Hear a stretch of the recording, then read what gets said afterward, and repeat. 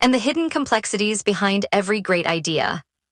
This is a story about the moments that define us, the challenges that shape our resolve, and the truths we uncover when we dare to look closer. It delves into the powerful forces that collide when vision meets reality. You are about to hear an account of what happens when a simple concept becomes anything but. Let the story begin. Chapter 1. Gabriel Simmons knew the room was lost before the second slide appeared. The knowledge arrived without drama, which somehow made it worse.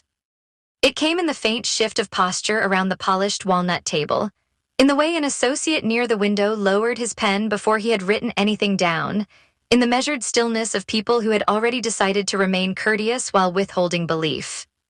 Outside the glass walls of the conference room, the city lifted itself into a cold morning brightness. Towers caught the sun in hard planes of silver, and traffic moved 26 floors below in orderly lines too distant to sound real. Inside, the air smelled faintly of espresso, printer toner, and expensive restraint. Gabriel stood at the front of the room with a remote in one hand and the full weight of Reed Foundry Labs behind him. The deck projected over his shoulder was beautiful. No one could deny that. It had been designed with the kind of visual discipline that made lesser startups look like undergraduate assignments. White space, charcoal typography, restrained animation, architectural diagrams that opened like measured arguments. Every slide carried the same precise severity Gabriel demanded from the company itself. That had never been the problem. The central failure in our current digital infrastructure, Gabriel said, is not informational scarcity, it is emotional discontinuity. Across the table, two junior analysts looked at the same time toward Anthony Gonzalez. Anthony did not move. He sat halfway down the table rather than at the head, a choice Gabriel suspected was deliberate. It allowed him to appear relaxed while still becoming the gravitational center of the room. He wore a navy suit without a tie, his cuff resting lightly against a closed notebook, his expression arranged into something that was neither skepticism nor approval. Gabriel advanced the slide. On the screen appeared a diagram of Reed Foundry's platform architecture. Layered memory vaults, private message sequencing, consent-based retrieval, adaptive language prompts, and a visual representation of relational context that Emily had once described as a nervous system. If nervous systems understood grief, the venture partners in the room did what sophisticated investors did when faced with something too complex to dismiss quickly. They leaned forward just enough to signal interest. They narrowed their eyes at the diagrams. They gave the idea the honor of temporary seriousness while searching for a place to attach the question that mattered. How does this become money? Gabriel could feel the question gathering even before anyone asked it. Reed Foundry is building a platform for people navigating forms of absence that current communication tools cannot ethically or emotionally support, he continued. We are not creating another archive. We are not automating intimacy. We are designing a private system through which memory, intention, and unfinished language can be preserved without becoming performance. Near the back of the room, Kyle Stewart shifted his tablet a fraction of an inch. Gabriel did not look at him because he already knew what Kyle was seeing. Kyle had a talent for reading rooms with the grim accuracy of a surgeon examining a wound. He would be tracking the untouched coffee cups, the investors who had stopped glancing at the slides, the associate whose thumb had begun moving under the table in a silent note to someone outside the room. Kyle had warned him the night before. Do not make them admire the company without understanding it. Gabriel had not answered because warnings were most irritating when they were accurate. He moved into the product demonstration, keeping his voice controlled, his pace measured, his gaze steady. He showed the onboarding flow, the privacy architecture, the guided message environment, the ways the platform allowed users to build protected emotional records without forcing them into cheap sentimentality. He explained the distinction between preservation and imitation, between language support and emotional extraction, between memory as data and memory as obligation. The room listened. That was the cruel part. They were not bored, they were not stupid. They were not dismissive in the casual, brutal way some investors could be when they sensed a founder had wandered too far from market discipline. They understood that Gabriel was building something serious. They understood that he was intelligent, perhaps more intelligent than was useful to them in this particular format. What they did not understand was why he seemed determined to make the company impossible to hold in one hand. A woman from Halpern Ridge Capital raised her pen when he finished explaining the consent model. Gabriel, she said, in the gentle tone people used when they were about to request a demolition, I appreciate the sophistication here, and I do think the privacy thesis is compelling. Could you describe what Reed Foundry does in one sentence? Kyle stopped moving entirely. Gabriel looked at her for 1 second longer than politeness required. The question was simple, it was always simple. It had followed him from breakfast meetings to demo days to closed-door partner sessions, dressed in slightly different language but carrying the same demand each time. Say the thing in a way that makes us comfortable. He could have answered the way Kyle wanted. Reed Foundry helps people preserve and share emotionally significant messages through a secure digital platform. He could hear the sentence in his head, clean enough to survive a partner memo and dead enough to betray everything that mattered. Instead, Gabriel set the remote on the edge of the conference table. Reed Foundry creates a protected language environment for people who need to say what ordinary communication systems are too shallow, immediate, or performative to hold.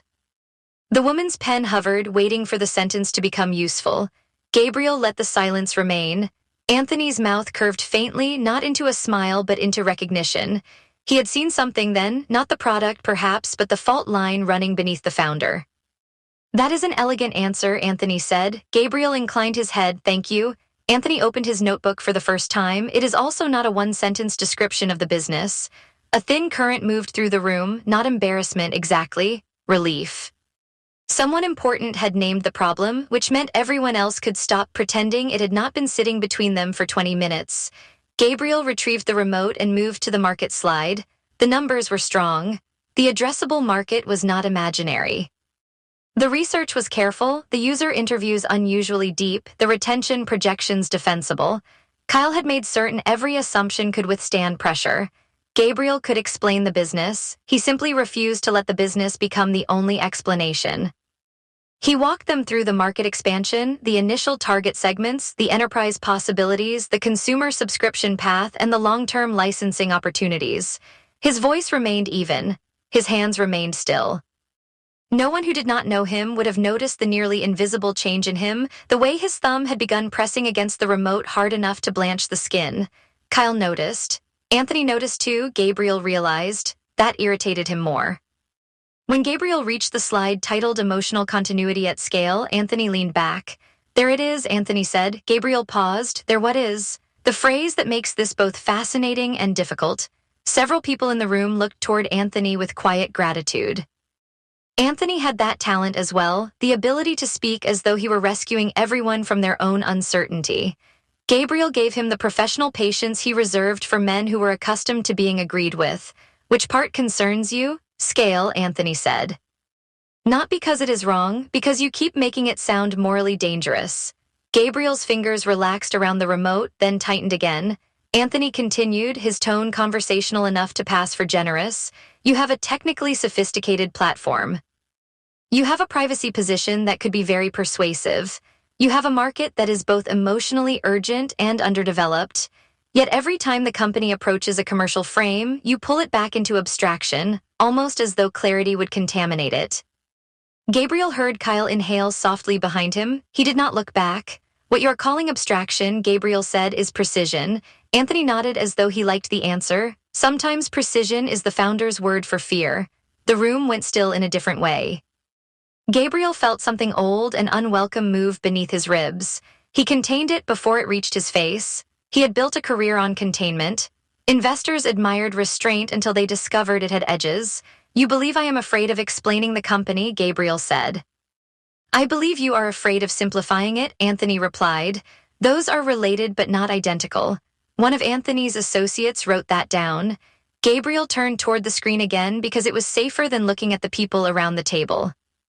The next slide displayed a user pathway Emily had refined 12 times, each version gentler than the last.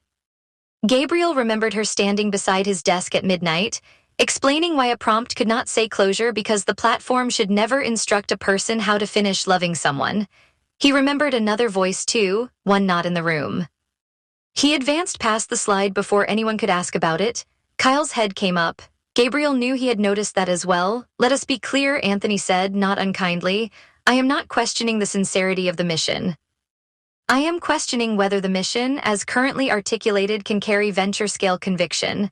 Gabriel nearly laughed, although nothing about the moment was funny. Venture-scale conviction.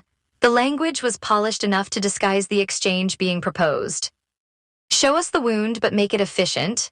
Tell us this matters, but not so much that it becomes inconvenient. Give us grief, but package it cleanly. Gabriel set the remote down again, this time with enough care that the gesture looked deliberate rather than restrained. What would you need to see? Kyle asked from the back. Gabriel turned slightly. Kyle's expression was bland, but his eyes were sharp with warning. He had entered the conversation before Gabriel could burn it down. Anthony looked at Kyle with easy appreciation. A cleaner story. A sharper initial use case. A commercial promise that can be repeated by someone who did not spend years building the product. That last phrase struck closer than Gabriel wanted to admit. Anthony returned his attention to Gabriel. Right now, Reed Foundry feels like a company built around a truth you are unwilling to state and unwilling to remove. That puts everyone else in an impossible position. Gabriel's body remained motionless. Inside, something closed. The product does not require confession to be understood, he said. Anthony's expression softened in a way Gabriel trusted even less than challenge. No, but it requires context to be believed. The sentence landed quietly, and for one dangerous second Gabriel could not dismiss it. He saw the team at Reed Foundry working late under muted lights, Emily adjusting copy until it stopped sounding like theater, Kyle fighting vendors over payment terms while pretending the runway was merely tight rather than narrowing. He saw the private notes that had become early wireframes, the first crude prototype he had built after 3 sleepless nights, the promise he had made before the company had a name. He saw how easily all of it could be taken, flattened, and returned to him as brand narrative. No, Gabriel said, his voice low enough that the room leaned toward it. What you are asking for is not context. You are asking for a version of the company that removes the discomfort from the need it serves. Anthony studied him for several seconds. I am asking for a version that can be funded. There it was, stripped of velvet. Gabriel's pulse moved once hard. Kyle set his tablet face down. The partner from Halpern Ridge looked toward her notes. Another investor adjusted his glasses with unnecessary concentration. Somewhere beyond the conference room, an elevator chimed, clean and distant. Anthony closed his notebook. I will say this plainly because I respect what you have built, he said. Reed Foundry may be one of the most interesting companies I have seen this quarter. The intelligence is obvious, the need may be real, the design philosophy is unusually thoughtful. He paused, allowing the praise to complete its work before he cut through it, but interest is not conviction. Gabriel said nothing. Anthony continued. If I am going to lead this round, I need to believe that this company can be explained, sold, expanded, and defended beyond your personal intensity. I need a narrative my partners can repeat without turning it into a poem. I need to know the customer, the use case, the emotional promise, and the path from adoption to scale. The word scale touched the room like a blade being set carefully on cloth. Gabriel kept his face neutral. Anthony stood, and the movement gave everyone else permission to begin gathering themselves. You have something here, Gabriel. You also have a pitch that makes people feel they are being tested for whether they deserve to understand it. A few chairs shifted. A laptop closed with a soft click. Anthony came closer, stopping near the end of the table rather than crossing fully into Gabriel's space. He was good at that too, at making dominance seem like discretion. Find the cleaner story, Anthony said, then we can talk seriously. Gabriel looked at him, and if the cleaner story is not the truer one, Anthony smiled then beautifully and without warmth. Truth has never had much trouble surviving structure. The meeting dissolved with professional grace. Business cards appeared.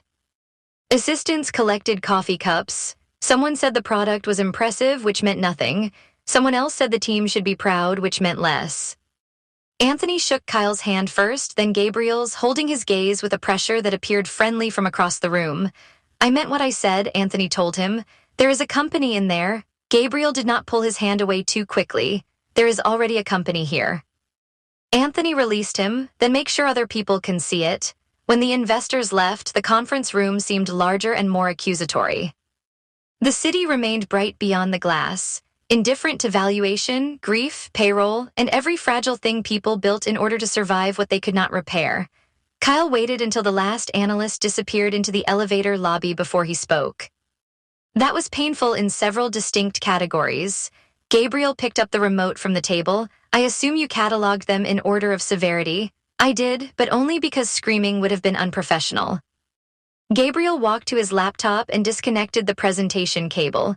The screen behind him went black, leaving his reflection faintly visible in the dark glass. He looked composed there, which was useful and therefore dishonest. Kyle came farther into the room, tablet tucked under one arm. He had dressed for investors in a gray suit and open collar, but by now he had the slightly disassembled look of a man who had spent the morning watching preventable damage occur in real time. Anthony is still interested, Gabriel said. Kyle gave him a look of exhausted wonder. Anthony is interested in a version of us that can survive contact with another human being. You heard what he wanted. I heard a lead investor give us the exact diagnosis I have been trying to get you to accept for 6 months. Gabriel turned from the laptop. He wants Reed Foundry made palatable. Kyle placed his tablet on the table with unnecessary precision. He wants Reed Foundry made understandable. To him, to anyone who does not live inside your head, Gabriel, the name landed harder than the argument. Kyle rarely used it like that in work settings without title or buffer. It meant his patience had passed from irritation into alarm. Gabriel looked toward the empty chairs where the investors had arranged themselves around the company and found it wanting. They understood enough, he said. No, Kyle replied, they admired enough. That is different, and admiration does not wire funds. Gabriel's mouth tightened, but he said nothing. Kyle moved to the nearest chair and rested both hands on its back. He did not sit. Sitting would have made the conversation too comfortable, and neither of them deserved comfort. We have 9 weeks of clean runway, Kyle said. 11 if I delay the infrastructure expansion and make Emily fight with outdated tools she should not have to use. Maybe 12 if I stretch vendor terms until someone decides we are either desperate or irresponsible. Gabriel looked down at the conference table, where a crescent of coffee marked the polished surface near Anthony's former seat. Kyle continued, his voice lower now. Payroll is not a metaphor, legal is not a metaphor. The people building this with you cannot be paid in reverence for the mission. I know the numbers, knowing them has not changed your behavior. Gabriel looked up sharply. Kyle held the look. He had never been intimidated by Gabriel in the way other people were, which was one reason Gabriel trusted him, and another reason he occasionally wanted to throw him out of rooms. You think I am protecting my ego? Gabriel said. I think you are protecting something, Kyle answered. I also think you are doing it so tightly that the rest of us cannot breathe. The words entered the room and remained there. Beyond the glass wall, an assistant from the venture firm walked past carrying the abandoned pastries from the meeting. The absurdity of it almost broke the tension. Almost. Gabriel turned away first. Anthony does not understand what this company is. Kyle laughed once without humor. No one can invest in something you refuse to explain. Gabriel looked back at him. I explained the architecture, the product logic, the privacy model, the market entry, and the long-term platform strategy. You explained everything except why anyone should believe you are the person who had to build it. Gabriel's expression changed before he could stop it. Kyle saw the change and softened only slightly. That is not me asking for the whole story. That is me telling you the hole in the pitch has a shape, and every serious person in that room saw it. Gabriel moved to the window.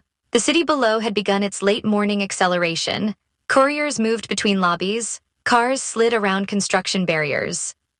Somewhere beneath all that glass and money and motion, people were carrying losses no one could see, typing messages they would never send, saving voicemails they were afraid to play and more afraid to delete. Reed Foundry had been built for them.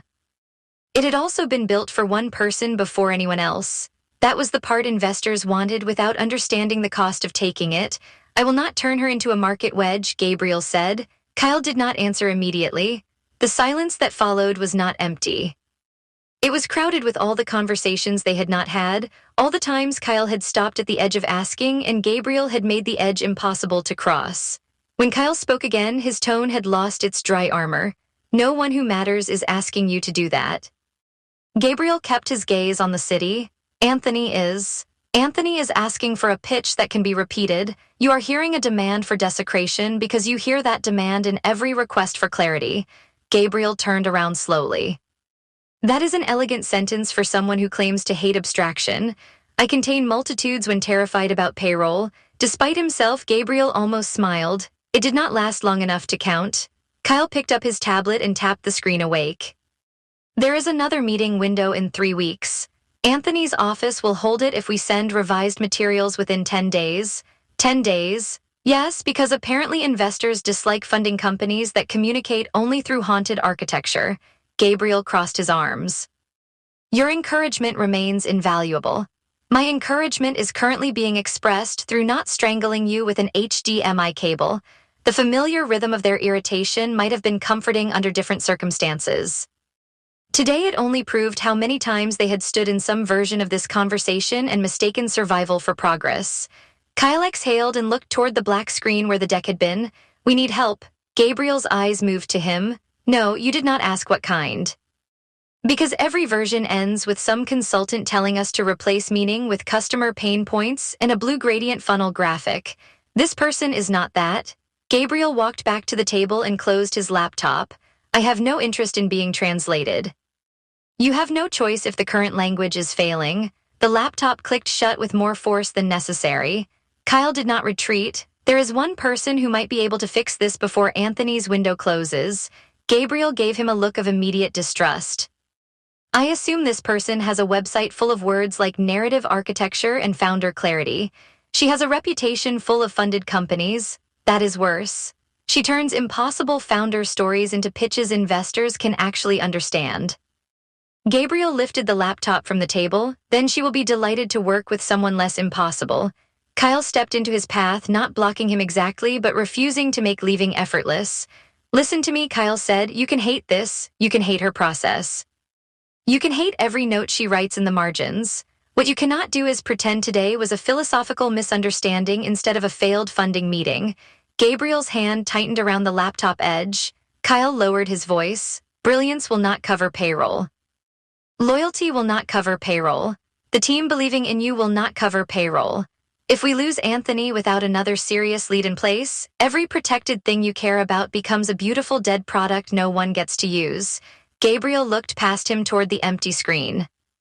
For a moment, he did not see the conference room. He saw the first night he had written the sentence that became Reed Foundry's earliest internal promise. He saw a kitchen table under weak light. He saw his own hands shaking over a keyboard while dawn made the windows pale. He saw grief refusing to become language until he built somewhere for it to go. A beautiful dead product. The cruelty of the phrase lay in its usefulness. What is her name? Gabriel asked. Kyle watched him carefully, as though any sudden movement might make him withdraw the question. Charlotte Jenkins, he said. The name meant nothing to Gabriel, which made it easier to dislike. Kyle continued before he could respond. She is sharp, expensive, and apparently allergic to founder mysticism. Samantha Nelson says she is the only strategist in the city who can cut through a mess without turning it into a slogan. Wonderful, Gabriel said. She sounds insufferable. She probably is. Gabriel looked at him. Kyle's mouth twitched. That may be part of the appeal. I am not giving a stranger permission to strip this company down to something Anthony can say at lunch. No one is asking you to give permission. I am asking you to sit in a room with someone capable of telling you where the pitch is breaking before the company breaks with it. Gabriel said nothing. Kyle picked up the last printed agenda from the table, folded it once, and slipped it beneath his tablet. The gesture was too neat, too controlled, which told Gabriel the argument had cost him more than he wanted to show. I will send her the materials, Kyle said. I have not agreed. No, Kyle replied. You have only failed to forbid it convincingly. Gabriel's stare would have ended most conversations. Kyle merely lifted his tablet and walked toward the door. At the threshold, he stopped and glanced back into the glass-walled room that had turned their morning into a verdict. For what it is worth, he said, I think you will hate every minute of working with her. Gabriel remained beside the table. That is not an endorsement. Kyle's expression held the tired loyalty of a man who had chosen the company too many times to pretend choosing it was easy. It is the closest thing we have to a plan. He left before Gabriel could answer. The conference room settled into quiet around Gabriel. The city kept moving outside. On the table, a forgotten investor copy of the agenda listed Reed Foundry Labs beside a clean block of time. As if 35 minutes could contain years of private ruin, impossible work. And the stubborn hope of turning absence into something people could hold without being consumed by it. Gabriel looked at the black screen where his deck had been. In the reflection, he appeared exactly as he always did after a difficult meeting, Upright, composed, unreadable to anyone who had not learned to study the damage beneath discipline. Anthony wanted a cleaner story. Kyle wanted a company that survived. The team needed him to stop confusing silence with protection. Gabriel stood alone in the expensive quiet and hated, with precise and helpless clarity, that they might all be right. Chapter 2. Charlotte Jenkins arrived at Reed Foundry Labs with a leather notebook, a muted phone, and no patience for founders who mistook confusion for genius. The building sat 12 stories above a redeveloped warehouse district where old brick had been polished into credibility, and every lobby plant looked selected by someone with a venture-backed philosophy of wellness. Reed Foundry occupied the upper floor, behind a glass door with frosted lettering and a badge reader that recognized Charlotte only after the receptionist leaned over and apologized twice for the delay. Charlotte did not mind waiting. Waiting rooms told the truth faster than executives did. This one had been designed to suggest restraint. Matte black chairs, pale oak tables, a wall installation of thin copper lines mapping something too abstract to be useful, and a reception desk so clean it seemed actively hostile to clutter. Through the glass beyond the lobby, she could see rows of desks arranged with careful informality, monitors glowing beneath strips of recessed light, half-empty coffee cups standing beside ergonomic keyboards, and employees moving with the slowed-down alertness of people who had been working too late for too long. Nobody looked bored. That was the first thing she noticed. At most startups, even the anxious ones, boredom found corners to gather in. Someone scrolled headlines during a meeting. Someone joked too loudly near the snack shelf. Someone walked with theatrical speed because they wanted to be seen moving. Reed Foundry had none of that surface performance. People crossed the space quietly, not because the office demanded hush, but because some shared pressure had taught them not to waste sound. Charlotte adjusted the strap of her bag on her shoulder and watched two engineers pause outside a small room where a prototype was running on a wall screen. Their conversation lowered until she could no longer hear the words. One of them touched the back of a chair as if steadying himself before he spoke again. Interesting, Charlotte thought. The receptionist returned with a temporary badge and the careful smile of someone who had been warned to be pleasant but not curious. Mr. Stewart will meet you in conference room 3, she said. He asked me to say he is grateful you could come in this morning.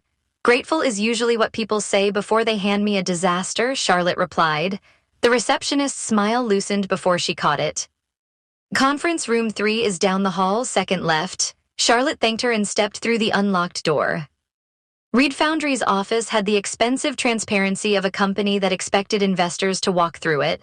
Glass-walled rooms, exposed ducts painted white, carefully imperfect lounge seating, acoustic panels disguised as art.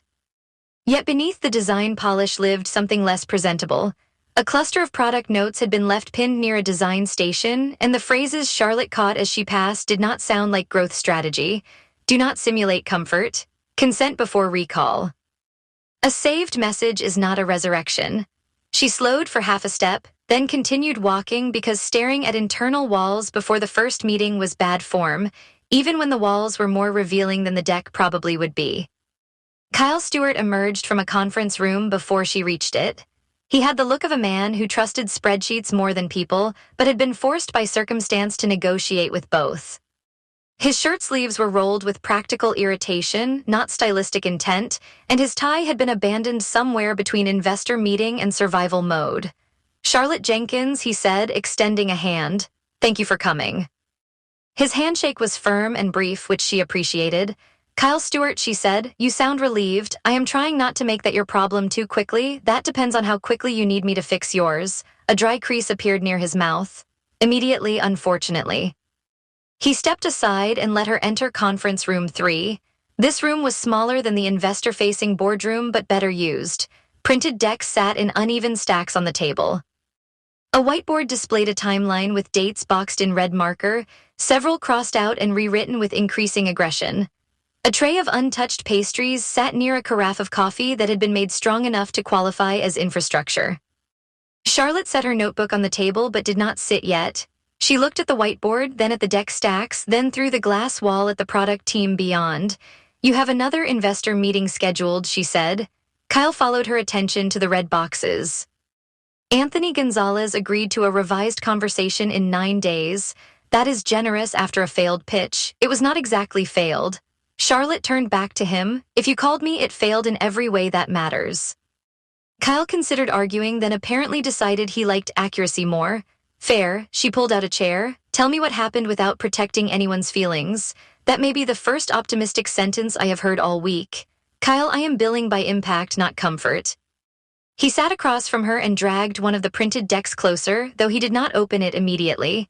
His thumb pressed into the corner until the paper bent. Gabriel is brilliant, he said. That is the problem and also the reason there is still a company to save. He can explain the architecture, the ethics, the user need, the technical moat, and the long-term category potential. He can make a room believe there is something important here, but not make them believe they can price it. Kyle's eyes flicked up. Exactly. Charlotte opened her notebook and wrote, importance without purchase. He resists a simple frame, Kyle continued, not because he cannot produce one, because he thinks the simple frame will be dishonest. Founders say that when they are afraid their product sounds ordinary. Gabriel is not afraid of ordinary, Kyle said. He is afraid of careless. That answer made Charlotte stop writing. Outside the room, someone laughed once quickly, then the sound vanished under the office current. Kyle noticed her noticing. He leaned back, folding both hands over his stomach with the posture of a man who had explained this too many times and still not well enough. This place looks like a startup, he said. It does not always behave like one. I saw that already. People lower their voices around your product screens. Kyle's brow lifted slightly. You make a habit of diagnosing offices in under 3 minutes? I make a habit of believing rooms before I believe founders. That will be useful, he said, and dangerous. Charlotte tapped her pen once against the page. What exactly am I walking into? Kyle looked through the glass as if checking whether Gabriel might appear by force of being discussed. A company with 6 months of runway if we make unpleasant decisions. Less if we keep pretending deferred hires and delayed vendor payments are strategy. A potential lead investor who likes the product but hates the pitch. A founder who respects competence but distrusts consultants, especially the kind hired to make difficult things sound simple. Charlotte wrote that down as well, and you hired me anyway. I hired you because every other option required Gabriel becoming a different person by next Tuesday. That sounds inefficient. It has tested poorly. This time Charlotte almost smiled. Kyle opened the deck at last and turned it toward her, but his hand remained on the first slide as if preventing it from escaping. The cover was elegant, too elegant, with the Reed Foundry logo centered over a single line of text, emotional continuity for the lives technology usually interrupts. Charlotte read it twice. That is not a tagline, she said. No, that is a sentence looking for a therapist. Kyle's mouth twitched. You see why I called. I see why Anthony did not write a check. He was intrigued. Investors are intrigued by things they do not understand when they think someone else might understand them first. Anthony said something similar with better tailoring. Charlotte leaned back and studied the cover slide again. She had worked with founders who hid weak products behind moral language, founders who confused personal trauma with market inevitability, founders who treated every cut to a deck like an attack on their childhood. Reed Foundry's first slide suggested some familiar dangers, but the office did not. The office felt like people were not performing belief. They were enduring it. Before Gabriel joins us, she said, I want to be clear about my role. Kyle closed the deck halfway, please. I am not here to decorate his existing pitch. I am not here to make poetic language slightly easier to swallow. I am not here to flatter him into moving 3 slides around and calling that strategy. That will disappoint him less than you might think. I am here to find the story investors can understand without damaging whatever is actually central to this company. If he wants obedience, he hired the wrong person. If he wants translation, I can help. Kyle looked toward the hallway again. He hates that word. Translation, yes. Good, Charlotte said. Then we can save time by starting with the nerve. A shadow crossed the glass wall before the door opened. Gabriel Simmons entered late enough to make a point and composed enough to deny he had made one. Charlotte had seen his photo in press mentions and founder profiles, but photographs had flattened him into the usual grammar of startup authority: dark hair, controlled features, expensive restraint. In person, he carried a more difficult energy. He did not fill the room by trying to dominate it. He made the room account for him. His suit jacket was gone, his shirt sleeves still cuffed with precision, and a small line of fatigue marked the skin beneath his right eye. He held no laptop, no notebook, no coffee. He looked at the deck in front of Charlotte before he looked at Charlotte herself. Ms. Jenkins, he said, thank you for coming on short notice. Polite, Charlotte thought. Weaponized but polite. Mr. Simmons, she replied. Thank you for letting Kyle panic efficiently. Kyle made a small sound that might have been a warning and might have been appreciation. Gabriel's attention shifted to him. I was not aware panic had been delegated. It was either panic or update the runway model again, Kyle said. Panic felt more actionable. Gabriel did not sit immediately. He stood at the end of the table, one hand resting near the back of a chair, and Charlotte recognized the move. Founders did it when they wanted the option to leave before the meeting became real. She let him have the pose for 3 seconds. I understand you have reservations about bringing in an outside strategist, she said. I have reservations about bringing in anyone who believes a company becomes clearer when the difficult parts are removed. That would concern me too. His hand stilled on the chair.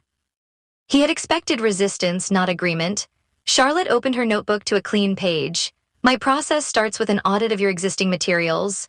Decks, talk tracks, user research, product notes, internal messaging, any advisor feedback, and recordings if you have them. I isolate the central promise, identify the audience, remove what is obstructing comprehension, and rebuild the pitch around a sequence investors can follow. There it is, Gabriel said. Kyle looked at the ceiling for a brief, private appeal to whatever operational gods governed impossible founders. Charlotte kept her pen poised. There what is? Remove what is obstructing comprehension. Yes, you mean clutter. I mean anything that prevents understanding. In my experience, people call something clutter when they lack the patience to understand why it is there. Charlotte let the words settle without hurrying to soften them.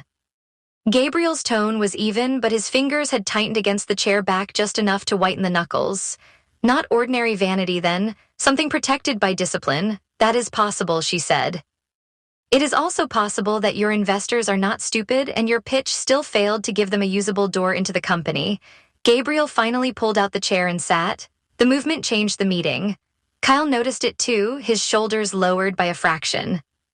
Anthony understood enough to ask for another conversation, Gabriel said. Anthony understood enough to know he might regret walking away. That is different from conviction. You have spoken with him? No, then you are making assumptions. I am reading the situation Kyle described, the state of your conference room, the emergency timeline on the whiteboard, and the first slide of your deck. Gabriel looked at the cover page. You have not seen the product. No, I have seen the sentence you chose to represent it. His mouth pressed into a line that was not quite irritation and not quite interest. And your diagnosis after one sentence? My diagnosis is that you are asking a first meeting to carry language a third meeting might earn. Kyle looked down at his hands, and Charlotte suspected he was preventing himself from appearing too pleased. Gabriel studied her for a longer moment. That sentence has survived 3 advisory reviews. That does not recommend the advisors. It was accurate. Accuracy is not always access. The room changed around that word. Gabriel's face remained controlled, but the reserve behind it shifted. Charlotte had spent years watching founders defend the wrong thing because the right thing frightened them. Gabriel was not defending the sentence because he thought it was elegant. He was defending the right to decide who was allowed near the meaning behind it. Access, he repeated. Yes. I do not need my company translated into language that makes investors comfortable. Language is not surrender, Charlotte said. It is access. Kyle stopped moving entirely. Gabriel looked away first, but not in retreat. His attention went through the glass toward the product team beyond the conference room. A designer stood near a monitor, speaking to an engineer with one hand hovering over the screen without touching it. The gesture was careful, almost protective. When Gabriel turned back, his voice had cooled. Investors have a talent for mistaking access for ownership. They also have a talent for refusing to fund what they cannot explain to their partners. Then perhaps they are the wrong investors. Perhaps, Charlotte said, but your runway does not care about philosophical purity. Kyle murmured, I considered putting that on a mug. Gabriel ignored him. You assume this is about purity. I assume very little this early. I observe that your COO looks like he has personally negotiated with every bill in this building. Your lead investor wants a cleaner story, and you are prepared to fight me over the word clutter before I have touched a single slide. A faint flush reached the sharp plane of Gabriel's cheek, not embarrassment exactly, but the heat of being accurately placed. Because people like you are hired to sand down anything that resists being sold, he said. People like me are hired because founders often stand too close to the fire to explain what is burning. Kyle's head turned toward her. Gabriel did not answer right away. The office beyond them continued its careful motion. A printer began somewhere down the hall and stopped almost immediately, as if reconsidering its role in the drama. Charlotte set her pen down. "Mr. Simmons, I am very good at my job. That does not mean I am right about your company yet. It means I know what I need in order to become useful. If you give me access to the materials, I will tell you what I see. You may hate most of it, you may hate all of it. But if you want Anthony Gonzalez to do more than remain intrigued, someone needs to make Reed Foundry legible." "Legible," Gabriel said, and this time the word sounded less like a challenge than a test. "Yes." "And what happens to the parts that cannot be made legible without being diminished? Then we learn how to protect them." That was the first answer he did not immediately reject. Kyle looked between them with the tense hope of someone watching a bridge hold weight it had no reason to hold. Gabriel leaned back, his fingers now loose on the table, and Charlotte saw the exhaustion he kept disciplined beneath the polished surface. He had probably been awake far too late after the investor meeting. He had probably replayed Anthony's critique until every word became an accusation. He had probably stood in some empty room and hated needing help. She did not pity him. Pity made people careless. But she understood the shape of his resistance enough not to mistake it for mere arrogance. "What did Kyle promise you?" Gabriel asked. "Enough money to make the rush timeline offensive but not impossible." Kyle said, "That is one interpretation." Charlotte continued, "He also promised access, authority, and cooperation." Gabriel turned to Kyle. "Did he?" Kyle did not flinch. "I promised her the access she needs to do the work we need done. You are expanding your authority. I am trying to preserve a company for you to be angry inside." Charlotte picked up her pen again because that line revealed more history than either man seemed prepared to discuss. Gabriel's attention stayed on Kyle for another moment, and something old passed between them, a practiced collision of loyalty and strain. Then Gabriel looked back at Charlotte. "You will have the deck. I will need more than the deck. You will have the notes prepared for the investor meeting. I will need the notes that were not prepared for the investor meeting." His eyes narrowed slightly. "Meaning, internal messaging drafts, user language, early positioning documents, product principles. Anything your team uses when they are not trying to impress anyone. That material is not polished. Good, it may not be appropriate outside the company. I am under NDA and I am not interested in stealing your sacred documents for sport." Kyle coughed into his fist. Gabriel gave him a look sharp enough to cut acrylic. Charlotte waited. At last Gabriel said, "You will have limited access." No, the single word landed with more force because she said it calmly. Gabriel's posture changed, not dramatically, but with the slight forward shift of a man unused to being denied inside his own office. "No, limited access produces decorative strategy. I do not do decorative strategy. This is not a negotiation over your preferences. It is a clarification of the conditions under which I can help you. If you want a deck stylist, Kyle can find someone who owns more pastel templates than I do. If you want a pitch that can survive Anthony's questions without gutting the company, I need to understand what the company thinks it is when investors are not watching." Kyle stared at the table, and the tendons in his hand shifted as if he were resisting applause. Gabriel noticed. "You are enjoying this." "Not enjoying," Kyle said, experiencing unfamiliar optimism.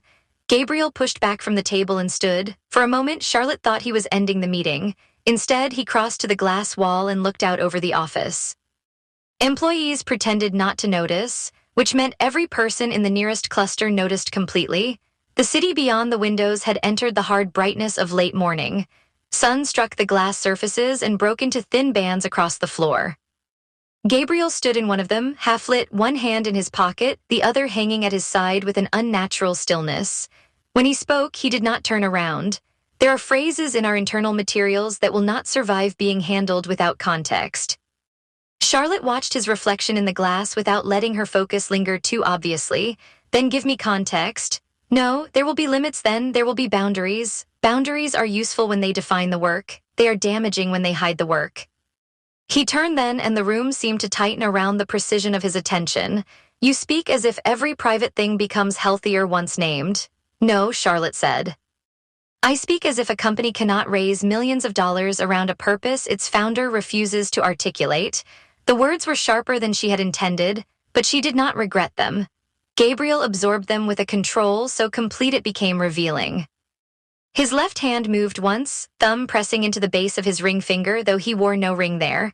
The gesture was small, almost absent-minded. Charlotte noticed because people betrayed themselves most clearly when they believed they were composed. Kyle noticed Charlotte noticing, and his own face gave away nothing except concern. Gabriel returned to his chair but did not sit. He reached for the top copy of the deck, slid it across the table toward her, and kept his palm on it for a second after it reached her side. "You will have the pitch materials," he said, "the research summaries, the product notes, a selection of internal messaging drafts, all internal messaging drafts, a selection, Mr. Simmons."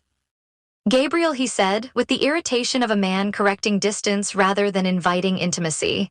"Gabriel," Charlotte said, accepting the correction because names were tools and she used the right tool when it was offered.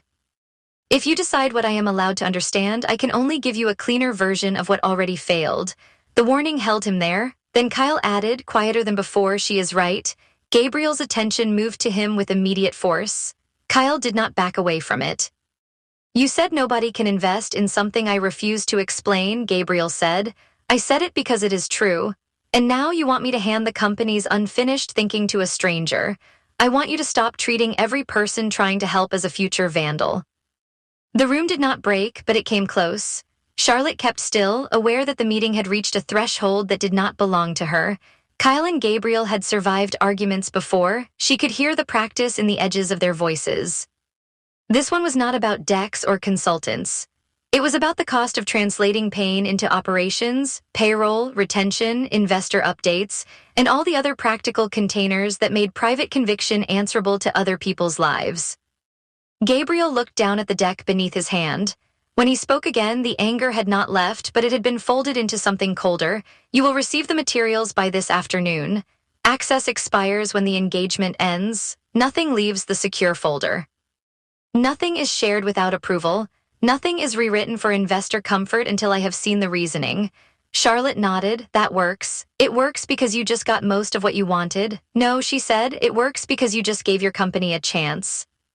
His hand lifted from the deck. For the first time since entering, Gabriel seemed briefly unsure whether to dislike her more or less than he had planned. The pause was brief, and he corrected it quickly. "Kyle will coordinate," he said. "Of course," Charlotte replied. Gabriel started toward the door, then stopped with his hand near the frame. "Ms. Jenkins, yes, do not mistake simplification for understanding." Charlotte held his attention across the table. "Do not mistake complication for truth." Kyle shut his eyes for half a second. Gabriel almost smiled, though the attempt was too faint and too guarded to become warmth. "I can see why Kyle thought I would hate this." "Only every minute," Kyle said. Gabriel left without another word. The room seemed larger after he was gone, though not easier. Charlotte looked down at the deck under her hand. The paper was heavier than standard stock, smooth beneath her fingertips, the cover line still doing too much and saying too little. Kyle exhaled as if he had postponed an accident rather than prevented one. "That went better than expected," he said. Charlotte looked at him. "That was better," he stayed. "How long do consultants usually last?" "Some make it 20 minutes. One asked if the product could be described as grief tech, and Gabriel ended the call before she finished the hyphen. Charlotte grimaced. "Reasonable, honestly." Kyle leaned back and rubbed both hands over his face. The movement aged him by 5 years and then returned him to his usual dry composure. "You understand why I needed someone who would not be intimidated." "I understand why you needed someone willing to be disliked." "That too." Charlotte closed the deck but kept her hand on the cover. "What is he protecting?" Kyle's answer arrived too slowly to be ignorance. "That is Gabriel's story to tell." That is what people say when a story has already taken over the room. "Yes," Kyle said, "it has." Outside the conference room, the office continued its precise choreography. A woman at a design station adjusted text on a prototype screen while 2 engineers watched with the grave patience of surgeons. Someone carried a tray of coffees past the glass, moving carefully to avoid spilling anything near the equipment. Near the far wall, a man stood before a cluster of sticky notes and rearranged them one by one, his shoulders lifted with concentration. Charlotte had worked in dozens of offices under pressure.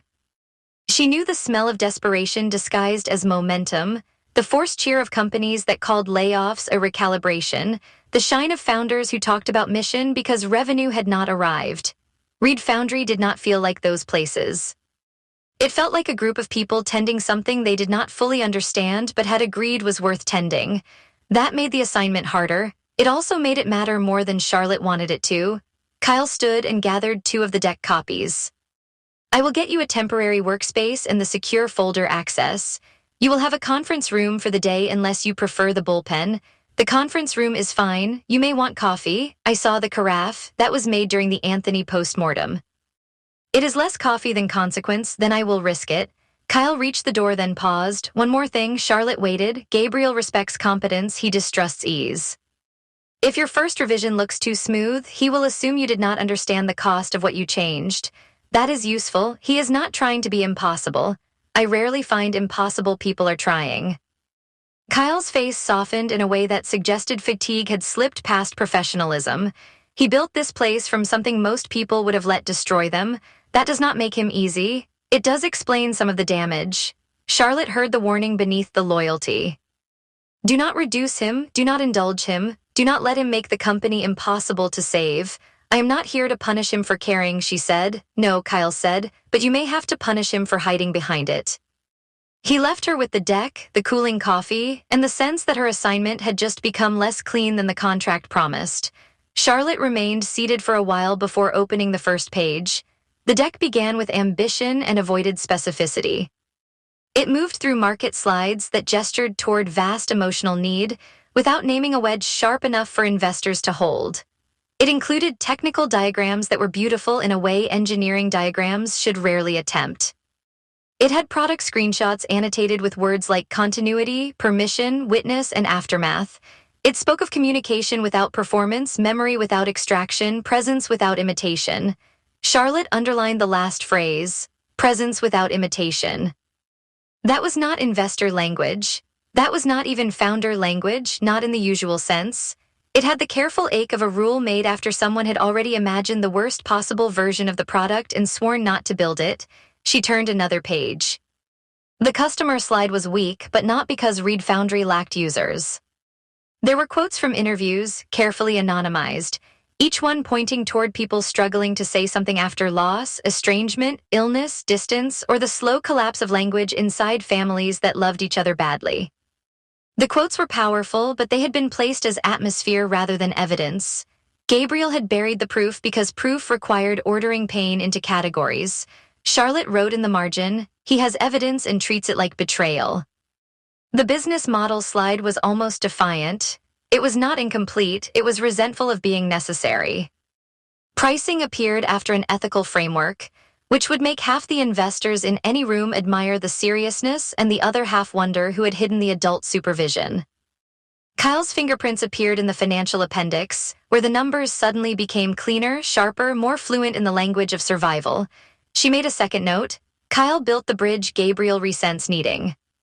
By the time secure folder access arrived in her inbox, Charlotte had filled 3 pages of observations and developed a mild headache behind her left temple. She poured coffee from the carafe, discovered Kyle had undersold its brutality, and carried it back to the table like medicine. The internal files opened under strict permissions: product principles, early narrative architecture, investor objections, user research. Founder notes, she clicked Founder notes last. The document loaded slowly, then displayed a series of fragments arranged by date rather than topic. Some were strategic, some technical, some no more than lines Gabriel had apparently refused to delete, not a chatbot for the dead. Not a shrine, not closure as a subscription, a way to say the thing before the moment passes. Charlotte stopped reading. Through the glass, she could see Gabriel near the far end of the office, speaking with an engineer beside a monitor. He was listening more than talking now, head slightly inclined, one hand braced on the desk as the engineer explained something with rapid gestures. Whatever else he was not careless with the work. His attention was exacting but not theatrical. He looked like every word mattered because the wrong word might injure the thing before it reached the people it was meant to serve. Charlotte looked back at the founder notes. A way to say the thing before the moment passes. There it was beneath the abstraction and the defensive elegance. Not a product category, not a scalable emotional platform. A wound shaped into a promise. Her phone vibrated once, face down beside her notebook. Samantha Nelson's name appeared on the screen with a text preview. Tell me the impossible founder is at least handsome enough to justify the invoice. Charlotte turned the phone over without answering. She read for another hour. By then, Reed Foundry had begun to change around the edges of the workday. Lunch arrived in compostable containers and remained half-eaten beside laptops. Employees drifted between rooms with the shared impatience of people who had too much to finish and too little room to admit fear. Kyle checked in twice, each time with new access and no unnecessary conversation. Gabriel did not return to the conference room. That was fine. His absence gave her better material than another argument would have. She mapped the pitch on the whiteboard in 3 columns: what investors heard, what Gabriel meant, what the company needs them to understand. The first column filled quickly: too abstract, category unclear, emotionally heavy, market size buried, founder overattached. The second column took longer: do not exploit grief, do not flatten private need. Technology must not imitate what it cannot honor. The third column remained almost blank. Charlotte stood before it with her marker uncapped, reading the 2 completed columns until the distance between them began to look like the entire assignment. Language is not surrender, she had told him. She still believed it. Yet Gabriel's materials made one thing clear: the wrong language would not merely weaken Reed Foundry's pitch. It would turn the company into the very thing it had been built to resist. Near 4 in the afternoon, Kyle returned with a tablet tucked under one arm and a new tension in his shoulders. Anthony's office confirmed the revised meeting, he said. 9 days from today. Same firm, smaller room, fewer people. Better, Charlotte said. A smaller room gives us less theater and more control. Anthony also asked whether Gabriel is open to a sharper commercial direction. Of course he did. Kyle looked at the whiteboard, reading her columns. His mouth tightened at founder overattached, but he did not object. Then he read the second column, and the tension in his shoulders shifted into something more complicated. You found the founder notes, he said. Yes, how bad? Useful? That is not an answer. It is the answer you get before I have one I trust. Kyle nodded once. Fair. Charlotte capped the marker and turned toward him. Your pitch problem is not that Gabriel has no story. It is that the real story is everywhere except where investors need it. Kyle absorbed that with a tired, almost grateful look. Can you fix it? I can build a structure. I do not know yet whether he will let it stand. He will fight every beam, then we will find out which beams are load-bearing. Kyle seemed to appreciate the metaphor despite himself. Send me what you need. I need interview access to you, selected product staff, and whoever owns user research. I need the latest financial model. I need recordings or transcripts from yesterday's pitch if they exist. I need Anthony's written feedback if he sent any. He rarely writes the dangerous parts down. Then I need your memory of the dangerous parts. You will have it. And I need Gabriel available tomorrow morning for 90 minutes. Kyle made a pain noise. Available and cooperative are different calendar settings. I only asked for available, that I can probably manage. He left again, and Charlotte returned to the third column. This time she wrote one sentence. Reed Foundry helps people preserve emotionally difficult communication without turning memory into performance. She stared at it. Too clinical, too careful, too dead. She crossed out preserve and wrote protect. Better, but not enough. She opened Gabriel's deck again, then the user research, then the founder notes. Phrases began to repeat across the materials like footprints. Absence, voice, permission, unsaid, continuity, witness. Not random decoration. Not exactly. A private vocabulary had leaked into corporate language, and no one had built a bridge between the two. Charlotte created a new document and titled it, Narrative Audit, Reed Foundry Labs. Her first line came easily. The current pitch asks investors to feel the importance of the company before it gives them permission to understand it. She paused, then continued. The task is not to remove emotion. The task is to sequence it responsibly. The office outside dimmed as evening pressed against the glass. The city lights began appearing one by one, scattered and indifferent. Charlotte worked until the conference room reflected her more clearly than the hallway beyond. Dark hair pinned back, blazer still on, sleeves pushed up, eyes tired but alert. She looked like herself at the start of every difficult engagement. Except she had already stopped thinking of Reed Foundry as just an engagement. That annoyed her. The door opened without a knock. Gabriel stood there with a tablet in his hand and the distinct air of someone who had intended only to pass by and failed to keep walking. Charlotte did not minimize the document. Checking whether I stole anything yet? Checking whether Kyle gave you too much? He did. Gabriel's attention moved to the whiteboard. He read the columns, then the sentence in the third. His face gave away little, but his thumb moved again against the base of his ring finger. That sentence is too clean, he said. I know, that seemed to wrong-foot him. Charlotte leaned back in her chair. I wrote it to see where it failed. Where does it fail? It protects the company from sounding sentimental, but it also drains the pulse from the product. It would reassure investors and irritate users. Probably you too, though that part is less strategically relevant. It is not irrelevant, no. If it irritates me for the right reason, it may be useful. Charlotte considered him for a moment. Then tomorrow should be productive. I did not agree to tomorrow. Kyle did. Kyle is optimistic under stress. Kyle is operational under threat. There is a difference. Gabriel stepped into the room, though he stayed near the door. What have you concluded? That your pitch is not messy because you lack discipline. His attention sharpened. She continued before he could decide whether that was praise.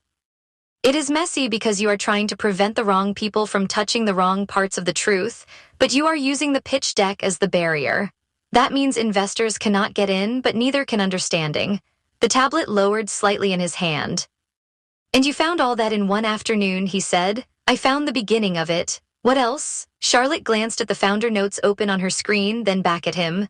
Your company has a stronger moral architecture than commercial architecture. Kyle has built enough commercial logic to keep the room from collapsing, but the emotional logic and the business logic are still speaking different languages. Gabriel walked farther in now, slow enough that the movement did not feel like surrender. He stopped beside the whiteboard and read the second column. Do not exploit grief. Do not flatten private need.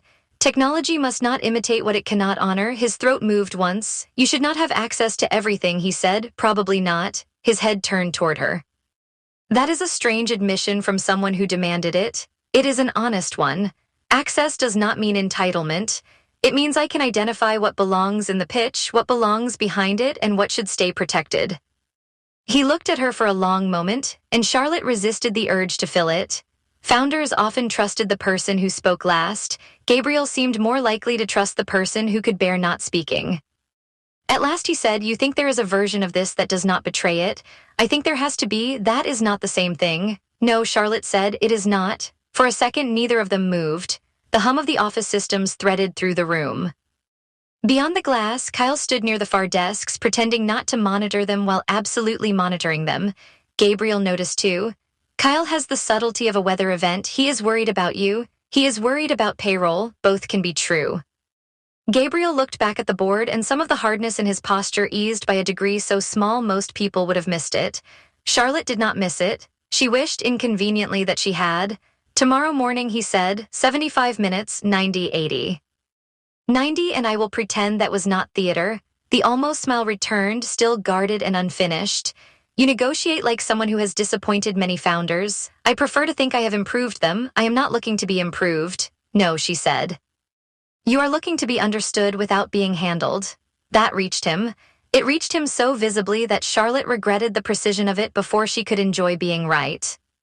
Gabriel's attention dropped from her face to the deck on the table, then to the founder notes on her screen, then to the whiteboard where she had tried and failed to write his company plainly. When he spoke again, the words were quieter. Be careful with those notes. I will. You do not know what they refer to, I know. That is my point. And mine, Charlotte said. Tomorrow you can decide whether to help me stop guessing. Gabriel's hand tightened around the tablet. For a moment, it seemed he might answer with something less controlled than strategy. Instead, he stepped back toward the door. Good evening, Ms. Jenkins. Good evening, Gabriel. He paused at the name, not because she had used it before, but because this time it sounded less like a correction accepted and more like a boundary tested. Then he left the room and crossed the office without looking back.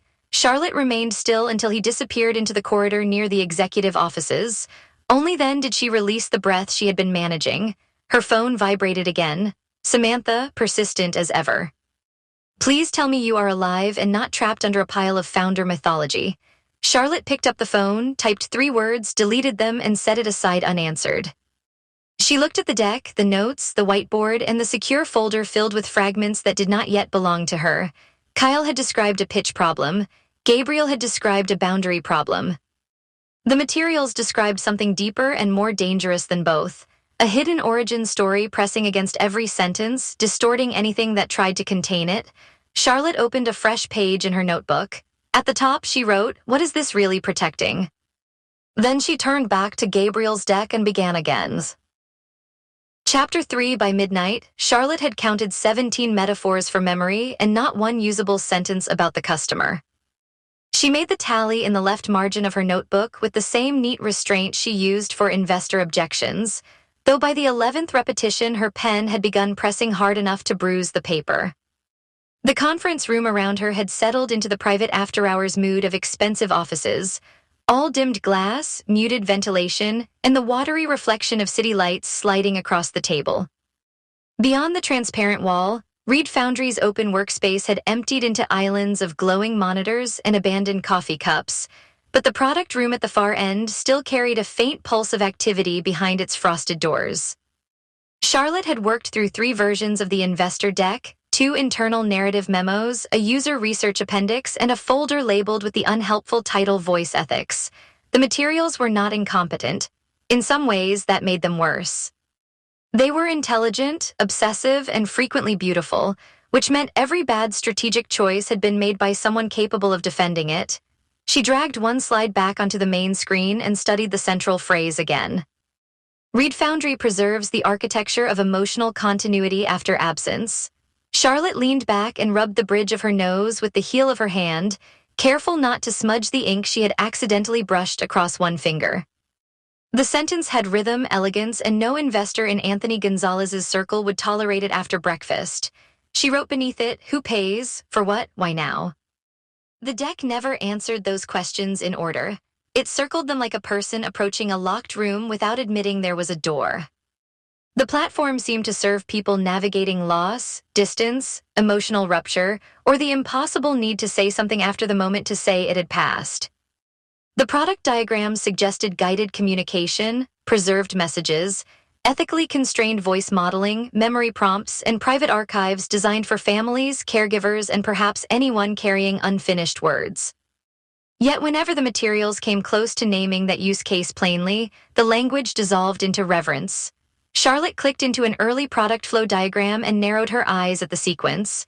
A user could upload letters, audio fragments, and stored messages.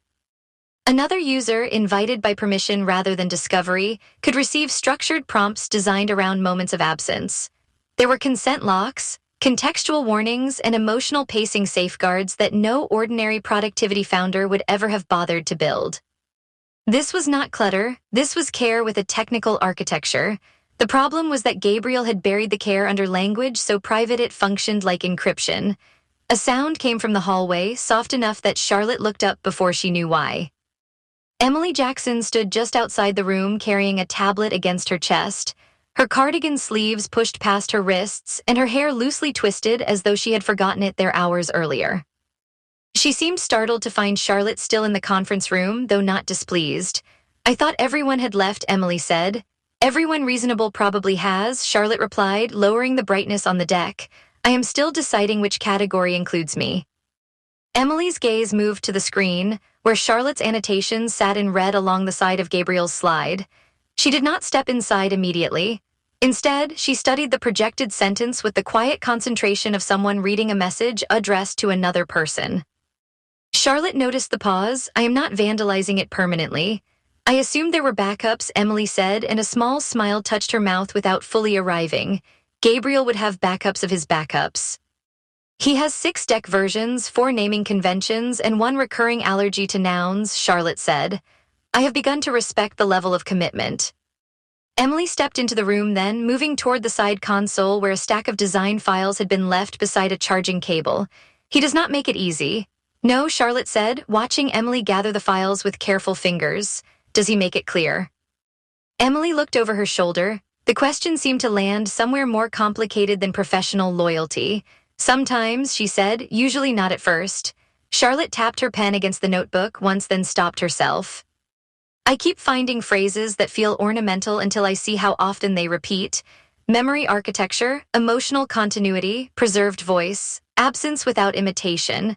They are not investor language, but they are not random either." Emily's hand stilled on the charging cable. Charlotte noticed that too.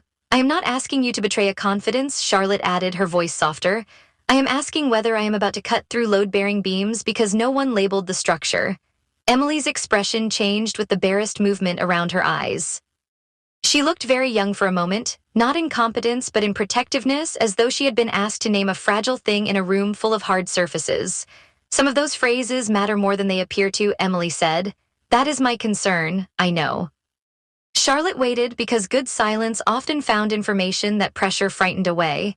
Emily glanced toward the dark corridor that led to Gabriel's office. He should be the one to explain why, will he? The question hung between them with a candor neither of them could politely soften. Emily's mouth pressed into something almost apologetic, not easily. Charlotte lowered her gaze to the slide again, a voice preserved without being imitated. The phrase was clumsy, too careful, and oddly tender. It sounded less like marketing than a rule someone had written after being hurt. Then tomorrow may be difficult, Charlotte said. Emily collected the final file and held it against the others. Most things are here. She left without dramatizing the warning, which made it more useful. Charlotte watched her reflection pass across the glass wall and vanish into the product corridor, where a coded lock blinked blue and then green before closing behind her. For a while afterward, Charlotte did not write anything. She returned to the deck and began sorting its failures into categories because categories were safer than intuition. By 1 in the morning, the whiteboard held 3 columns in her compact handwriting. Audience unclear. Abstraction excessive, emotional references lack context. Underneath those, she added a 4th column and did not title it. In that space, she copied Gabriel's strangest repeated phrases exactly as written, without reducing them, because Emily's warning had made every red mark feel less like editing and more like excavation. The 4th column became crowded with language that seemed to turn toward the same hidden center. Absence, voice, continuity, permission, promise, not imitation, never replacement. Charlotte capped the marker and stood back. The pitch was not empty. It was overcrowded around something missing. When she finally closed her laptop, the city outside had lost its glitter and become a grid of pale reflections. Her phone showed 3 unread messages from Samantha and 1 calendar alert for the morning diagnostic meeting Kyle had scheduled with admirable optimism. Charlotte packed her notebook, then paused and photographed the whiteboard before erasing everything except the 3 formal problems. The 4th column she copied by hand. She did not yet know why she wanted no digital record of it. Morning sharpened Reed Foundry into a different kind of performance. The lobby smelled faintly of espresso, rain-wet wool, and the expensive citrus diffuser someone had chosen to suggest calm in a company built almost entirely from pressure. Employees spoke in polished fragments near the communal bar while pretending not to watch Charlotte cross the room with her notebook and laptop. She recognized the curiosity immediately. Consultants arrived with a certain weather. They meant either rescue or restructuring, and no team could ever fully relax until they knew which storm had been hired. Kyle was already in the conference room when she arrived, jacket off, sleeves rolled, 2 coffees on the table, and the resigned expression of a man who had spent years placing himself between brilliance and consequences. I brought caffeine, he said, for diplomacy. Is that what you call it here? It is what we call it when HR might ask later. Charlotte set her laptop down and accepted the coffee. How likely is he to let me finish 3 full sentences? Kyle glanced toward the corridor, consecutively or over the course of the meeting. Helpful, I try to keep expectations attached to reality. Charlotte opened the revised diagnostic notes on the room screen. She had stripped them down during the early morning cab ride, removing everything that sounded interpretive and leaving only evidence. Gabriel would argue with conclusions. He might still argue with evidence, but the argument would reveal more. The door opened at precisely 8. Gabriel entered in a charcoal suit with no tie, his expression composed enough to feel intentional. He carried a thin folder rather than a laptop, which Charlotte interpreted as either confidence or refusal. His eyes moved first to Kyle, then to the screen, then to Charlotte's notebook, where her pen had already been placed parallel to the page. Good morning, Charlotte said. Gabriel inclined his head. Ms. Jenkins. Kyle exhaled through his nose, a nearly silent acknowledgement that the opening gambit had been petty but not fatal. Charlotte did not correct him this time. I reviewed the deck, the narrative memos, user research, product diagrams, and internal messaging drafts you authorized. Not all of them, Gabriel said, enough to understand the pattern. Patterns can be invented by the person looking for them. That is why I brought examples. Gabriel moved to the far side of the table and remained standing. He did not take the chair Kyle had indicated, and Charlotte decided not to invite him into it. Men like Gabriel often mistook invitations for leverage. She clicked to the first slide of her diagnostic document. It contained no graphics, no calming color fields, and no attempt to flatter the founder with his own language. 3 numbered statements sat in clean black type. Kyle leaned back slightly as though watching a match begin. Charlotte turned toward Gabriel. The current pitch has 3 core problems. First, the audience is unclear. Second, the language is excessively abstract. Third, the emotional references are frequent and emphatic, but the deck provides no context that would allow investors to trust them. Gabriel's eyes moved across the screen once. You reached that conclusion in one night. I reached that conclusion in 3 hours, Charlotte said. I spent the rest of the night making sure I was not being unfair. Kyle's mouth twitched at the corner and disappeared behind his coffee cup. Gabriel noticed because Gabriel seemed to notice everything, but his attention returned to Charlotte, and fairness required reducing the company to 3 bullet points. No, Charlotte said. Investor comprehension did. Those are not always the same thing. They are related when investor money is part of the survival plan. Gabriel placed his folder on the table with controlled precision. It made almost no sound, which somehow emphasized the gesture. Proceed. Charlotte clicked to the next slide. On the left, she had placed one of Gabriel's phrases. On the right, she had written the investor questions it failed to answer. We begin with audience. Your deck alternates between bereaved families, aging parents, long-distance partners, caregivers, and enterprise wellness partnerships. Those are not the same buyer. They do not have the same urgency, budget, adoption path, legal risk, or emotional threshold. It is a platform, Gabriel said. It can serve more than one group. Eventually, perhaps, in a funding pitch, eventually often sounds like unfocused. Kyle nodded once, not because he enjoyed agreeing with her, but because runway made him honest. Gabriel ignored him. The emotional need is shared, the need may be shared, the purchasing decision is not. Charlotte changed slides. Product diagrams appeared beside annotated excerpts. Second, abstraction. You describe Read Foundry as an infrastructure for emotional continuity, a consent-based memory environment, and a human-centered communication layer for absence. These may be internally meaningful. Externally, they force the listener to translate before they can evaluate. Investors are capable of translation, Gabriel said. Yes, they are also capable of boredom, skepticism, and moving their attention to the founder who states the problem in 14 words. A faint shift passed through Gabriel's posture, not quite irritation and not quite interest. Charlotte continued before he could seize the pause. Third, emotional references without context. The deck repeatedly invokes memory, absence, voice, preservation, and non-imitation, but it never tells us why those principles govern the product. Without context, the language feels sentimental in one slide and evasive in the next. It is not sentimental. I did not say it was. I said it can read that way when unsupported. Gabriel's fingers rested lightly on the back of the chair before him. The contact seemed casual until Charlotte noticed the pressure whitening the skin around his knuckles. He was not angry in a noisy way. He was containing force. Kyle shifted forward. Gabriel, she is telling us how the room hears it. She is telling us how Anthony hears it, Gabriel said. There is a distinction. Anthony is currently the room that matters, Kyle replied. Gabriel turned his head slightly. That is exactly the problem. Charlotte let the exchange breathe for one beat, then brought up the next slide. This one contained a list of phrases she had selected from the deck. She had hesitated over one of them before including it. Then she had included it because hesitation often identified the real issue. These are the lines I would either cut, define, or relocate until we know what story they serve. Gabriel looked at the screen.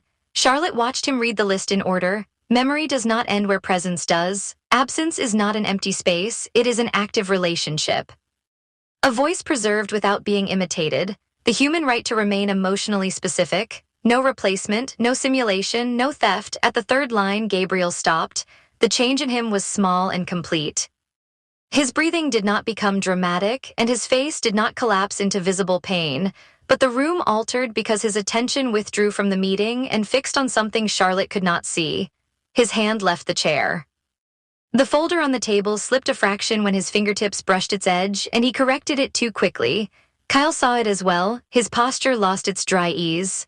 Charlotte remained still, her pen resting against the notebook without moving. Gabriel's voice, when it came, had lost its earlier polished distance. Why that line? Because it appears in 4 documents, Charlotte said carefully. It is memorable but not yet legible, not yet legible. He repeated the phrase as though it were a verdict handed down by someone with clean hands. Charlotte kept her tone even. I need to understand what it means before I can know whether it belongs in the pitch. It means exactly what it says. No, it does not, Charlotte said. It means something to you that the rest of the deck refuses to explain. Kyle's gaze moved from Charlotte to Gabriel with the reluctant attention of someone watching a dangerous machine overheat. Gabriel's eyes returned fully to her then. You want to explain it for me. I want you to explain it well enough that strangers do not misunderstand the company. They will misunderstand it anyway. Then make them work harder to misunderstand it. The answer seemed to surprise him.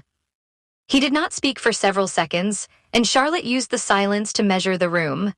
Kyle had become still in the way experienced operators became still when cost and emotion entered the same sentence. Gabriel looked at Charlotte as though she had not done what he expected, which meant he had expected either retreat or condescension. Then the surprise closed. You have identified the lines with the highest emotional integrity, Gabriel said, and classified them as inefficiencies. I classified them as unsupported claims. You did not ask what they protect, I am asking now. The moment stretched taut enough that the faint hum of the projector became audible. Gabriel looked away first, but not in defeat. His gaze moved to the city beyond the glass, where rain had started tracing thin lines down the windows. Investors are trained to distrust anything that cannot be reduced to acquisition, retention, or market expansion, he said. They call that discipline. I call it a poverty of imagination. Charlotte closed her notebook because she wanted him to see her listening, not harvesting. That may be true, but Reed Foundry cannot help anyone if it dies because you refuse to communicate plainly. Gabriel turned back. Plainly? Yes. You want me to take an experience most people do not even have the courage to sit beside and compress it into a marketable pain point. I want you to stop making the people who might fund the company guess whether the product is profound or merely vague. His expression sharpened, but Charlotte felt the pain beneath it more clearly now, like heat under glass. There it is, Gabriel said, the consultant's knife. Cut until it bleeds in a cleaner shape. Kyle pushed his coffee aside. That is not what she said. It is what she does. Charlotte felt the remark land, but she did not give him the satisfaction of seeing where. What I do is build a bridge between what a founder means and what a room can understand. You are free to dislike the bridge. You are not free to pretend the gap is not there. Gabriel leaned both hands on the back of the chair now, not for support but for restraint. Meaning is not a gap to be bridged. Sometimes the difficulty is part of the truth, and sometimes difficulty becomes a costume for fear. Kyle made a soft, warning sound. Charlotte, Gabriel's gaze did not move from hers. The air in the room seemed to pull tighter around them.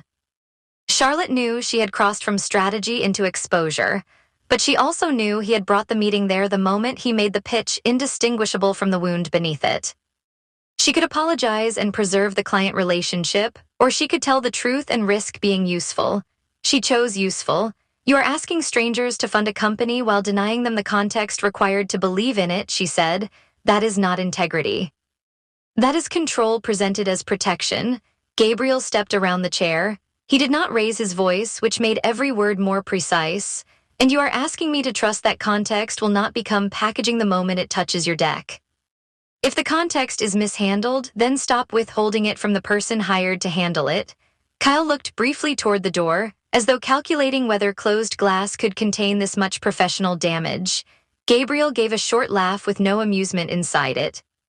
You think access creates understanding? No, Charlotte said. I think secrecy creates distortion. Some things distort when they are exposed. Some things decay when they are sealed. The sentence hit harder than she expected. Gabriel's eyes changed at the edges, not softening exactly, but losing the clean surface he had worn since entering. For a second, Charlotte saw the exhaustion from the night before. The man who had stood in this same room and objected to her not because she was wrong, but because she had gotten too close without permission. Then Kyle's phone vibrated against the table, a mundane interruption that shattered the moment without relieving it. Gabriel straightened. The shutters returned. This session is not productive, he said. Kyle looked at him with open disbelief. It has been productive for almost 12 consecutive minutes, which I believe sets a quarterly record. Gabriel ignored him and reached for the folder. Send me your written recommendations. Charlotte stood as well because remaining seated would concede too much. Written recommendations will not solve this. They will give me something to reject accurately. You can reject every line I write, she said. It will not change the fact that the current pitch is unusable. That stopped him at the door. His hand rested near the handle, but he did not touch it. Unusable, yes. The word seemed to offend him less than the certainty. Charlotte continued because she had already lost the safety of politeness. It is not unusable because investors are shallow. It is unusable because you keep pointing toward a story and punishing the room for noticing the shape of it. Gabriel turned his head enough for her to see his profile. The tendons in his hand shifted once against his folder, a subtle movement, like a man folding a letter before deciding whether to burn it. You should be careful, he said. With what? With assuming that noticing is the same as knowing. Then he opened the door and left. The glass wall held his reflection for a second after he passed into the corridor, then lost him among the pale movement of employees beginning their morning. No one outside looked directly into the room, but several people found sudden reasons to examine screens, mugs, or empty corners. Kyle remained seated for another moment. Then he tipped his head back and stared at the ceiling with the patience of a man bargaining silently with physics. Charlotte let out the breath she had not realized she was holding. That could have gone better. Kyle looked at her. Actually, that was better than expected. She turned slowly. I am sorry, he stayed. He ended the meeting after staying. Kyle picked up his coffee, appeared to remember it was cold, and set it down again. Most people lose him at Central Promise. One consultant made the mistake of saying emotional monetization before the first slide, and Gabriel left so fast the automatic door barely opened in time. Charlotte looked at the screen, where the phrase "a voice preserved without being imitated" still sat among the lines marked for review. That phrase means something specific. Yes, do you know what? Kyle's humor left him in stages, first from his mouth, then from his eyes. Not enough, that is not an answer. It is the only honest one I have. Charlotte folded her arms, then unfolded them because the posture felt defensive and she needed to think. Emily reacted to it last night. Gabriel reacted to it this morning. You reacted to his reaction. That is a lot of silence around one line. Kyle rubbed both hands over his face and looked suddenly older than he had when she entered. Reed Foundry has layers. Product layers, legal layers, emotional layers Gabriel pretends are strategic layers. And where does this one sit? Too close to the center, Charlotte waited. Kyle shook his head. If I tell you what I think, I turn speculation into company lore. If I tell you what little I know, I violate trust without giving you enough to work with. If Gabriel tells you he may finally become useful to his own company, that sounds like a prayer disguised as governance. It often does around here. Charlotte moved back to her chair and saved the diagnostic deck under a new file name. Her hands were steadier than she felt. The meeting had not given her answers, but it had given her a map of pressure points: audience, abstraction, emotional context. And beneath all three, Gabriel's fear that clarity would perform some kind of theft. Kyle stood and gathered his notes. For what it is worth, you were not wrong. That rarely comforts people who have just been accused of carrying a consultant's knife. You do have a knife, Kyle said. The question is whether you know where not to cut. Charlotte looked at him then because the statement held more trust than flattery would have. I am trying to find out. I know. Kyle hesitated at the door. He knows too, which is probably why he was angrier than usual. Charlotte almost smiled, but the room still felt too charged for it. Does he always make anger this administratively difficult? Only with people he thinks might matter. Kyle left before she could ask whether that was supposed to be reassurance or another warning. Charlotte stayed in the conference room after he was gone. Outside, Reed Foundry resumed its precise, pressurized rhythm. Someone laughed near the coffee bar, then lowered their voice when Gabriel passed somewhere beyond the visible edge of the glass. A designer carried a stack of prototypes toward Emily's corridor. A finance associate tapped rapidly into a spreadsheet with the grim focus of someone watching numbers become moral stakes. Charlotte replayed the meeting in fragments, not yet legible. The consultant's knife. Some things distort when they are exposed. You should be careful. She did not write those lines down immediately. Instead, she returned to the original deck and opened the speaker notes attached to the slide containing the phrase about voice. The notes were nearly empty, which was strange because Gabriel annotated everything else with obsessive detail. This slide had only one hidden line beneath it. Consent is not a feature, it is the promise. Charlotte read it 3 times. Then she searched the internal folder for the exact phrase. 4 documents, as she had told him. 1 investor deck, 1 ethics memo, 1 interface copy draft, 1 product principle document Emily had last edited 6 months earlier. Charlotte opened that file first. The document was less polished than the investor materials. Its formatting was uneven, and several comments remained unresolved in the margins. Emily's language appeared in small annotations that softened Gabriel's absolutes without weakening them. Do not simulate closure. Do not imitate without consent. Do not make the absent person perform. Do not turn grief into engagement. Charlotte sat very still. That was the sentence Reed Foundry had been avoiding and circling from every angle. Do not make the absent person perform. A colder understanding moved through her, not complete but clarifying. The product was not merely about communication after loss. It was built against something, against exploitation perhaps, against cheap imitation. Against the technological arrogance of making a voice say what the living wished it would say. Gabriel was not resisting market language only because he was precious about emotion. He was resisting because the wrong sentence could make Reed Foundry sound like the very thing it had been designed to refuse.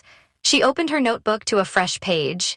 At first, the blank paper seemed too clean for the mess of what she had learned. She drew 3 columns, then crossed them out. She wrote product, market, origin, and crossed those out as well. The issue was not structure yet, it was permission. A shadow passed across the glass wall.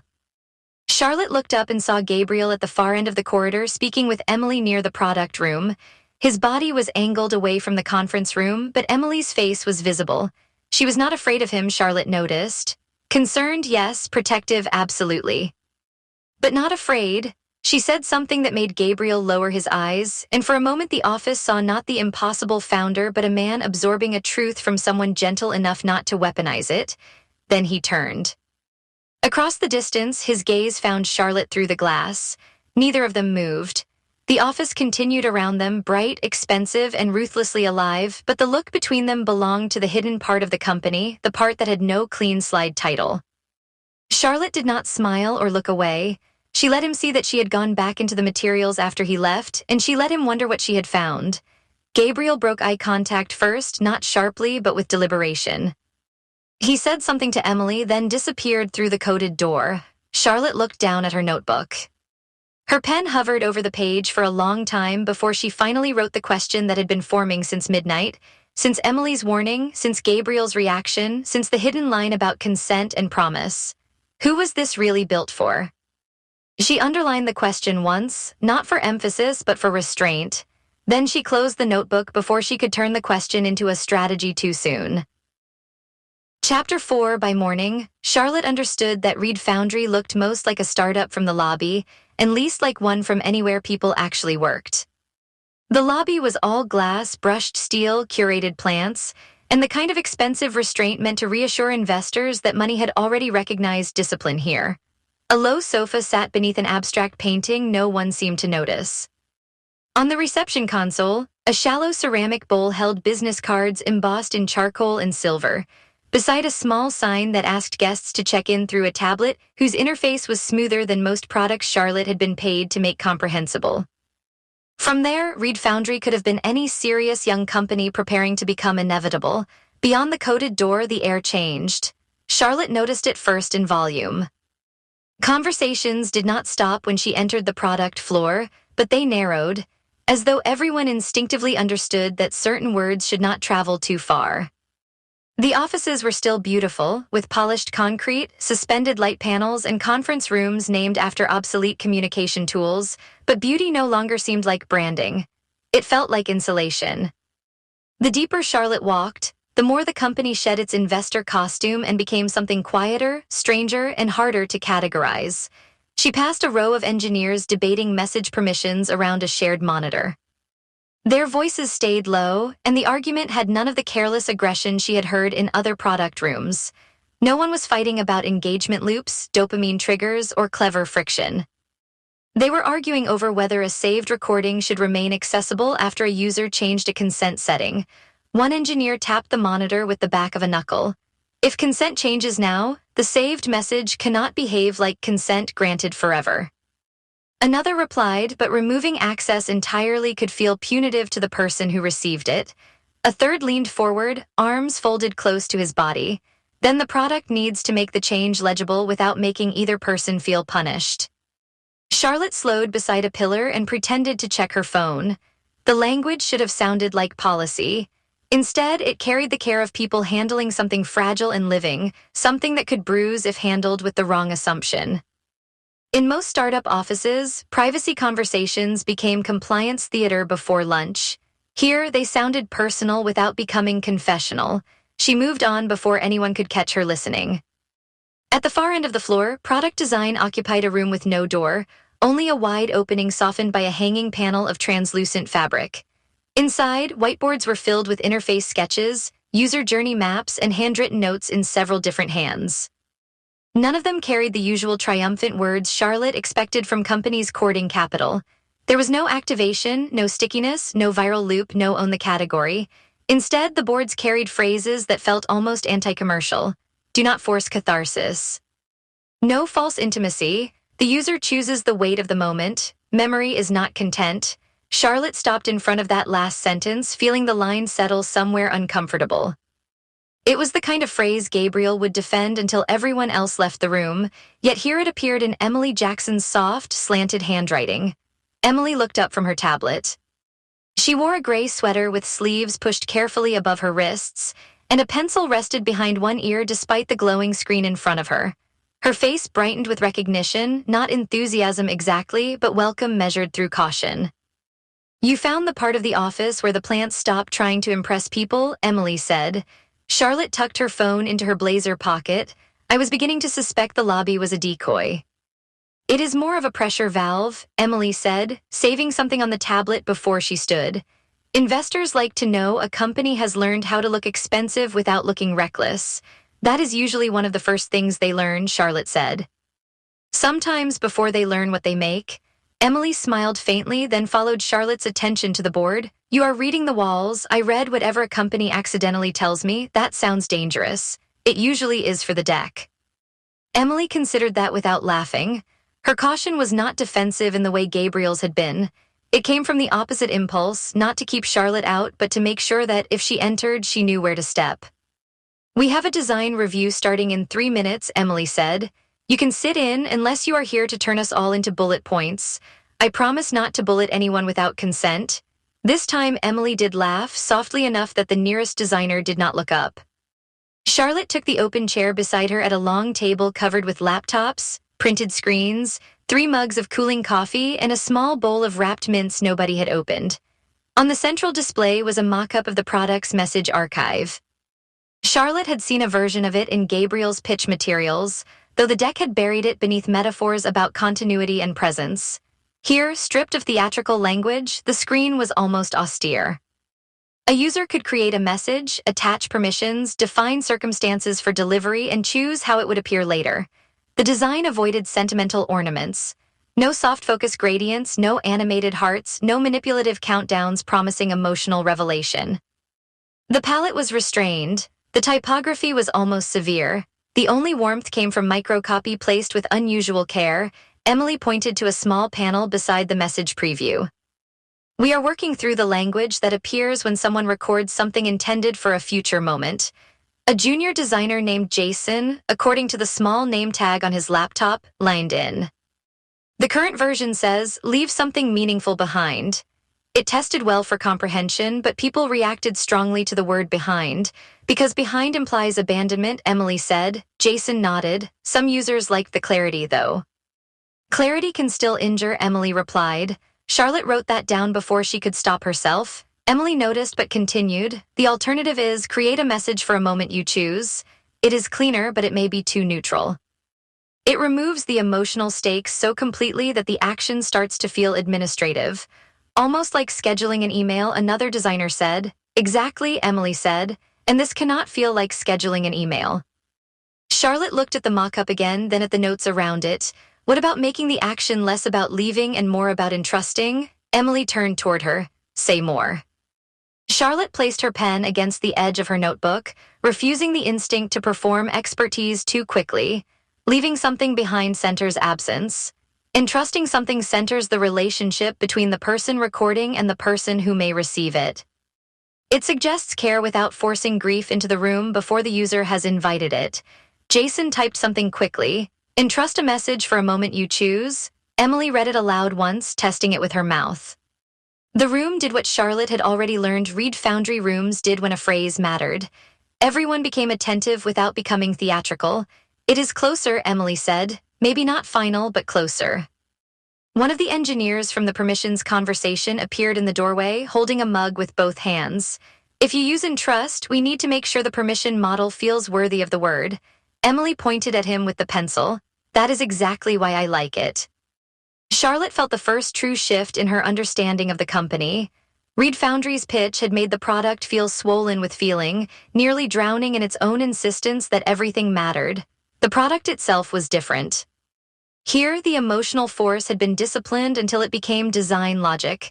Every restraint had a reason. Every omission carried ethics. Every button seemed to have survived an argument about what it would cost a person to press it. She had come prepared to cut the excess emotion out of Gabriel's story. Now she suspected the deck was not excessive because the company felt too much. The deck was excessive because Gabriel could not bear to explain why the product itself had become so careful. Emily advanced to the next screen, which showed an onboarding prompt asking users why they had come to the platform. The proposed answers avoided categories like mourning, divorce, illness, distance, and regret. Instead, the options were written in gentler shapes. "I want to say something I cannot say yet. I want to preserve something in my own words. I want to prepare someone with care, and I am not sure yet." Charlotte touched her pen against the last option. "That one is unusually humane." Emily glanced over. "People often arrive before they understand themselves. That is terrible for conversion metrics." "Probably," Emily said. "Gabriel would rather lose a user than rush one." There he was again, present in the room without occupying it. Gabriel's standards lived in the margins, the pauses, the rejected phrases, the absence of easy hooks. Charlotte had known founders who stamped their personality on every surface of a company because they wanted worship. Gabriel had done something more complicated. He had made his employees guardians of an unnamed wound and then denied them the story that would explain the shape of their devotion. "Does the team know why he cares this much?" Charlotte asked. The room shifted around the question so subtly that someone less trained in rooms might have missed it. Jason looked at the screen. The engineer lifted his mug. Emily did not move for a moment. Then Emily closed the mock-up with a controlled swipe. "We know enough to be careful," she said. "That sounds like a hard way to work." "It is," Emily said. "It is also the reason many of us stayed." The meeting continued, but Charlotte felt the answer echo under everything that followed. She watched Emily guide the team through disputed wording with a patience that was neither soft nor indecisive. When someone suggested using stronger emotional language to help users recognize the product's significance, Emily rejected it without hesitation. "The product is not supposed to harvest pain," she said. "It is supposed to protect it." Charlotte's pen stopped. Across the table, Jason's fingers stilled above the keyboard. No one contradicted Emily. No one even seemed surprised. It was not a slogan to them. It was a boundary, one they had rehearsed in 100 different forms. Charlotte looked again at the interface. So much of her work depended on sharpening desire until investors could feel a market moving beneath it. She found the ache, gave it architecture, and made strangers believe there was urgency in solving it. Done badly, that work became manipulation. Done well, it became translation. She had built her reputation on knowing the difference. Reed Foundry made that difference feel narrower than usual. When the review ended, the team scattered into small conversations, taking their laptops and half-finished coffees with them. Emily remained at the table, gathering printed mock-ups into a neat stack. Charlotte stayed seated, studying the screen now gone dark. "You look disappointed," Emily said. "I think I was hoping the product would be less thoughtful. That would make your job easier. It would make my diagnosis cleaner." Emily slid the mock-ups into a folder. "And is the diagnosis changing?" Charlotte took a breath, careful not to make the answer sound like a concession Gabriel had earned. "The pitch is chaotic, but the product is not. That changes the problem." Emily's fingers paused on the folder tab. "Yes." In the deck, the emotional language feels uncontrolled. In the product, it feels governed by rules, because the rules are what make the emotion safe. Charlotte looked toward the hallway where employees moved between rooms with the purpose of people who knew the company's clock was running down. "Why does nobody say it that plainly in the pitch?" Emily's mouth curved without amusement. "Because the clearest version requires Gabriel to say what the rules are protecting." Before Charlotte could ask anything else, Emily tucked the folder against her chest and nodded toward the far side of the office. You should watch him work sometime when he thinks the issue is small. Charlotte followed the line of Emily's attention. Gabriel stood near a glass-walled conference room with two product managers and a copywriter Charlotte had seen earlier in the kitchen. He had removed his suit jacket and rolled one shirt cuff higher than the other, an asymmetry that made him look unexpectedly human. On the wall display beside him was a single sentence from a confirmation screen. "Your message has been saved and will be delivered when the time is right." Charlotte watched him read it. The copywriter, a man with tired eyes and immaculate sneakers, said something Charlotte could not hear. Gabriel shook his head once, not impatiently, not cruelly. He touched the screen with two fingers and drew them back as though the sentence itself had a temperature. When he spoke, his voice carried just enough for Charlotte to catch it. "The platform does not decide when the time is right, the user does. Do not give the product moral authority it has not earned." The copywriter nodded and rewrote the sentence. Gabriel watched, arms folded, then shook his head again. He took the marker from the table and wrote beneath the projected line in his own narrow hand. "Your message has been saved for the moment you chose." He stepped back. The sentence had less drama, less poetry, and more dignity. It also said nearly nothing that could help an investor understand market opportunity. Charlotte felt irritation and admiration arrive together. Gabriel gave the marker back, then said something to the product managers that made one of them smile reluctantly. He did not look like a man protecting confusion. He looked like a man defending precision in a language only partly visible to everyone else. Emily came to stand beside Charlotte. "That is what I meant. He is rejecting usable copy," Charlotte said. "He is rejecting dishonest copy. It could be both." "Usually," Emily said, "that is where the fights begin." Gabriel glanced up then, not toward Charlotte at first, but toward the design room generally, as though sensing a change in air pressure.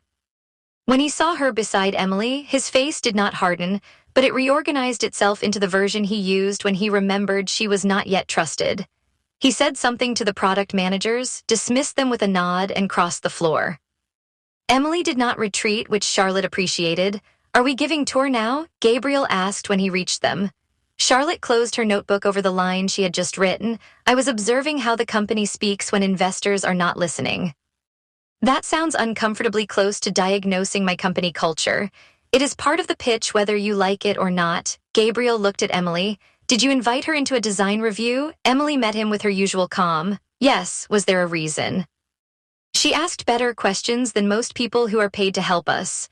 A small muscle moved near Gabriel's temple, not anger exactly, but the effort of accepting an ally's independence. Charlotte almost enjoyed that. "I am sure that is comforting," Gabriel said. "It should be," Emily replied. "You need more people asking better questions." Gabriel returned his attention to Charlotte. "And what have you learned from your anthropological tour?" Charlotte could have answered with strategy. She could have listed usable insights, cultural assets, investor-facing differentiators, the ethical discipline embedded in the product. The consultant in her had already started organizing the morning into a framework, but something in Emily's earlier sentence held her back. "The product is not supposed to harvest pain. It is supposed to protect it. I learned that your deck makes Reed Foundry look less careful than it is," Charlotte said. Gabriel's posture changed by a fraction. She continued before he could defend himself against a criticism she had not finished making. "The product is restrained. The team is restrained. Even the copy debates are restrained."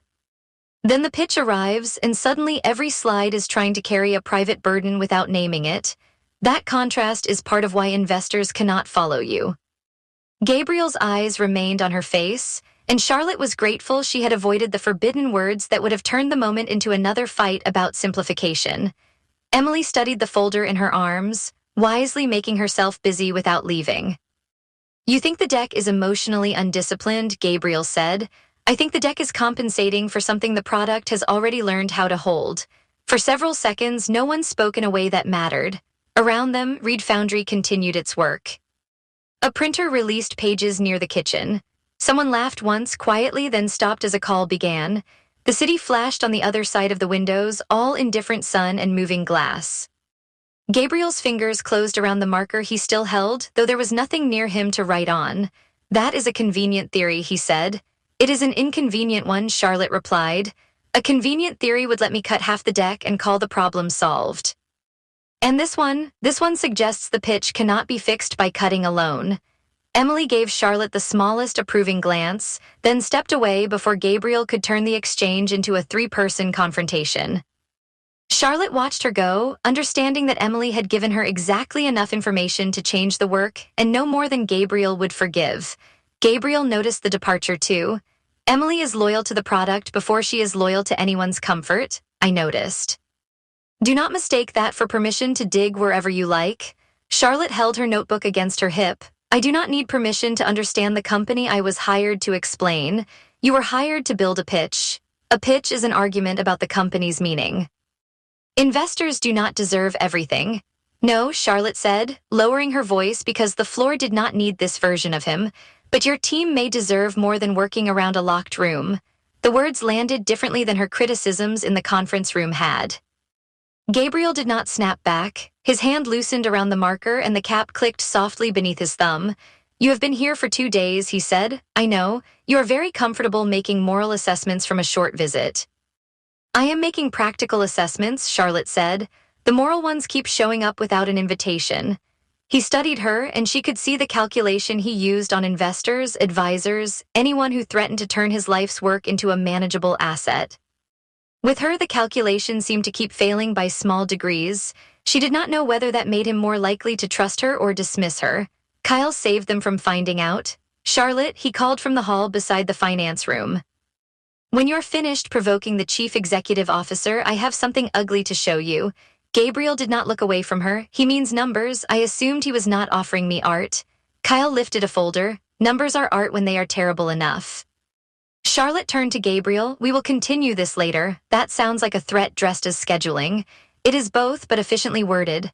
For the first time since she had arrived, Gabriel nearly smiled. It did not fully happen, and he seemed faintly annoyed with himself for getting that close. He stepped aside, allowing her to pass without surrendering the argument. Kyle was waiting in a smaller conference room that lacked the curated warmth of the investor areas. This room had a narrow table, a whiteboard with half-erased hiring projections, and a view of the alley between Reed Foundry's building and the next tower. The glamour of the company did not reach here. He closed the door after Charlotte entered, then placed the folder in front of her. I am assuming you prefer the unpleasant truth without theatrical preparation, he said. I bill extra for theatrical preparation. Good, we cannot afford it. Charlotte opened the folder. The numbers were not catastrophic yet, which somehow made them worse. Catastrophe had clarity. Reed Foundry existed in the dangerous middle, still impressive enough to attract attention, still functional enough to inspire loyalty, and still fragile enough that one failed funding cycle could turn belief into severance packages. She scanned runway projections, payroll commitments, pending vendor invoices, delayed senior hires, legal costs, infrastructure burn, and the funding milestones tied to Anthony's interest. Kyle let her read without interruption.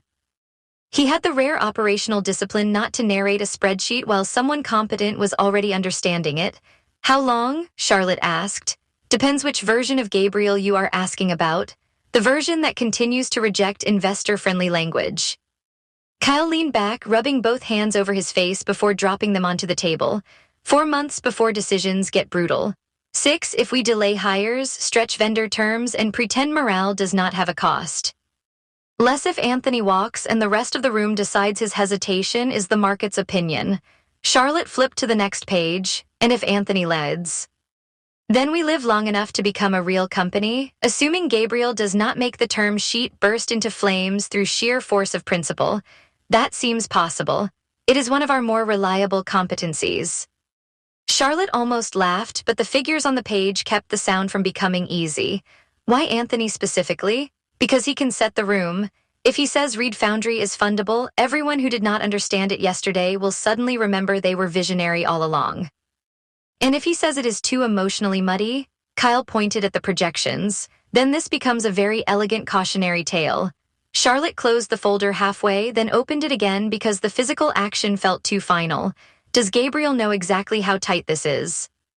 Of course he knows. Gabriel knows every number he pretends not to be ruled by, then why let it get this close? Kyle's laugh was brief and humorless, because he believes there are worse things than failure. Charlotte looked up. Kyle's usual dryness had thinned, revealing fatigue he usually kept hidden under sarcasm and operational competence. The skin beneath his eyes looked bruised by light. His tie was loosened, and his laptop carried 3 financial models open at once, each one a different path through uncertainty, none of them merciful.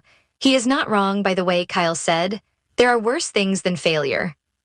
I have watched companies survive by becoming unrecognizable, and nobody gets a funeral for the thing they killed to stay alive.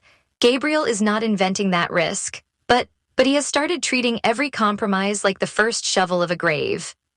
Charlotte sat with that because the sentence had cost him something. You believe in the company. Kyle looked toward the window, where the alley below held delivery trucks and a cyclist arguing with a security guard. I would have left 18 months ago if I did not. What made you stay? Annoyingly, the product, not Gabriel. Gabriel is part of the weather system. You learn how to work around him, brace against him, occasionally enjoy the lightning. The product is why people stay after the storm. Charlotte turned the folder toward him. But the weather system controls the pitch, exactly, and the pitch controls whether the product survives. Kyle tapped the table once with 2 fingers. Now you see my spiritual crisis. Charlotte read the payroll page again. Names became salaries, salaries became families, families became deadlines nobody in the investor room had to imagine. Reed Foundry was not just Gabriel's promise, whatever that promise had been.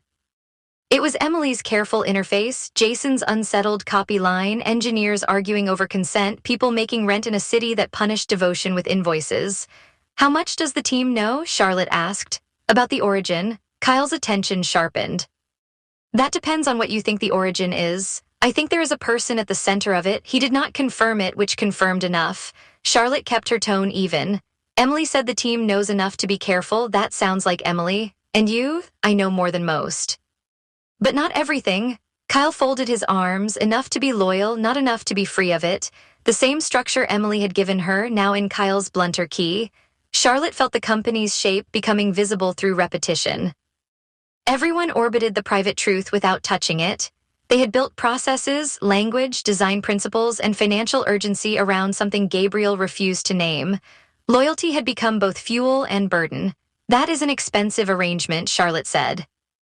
It has been emotionally expensive for a long time. Now it is financially expensive too. Have you told him that? Kyle gave her a look that managed to be both pitying and impressed. I have told Gabriel every true thing in every tone available to human speech. And sometimes he hears me. Sometimes he mistakes survival planning for betrayal. Sometimes he knows I am right and hates me for arriving at the truth before he has made peace with it. Charlotte leaned back, thinking of Gabriel correcting one sentence because the product should not claim moral authority. A man that precise could not be careless with his company by accident. He was choosing danger because the alternative looked to him like desecration. That makes my job harder, she said. I did not bring you here because it was easy. You brought me here because you wanted someone else to say the things you are tired of saying. Kyle's mouth twisted. Partly. I also brought you here because you might say different things. Charlotte looked toward the closed door. Through the glass strip beside it, she could see employees moving along the hallway, their reflections briefly doubling in the polished surface. What happens if I push too hard? He shuts down. What happens if I do not push hard enough? We run out of money with our integrity beautifully intact. Charlotte turned back to the folder. That is not integrity. That is a museum exhibit. Kyle's eyes brightened with something like relief. Please say that to him. I would prefer to remain employed through Friday. Cowardice does not suit your brand. My brand is results, then get us one. The challenge should have annoyed her, but it did not. Kyle's bluntness had no vanity in it. He was tired, worried, and protective in the way operational people became protective when they had memorized the cost of every ideal. He did not want Charlotte to domesticate Gabriel. He wanted her to find a way for Gabriel's vision to survive contact with reality. Charlotte closed the folder fully this time. I cannot build a pitch around a secret everyone is paying to protect. Kyle's humor vanished, I know, and I cannot force him to tell me. I know that too. Then what exactly do you expect me to do? Kyle stood and collected the folder, though he did not take it from her. Figure out whether there is a version of the truth he can live with saying. The answer was unfair because it was correct. When Charlotte left the finance room, the office seemed different again. The polished surfaces no longer looked like ambition alone. They looked like a company spending money to appear stable, while its foundations depended on one man learning how to speak without feeling that he had betrayed the dead. She walked without a destination, letting the product floor assemble itself around her. At one table, an engineer explained a permissions edge case to customer research. In a phone booth, someone spoke quietly to a vendor about extending payment terms. Near the kitchen, two employees discussed whether Anthony Gonzalez would return for another meeting, and their voices lowered when Gabriel's name entered the conversation. Charlotte did not interrupt any of them. She did not need to. The office was already talking. At Emily's workstation, the designer had returned to the confirmation screen Gabriel had corrected earlier. The new copy was still on the display. Your message has been saved for the moment you chose. Emily adjusted the spacing by a few pixels, then changed nothing else. Her attention to the line had a tenderness Charlotte found more persuasive than any slide Gabriel had shown investors. Charlotte stood at the edge of the workspace. Can I ask you one more question? Emily did not look away from the screen. You can ask. What would happen if the pitch talked about this kind of care instead of trying to explain everything through abstract memory? Emily moved a text box, considered the placement, and moved it back. Investors might finally understand what the product does. But would Gabriel allow it? Emily's fingers rested on the trackpad. He might if he believed care was not being used as decoration. Charlotte absorbed that, and if he did not believe that, then he would protect the product from the pitch, even if the pitch was the only thing that could protect the product. There it was, clean enough for a slide and too dangerous to put on one. Charlotte looked down at the small line on Emily's screen. A saved message. A chosen moment. A product built not to exploit pain but to give it boundaries. A team loyal enough to work around the locked center of the company and tired enough that loyalty had begun to show its cost. Across the floor, Gabriel emerged from the coded room with his laptop in one hand and a marked-up document in the other. He paused when he saw Charlotte beside Emily again. This time, suspicion did not arrive alone. Something else crossed his face, quick and guarded, as though he understood she had moved another step closer to the thing he had not agreed to reveal. Charlotte did not approach him. Instead, she opened her notebook and wrote beneath the question from the night before. She did not turn it into a headline. She did not make it elegant. She wrote it as a working truth, provisional and dangerous. The company cannot explain the product because Gabriel has made everyone protect the origin without naming it. She sat with the sentence until it stopped feeling clever. Then she added another line beneath it. The humanity is the business argument, but only if he lets it become language. Emily's cursor blinked beside the saved message copy, patient and steady. Charlotte watched the small pulse of it on the screen and understood, with a force that left no room for professional vanity, that she could not fix Reed Foundry by making Gabriel cleaner, simpler, or easier to fund. She would have to find out what he had made everyone else work around. Chapter 5. The next morning, the origin story slide waited on the conference room screen like an accusation. Charlotte had arrived before 9 with coffee cooling beside her notebook and 3 versions of the same sentence open on her laptop. Each version tried to do the impossible politely. Each one acknowledged that Reed Foundry had begun somewhere intimate without inviting investors to trespass there. The slide title remained blank because every title she drafted sounded either evasive or indecent. Gabriel stood at the far end of the table, sleeves rolled to his forearms, one hand braced against the back of a chair. He had been there for 12 minutes and had rejected 3 harmless adjectives with the grim patience of a surgeon refusing contaminated instruments. Human-centered sounds like a platform built by committee, he said. Charlotte deleted the phrase without argument. Fine, enduring sounds sentimental. She deleted that as well, also fine, restorative is worse. Charlotte lifted her eyes from the document. Restorative appeared in your original deck 6 times. That was before you put it in a sentence that made it sound like spa software. Kyle, seated halfway down the table with his tablet propped beside a black coffee, made a low sound that might have been a cough. Charlotte suspected it was a laugh he had chosen not to defend. She placed her hands flat beside the keyboard and let the room settle. Beyond the glass wall, Reed Foundry moved through its careful morning rhythm, engineers crossing between pods, Emily leaning over a designer's monitor, someone at the espresso machine whispering into a phone as though volume itself could damage the product. The office seemed brighter in daylight, all brushed metal and clean surfaces, yet Charlotte now saw the quiet pressure beneath it. The silence was not discipline alone, it was accommodation. Gabriel reached toward the laptop, then stopped short of touching it. Try again. Charlotte looked at the blank title and the paragraph beneath it, then at Gabriel. No, his attention sharpened, quick and exact. No, I can keep rearranging language around the empty space, but it will still be empty. She turned the laptop slightly so the screen faced him. We need to talk about what belongs here. We are talking about what belongs here. We are talking about adjectives because you do not want to talk about the noun. Kyle's gaze moved to Gabriel, then back to the tablet with exaggerated interest.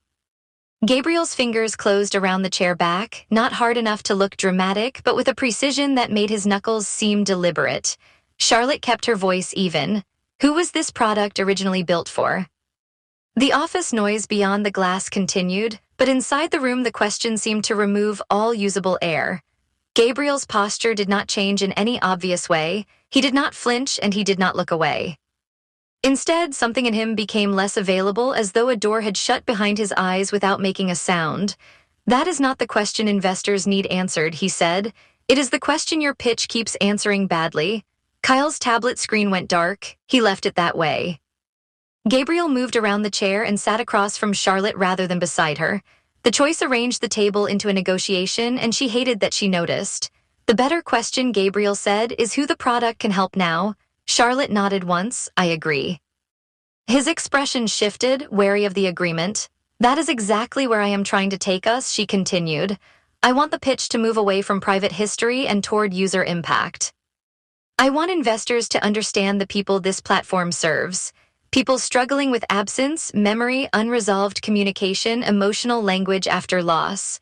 That is a real need, and it does not require you to put your private pain on a slide. Gabriel's eyes stayed on hers, but his attention seemed to have gone somewhere behind her words. Charlotte opened the revised outline and angled the screen toward him again.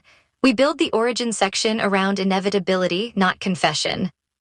Something like this, modern tools preserve information, but they do not help people carry meaning. Read Foundry exists because the hardest human experiences often leave people with no language for what remains. The platform creates a safer, more intentional way to know. The word landed too quietly to be rude, which somehow made it worse. Charlotte sat back. Which part? The separation? There is no separation in that version, there is. Gabriel tapped the table once lightly with 2 fingers. You are taking why it exists and replacing it with who it might help. I am translating the origin into a form that can protect it. You are making it useful. Charlotte absorbed that because his tone made usefulness sound like vandalism. A company usually needs to be useful. That is not what I mean, then say what you mean. Gabriel turned his face toward the glass wall. Emily was speaking to Jason near the product board, her hand tracing something invisible through the air. Jason nodded with the focused humility of a junior engineer who knew the thing being explained mattered more than his own cleverness. Gabriel watched them for a moment with an expression so restrained it was almost severe. When people like Anthony hear need, he said, they look for leverage. They hear pain and start calculating market size before the sentence ends. Anthony is not the only person in the room. He is the person with the term sheet. He is also a person who will walk away if this company continues to sound like a locked room with beautiful furniture. Kyle breathed out through his nose. That is unfortunately not inaccurate. Gabriel turned to him. Helpful? Occasionally, yes. Charlotte did not smile. She had learned that humor in this room could become escape if allowed too much oxygen. You told me the better question is who the product helps now. I am trying to answer that. You keep stopping me because every answer that reaches beyond the origin feels like abandonment to you. Gabriel's attention returned to her slowly. You think I am sentimental. I think you are afraid the person behind this will disappear the moment investors understand the company. The silence after that was different from the earlier one. It was not empty, it had shape. Gabriel looked down at the document in front of Charlotte, though she was fairly sure he was no longer reading it. Charlotte softened her voice without making it gentle enough to insult him. Not the idea, not the mission, the person. Kyle shifted in his chair, the smallest possible movement toward leaving and the clearest possible decision to stay. Gabriel said nothing.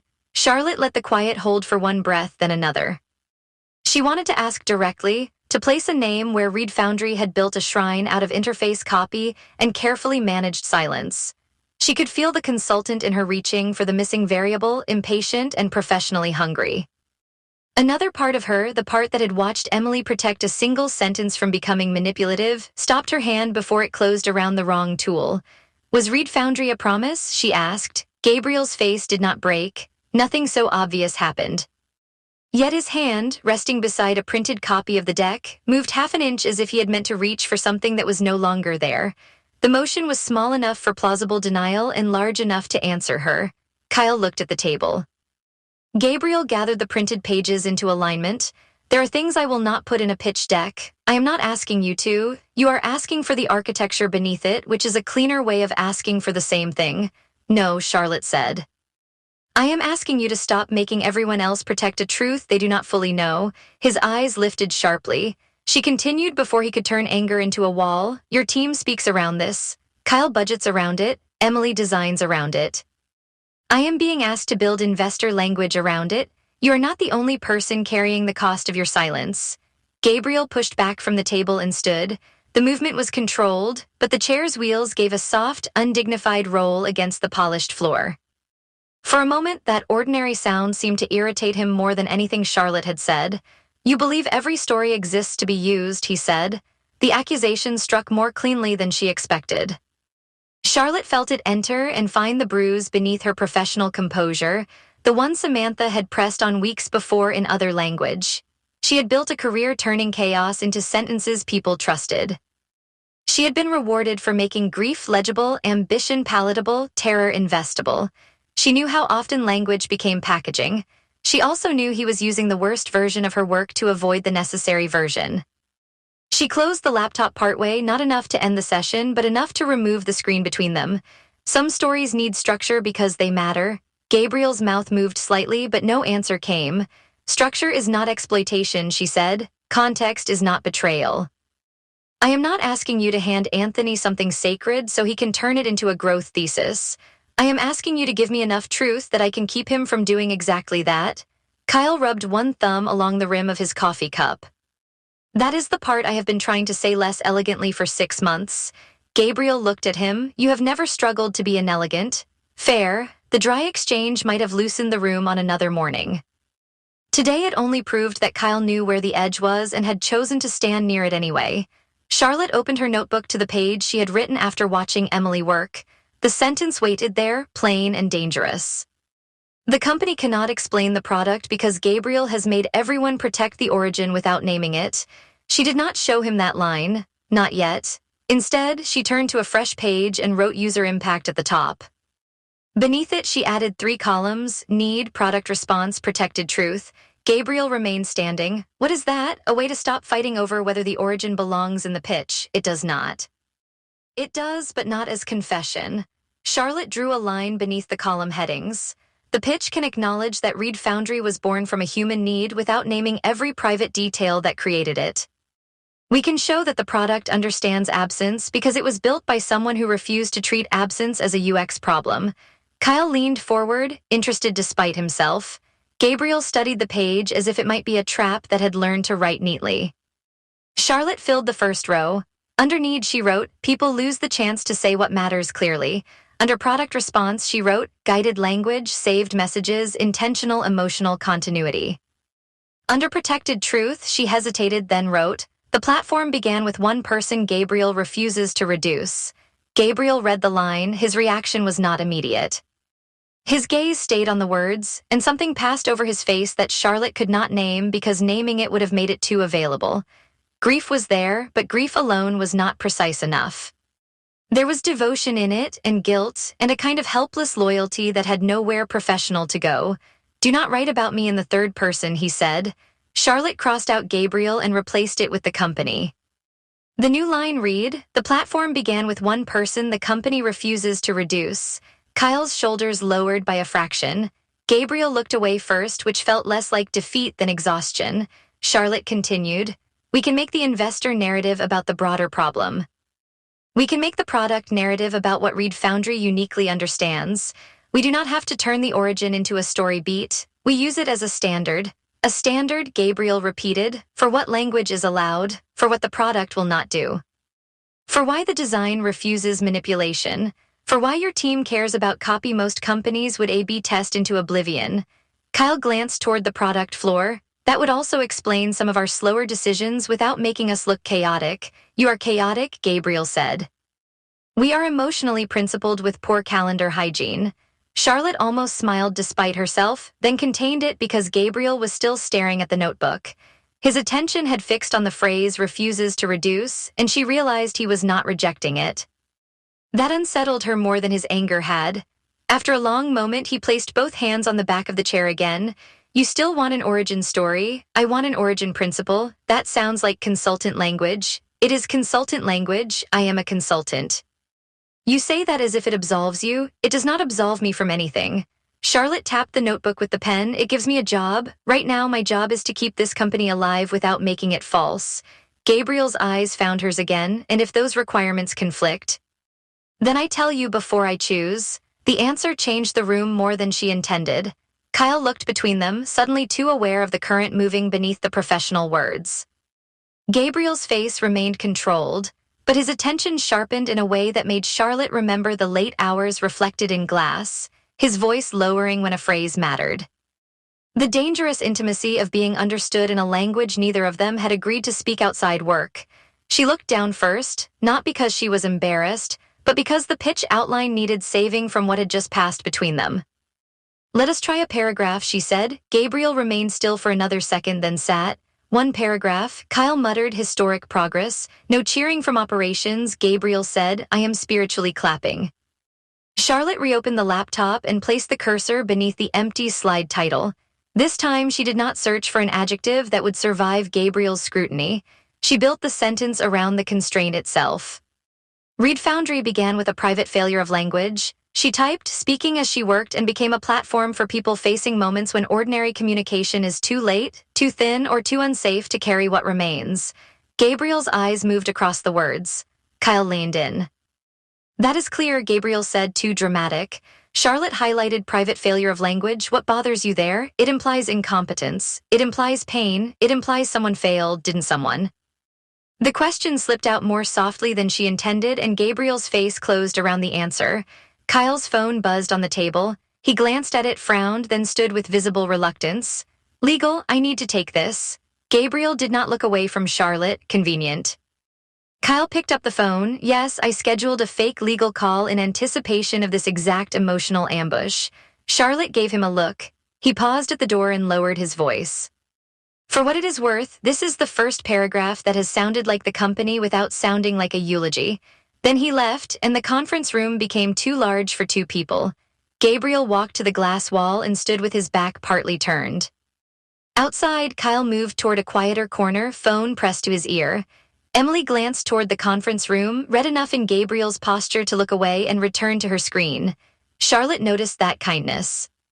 Read Foundry was full of people who had learned how not to stare at pain. Private failure of language is wrong, Gabriel said. Charlotte kept her hands away from the keyboard. Tell me what is right. He looked down at the floor near his shoes.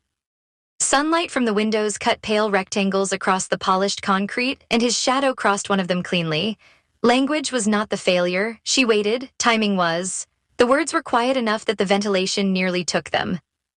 Charlotte felt the line arrive as a fragment of truth wrapped in warning. She wanted to reach for it, to ask whose timing, what was unsaid, what had been lost before language could reach it. Instead, she wrote nothing. Gabriel noticed. You are not taking notes. Not everything you say to me belongs in the file. His shoulders altered at that just slightly. He turned enough for her to see his profile, the stern line of concentration softened by fatigue he usually kept hidden beneath polish. That is a convenient distinction, he said. It is an important one. For whom? For both of us. The words were honest before they were strategic. Charlotte heard that and wished she could pull them back into safer grammar. Gabriel faced her fully. You think you can hold the line? I think I need to know where it is. You keep asking me to draw it. You keep asking me to guess. His gaze moved over her face with an attention that felt almost unfair. He was searching for ambition, she realized, or appetite. Some sign that she would take whatever he gave her and turn it into a cleaner slide, a better story, a sharper hook. She held still beneath the scrutiny, not performing innocence, not defending the whole profession he distrusted. She could not promise she would never make a mistake with his truth. She could only decide not to steal it. Gabriel returned to the table and reached for her pen. He did not ask permission. He also did not touch her hand, though his fingers came close enough that she became aware of the warmth of her own skin. On the notebook page under Protected Truth, he wrote 4 words in a controlled, angular hand. Not absence, unfinished presence. Charlotte read the phrase twice. It was not investor language. It was not even pitch language. It was too private, too strange, too weighted with whatever room he had once stood in too late, yet something in it explained the entire product better than half the deck. Saved messages, guided emotional continuity, refusal to imitate a voice, the design ethic Emily protected, the copy that could not sound like performance. Reed Foundry was not trying to preserve grief as an artifact. It was trying to make space for the relationship that continued after ordinary channels ended. She touched the edge of the notebook, careful not to touch the words. This is the closest you have come to explaining it. Gabriel set the pen down. That does not go in the deck. I know, I mean it, Charlotte. So do I. His name for her seemed to remain in the room after he said it. He had used it before, but not like that, not as a warning shaped around trust he did not want to admit. She copied the phrase onto a separate page and drew a box around it, not as content, but as compass. Then she turned the laptop toward herself and revised the sentence. Reed Foundry was built from the conviction that some forms of connection do not end cleanly, she typed, and that people deserve tools careful enough to help them carry what remains without turning their pain into performance. Gabriel read it standing beside her now, close enough that she could smell coffee and cold air on his shirt. The scent was ordinary, human, and therefore unhelpful. Careful enough, he said, yes. Tools careful enough, he repeated, testing the phrase against some internal standard she could not see. That is better. Charlotte tried not to let the small approval matter. It mattered anyway. He reached past her to adjust the trackpad, then stopped before touching the computer. May I? The courtesy caught her more than the proximity. Yes. He leaned in and moved the cursor after connection. For several seconds, he only looked at the sentence. Then he typed memory, language, and choice. The revised sentence became longer, more complex, and more Gabriel. Charlotte read it, then looked up. That may be one idea too many. It is not. It is. Choice is essential. Then we make room for it later. Later is where essential things go to die in pitch decks. She turned toward him, forgetting for a moment how close he stood, then stopped making every sentence carry the entire company. A reluctant, almost invisible change crossed his mouth. It was not a smile, but it was the memory of one refusing to appear. Charlotte felt the answering lift in herself and looked back at the screen before it could betray her. We are not cutting choice. We are giving it a place where investors can understand it. Gabriel moved back half a step. You always sound certain. I am often terrified. The admission surprised them both. Charlotte had not meant to offer it, certainly not here, certainly not to him. Yet once spoken, it felt less like a confession than a professional correction. He saw polish and mistook it for ease. Most people did. Gabriel's expression changed with irritating perception. Of what? Getting the story wrong? That is not what people in your field are afraid of. People in my field are afraid of many things. Looking uncertain is one of them.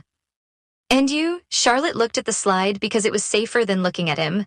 I am afraid of becoming very good at making people understandable while staying convenient myself. The room held that carefully, with no interruption from Kyle, no rescue from the product floor. Gabriel did not answer right away, and Charlotte regretted the sentence only because it was true. When he finally spoke, his voice had lost its edge. Convenient is not the word I would use. She breathed in quietly. You have known me for 4 days. I have listened to you argue for several of them. It was educational. This time she allowed herself the smallest smile, the billable version of intimacy. Gabriel's gaze flicked to her mouth, then away. The movement was brief, almost disciplined enough to disappear. Almost. Kyle returned before either of them had to decide what to do with the silence. He entered with the alert expression of a man who could smell emotional complexity and preferred spreadsheets. Legal remains annoying, but not catastrophic, he said. What did I miss? Charlotte turned the laptop toward him with more force than necessary. We have a working origin principle. Kyle came to stand behind a chair and read the revised sentence. His face, usually arranged in practical skepticism, became still in a way Charlotte had not seen before. This sounds like us, he said. Gabriel looked at him sharply, perhaps expecting qualification. Kyle kept reading. It does not explain everything, but it gives the right boundary. Charlotte nodded. That is what I want this section to do. Kyle glanced at Gabriel. Can we use it? Gabriel's attention returned to the sentence. He seemed to weigh each word against a private ledger no one else could audit, not as written. Charlotte reached for the keyboard. Good, then we work. They spent the next hour building a structure that did not solve the origin story so much as make its absence honorable. Charlotte drafted the slide sequence as a progression. The human problem, the failure of existing tools, Reed Foundry's design standard, the product response, the market case. Gabriel objected to almost every phrase that smelled of emotional efficiency. Kyle objected to anything that made investors work too hard before understanding the use case. Between them, Charlotte held the line with a firmness that felt less like control and more like translation. She let Gabriel protect what could not be exposed. She let Kyle insist that protection without clarity would bankrupt everyone. She refused to let either man pretend those truths were separate. By noon, the origin story slide still had no title, but the section beneath it had a shape. Charlotte saved the document, then sent a copy to Kyle and Gabriel. "This is not final. Nothing here is ever final," Kyle said. Gabriel remained seated, eyes on his screen. "Do not send this to Anthony. I was not planning to, or Samantha." Charlotte looked up. "Samantha is my friend, not your investor. She is also a brand consultant. She is also someone who tells me when I am lying to myself." Kyle made a thoughtful sound, useful service. Gabriel's attention stayed on Charlotte. "Are you?" The question could have meant anything. "Are you lying to yourself about the pitch, about me, about why this room feels different now than it did yesterday?" Charlotte chose the answer that belonged safely inside work. "Not about this section," she said. Gabriel accepted the boundary with a slight nod, though the look he gave her suggested he had noticed the careful limits of it. The session ended without ceremony. Kyle left first for a payroll meeting that sounded, from his tone, like a form of slow violence. Gabriel gathered his documents, then paused with the marked-up origin section in his hand. "You were wrong about one thing," he said. Charlotte closed her notebook. "Only one, for now, that seems generous." He looked toward the product floor, where Emily was pinning a fresh flow to the board. "They are not protecting a truth they do not know. They are protecting the fact that I cannot talk about it." The distinction was bleak and exact.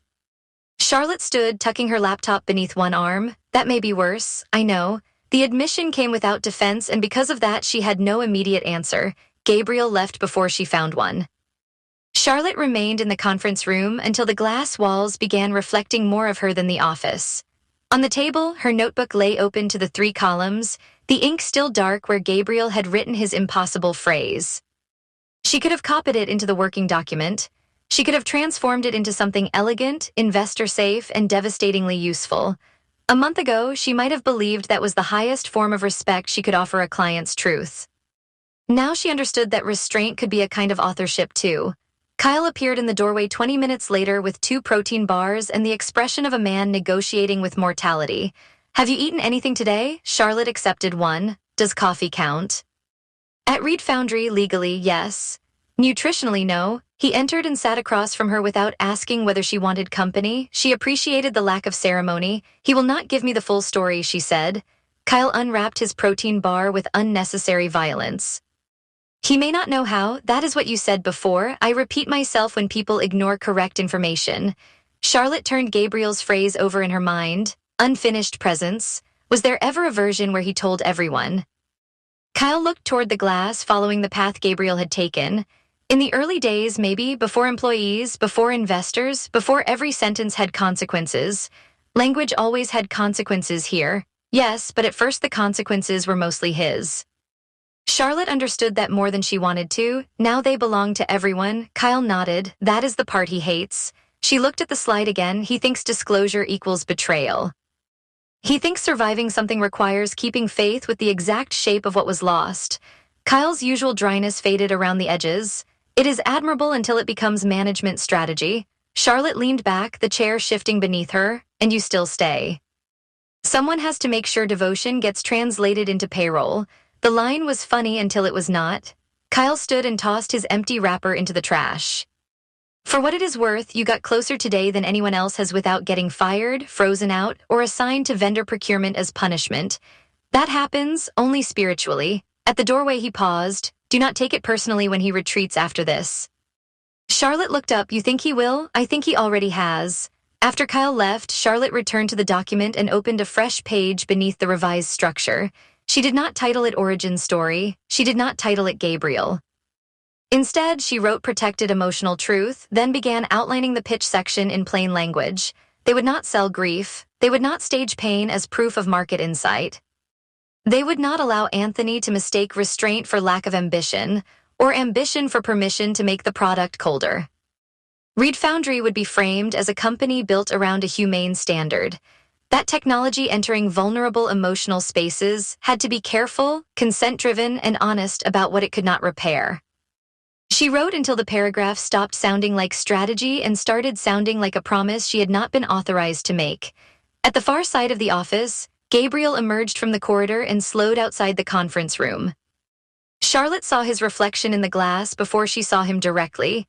He had a folder in one hand, phone in the other, his body angled as if he had intended to pass without stopping. His gaze moved to the screen. Charlotte had left the document enlarged enough for the framework to be readable from where he stood. She realized too late which sentence sat in the center of the page, plain and unhidden. We do not sell grief. We build language for what grief leaves unsaid. Gabriel remained outside the room, separated from her by glass and by every truth he still refused to name. His expression gave almost nothing away, yet his hand lowered with the phone still dark in his palm.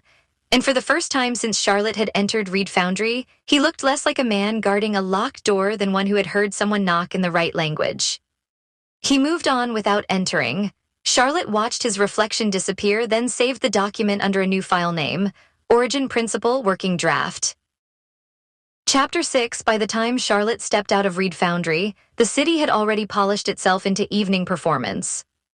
The building's glass doors side closed behind her, sealing away the white light of the lobby, the low hum of servers, the faint vibration of people still trying to make belief profitable after business hours. Outside, taxis moved in sleek yellow streaks along the curb, and the wind carried salt from the harbor beneath the sharper smells of rain-soaked concrete and roasted coffee from the kiosk on the corner. Charlotte paused beneath the awning and checked her phone. 3 messages from Samantha waited in a row. First, still alive. Second, blink twice if the genius founder has trapped you in a pitch deck. Third, I moved the reservation 15 minutes because I am merciful and also because I wanted fries. Charlotte almost smiled, which felt like an unexpected use of her face after a day spent managing other people's hidden fractures. She typed back that she was on her way, then stood there for another moment with her coat open and her laptop bag biting into her shoulder. Gabriel had seen the sentence. He had read it from the hallway, understood enough to stop, and chosen to keep walking.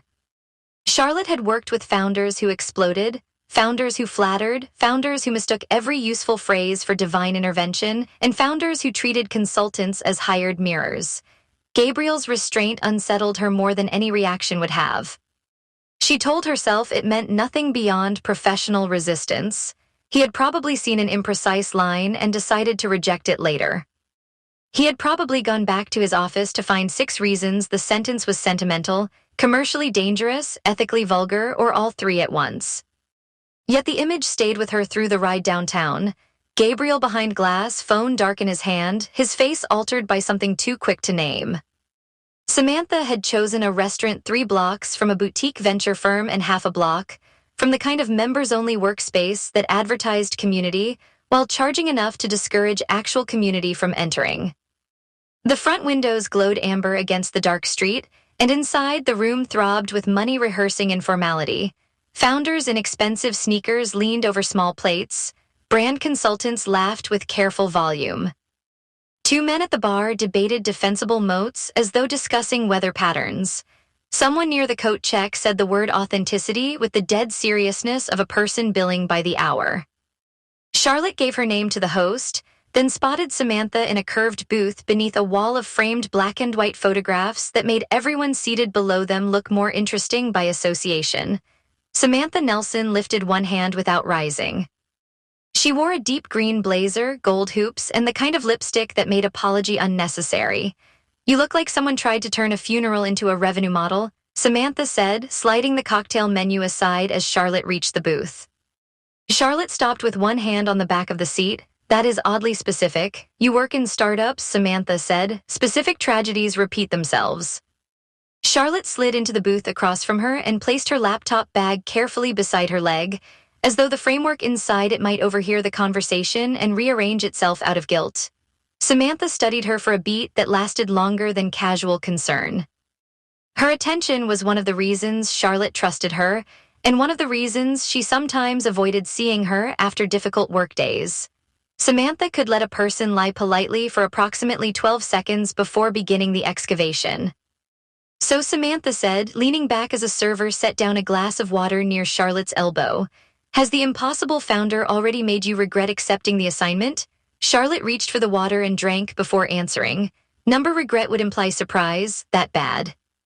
That complicated? Samantha's brows rose. Complicated is what consultants say when bad has excellent cheekbones. Charlotte gave her a look over the rim of the glass. I did not say anything about cheekbones. You said complicated with your whole posture. My posture is under non-disclosure. Your posture has been leaking privileged information since you walked in. The server returned before Charlotte could respond, and Samantha ordered truffle fries, blistered shishitos, and 2 cocktails Charlotte suspected had been chosen because they sounded like brand positioning exercises. When the server left, Charlotte folded her hands on the table and tried to sort Reed Foundry into professional categories. It is a brilliant product with an almost unusable pitch, she began. The company has real technology, a loyal team, and enough emotional conviction to power a small country.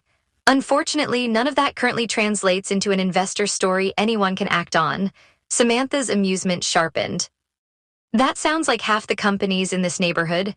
Most of them have the opposite problem. They have pitch clarity and no soul, and Reed Foundry has soul but no sentence. That would be one way to put it. What does Gabriel Simmons think his company does? Charlotte glanced toward the room beyond the booth where the noise rose and dipped in practiced waves. She pictured Gabriel's old deck, its dense slides and grave abstractions, its refusal to make anything easy. He thinks it protects something, she said. Samantha waited. Charlotte moved one fingertip along the condensation ring left by her water glass. He talks about communication failure, emotional continuity, memory architecture, post-loss language. Sometimes he sounds like a founder. Sometimes he sounds like a man arguing with a locked room. That is either moving or insufferable. It is frequently both. There she is, Samantha said, professional diagnosis with an emotional footnote. Charlotte ignored that and continued, because speaking steadily felt safer than leaving room for Samantha's interpretation. The deck is overloaded. Every section circles the same unnamed origin. He wants investors to understand the importance of the product, but he rejects every version of the pitch that might help them understand it. Kyle, his COO, is practically holding the company together with runway calculations and controlled despair. Anthony Gonzalez is interested, but only if the story becomes cleaner and more commercially legible. Samantha made a sound of recognition. Anthony does love a clean story. Preferably one he can tell back to himself as though he invented it. You know him? I know the type, and I know enough people who enjoy saying his name near expensive glassware. Samantha reached for her drink when it arrived, then lifted it in a small salute. To men who believe emotional complexity is a premium feature only after market validation. Charlotte took a careful sip of her own cocktail. It tasted of citrus, smoke, and something herbal trying to justify the price.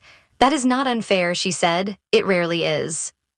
Samantha picked up a fry and pointed it at Charlotte before eating it. And Gabriel? Is he actually impossible, or is everyone around him too lazy to understand the sacred wound at the center of the monetization strategy? Charlotte felt her response arrive too quickly. He is not using trauma as differentiation. Samantha went still with the fry halfway to the basket, then slowly she smiled. Oh, that was fast. Charlotte looked down at the table. I am clarifying, you are defending, I am distinguishing, you are doing both in a blazer. Charlotte exhaled, annoyed less at Samantha than at the accuracy. He is difficult. He challenges almost every sentence I give him. He withholds information and then acts offended when the work does not reflect what he has refused to say. He has turned resistance into an executive function. And yet, Charlotte leaned back as the restaurant noise pressed around them, and yet he is not careless. That is the problem. If he were merely precious about his own mythology, I could cut through it.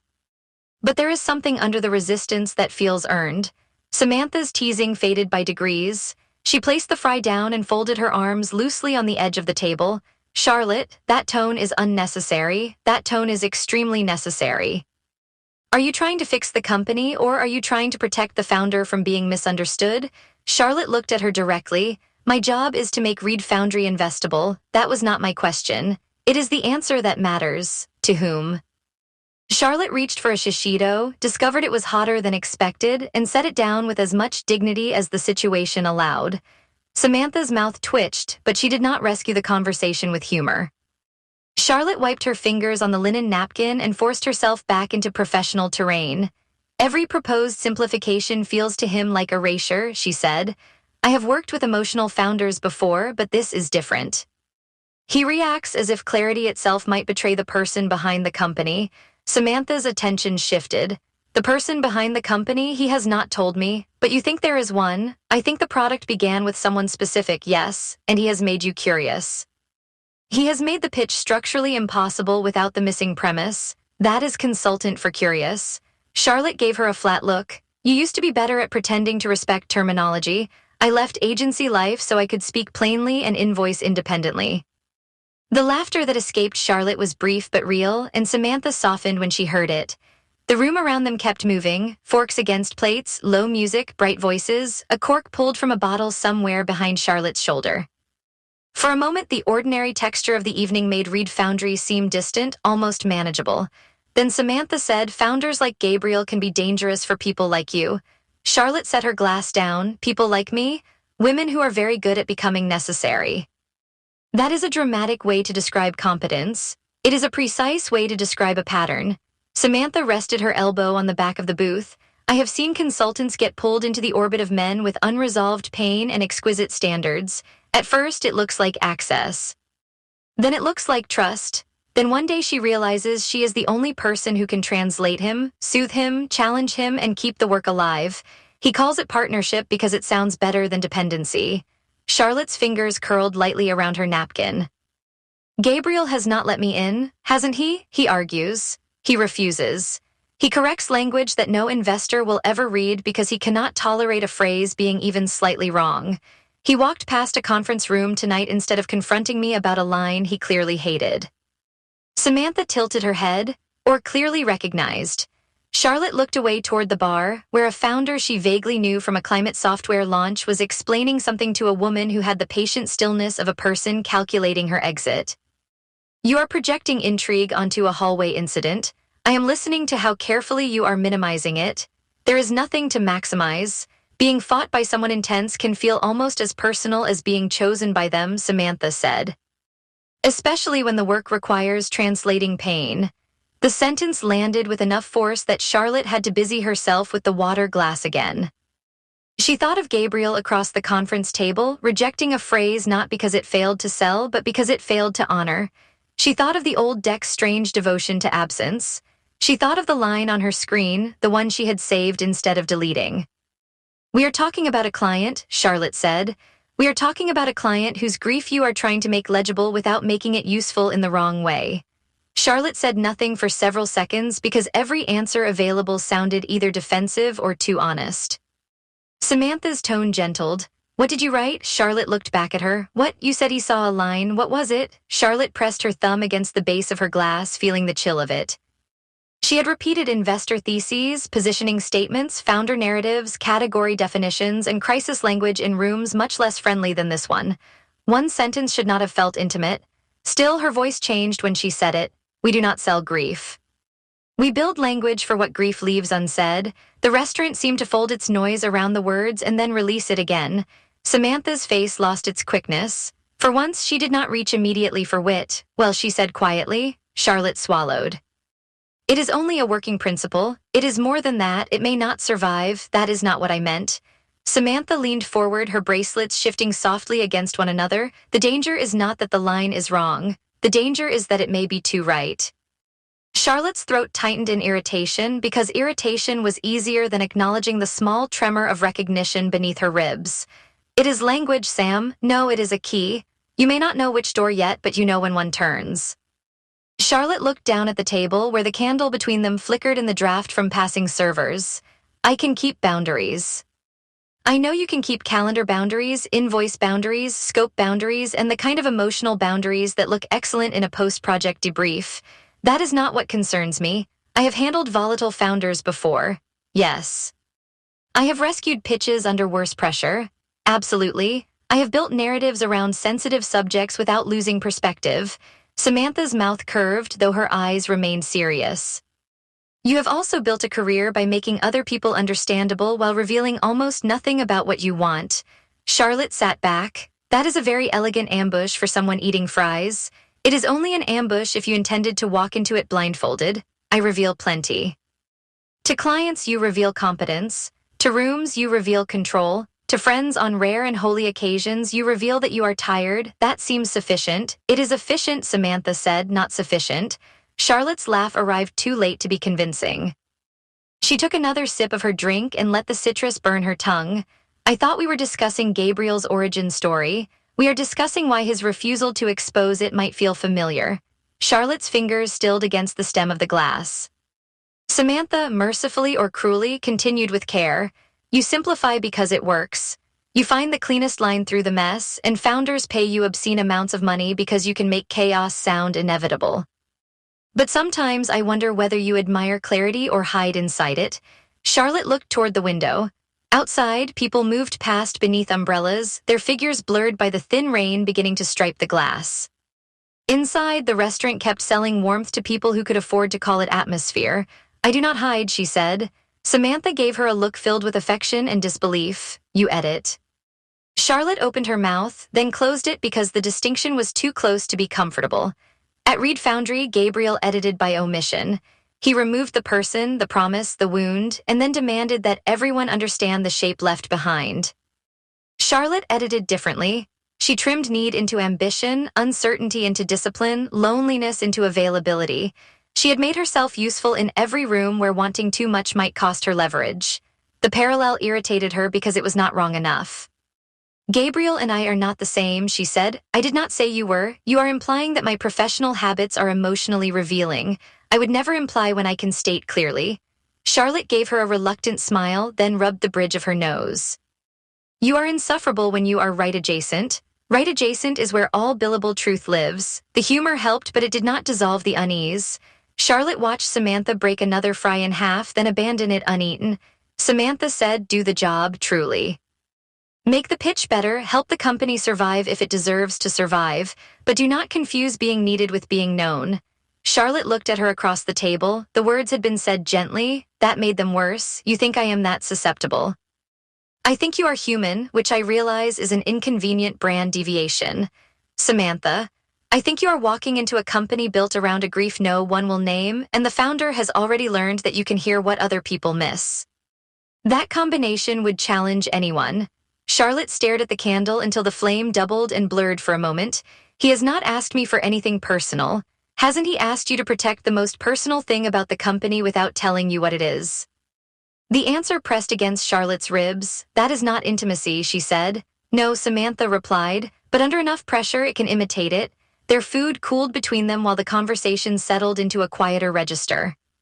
Samantha asked practical questions after that because she was not only a warning system disguised as a friend. She asked about the timeline, Anthony's conditions, Kyle's pressure, and what Charlotte needed to deliver before the next investor meeting. Charlotte answered with increasing steadiness, grateful for logistics. Logistics behaved better than longing. They could be listed, sequenced, solved. By the time the check came, the restaurant had shifted from dinner rush to late evening linger. The founders looked looser, the consultants louder, the investors more pleased with themselves. Samantha paid before Charlotte could object, claiming it as an intervention expense. Outside, the rain had softened into mist. Samantha opened a compact black umbrella that looked too small to be practical and somehow made it look deliberate. Promise me something, she said as they stood near the curb. Charlotte adjusted the strap of her laptop bag. That depends entirely on the something. Do not make yourself the bridge between Gabriel and the world unless he is willing to cross part of the distance himself. Charlotte absorbed that while headlights passed over Samantha's face and moved on. I am not planning to become anyone's bridge. Plans are charming little documents, Samantha said. Pressure revises them. A car pulled up for Samantha, black and gleaming, summoned by an app and indifferent to emotional complexity. Samantha kissed Charlotte's cheek, leaving the faintest trace of perfume and weather. Send me proof of life tomorrow, she said, and eat something that is not investor room coffee. I had fries. You had exposure to fries. Before Charlotte could defend herself, Samantha slipped into the car and closed the door. The vehicle pulled away, merging into traffic beneath the shine of wet streetlights. Charlotte remained on the sidewalk for another minute, letting the mist settle on her hair. She told herself Reed Foundry was exactly what she had described it to be, A client engagement with unusual emotional stakes, a compressed timeline, an investor problem, and a founder whose private history complicated the messaging architecture. Every word was accurate. Every word felt insufficient. At home, her apartment greeted her with the calm impersonality of a life arranged to support demanding work. A narrow entry table held unopened mail in a ceramic tray, her shoes lined up beneath the bench.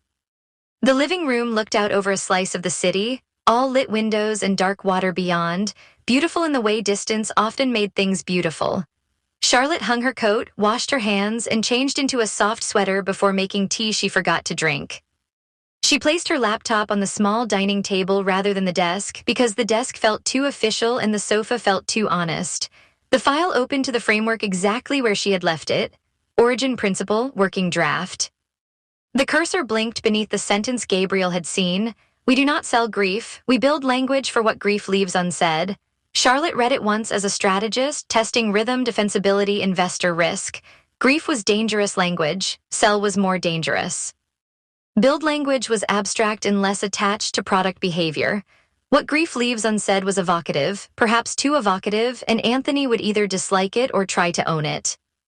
She read it again as someone who had watched a founder stop outside glass and become briefly less unreachable.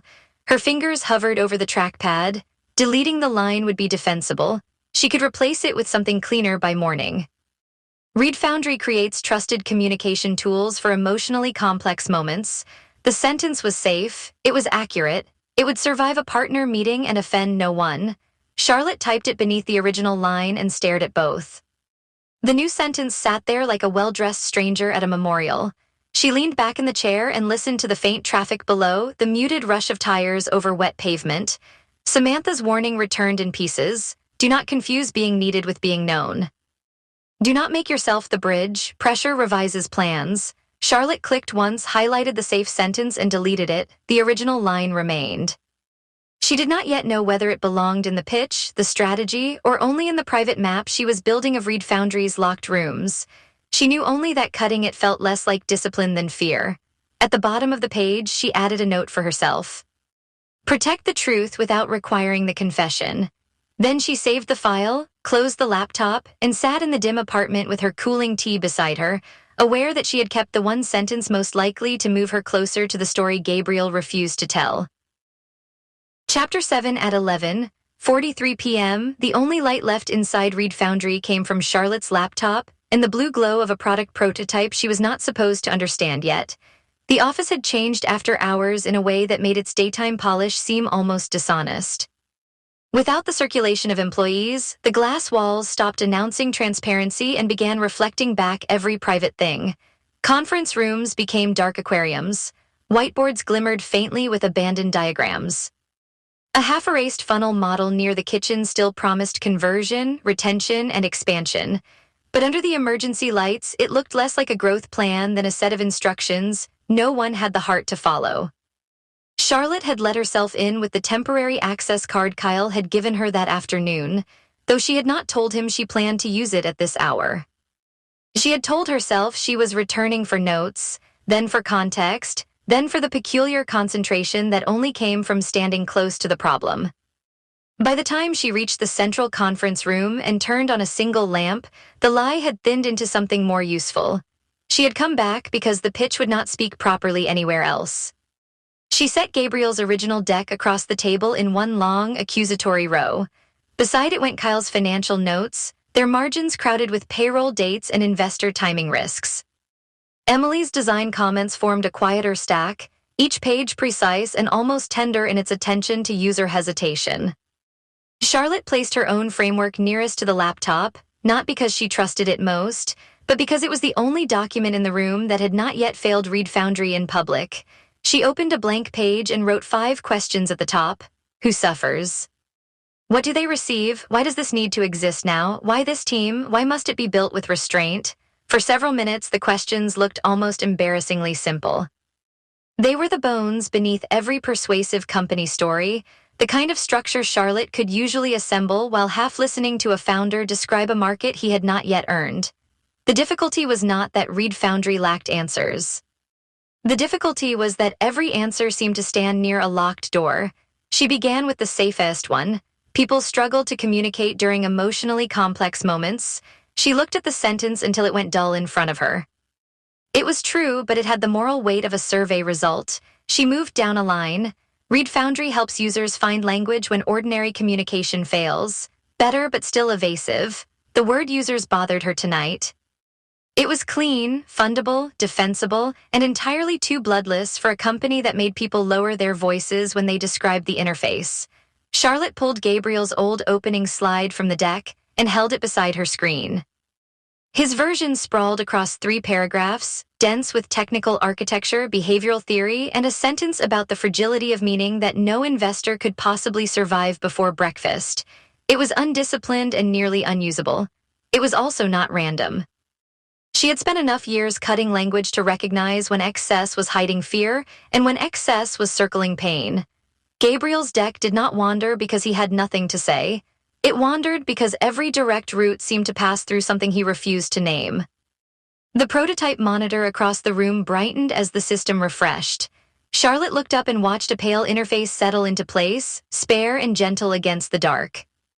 Emily had shown her an earlier version that afternoon, guiding her through screens designed for moments when people could not trust themselves to write. There had been no triumphant language, no artificial uplift, no glittering promise that pain could be organized into progress. The product was quieter than the pitch. It understood restraint better than Gabriel did. Charlotte rose and crossed to the monitor, careful not to touch anything. A sample prompt waited on the screen. Begin with what you can say safely. The line did not sell, it did not posture. It invited without cornering. Charlotte stood before it longer than she meant to, her arms folded against the chill of the late-night office, and felt the old machinery of her profession hesitate. When she returned to the table, she wrote another opening. We built Read Foundry for the moments when language becomes necessary and impossible at the same time. She read it once, then again. It was closer, but it leaned toward elegance too early, which made her distrust it. Investors loved sentences that sounded profound before they were clear. Gabriel distrusted those sentences for better reasons than he could explain. Charlotte selected the line and dragged it into a section labeled possible but dangerous. A sound came from the hallway. It was not loud, only the faint interruption of a door releasing somewhere beyond the product floor. Charlotte stilled, one hand hovering above the keyboard. The office had been so quiet that even the building systems seemed to be breathing discreetly. She turned toward the conference room entrance as footsteps approached without hurry. Gabriel appeared in the doorway in shirt sleeves, his tie gone, his dark hair less obedient than it had been at 6 o'clock. He carried a paper cup from the coffee place downstairs and the expression of a man who had expected solitude and found evidence against it. "Are you auditing my company after midnight now?" he asked. Charlotte glanced at the laptop clock before answering. "Technically, I started before midnight, which makes this a continuation of poor judgment rather than a new offense." His eyes moved past her to the table. The old deck, the financial notes, Emily's comments, the printed framework, and the loose pages of rejected openings formed a paper geography of his resistance. He took one step into the room, then stopped as though crossing the threshold might concede something. "You have access during business hours," he said. "I also have a deadline that does not care about business hours." That sounds like something Kyle would say when he is trying to make panic sound operational. Kyle's panic has numbers attached, which makes it harder to dismiss than yours. Gabriel looked at her for a moment and the corner of his cup bent slightly beneath his thumb. "I did not realize mine had been diagnosed. It presents as 3 paragraphs where 1 sentence should be." The comment should have sharpened him. Instead, his attention caught on the page nearest her laptop. Charlotte knew the instant he saw it because his stillness became more deliberate. The line remained where she had left it, not promoted into the pitch, not cut from the framework. "We do not sell grief. We build language for what grief leaves unsaid." Gabriel did not mention it. That restraint felt louder than accusation. "What do you think you have found?" he asked. Charlotte lowered herself into the chair again, not because she wanted to seem casual, but because standing would turn the room into a confrontation before the work had a chance. "I think the pitch has been built around an absence." His mouth changed, not tightening exactly, but losing its ease with a precision that made her think of a door ceiling. "That is convenient. It is inconvenient, actually. Every time I try to write around it, the structure collapses." "You are making poetry out of incomplete information." You keep giving everyone incomplete information and then punishing them for not understanding the whole. The words landed between them with more force than she intended. Gabriel set his coffee on the edge of the table, aligning it carefully with a seam in the wood. The gesture was controlled enough to be revealing. I hired you to make the company intelligible, he said, not to psychoanalyze the shape of what I refused to give you. You did not hire me at all. Kyle hired me because Anthony can smell confusion from across a conference table. His gaze flicked upward. And you can smell grief from a slide deck? Charlotte let the question remain unanswered long enough for its cruelty to reveal its fear. I can smell evasion from a slide deck. Grief is only one possible reason for it. That distinction must be useful at parties. It is useful in rooms where language determines whether a company survives. Gabriel walked to the far side of the table and looked down at the 5 questions she had written. The overhead lamp threw his shadow across the page, cutting the word restraint nearly in half. Who suffers, he read. Yes. What do they receive? Yes. Why must it be built carefully rather than aggressively? His voice lowered slightly on the last word, not with mockery, but with recognition he did not want to grant. That question is the only reason Reed Foundry is interesting. He looked at her then. Interesting is not the word I would have chosen. I know, you prefer words that require investors to take notes and then feel morally inadequate for needing them. A brief silence passed before he looked away, and Charlotte realized with surprise that he had almost smiled. Not with amusement exactly, and not with approval, but with the reluctant acknowledgement that she had placed the knife accurately without twisting it. You think this is a matter of wording, he said. I think wording is the place where the deeper problem becomes visible. The deeper problem being me, the deeper problem being a promise you refuse to describe. The word altered the room. It was not dramatic. No glass broke, no confession rushed forward, no music swelled beneath the office lights. Gabriel simply stopped moving. His fingers, which had been resting on the back of a chair, withdrew as though the metal had become too cold. Charlotte noticed and did not apologize. I do not need your confession, she said carefully. I need to know what promise the company is keeping. His eyes stayed on the table. That sounds like a distinction designed to get you the same thing by a more polite route. It is a distinction designed to keep me from asking for something I have not earned.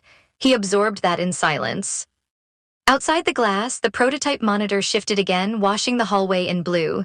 Charlotte could see his reflection layered faintly over the product floor, his posture composed and his face unreadable, a man doubled by transparency.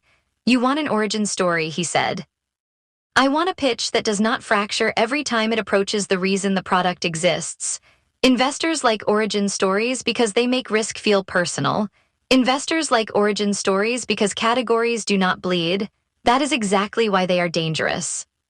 Yes, Charlotte said, that is why we are not going to hand them one like a souvenir. He looked up sharply. Charlotte pulled a blank page from her stack and drew a vertical line down the center. On the left side, she wrote private truth. On the right side, she wrote public promise. Her handwriting looked unusually intimate on the page, less polished than the language she sold for a living. The pitch does not need to expose the private truth directly, she said.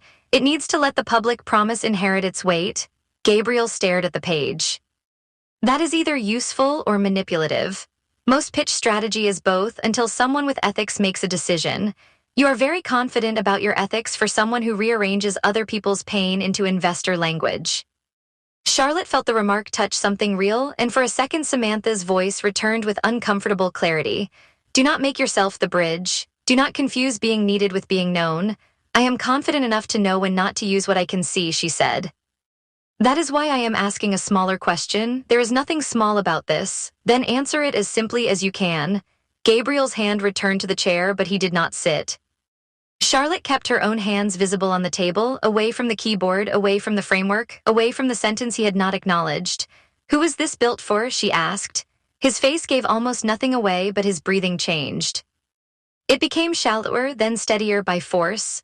For a moment, the entire office seemed to organize itself around his refusal. It was built for users who need language in moments when ordinary communication fails, he said. Charlotte nodded once. That is a category. It is an accurate category. It is not a person. Making one person stand in for a market is manipulative. Hiding the one person makes the market feel theoretical. The answer irritated him because it was not easy to dismiss. He moved around the chair at last, but instead of leaving, he sat across from her. The decision looked almost accidental. Except Gabriel did not seem like a man who did anything by accident after midnight. You are asking me to turn something private into proof of scale, he said. I am asking you to admit that the scale matters because the private thing was real. That distinction again. Yes, it is doing a great deal of work tonight. He looked at the two columns, private truth and public promise. It is a working frame.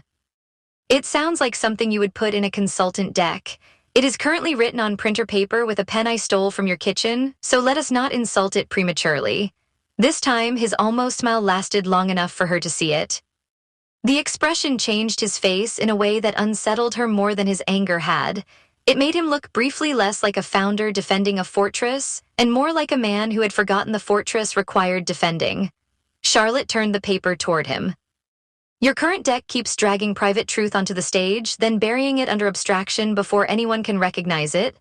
Anthony hears confusion. Kyle hears risk. Emily hears something she wants protected. I hear a promise without an object. Gabriel studied the columns. And your solution is to make the promise legible while leaving the object unnamed. My solution is to stop pretending the object does not exist. He leaned back, his eyes still on the page. That may be the first useful sentence you have said since you arrived. I will try not to become sentimental about the milestone. Please do not. It would damage the room. She laughed before she could stop herself, not loudly, but enough that the sound startled both of them. The office held it for a moment, soft and out of place among pitch decks and runway notes. Gabriel reached for the pen. He did not ask permission, which should have annoyed her. Instead, she watched him cross out public promise and write external promise above it. Charlotte tilted her head. External sounds colder, public sounds performative. External sounds like a compliance document. Public sounds like a campaign. It is a pitch, Gabriel. It is not a campaign. She took the pen back from his side of the table. Their fingers did not touch, but the space between them seemed briefly over-aware of itself. Charlotte wrote shared promise. Gabriel frowned at it. Too communal, human promise, too broad, operational promise. Please never say that in relation to my company again. Charlotte crossed it out, though her mouth betrayed her. Fine, public promise stays until we earn something better. You mean until I agree with you? I mean until the language stops lying. That silenced him more effectively than argument. He looked toward the prototype screen beyond the glass, where the sample prompt had dimmed into an idle state. The blue light caught the side of his face, emphasizing exhaustion he had hidden well during the day. Charlotte saw faint shadows beneath his eyes, the slight redness near the inner corners, the strain of someone who had turned vigilance into a management style. She looked away before observation became intrusion. They began with the opening again. For the next hour, the work moved in uneven advances. Gabriel rejected anything that sounded like emotional packaging. Charlotte rejected anything that required investors to perform literary analysis before understanding the company. He crossed out words like healing, closure, and journey with such immediate distaste that she stopped offering them. She cut architecture, semantic scaffolding, and grief-responsive intelligence before his sentences could suffocate under their own seriousness. At 12:26 a.m., they agreed that Reed Foundry should not claim to solve grief. At 12:41 a.m., they agreed that the product did not replace communication, but made communication possible when direct speech failed. At 12:58 a.m., Gabriel conceded that the opening needed a human scenario before a product explanation, though he insisted the scenario could not feel like bait. Charlotte wrote, "A daughter cannot write the message she needs to send." Gabriel rejected it before she finished the period. Too specific, he said. You asked for human, I did not ask for melodrama. A person hesitates over words that matter. Too vague. A person needs to say something and cannot survive the available language. He looked at the sentence longer. Cannot survive is too much. Cannot trust, she amended. He read it under his breath. A person needs to say something and cannot trust the available language. That is not terrible. No, he said reluctantly. It is only slightly overcomposed.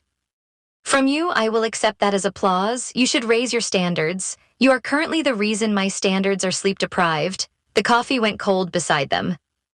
Charlotte forgot to drink from the paper cup Gabriel brought her after disappearing without explanation and returning from the kitchen with the offering placed near her elbow.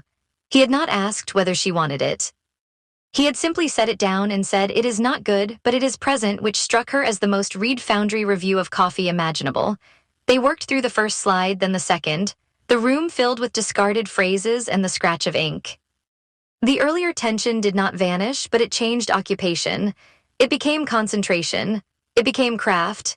It became the strange pressure of two people standing on opposite sides of the same fragile object and trying, for once, not to crush it. Charlotte noticed how Gabriel revised when he stopped defending himself. He did not think in slogans, and he distrusted sentences that arrived too easily. He would test a phrase by making it harsher, then softer, then almost unbearably exact. When he disliked something, he did not merely object to the word. He seemed to feel the false note physically, as if certain language left a residue on his skin. Gabriel noticed things too. She could tell by the way his suspicion kept beginning and failing to complete itself. When she changed loss into emotionally complex moments, he challenged the dilution. When she restored the weight without making it confessional, he watched her hand move across the page with reluctant attention. She was not cutting as much as he had expected. She was separating. At 1:17 a.m., Charlotte read aloud a revised positioning section. Read Foundry creates communication tools for moments when ordinary language fails. The platform does not automate emotion, imitate closure, or turn vulnerability into engagement. It gives people a safer structure for saying what they can say, preserving what they cannot, and returning to meaning without being forced into performance. Gabriel rested his forearms on the table and looked at the paragraph. He had rolled his sleeves higher during the last round of revisions, and a small ink mark crossed the side of his wrist. The detail made him seem unexpectedly human, which annoyed her because she had no professional use for noticing it. Returning to meaning, he said, "You hate it, I distrust it. That is different. Hating is faster." Charlotte placed the page down, then fix it. He took the pen and crossed out returning to meaning. Above it, after a pause, he wrote, approaching what still matters. Charlotte read the full sentence with the change. "That is better, I know. It is also longer. I am making peace with your tragedy. My tragedy is syllable count. Your tragedy is believing clarity and brevity are always related." She looked at him over the laptop screen. "Your tragedy is believing obscurity is proof of depth." He pointed the pen at her, not aggressively, but with awakened interest. "There it is. What? The sentence you have been too polite to say for 3 days. I have not been too polite, no," he said. "You have been strategically civil." Charlotte considered denying it, then decided the hour was too late for ornamental dishonesty. "You make people work too hard to understand something you claim is meant to help them." The words changed the air again, but not as before. Gabriel did not retreat behind anger. He looked down at the marked-up page, and for once his silence seemed less like refusal than reckoning. "That may be true," he said. Charlotte felt the answer more than she expected. It did not open the locked door. It acknowledged that there was one. They worked more carefully after that. The first slide became a human premise rather than a thesis. The second established the market without flattening it into opportunism. The third framed Reed Foundry's restraint not as softness, but as trust. Charlotte built the scaffolding. Gabriel reinforced the places where a careless investor might misunderstand. When she pushed toward accessibility, he anchored the sentence in moral precision. When he drifted toward abstraction, she pulled him back to a person hesitating over a message that mattered. At some point, rain began tapping the glass beyond the product floor. Neither of them commented on it. The city outside blurred into vertical streaks of light, and Reed Foundry seemed suspended above the wet streets like an argument too stubborn to end. Charlotte looked up once and caught Gabriel studying her rather than the page. He did not look away quickly enough to pretend he had not been doing it. His expression held no easy warmth, but something in it had altered. The suspicion was still there because Gabriel did not seem capable of surrendering suspicion in a single night. Beneath it, however, was a quieter attention that felt more dangerous precisely because it was earned through work. She returned to the screen first. This section still does not answer why now, because investors insist the present is more fundable than the necessary. That is not going on a slide. It should. It absolutely should not. He exhaled, and this time the almost smile became something closer to amusement, because emotional technology is entering the market without sufficient ethical discipline, accurate and dead on arrival. Because people are already using inadequate tools for moments those tools were never designed to hold. Charlotte stopped typing. "Say that again." He looked wary, as if praise from her now required inspection. People are already using inadequate tools for moments those tools were never designed to hold. She typed the sentence and adjusted only one word. People are already relying on tools that were never designed to hold moments this emotionally complex. Gabriel read it. The room went quiet around the line. "That works," he said. "It does. It still sounds like you. It sounds understandable, so I can see how you arrived there." He gave her a look that should have been severe but no longer had the necessary energy. "You are becoming comfortable here." Charlotte's hands paused above the keyboard. The comment was too close to Samantha's warning, too close to the thing she had been refusing to name. She kept her voice level because levelness was a skill she had trusted long before Reed Foundry. "I am becoming familiar with the problem. That is not the same thing." "No," she said, "it is not." The answer sat between them with a faint, complicated charge. Gabriel did not press it, and she was grateful enough for that restraint to become irritated by it. By 2:03 a.m., they had 3 slides that neither of them fully hated. This, Charlotte decided, was progress of a rare and durable kind. She gathered the pages into a coherent order while Gabriel stood and carried their empty cups to the trash. The gesture was mundane, almost domestic in the quiet room, and she disliked how vividly she noticed it. When he returned, she was reading the newest positioning line under her breath, testing whether it could survive morning. "Read it aloud," he said. Charlotte looked up. "Why?" "Because sentences lie differently when spoken." She accepted that without comment because it was exactly true. She sat straighter, not performing for him, but giving the line the attention it had earned. Reed Foundry was built for moments when people need language and ordinary tools. Ask them to make their pain simpler than it is. We do not automate grief or turn vulnerability into performance. We create trusted structures that help people say what they can, protect what they cannot, and stay connected to what still matters. The silence afterward did not feel empty. It felt like both of them had recognized the same shape from opposite sides of a closed door. Gabriel remained standing beside the table, one hand resting near the marked-up page. He looked tired enough that control had become effort rather than atmosphere. Charlotte watched his eyes move across the line again, stopping where the sentence refused to simplify pain for the sake of comfort. "It is not right," he said at last. Charlotte let the disappointment arrive and leave without defending herself. "No.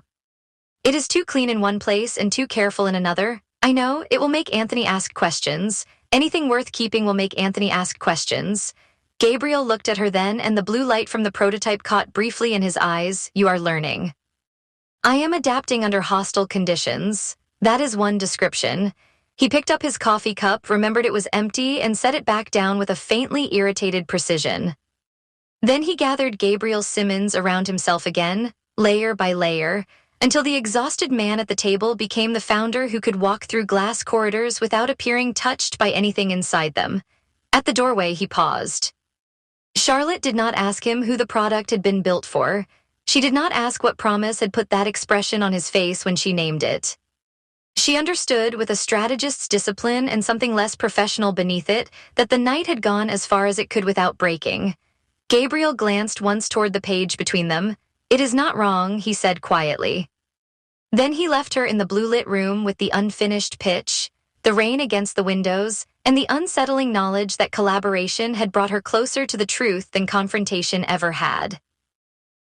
Chapter 8. Gabriel had spent years learning how to speak around the dead without ever sounding like he missed them. The skill had served him well in conference rooms, investor breakfasts, public panels, and all the bright professional places where grief became acceptable only after it had been renamed discipline. He could describe market failures, unmet emotional needs, behavioral patterns, trust gaps, and the inadequacy of existing communication tools with a fluency sharp enough to make analysts take notes. He could stand before men like Anthony Gonzalez and make loss sound like an addressable category without once letting the room smell smoke from the wreckage underneath. Charlotte Jenkins, unfortunately, had given him a phrase that refused to behave: public promise. The 2 words sat on the printed page in front of him, modest and infuriating, while morning moved coldly across his office windows. They were not sentimental, which made them harder to reject.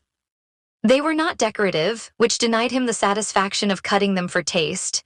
They contained no confession and yet seemed to know where one might have lived, pressed behind the ribs of the company like a letter never sent. Gabriel turned the page face down, then turned it back again with controlled irritation. Outside his office, Reed Foundry was beginning its practiced imitation of normal operations. Product managers passed the glass walls with tablets tucked under their arms. Designers gathered near the kitchen with coffee and tired eyes. Someone laughed too loudly near the prototype bay, then lowered their voice as though remembering where they worked. The office always carried that subtle correction, that instinctive return to care, as if the building itself had trained everyone not to disturb whatever fragile thing Gabriel had built and refused to name. He hated that Charlotte had noticed. He hated more that she had noticed without treating it like a weakness. The revised lines from the night before lay in a clean stack beside his laptop. Charlotte's handwriting marked the margins, decisive in black ink, cutting through his abstractions with a precision that should have felt invasive. Instead, her notes moved carefully around the most dangerous places. She had crossed out phrases that sounded grandiose. She had questioned claims that inflated the product beyond what it could ethically promise. She had circled every place where his language retreated into fog and written, almost mercilessly, "Say what this protects." Gabriel read that note for the fourth time and felt something in his chest shift against its restraints. He opened the deck on his laptop and clicked to the first section. The title slide remained unchanged, austere and spare, but beneath it Charlotte had rebuilt the opening architecture. User need first, emotional context second, product promise third, business case fourth. She had not tried to smuggle his private history into the room by disguising it as authenticity. She had made a structure where the history could lend weight without being dragged into view. That was worse, somehow. A bad strategist would have been easier to fight. A sentimental one could have been dismissed. A brilliant opportunist could have been exposed by noon. Charlotte was none of those things, which left him with the far more difficult problem of a person who might be right without being safe. A knock landed against the glass. Kyle Stewart opened the door before Gabriel answered. Because Kyle had earned that breach of etiquette over years of payroll disasters, investor rescues, and arguments conducted through clenched professionalism. "You have been staring at that deck like it owes you money," Kyle said. "It owes me accuracy." Kyle stepped inside with a folder under one arm and the air of a man who had already decided which battles to postpone. Accuracy would be a refreshing development after last month's interpretive monument to unresolved feeling. Gabriel closed the laptop halfway. "If this is your morning attempt at morale, I recommend outsourcing it. I have outsourced enough lately." Kyle's gaze dropped to the marked-up pages on the desk. "Charlotte sent me the architecture before dawn. It is better." Gabriel disliked how quickly the answer came. "It is clearer." Kyle's mouth tilted with dry restraint. "Around here, clarity counts as a religious event." Gabriel gathered the printed pages into a neater stack, although they were already aligned. "She understands form. That does not mean she understands the cost of using it." Kyle watched him perform the unnecessary adjustment. "Maybe she understands that form is how anything survives outside your head." The comment landed with enough accuracy to require no immediate reply. Gabriel rose from his chair and went to the window, where the city had arranged itself into steel, rainwater, and expensive ambition. Far below, traffic moved along the avenue in patient red lines. He remembered another morning years ago when every sound in the city had seemed obscene because the world had continued functioning with such perfect indifference. Behind him, Kyle softened his voice without removing the pressure from it. "You listened last night." "Emily said the office camera showed you both in the conference room until nearly 2. Emily should stop reviewing camera logs like a suspicious parent. She was checking prototype access, not your romantic lighting conditions." Gabriel turned from the window. "Do not make this vulgar." Kyle lifted both hands in surrender, though his eyes stayed alert. "I am making it operational. If Charlotte can get you to a usable opening, let her. She is not here to get me anywhere. She is here because the company needs language you have refused to build." Gabriel looked toward the product floor, where a junior engineer was pinning a cable beneath a desk with the grave concentration of someone tending a wound. "I built the company." Kyle's reply came quietly enough that it did not bruise the room. "You built the first version of it. That does not mean you can carry every version alone." For a moment, Gabriel considered answering with something cold enough to end the conversation. He had a talent for sentences that closed doors cleanly. Instead, his attention returned to the phrase on the page, to Charlotte's careful line between what must be spoken and what must remain untouched. Public promise. He reached for the folder Kyle had brought. "What are the runway changes?" Kyle studied him for a second, perhaps recognizing the retreat and accepting it as temporary mercy. "Vendor deferrals bought us 3 weeks. Anthony's office confirmed he can meet again next Thursday if we send a revised direction by Monday." That gives Charlotte 4 days to make the opening strong enough that he does not spend the meeting asking whether we are a therapy app with premium branding. Gabriel opened the folder, but the numbers blurred before they became useful. We are not a therapy app. Then help her explain what we are. The office door opened again after Kyle left, and this time Charlotte waited at the threshold until Gabriel looked up. She wore a charcoal coat over a pale blouse, her hair pinned back with the efficiency of someone who had slept less than she intended and concealed it better than he had. In one hand, she carried her laptop. In the other, she held a printed deck whose corners were already softened by revision. Am I interrupting a crisis? She asked, or only the atmosphere before one? Gabriel gestured toward the chair opposite his desk. At Reed Foundry, we prefer to preserve continuity between the two. Charlotte entered without smiling, though the almost smile came close enough to alter the room. She set her materials on the desk with deliberate care, leaving the revised deck between them rather than sliding it toward him. He noticed that choice. She was offering, not cornering. I reworked the first 3 minutes, she said. The structure follows what we discussed. Private truth remains private. Public promise carries the weight. Hearing his borrowed phrase in her voice made something in him recoil and lean closer at once. You sound very confident for someone who left here with a paragraph neither of us liked. I liked its direction. I disliked its cowardice. That paragraph was restrained. It was hiding behind restraint. Charlotte opened the deck and turned the first page toward him. There is a difference. Gabriel read the proposed opening while she watched him with the stillness of a person trained to let words make their own case.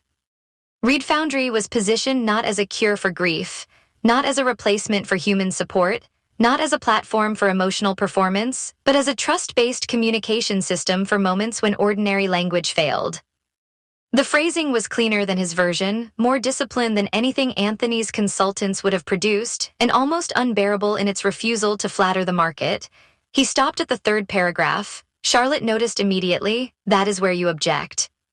That is where the language becomes incomplete. Incomplete can be necessary. Incomplete can be dishonest. She folded her hands around her pen, not defensively, but as if preventing herself from reaching too quickly for the sentence. Then tell me what part is dishonest. Gabriel pushed the page back by 2 inches. I said incomplete. You did, her gaze held his, but you reacted as if incompleteness and dishonesty were the same injury. The room seemed to narrow around the desk. Outside, the office continued its movement, muffled by glass and work. Inside, the words waited between them with impatience he resented. Charlotte lowered her voice. I am not asking for the private truth. I am asking whether this language protects it or betrays it. Gabriel had prepared himself for other questions. What happened? Who was it? Why this product? Why now? Why refuse the obvious market frame? He had expected pressure dressed as empathy, curiosity disguised as strategic necessity, that faint gleam people got when they realized grief could explain a difficult man and make him consumable. Charlotte asked instead about protection. It disarmed him more thoroughly than a demand would have. He stood because sitting had become impossible and crossed to the window. The glass reflected him back in pieces. Shirt cuffs, tired eyes, controlled posture, the founder assembled for use. Beyond the reflection, the city shone with morning rain. Every tower pretending transparency was the same thing as honesty. Reed Foundry began after someone died, he said. The words entered the office and changed its temperature. Charlotte made no sound behind him. She did not murmur his name. She did not offer condolence, which would have forced him either to accept comfort or refuse it with cruelty. Her restraint gave the sentence somewhere to stand without being immediately handled. Gabriel kept his eyes on the city. That is the part everyone circles. Kyle knows enough. Emily knows enough. The team knows less and feels more than I would prefer. Investors know nothing, which is the only reason I have been able to keep them from touching it with their little taxonomy knives. Gabriel, Charlotte said carefully, you do not have to tell me details you have chosen to keep sacred. The word sacred struck too close to another room, another day, another hand gone cold inside his. He pressed his thumb against the seam of his cuff until the fabric bit back. There were things unsaid, he continued. Not dramatic things, perhaps. Not the kind of scene people imagine when they think about regret. There was no cinematic monologue withheld at the threshold of death. There was only the ordinary failure of timing, pride, fear, exhaustion, and the idiotic belief that people remain available until we are ready to become brave. Behind him, Charlotte remained quiet enough that he could feel her listening rather than waiting. Afterward, Gabriel said, every available form of communication felt obscene. Condolence messages sounded manufactured. Memorial pages looked performative. Voice recordings became artifacts. Text threads became museums of cowardice and logistics. People kept saying that language failed them, as if language were a weather system that had moved through and damaged everyone equally. He turned then, because he wanted to see whether she understood the contempt beneath the grief. Charlotte sat very still in the chair across from his desk, her pen abandoned beside the deck. Her face held no consultant's fascination, no softened performance of sympathy.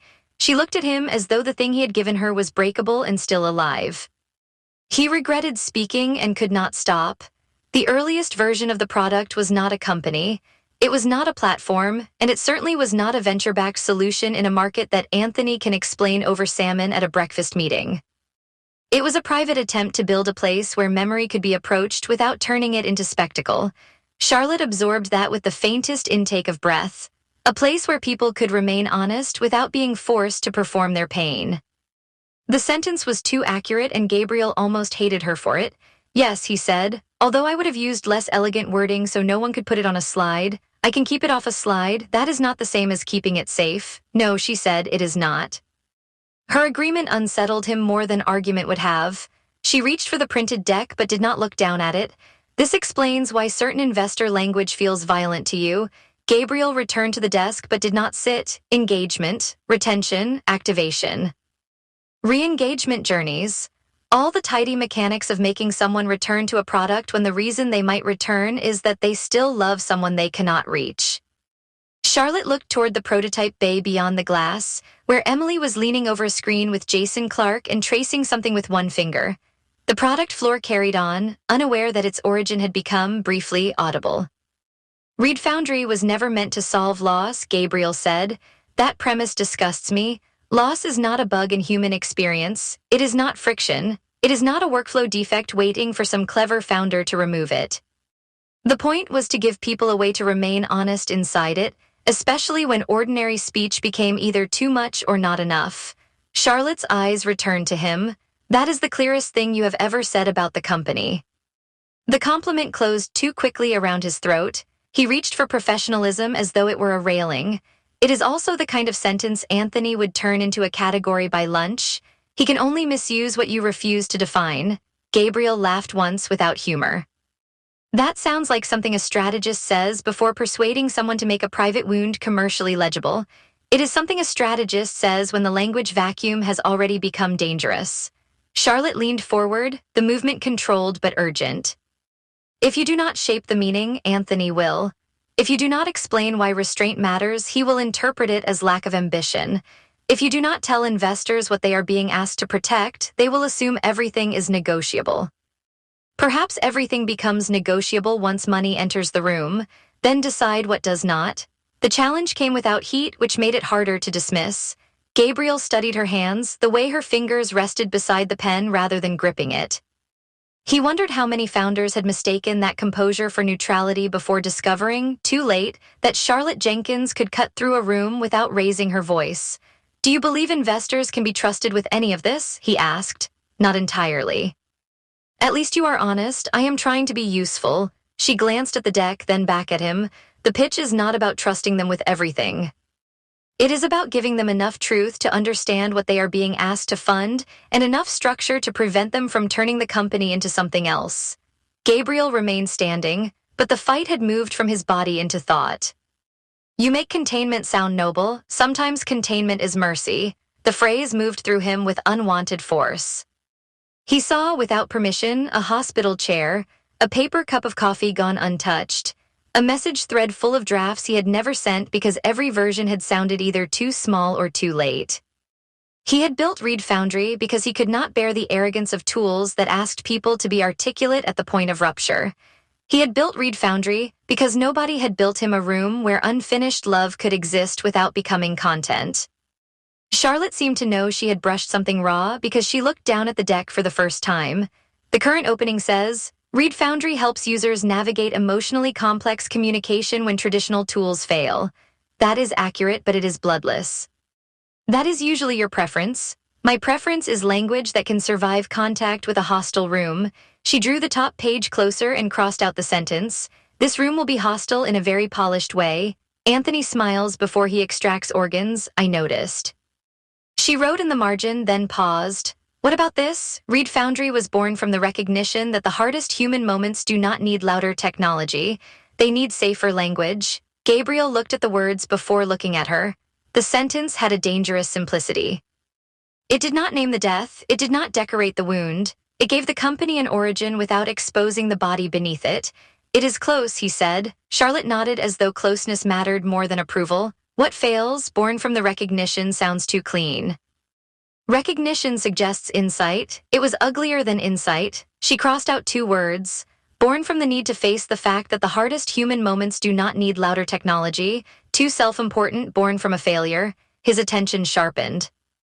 Charlotte saw it and went very still again, though her eyes remained on the page. Reed Foundry was born from a failure of ordinary language. Gabriel felt the sentence open under him. For several seconds, neither of them moved. The office beyond the glass blurred into motion without meaning. The words were not perfect because no words were. They were not safe because safety had always been an illusion people sold when they wanted consent, but they were not false. Charlotte capped her pen with a small, careful click. That might be the door. Gabriel sat at last slowly. Most people use the edge of something to cut. Her gaze lifted. Is that what you think I am doing? I think you're better at finding the edge than I expected. That is my job, yes, he said, but most people enjoy the cut. Something crossed her features then, not injury exactly, but a controlled ache that made him aware she had her own concealed rooms. He had spent so much energy defending his private past that he had barely considered the cost of her professional gift. To translate other people's pain for money, one had to either become numb or learn where to place tenderness without letting anyone see it. I am not trying to cut into the origin, Charlotte said. I am trying to separate what must be said from what must remain sacred. The word returned, but this time it did not strike as hard. It came wrapped in intention. Gabriel looked down at the revised sentence. The person I lost would have hated this product if it became sentimental. Charlotte did not reach for that admission. She let it remain his. She would have hated grandeur, he continued, and the pronoun escaped before he could cage it. She had no patience for men who made monuments to themselves and called it devotion. She would have found half my early drafts unbearable. Charlotte's lips moved with something almost like a smile, though her eyes stayed bright and serious. She sounds discerning. She was ruthless about false feeling. That explains more than you think. Gabriel gave her a warning look, but it lacked force. Charlotte turned back to the page and began writing beneath the revised line. Then the pitch cannot frame Reed Foundry as a memorial, and it cannot frame it as a heroic founder story. It has to frame restraint as loyalty to the user, not loyalty to your past. My past is not available for framing. I know, she wrote another phrase. That is why I am moving the weight into the product ethics. Gabriel watched her work. Her handwriting became faster when she was thinking, letters narrowing as if pulled by momentum. She wrote loss as context, not commodity. She wrote safety without spectacle. She wrote trust through restraint. Each phrase approached the center and then stepped back before trespassing. He had expected exposure to feel like violence. He had not expected restraint to feel more dangerous because restraint required him to believe she could stop herself. I am not giving you the rest, he said. Charlotte continued writing for one more second, then looked up. I am not asking for it. You will need it eventually, perhaps. She placed the pen down, but not today. The relief that moved through him was unwelcome because it made the room feel less adversarial. He was accustomed to guarding doors. He was less accustomed to someone noticing the door, acknowledging the lock, and choosing to remain in the hall. Charlotte slid the revised paragraph toward him. He read it once, then again. Reed Foundry was born from a failure of ordinary language. In the hardest human moments, people are often offered tools that demand performance, speed, or clarity before they are ready. We are building a platform designed around a different premise, that technology can create safer conditions for expression without exploiting pain, replacing human connection, or pretending that loss can be solved. Gabriel rested his fingertips lightly on the page. The paragraph should have been impossible. It should have been either too revealing or too sterile, too poetic or too commercial, too much like confession or too much like branding. Instead, it held the line with an exactness that irritated him because it left no respectable objection ready to hand. Charlotte waited. He could feel how much the approval mattered, and that realization should have made him retreat. Instead, he heard himself ask, "Can Anthony understand this?" "Yes," she said. "He may not like all of it, but he will understand why the company exists. That is not the same as funding it. No, but misunderstanding will not be the reason he walks away." Gabriel considered the paragraph again. The word loss sat there plainly, stripped of ornament. For years, he had designed every pitch to orbit that word without touching it, as if naming it would hand strangers a key. Yet on the page before him, the word did not open everything. "It opened enough, keep it," he said. Charlotte's breath changed, almost imperceptibly, but she gave him the dignity of not celebrating. "I will build the next section from there, do not make it warmer. I was planning to make it sharper, that may be acceptable." A faint warmth entered her eyes, and for one precarious instant the office became too small for the professional arrangement holding them apart. Gabriel noticed the line of fatigue at her temple, the ink smudge near her thumb, the disciplined way she folded away whatever she had felt when he said she. He wondered what it cost her to be careful with him. Then Kyle's voice carried faintly from the corridor, asking someone where the updated investor list had gone, and the world resumed its ordinary demands. Charlotte gathered the pages into a working stack. "I will circulate this only to you and Kyle for now." Emily should see the product ethics language. Charlotte nodded. Emily should definitely see it. Gabriel stood when she did, though he had no reason to. The gesture placed them on opposite sides of the desk, close enough that the revised paragraph lay between them like a treaty neither side fully trusted. At the door, Charlotte paused with the deck against her chest. "For what it is worth, Gabriel, I think this protects more than it reveals." He looked at the page because looking at her would have made the answer less controlled. "That remains to be proven." "Yes," she said, "that is what drafts are for." After she left, Gabriel remained in the office until the hallway had carried her away. He looked through the glass toward the product floor, where his team moved among screens, cables, notebooks, and all the fragile machinery of belief. For the first time in years, the origin of Reed Foundry had entered a company document without turning obscene beneath his hands. On his desk, the approved paragraph waited in Charlotte's handwriting and his unwilling consent. It began, plainly and dangerously, with loss. Chapter 9, "I need you to understand that payroll does not care how sacred the mission is," Kyle said. Gabriel had been reaching for the investor timeline on his desk when Kyle placed a printed spreadsheet over it, covering Anthony Gonzalez's name with a row of red highlighted numbers. The movement was not dramatic, but it carried the exhaustion of someone who had already tried diplomacy, patience, humor, and silence, and had finally arrived at arithmetic. The morning light made Gabriel's office look more transparent than private. Beyond the glass walls, the product floor hummed with a careful restraint that had become common whenever senior leadership met behind a closed door. Engineers angled their chairs away without quite turning their backs. A junior product manager walked past carrying a stack of tablets and slowed when Kyle's voice cut cleanly through the room. Gabriel looked at the spreadsheet, then at Kyle. "We have discussed runway already." "We have discussed it in the same way people discuss smoke while refusing to say the building is burning," Kyle replied, bracing both hands on the edge of Gabriel's desk. "I am done using comfortable words because you dislike the sound of urgent ones." Gabriel leaned back in his chair, his expression controlled enough to seem carved rather than composed. "If this is about the revised deck, Charlotte and I made progress yesterday." Kyle gave a short, humorless breath, though he did not smile. "Progress is not the same as a fundable plan. Progress does not pay Emily's design team.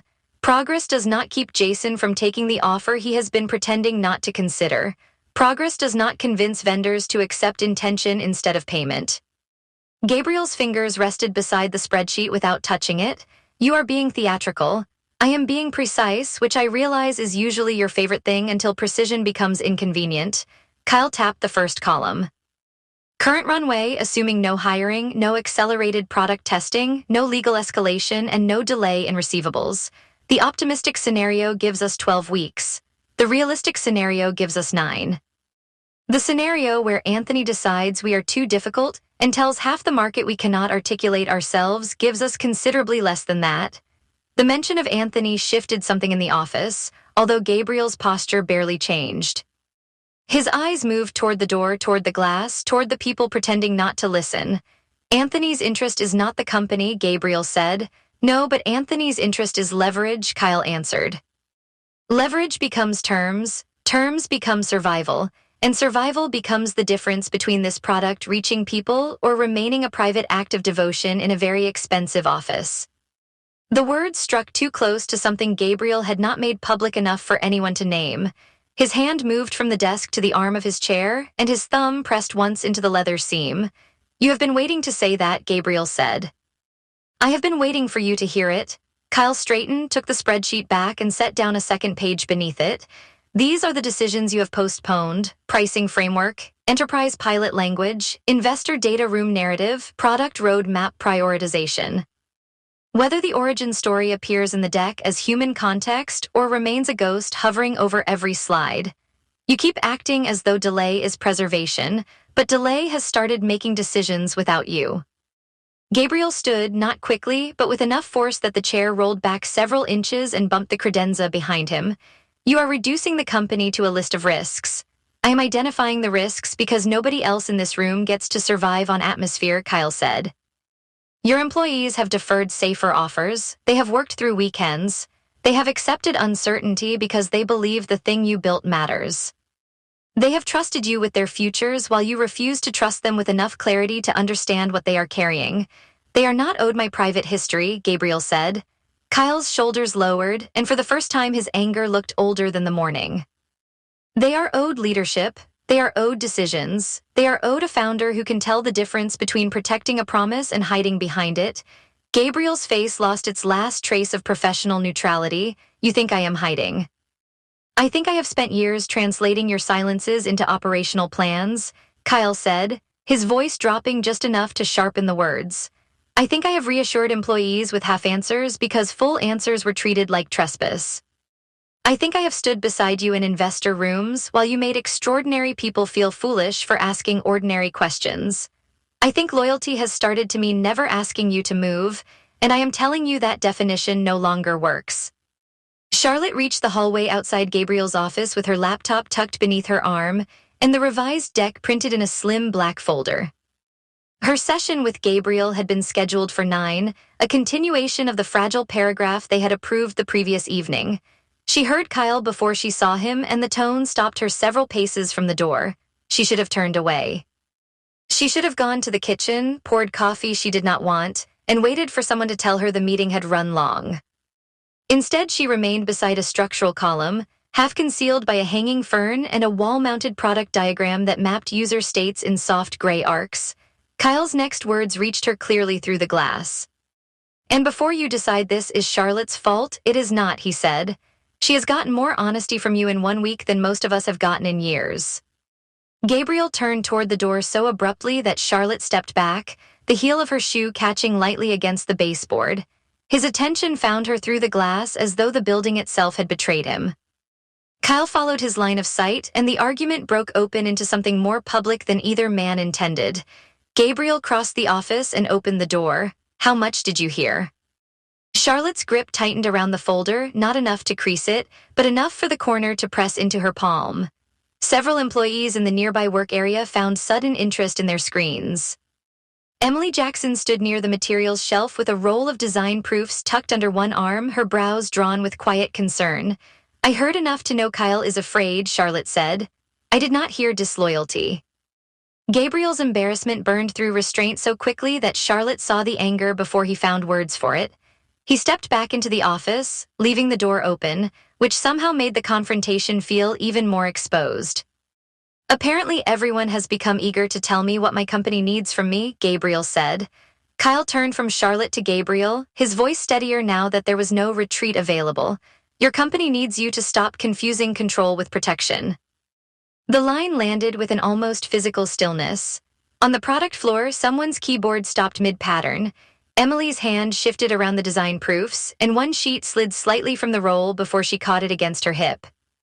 Charlotte watched Gabriel absorb the sentence, and she understood that Kyle had said aloud what others had only designed around, scheduled around, and softened into manageable language.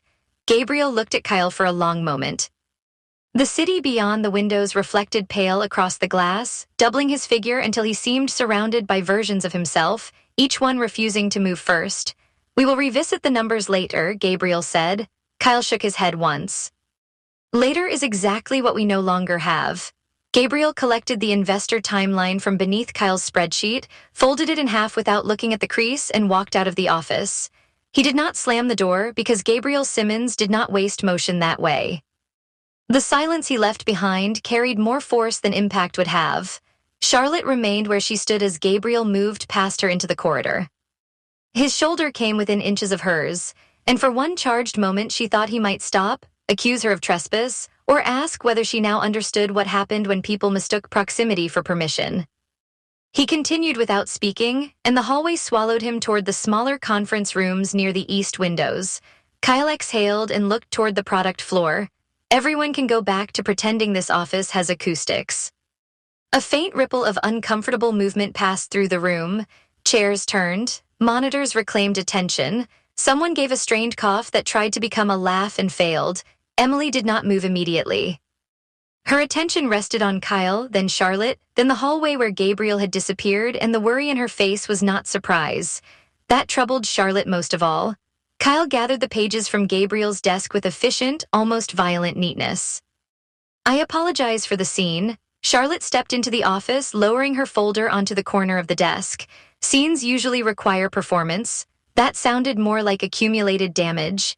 Kyle glanced at her, and some of his usual dry wit flickered without fully lighting. "That is a generous review. How long has it been this bad?" He placed the spreadsheets side by side as though physical alignment might restore order to the company. Financially or emotionally, both seem relevant now. Kyle rubbed the bridge of his nose with 2 fingers, then dropped his hand as though even fatigue needed permission he did not have time to request. "Financially, we are operating inside a narrowing corridor. We can make payroll, but not indefinitely. We have vendor payments that are not catastrophic unless 2 more things slip, and in startups 2 more things always slip. We have investor interest, but it is concentrated around Anthony because he can bring other people with him. If he walks away loudly, hesitation becomes contagious." Charlotte listened without interrupting, each point arranging itself beside the revised pitch sections in her mind. Origin, product, market, trust, survival. Until that morning, she had treated survival as the implied consequence of a successful deck. Now it stood in front of her with names, salaries, deferred decisions, and people who lowered their voices whenever Gabriel's door closed. And emotionally, she asked. Kyle looked through the glass toward Emily, who had returned to a workstation where 2 designers waited with careful patience. Emotionally, people believe in him more than is convenient. That is the problem with founders who build from something real. They make cynicism feel small. Employees stay because they can sense the work matters, even when he refuses to give them the whole map. They fill in his silences with faith, and faith is noble right up until it becomes a payroll strategy. Charlotte's attention moved to a cluster of engineers reviewing a prototype sequence. One of them leaned over another's shoulder, whispering something that softened the second employee's expression. This was not merely Gabriel's grief arranged into code and interface. It was rent, ambition, craft, loyalty, professional risk, and the strange intimacy of people who had chosen to believe in a difficult mission before it was easy to explain. "Kyle," Charlotte said, "do you think he can make the necessary compromise?" "I think he can make almost any difficult choice if he believes it protects the promise behind the company." Kyle's mouth tightened slightly around the word promise, as though he had borrowed it from Gabriel's private vocabulary and disliked how much he needed it. "I am less certain he can recognize the moment when refusing change becomes the thing that endangers the promise." Charlotte nodded slowly. "He trusts the origin more than the future." Kyle studied her. "That is the cleanest way anyone has said it. It is not a clean problem." "No," Kyle said, "it is an expensive one." He moved around the desk and lowered himself into one of the guest chairs, although the office belonged to Gabriel. The gesture made him look less like an executive and more like a man who had carried someone else's weight for too long. "I believe in Reed Foundry," Kyle said. "I need you to understand that before you decide I am the resident capitalist villain waving spreadsheets at the grieving founder. I believe in the product. I believe in Emily's work. I believe there are users who need exactly the kind of care this company keeps trying to protect. That is why I refuse to romanticize failure." Charlotte sat across from him because remaining standing had begun to feel like judgment. "I do not think you are romanticizing anything." "Good," Kyle said, because Gabriel sometimes hears every operational demand as a threat against meaning. He hears runway and thinks erasure. He hears investor clarity and thinks exploitation. He hears market and thinks betrayal.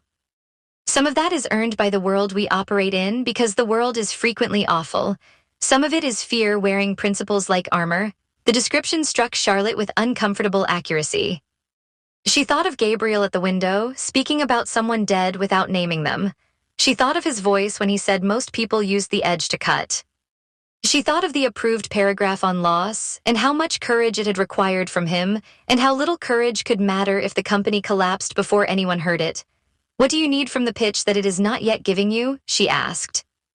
Kyle looked relieved by the practicality of the question. A reason investors can repeat without damaging it. A business case that does not apologize for moral restraint. A market argument specific enough to survive Anthony's impatience. A founder narrative that explains Gabriel's intensity without asking the room to become his therapist. Most of all, a sense that this company can make decisions after the check clears. Charlotte opened the black folder and looked at the revised deck. The paragraph from the previous day sat in the origin section, plain and risky, followed by language that suddenly looked incomplete in a different way. It protected Gabriel's loss, but it did not yet protect the people who had gathered around it. "Kyle," she said, "Gabriel may trust me enough to let me near the story, but not enough to let the company change because of it." Kyle's eyes sharpened with recognition. "That is exactly what worries me. Trust is not useful unless it becomes action." He leaned back, the first real silence between them less tense than the argument had been. "You should say that to him. I suspect he will hate it. He usually hates the accurate sentences first." Charlotte almost smiled, but the office carried too much exposed strain for humor to settle comfortably. She gathered the folder again and stood. "Do you know where he went?" Kyle tipped his head toward the east corridor. "Conference room C, unless he has found a new room where he can punish furniture with silence." Charlotte moved toward the doorway, then paused. "For what it is worth, Kyle, the pitch is not going to be the clean version Anthony wants." "I am not asking for clean," Kyle said. "I am asking for alive." The sentence followed her through the product floor. As Charlotte crossed the room, she felt the subtle attention of people who knew better than to ask what would happen next. Emily intercepted her near the materials shelf, still holding the design proofs against her side. "Is Kyle all right?" Emily asked. "He is tired," Charlotte said. "He is also right about more than Gabriel wants him to be." Emily absorbed that with a small nod. "That combination tends to go badly around here." Charlotte glanced at the proofs. "Are those for the product ethics review?" "Yes." Gabriel asked to see the pause flow revisions, but today may not be the ideal day to discuss user overwhelm. Emily's attempt at lightness revealed its own worry. "Charlotte, he listens more than it looks like he listens." "I know," Charlotte said. "That may be why it matters what gets said next." Emily's fingers adjusted the edge of the roll. "Then please say something that does not let him disappear completely inside being right." Charlotte carried that plea with her down the corridor. Conference room C was smaller than Gabriel's office, meant for private calls and late-stage negotiation sessions. Its windows faced another tower close enough for reflected light to move in broken strips across the table. Gabriel stood at the far end, one hand resting on the back of a chair while the revised deck sat open before him. He was looking at the pages without reading them, his attention fixed somewhere below the words. Charlotte entered without knocking because a knock would have given him permission to refuse her. Gabriel did not turn. "Has Kyle appointed you envoy?" "No," Charlotte said, closing the door behind her. "Kyle is too annoyed to delegate gracefully." That earned no smile, but a faint shift in his shoulder told her he had heard the shape of humor and chosen not to accept it. "I am not discussing this with you," he said. "You are already discussing it with me. You are simply trying to do it through silence." Gabriel turned then, and the look he gave her held anger, humiliation, and something more precarious that made the first two easier to wear. "You were outside my office. I arrived for our scheduled session. You stayed. I stayed long enough to understand that Kyle is afraid for the company. Kyle thinks I am selfish." Charlotte set the folder on the table between them. "Kyle thinks you are scared, and fear is starting to make decisions for everyone." The words moved through the room with less volume than Kyle's accusation and more precision. Gabriel's hand left the chair back. He walked to the windows, then stopped before reaching them, as though even retreat had become too predictable. "And you agree with him," Gabriel said. Charlotte did not answer quickly. She opened the deck to the revised origin section, placed the page flat, and smoothed one corner with the side of her hand. "I think you built something humane. I think you are trying to protect it from people who would make it cheaper, louder, easier, and less honest." I also think you are asking your team to survive on faith while refusing to give investors language they can act on. Gabriel's eyes moved to the page. That is what this is supposed to be. It is part of what this is supposed to be. Part, he repeated. Yes, Charlotte said. The paragraph about loss protects the origin from becoming spectacle. It does not yet prove that Reed Foundry can operate as a company without requiring everyone around you to interpret your boundaries as strategy. A muscle near his temples shifted, but his face otherwise remained controlled. He took the page and read the first lines as if searching for betrayal that had not been there yesterday. Perhaps everyone would prefer the clean version after all, he said. Anthony would be relieved. Kyle would have numbers to attach to something legible. You would have a beautiful case study about making the impossible founder manageable. Charlotte's breath stayed even, though the last phrase struck exactly where he intended. The clean version would fund the company by betraying it. Gabriel looked up. She continued before the silence could harden. The current version may preserve the truth by burying it alive. He lowered the page. That is a convenient formulation. It is an inconvenient one, actually. Convenient would be telling you that integrity and survival will naturally align because the story is powerful enough. They will not. We have to build the alignment, sentence by sentence, decision by decision. With Kyle's numbers on the table and Emily's ethics in the product section, and your origin handled with enough honesty that it stops haunting every slide. You are speaking as though the origin belongs to the company. No, Charlotte said, I am speaking as though the consequences do. Gabriel absorbed that differently. His eyes narrowed, not in dismissal but in pain managed too quickly to become visible. Outside the room, an employee passed with a headset on, laughing softly at something in another conversation. The sound felt almost indecent in the pressure of the room. The origin is not a tool, Gabriel said. I know it is not a morale device. I know that too. It is not something I owe people because they chose to work here. No, Charlotte said, gentler now without yielding ground, but leadership is not the same as confession. Kyle said that, and he was right. Gabriel turned away, placing one hand against the table as though he needed the surface more than he wanted her to notice. Kyle has been right before. That may be why he is still here. The faintest break passed across Gabriel's composure, not softness exactly, but recognition. For a moment, Charlotte could see the years between the two men, the arguments survived, the near failures converted into late-night planning, the loyalty that had become frayed because it had never been casual. He thinks I am risking them, Gabriel said. He thinks you are trying not to risk the wrong thing, Charlotte replied. That does not mean the risk disappears. It moves to people who did not choose your silence as carefully as you did. Gabriel closed his eyes for a moment, and when he opened them, his attention had shifted beyond her, through the glass wall, toward the product floor. From this angle, the team looked smaller than it had from his office. Individual figures leaned over screens, compared notes, carried coffee, argued over details, and built the company forward in ordinary motions that made the stakes more painful than any grand declaration could have done. Emily had returned to her table with the design proofs unrolled. Kyle stood near the operations board, speaking quietly with a finance associate. Jason Clark crossed from engineering with a tablet under one arm, pausing to help a designer adjust a display cable before continuing. None of them looked like symbols. That was the problem. They looked like people. Charlotte moved beside Gabriel but kept enough distance to preserve the boundary he seemed to need. Reed Foundry's story cannot belong only to your past anymore. His mouth shaped a reply, then abandoned it. It also belongs to the people risking their future on it, she said. Gabriel looked at her then, and the anger had not vanished, but it had lost the convenience of being simple. You make it sound easy. I am making it sound necessary. That is worse. Yes, Charlotte said, it usually is. The room settled around them. Nothing had been resolved. The deck remained incomplete. Kyle's numbers remained unforgiving. Anthony's expectations remained dangerous. Gabriel's grief remained guarded behind the few careful sentences he had allowed into the light. Charlotte understood, with sudden clarity, that the pitch could not merely be an elegant translation of pain.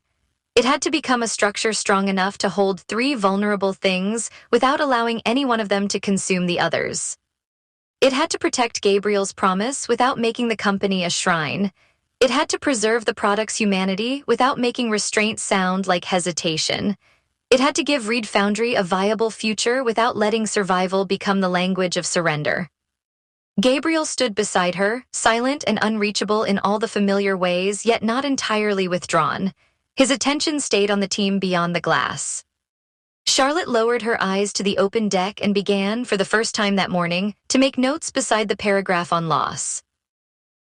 Chapter 10. Emily Jackson appeared beside Charlotte's chair with a tablet held against her chest and a pencil tucked behind one ear, as though she had walked out of a sketch instead of a product lab. Charlotte looked up from the paragraph on loss, her pen still hovering above a margin crowded with arrows, questions, and the kind of careful language that had begun to feel less like strategy than triage. Through the glass, Kyle had returned to a conversation with two engineers near the product floor, his posture still carrying the residue of conflict. Gabriel remained near the conference room window, facing outward, his hands resting in his pockets with an effortful stillness that made Charlotte think of a man holding a door shut from the inside. Emily did not look at him first. She looked at Charlotte. "You should come to the lab before you write another word," she said, and the softness of her voice made the instruction harder to dismiss. Charlotte lowered her pen. "Is this a rescue mission or a correction? A little of both, probably." Emily shifted the tablet against her ribs. "You understand the pressure now. That does not mean you understand the product." Gabriel turned at that, not sharply, but with the immediate attention of someone who recognized when a boundary had been touched. Emily met his glance without apology. There was nothing confrontational in her expression. That made her steadier, not less firm. Charlotte closed the deck slowly. "I thought I was scheduled to walk through the interface with you this afternoon." "You were scheduled for a tour," Emily said. "I think you need something less polite." Kyle glanced over from beyond the glass as Charlotte stood, and for one strange second the whole office seemed aware of her movement. Not because she mattered more than the work, but because the work had made a habit of turning every conversation into a test of what could survive being spoken aloud. Gabriel's gaze moved from Emily to Charlotte. "You do not have to reorganize the day because Kyle and I had an argument." "I am not reorganizing the day because of Kyle," Emily said. "I am reorganizing it because Charlotte is about to make the pitch responsible for explaining values she has only seen under stress." Charlotte picked up her notebook. "That sounds uncomfortably accurate." "It was meant to," Emily replied. Gabriel did not stop them, though something in his face suggested he considered doing so and then chose, with visible difficulty, not to mistake restraint for surrender. Charlotte followed Emily out of the conference room, past the long work tables and muted monitors, past a designer pinning annotated screens along a wall, past Jason Clark standing at the edge of a sprint board with a mug forgotten in his hand. The product lab sat behind a frosted partition at the back of the floor, away from the investor conference rooms and their polished acoustics. Inside, the lighting was gentler, not dim exactly, but calibrated to avoid glare. Interface flows covered one wall in clean columns. Color studies, interaction notes, and user research excerpts were layered with the disciplined disorder of people who had argued deeply over small things, because small things were where damage could hide. Emily set the tablet on the central table and woke the prototype. Most people expect emotional technology to perform comfort immediately. Warm gradients, hopeful verbs, little animations that imply healing has a pace. We tried some of that early on, and Gabriel hated almost all of it. "I have discovered that Gabriel has a gift for hating things with precision," Charlotte said. Emily's mouth curved, but she did not look away from the screen. He was right more often than was convenient. The first screen opened with a simple prompt: "Begin where you are able." Charlotte leaned closer. The typography was spare, the background pale without becoming sterile, and the button below the prompt did not say "Start," "Continue," or "Begin your journey." It said, "I can do this now." "That is unusually quiet," Charlotte said. "It tested better after we stopped trying to be encouraging." Emily tapped the edge of the screen. "People who come here are not usually looking for enthusiasm. They are looking for somewhere that will not demand a performance before it offers help." Charlotte studied the sentence again. "Did investors understand that?"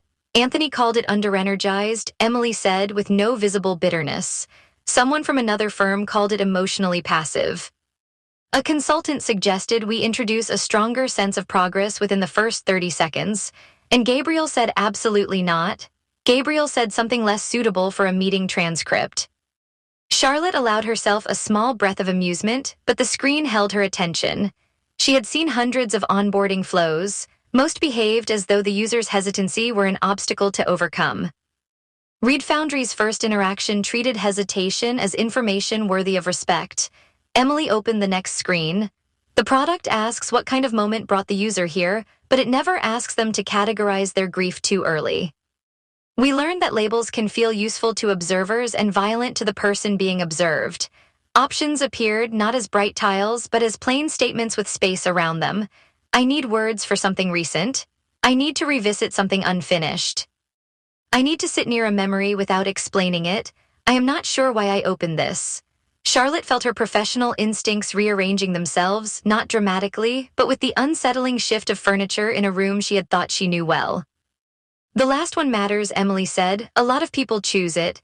It admits uncertainty without punishing it, Charlotte said. Yes. Emily glanced at her. That is one of the principles. The product should not punish people for being unclear. Charlotte wrote that down, then paused because the sentence had struck too close to the work waiting outside the lab. Gabriel punished unclear language because unclear language had failed him somewhere Charlotte still did not fully know. Yet the product he had built was almost tender toward uncertainty, as though he had been harsher with everyone else so users would not have to be harmed by the same demand. Emily continued into a feature labeled Held Messages. This is one of the sections the old deck described terribly. I remember the slide, Charlotte said. It called the feature a memory preservation system with adaptive emotional context. Emily made a small pained sound. That slide has caused me personal suffering. It also caused investors to look like they were trying to solve a riddle at altitude. The feature is simpler than that, but not easy. Emily moved through a sequence of screens. Users can save something they wish they had said, something they did say but cannot stop returning to, or something they are not ready to send anywhere. Send to whom? Charlotte asked. To no one sometimes. Emily rested her hand on the table beside the tablet. That is the point. We are not pretending the dead can answer. We are not creating simulations. We are not turning memory into a chatbot wearing somebody's voice.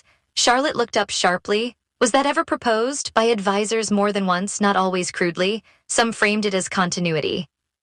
Some framed it as personalization.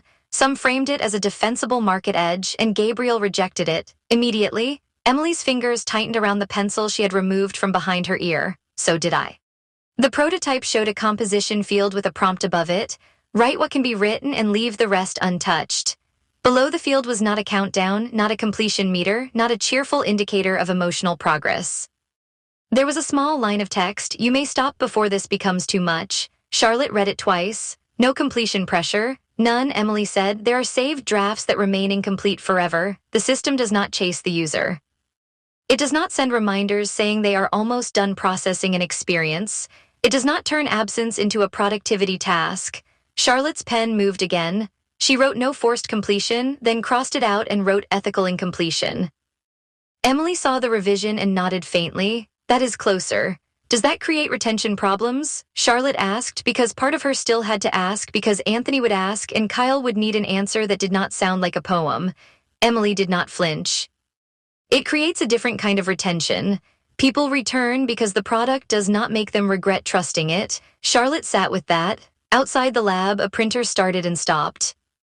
Somewhere in the office, someone laughed too quietly, then lowered their voice as if joy needed permission in this place. The city beyond the windows remained bright and indifferent, all reflected glass and moving traffic, but inside the lab the air felt deliberately protected. Emily opened a design board on the wall display. These are features we killed. Charlotte stepped closer. The rejected concepts were arranged in rows with notes beside them: daily remembrance streak, emotional milestone badges, shareable memory capsule, community tribute feed. AI-generated closure prompts, legacy voice reconstruction. Each phrase had been crossed through with a red line so clean it seemed almost ceremonial. Charlotte folded her arms, not defensively, but because she needed somewhere to put the force of her reaction. This looks like a graveyard for every investor-friendly version of the product. That is one way to describe it. What is your way? Emily looked at the board. A record of choices we made before money could make them harder. The sentence entered Charlotte with the clean impact of something usable and dangerous.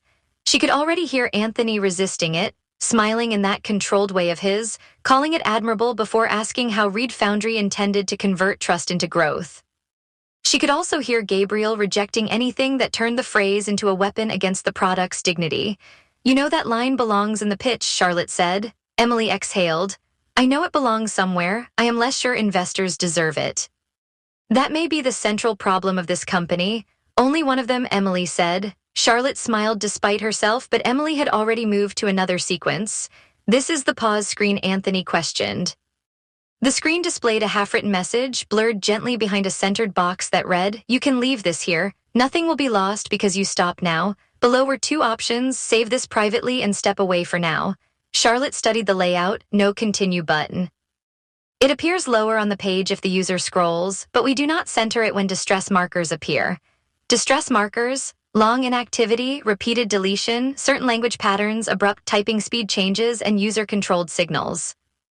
Emily tapped through the annotations. The system notices when engagement may no longer be care, then it stops optimizing for continuation.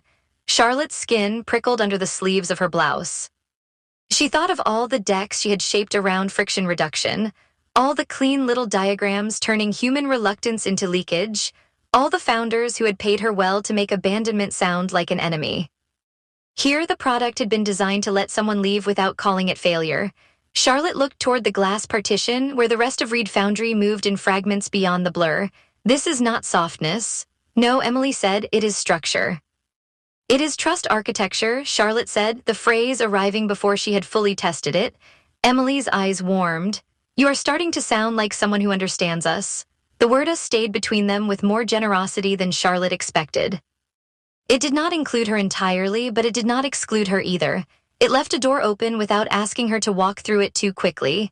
Charlotte wrote the phrase down, trust architecture.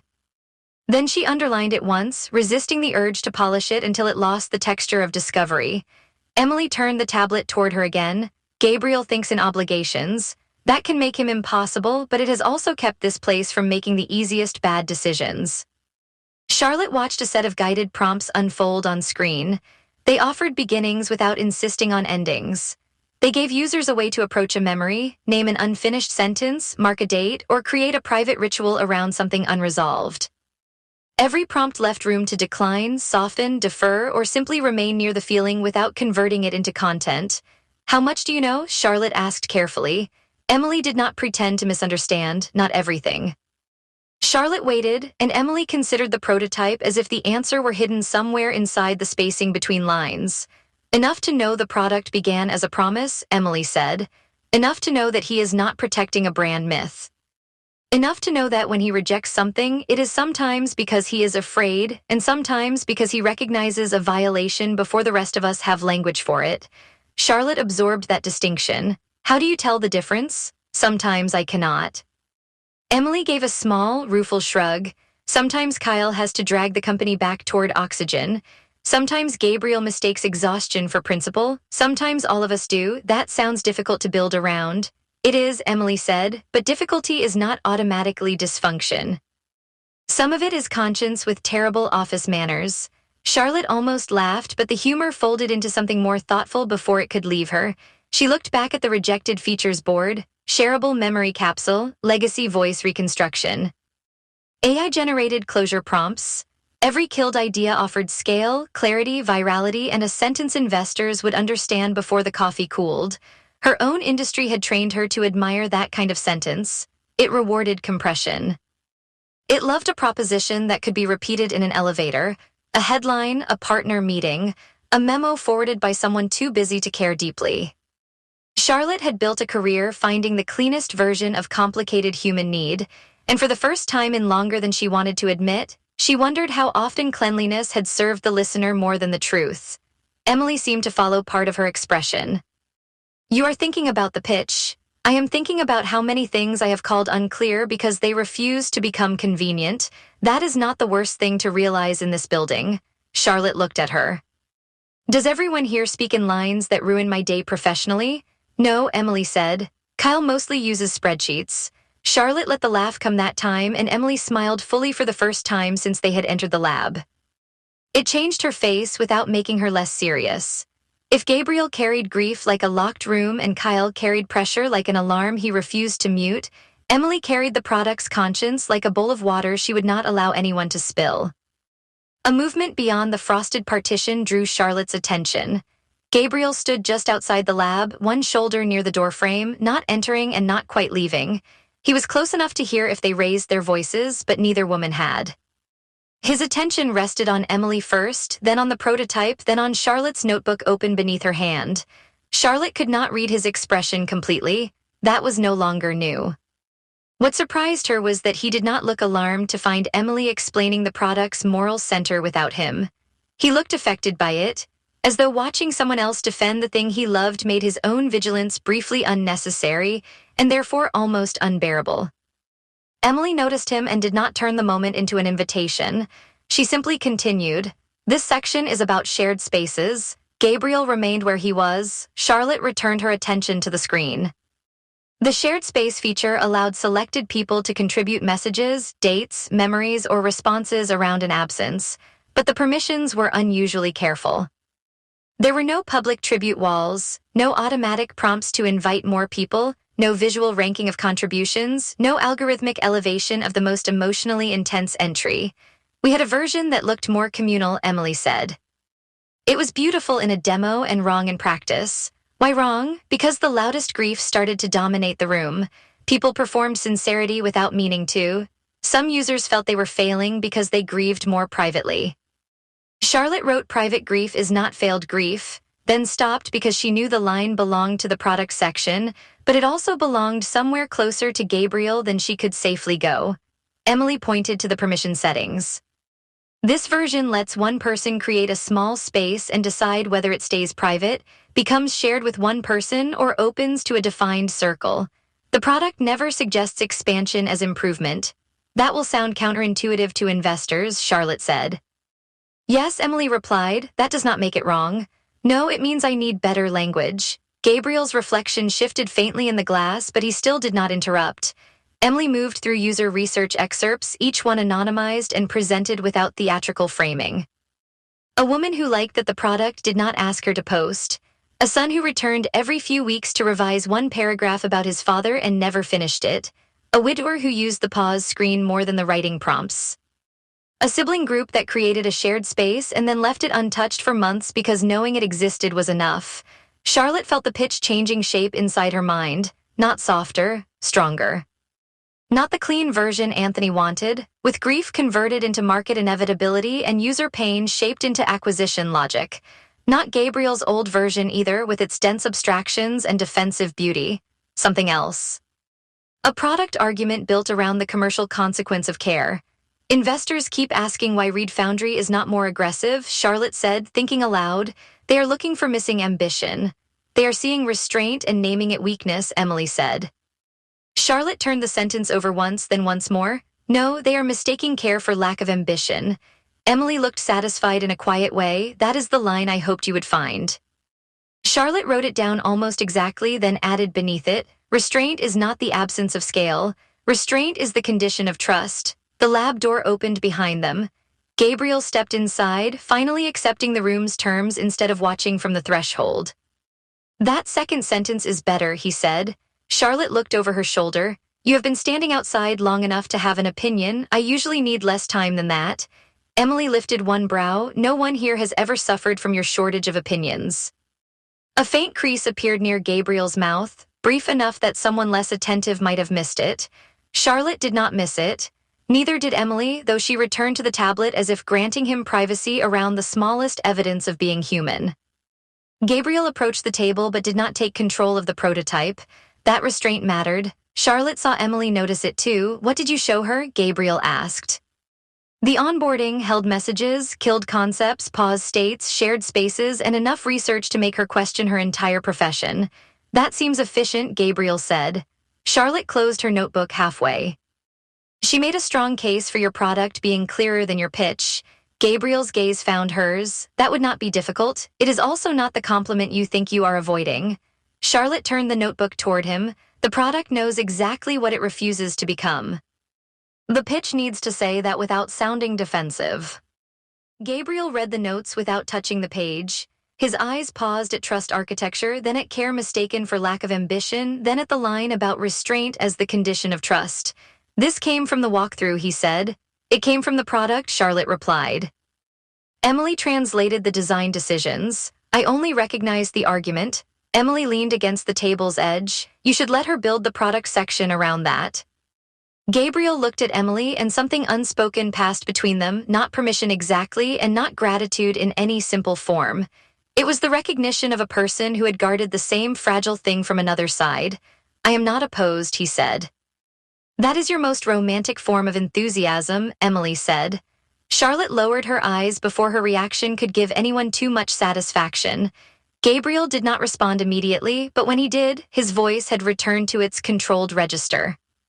"The risk is that investors hear ethics and assume limited growth." Charlotte tapped her pen once against the notebook, then stopped herself before the motion became nervous. "Then we stop presenting ethics as an apology. We present it as the reason users trust the platform enough to return. Kyle will want proof. Kyle should want proof. Emily has proof." Emily nodded toward the research board. "We have early feedback, behavioral patterns, abandonment context, and qualitative interviews. Not enough for a victory lap, but enough to defend the design logic." "Anthony will call it niche," Gabriel said. "Anthony may call it niche because he benefits from misunderstanding it," Charlotte replied. The words landed more boldly than she intended, but she did not take them back. Gabriel watched her with a kind of searching stillness, as though the sentence had shown him not only her strategic position, but the beginning of a loyalty she had not agreed to name. Emily broke the moment by tapping the screen. "Then the pitch needs to make misunderstanding harder." Charlotte nodded. "Exactly. We do not say Reed Foundry is cautious because grief is delicate. That sounds like a limitation. We say emotionally vulnerable users adopt products when they feel respected rather than harvested." Gabriel's attention sharpened. "Harvested is too predatory. It is supposed to be, not for the tagline but for the contrast. Reed Foundry does not compete by extracting more emotional data, manufacturing urgency, or simulating intimacy. It competes by creating conditions under which users can trust the product with moments they would not give to louder platforms." Emily folded her arms loosely. "That is the closest anyone has come to making the business case without bruising the product." Gabriel looked down at the tablet where the pause screen still waited with its gentle permission to stop. "It needs to be plainer." Charlotte smiled slightly. "There you are." "I did not say simpler." "No," Charlotte said. "You said plainer, and for once that is the right correction." Emily made an amused sound under her breath and began gathering several research excerpts to send Charlotte. Gabriel reached toward the prototype, then withdrew his hand before interfering with Emily's setup. Charlotte saw the restraint and understood that he had not only built the product's ethics, he was trying, imperfectly, to practice them in the room. They spent the next hour shaping the product argument with Emily as interpreter and Gabriel as guardian. Charlotte tested phrases aloud, discarding anything that leaned too heavily on virtue or sounded like a defensive manifesto. Emily corrected assumptions, added user context, and kept bringing the discussion back to the interface whenever language floated too far from lived use. Gabriel objected often but not reflexively. That difference mattered more than agreement would have. By the time they returned to the conference room, Kyle had left a fresh spreadsheet open on the display with a note that read, "Make it beautiful if you must, but make it fundable." Charlotte stared at the note for a moment. "He really does mostly use spreadsheets." Gabriel followed her gaze, and his expression moved through irritation, fondness, and worry before settling on professional composure. "Kyle considers typography a suspicious expense. He considers collapse a larger one," Charlotte said. Gabriel accepted that without argument, which told her more about the morning than any apology would have done. Charlotte connected her laptop to the screen and opened the deck section that had previously attempted to explain the product through technical capability, addressable market, and a strained paragraph about emotional intelligence. It now looked both competent and wrong, like a suit tailored for someone who had never agreed to wear it. She deleted the heading before she could overthink the pleasure of removing it. In its place, she typed, "Why restraint scales trust." Emily, who had followed them in and taken the chair nearest the door, sat forward. Gabriel remained standing behind Charlotte's left shoulder, close enough for her to feel his attention without touching her space. Charlotte began drafting beneath the heading. Reed Foundry is built for emotionally vulnerable moments, where conventional engagement tactics can damage the trust they are meant to create. The platform's restraint is not a lack of ambition. It is the foundation of adoption in a category where users must feel safe before they can find value. She stopped and looked at Gabriel. "Too clean?" He read it once, then again. "Not too clean. Too certain in the first clause." Charlotte considered that. Because emotionally vulnerable moments vary. Because not every user would describe themselves that way, even when the product is serving that need. Emily nodded. They may not arrive with that language, Charlotte revised. Read Foundry is built for moments when ordinary communication fails, and when conventional engagement tactics can damage the trust they are meant to create. Gabriel's shoulders shifted with something close to relief. Better. Charlotte continued, letting the argument gather its own architecture. The platform does not pressure users to perform grief, complete emotional milestones, simulate closure, or convert memory into public content. It creates carefully bounded spaces where people can approach what remains unfinished at a pace they control. That restraint is not a concession against growth. It is the mechanism by which trust becomes durable. Emily's face had gone very still. Gabriel looked away from the screen toward the product floor, where employees moved through their ordinary tasks beneath extraordinary pressure. Charlotte knew the paragraph was not finished. It would need evidence, structure, numbers, and Kyle's unforgiving operational spine. Anthony would test every word for softness. Gabriel would test every word for betrayal. Emily would test every word against the product's conscience. Yet for the first time, the product section did not feel like an explanation dragged behind the origin story. It felt like the argument that could stand on its own feet without abandoning the promise that had made it necessary. She placed her fingers back on the keyboard and added the line that had been forming since the lab. Read Foundry does not scale emotion by simplifying it. It scales trust by refusing to exploit it. No one spoke immediately after she typed it. The office beyond the glass continued in motion, indifferent to the small shift inside the room, but Charlotte felt it all the same. Gabriel stood close enough to read every word and far enough to pretend he had not been moved by them. Emily leaned back with her pencil resting against her palm, her expression quiet and satisfied in the way of someone who had not won an argument so much as protected a truth from being misplaced. Charlotte looked at the sentence, then at the deck around it, and understood that she had found the missing product argument. She also understood, with less comfort, that the investor most likely to fund Read Foundry might be the person most tempted to misunderstand it. Chapter 11. Anthony Gonzalez smiled at the revised deck as if he had already decided which parts of it deserved to survive. He had not yet taken off his coat. It hung open over a charcoal suit cut with enough precision to make even stillness look intentional, and one hand rested on the back of the nearest conference chair while his attention moved across the titles slide Charlotte had left glowing on the wall display. Beside him, a young associate in a pale blue shirt opened a notebook without making a sound, his pen already angled above the first clean line. Charlotte stood near the end of the long table, close to the laptop but not behind it, because standing behind the machine made her feel like she was hiding behind the argument. She had arranged printed copies of the revised pitch in front of each chair, along with a concise appendix Kyle had insisted should be available before Anthony asked for it. The conference room smelled faintly of dry erase ink, burnt coffee, and the lemon polish the facilities team used too generously on investor days. Gabriel entered last. He wore the same dark suit he had worn to the failed pitch, but nothing about him seemed rehearsed now. His shirt cuffs were uneven by a fraction, and there was a thin indentation across his index finger from gripping a pen too hard during some earlier meeting. He looked first at the deck on the screen, then at Anthony's hand on the chair, then at Charlotte, as if measuring whether anything important had already been conceded before he arrived.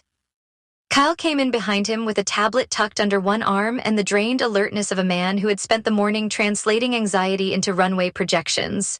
He gave Charlotte the smallest nod before taking the seat to Gabriel's right. "Anthony," Gabriel said. "Gabriel." Anthony's smile warmed by a professional degree. "This already looks less like a beautiful hostage note." The associate laughed once, softly enough that he could pretend he had not if the room rejected it.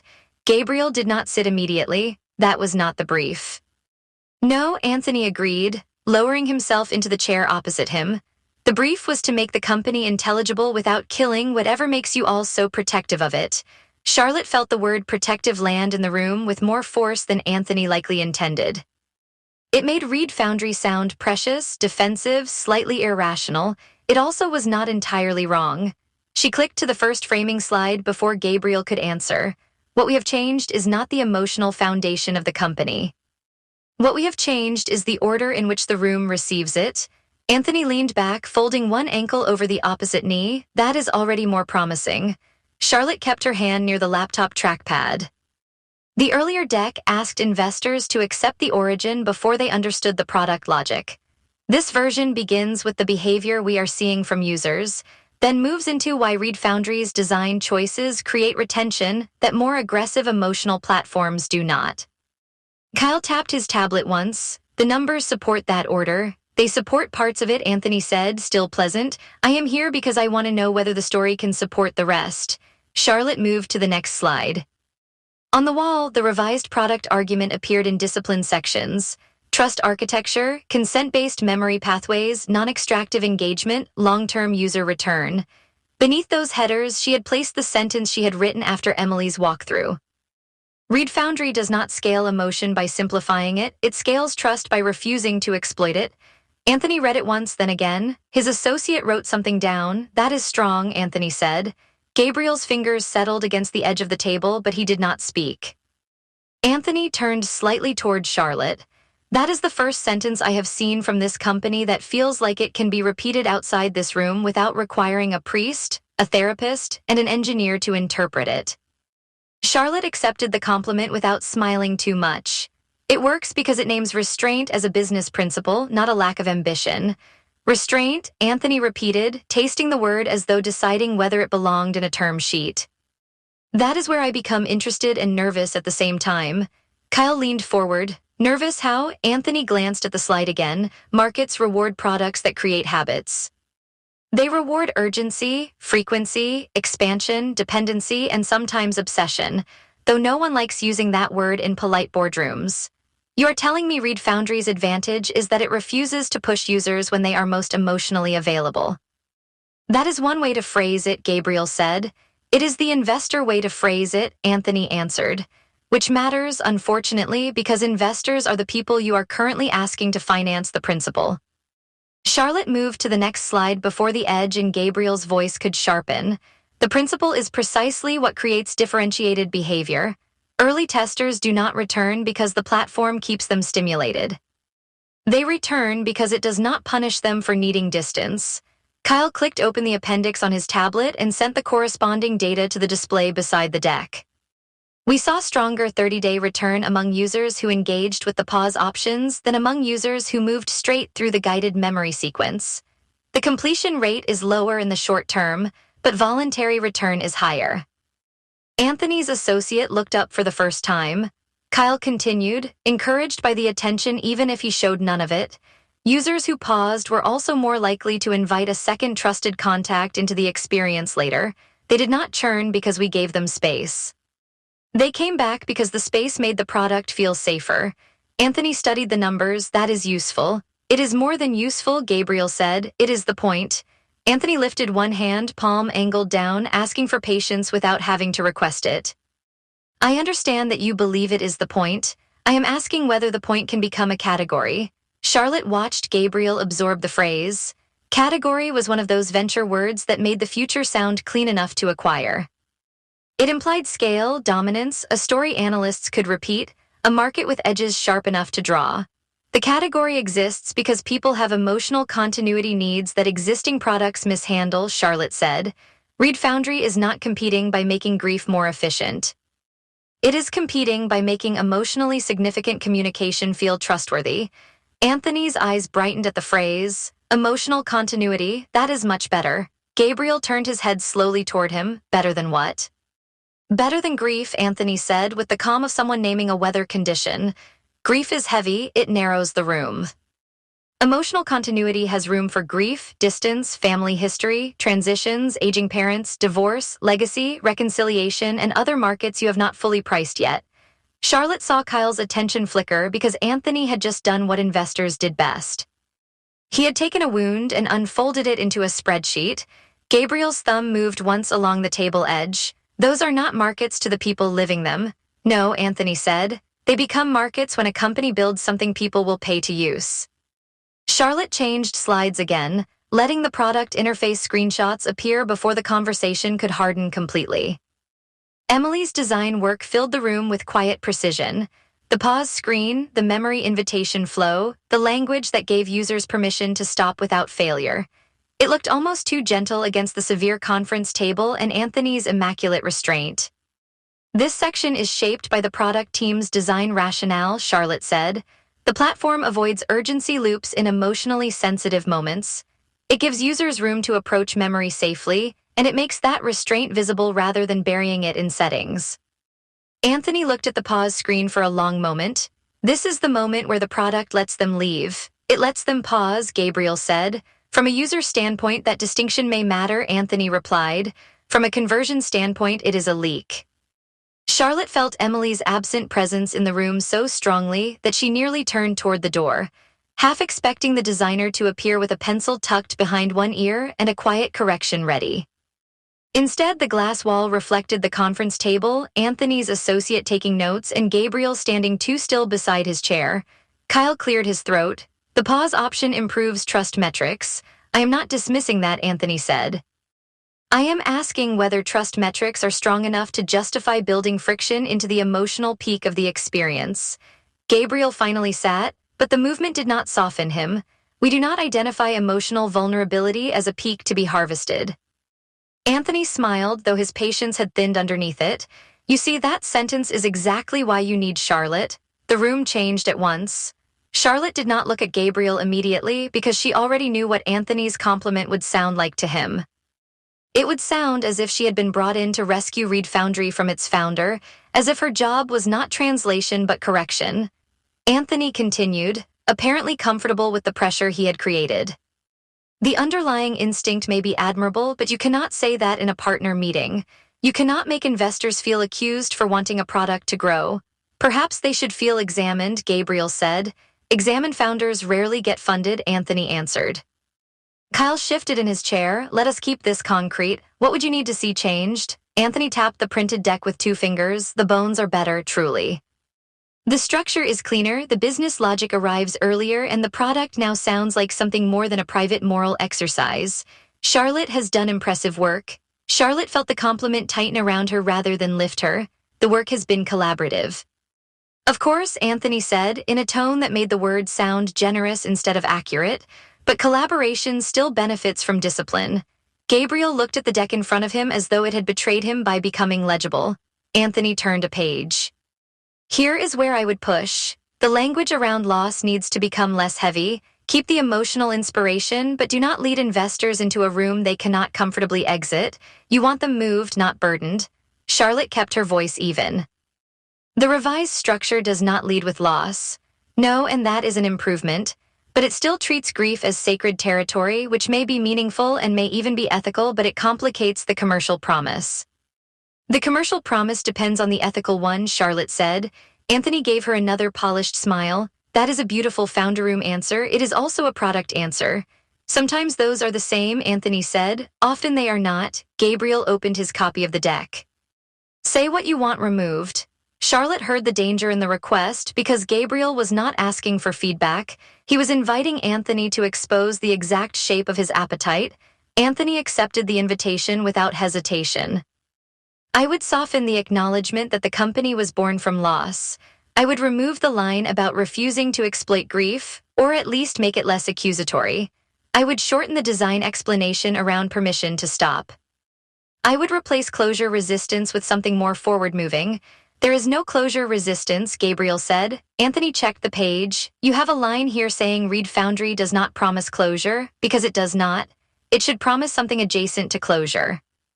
Gabriel's hand flattened over the printed page. Grief is not a workflow to complete. The associate stopped writing. Anthony held Gabriel's stare across the table, his charm intact but colder now around the edges. No one is asking you to insult the human condition. I am asking you to give investors a sentence they can repeat. Charlotte stepped in before Gabriel could answer. A possible version would be that Reed Foundry helps people maintain meaningful connection across emotional distance without turning private memory into performance. Anthony considered it better. Gabriel looked at Charlotte then, and the force of his attention made the room feel briefly smaller. Anthony tilted his head, but still too careful. Meaningful connection across emotional distance sounds humane, but it does not tell me why this can be huge. Relationship preservation at scale is cleaner. Charlotte's stomach tightened. Gabriel gave a short, humorless breath. Relationship preservation at scale. It is repeatable, Anthony said. It is embalming fluid with a valuation cap. Kyle made a low sound under his breath. Gabriel, Anthony's smile returned, though it no longer reached anything real. You are very good in small rooms, Gabriel. You make people feel the danger of misunderstanding you. That can be powerful. It can also become exhausting when the company needs allies. Gabriel leaned back at last, but the distance looked manufactured. Allies do not begin by naming the soul of the product as friction. Investors begin by naming the parts of the business that may prevent the business from surviving, Anthony said. You can hate that or you can use it. Charlotte looked down at her copy of the deck. The sentence about refusing to exploit grief sat in the middle of the page, spare and stubborn. It had seemed strong when she wrote it. It still seemed strong. Now she could also see how easily Anthony might circle it, not because he missed the point, but because he understood exactly which point would be hardest to sell. Kyle spoke carefully. Anthony, are you saying this is not fundable in its current direction? I am saying it is more fundable than the previous version, Anthony replied. I am also saying that my partnership will ask whether this team has the discipline to turn a powerful emotional insight into a scalable company, rather than a carefully defended philosophy with a product attached. That is not what this is, Charlotte said. Anthony's attention moved back to her, then prove it in the language. There it was, clean and almost irresistible. The challenge was not crude, not dismissive, and not ignorant. It was intelligent enough to be dangerous. Charlotte rested both hands lightly on the table. The language cannot misrepresent the product to make the company feel easier. Reed Foundry's defensibility comes from user trust, and that trust is built because the product refuses the manipulative patterns common to emotional technology. Anthony nodded. Good, keep that concept. Make it less moral. Gabriel laughed once, but there was no amusement inside it. Less moral. Less sermonizing, Anthony corrected. Do not confuse the two. Charlotte felt Kyle looking at her, silently asking whether there was a bridge here worth building.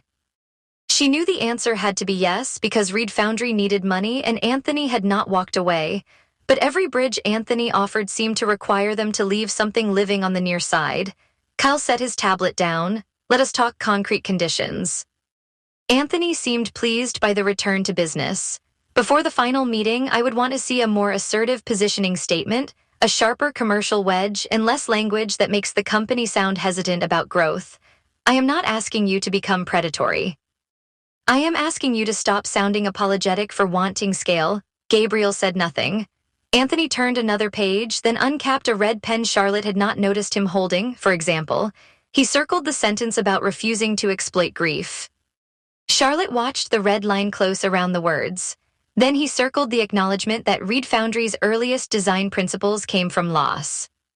He underlined the section explaining that users could stop without penalty, then wrote shorter beside the paragraph in neat, decisive letters.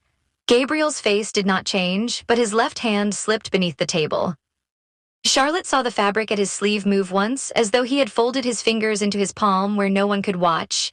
Anthony pushed the deck back toward the center. This is closer, but closer is not enough when you are asking for a lead. Kyle looked at the marked pages. And if we deliver the version you are describing, I may be willing to lead the round, Anthony said. The sentence entered the room like oxygen with a chemical aftertaste. Charlotte knew what it meant before anyone spoke. Payroll stabilized, hiring freeze lifted. Product work protected, Emily's team given time, Kyle sleeping for more than 4 hours. Gabriel no longer carrying the company's survival by force of will and private guilt. She also knew what Anthony had not said. He was not offering money for Reed Foundry as it stood. He was offering money for the version that could be made easier to own. Gabriel looked at the red-marked deck. You want the company without the thing that makes it accountable. I want the company to survive contact with the market, Anthony said. The market is not absolution. No, Anthony said, it is distribution. For a moment, no one moved. The city beyond the glass walls kept reflecting off the conference room, all silver angles and distant afternoon glare. Somewhere outside, a phone rang twice and stopped. An employee passed the door carrying 2 coffees and slowed just enough to register the quiet before continuing down the corridor. Anthony stood, buttoning his coat with a smooth, practiced motion. His associate closed the notebook instantly. I will wait for the next version, Anthony said. You have something rare here. I would not still be in this room if I did not believe that. Gabriel rose as well. Rare things are often damaged by people trying to make them more accessible. Sometimes, Anthony said. Sometimes they are lost because the people protecting them mistake obscurity for integrity.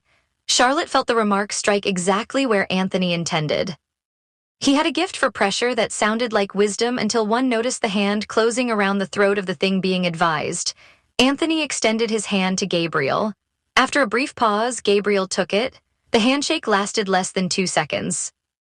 Charlotte, Anthony said, turning to her. Impressive work, truly. Thank you, she said. I mean that. You have made him fundable. The words were offered as praise, but Charlotte felt Gabriel go still beside her. She answered before Gabriel could. I have made the company clearer. Those are not identical. Anthony's smile sharpened with interest. Then your next challenge is making sure they become identical enough. He left with his associate trailing a half step behind him, the notebook pressed against his side like a sealed record. Through the glass, Charlotte watched them move past the open work area, past engineers pretending not to look up, past Jason Clark at the far monitor with his headphones around his neck. Anthony did not hurry. Men like him rarely needed to. When the conference room door closed, the silence seemed to keep moving. Kyle was the first to break it. That was not a failure. Gabriel remained standing. No, it was a diagnosis. Kyle rubbed 2 fingers across his brow, then dropped his hand. It was interest. Conditional interest, but interest. We cannot treat that like an insult. He is interested in a version of Reed Foundry that does not exist. He is interested in a version that could get funded, Kyle said.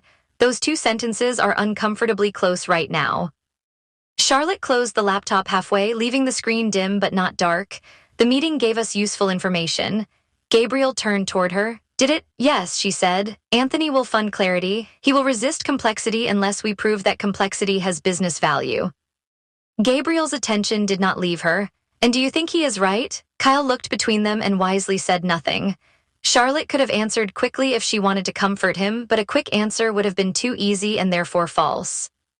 She looked down at Anthony's red circles, at the sentences she and Gabriel had fought to keep precise, at the line Emily's product logic had made possible. The mark seemed almost violent because the penmanship was so calm. I think he is right that the pitch has to be repeatable, she said. I think he is wrong if he believes repeatable means hollow. Gabriel searched her face as though the rest of the answer might be written there against her will. That is a strategist's distinction. It is also the only one that may save us. Us, he repeated. Charlotte realized the word had escaped before she could choose a safer one. She could have corrected it, but correction would have made it louder. Kyle gathered his tablet and stood. I am going to update the runway model with the assumption that Anthony remains in play, because someone in this building should preserve the fantasy of productive coping. Neither Gabriel nor Charlotte laughed, but Kyle had not seemed to expect it. At the door, he paused and looked back. For what it is worth, I do not think he wants to gut the company because he is cruel. I think he wants to gut it because the cleaner version is easier to believe in quickly. That is not better, Gabriel said. No, Kyle replied. It is just harder to argue against. He left them alone with the marked deck. Charlotte reached for Anthony's copy, but Gabriel placed his hand over it first. Not hard, not dramatically, simply enough to stop her. Those lines, he said, looking at the paper rather than at her, were not decoration. I know, do you? The question hurt because it was quiet. Charlotte withdrew her hand. Yes. Gabriel lifted the deck and looked at the red marks again. He circled the first honest places. He circled the places he thinks will frighten capital. That is not a defense. No, she said, it is a map. He lowered the pages. To what? To the parts we have to defend with more than feeling. Gabriel held the deck at his side, the red ink visible against his dark suit. And if defending them makes the pitch weaker, then we have not defended them well enough. For the first time since Anthony left, something in him shifted. It was not relief. It was not trust exactly. It was the reluctant recognition of a person who had expected abandonment and found argument waiting instead. Charlotte picked up her own clean copy of the deck and slid it into her folder. Then she reached for Anthony's marked copy again. This time, Gabriel let her take it. The paper felt warmer than it should have, as if the meeting had left a temperature behind. I need this, she said. Gabriel watched the red-circled sentence disappear beneath the flap of her folder. Why? Because the next version has to know exactly what it is refusing. He looked at her for a long moment. wanting something from her that neither of them could afford to name inside a conference room with glass walls and payroll pressure waiting outside. Reassurance, perhaps. Loyalty, perhaps. Some impossible guarantee that her discipline would never become another instrument of erasure. Charlotte could not give him that guarantee in the form he wanted. She could only hold the marked deck against her chest and understand that the next draft would be more than a pitch. It would be evidence. Outside the conference room, Reed Foundry continued working because companies did not pause simply because their futures had become morally complicated. The designers kept moving screens through review. Engineers kept shipping fixes. Kyle would update numbers that could not measure what the red ink had threatened. Emily, somewhere in the labs, would still believe that a pause could be a form of care rather than a conversion leak. Gabriel looked through the glass at his team, then back at Charlotte. "Do not make it clean just because he knows how to ask," he said.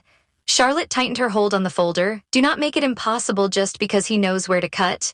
The answer landed between them, neither comfort nor betrayal. Gabriel gave a small nod, the kind that conceded nothing except that he had heard her. Charlotte left the room first. At her temporary desk, she opened the folder and placed Anthony's marked-up copy beside the working draft. The red circles seemed even brighter under the task lamp. Each one enclosed a sentence that had cost someone something to write. She sat down, opened a new document, and typed a heading for the next revision. Then she stopped. For several seconds, she simply looked at the circled line about refusing to exploit grief, knowing that the next version she wrote might save Reed Foundry or prove Gabriel's worst fear about her. Chapter 12, Gabriel found Charlotte in the product lab after the meeting. Standing before the pause screen Anthony had called a conversion leak. The prototype glowed against the far wall, larger than it had looked on Emily's tablet and somehow more vulnerable at scale.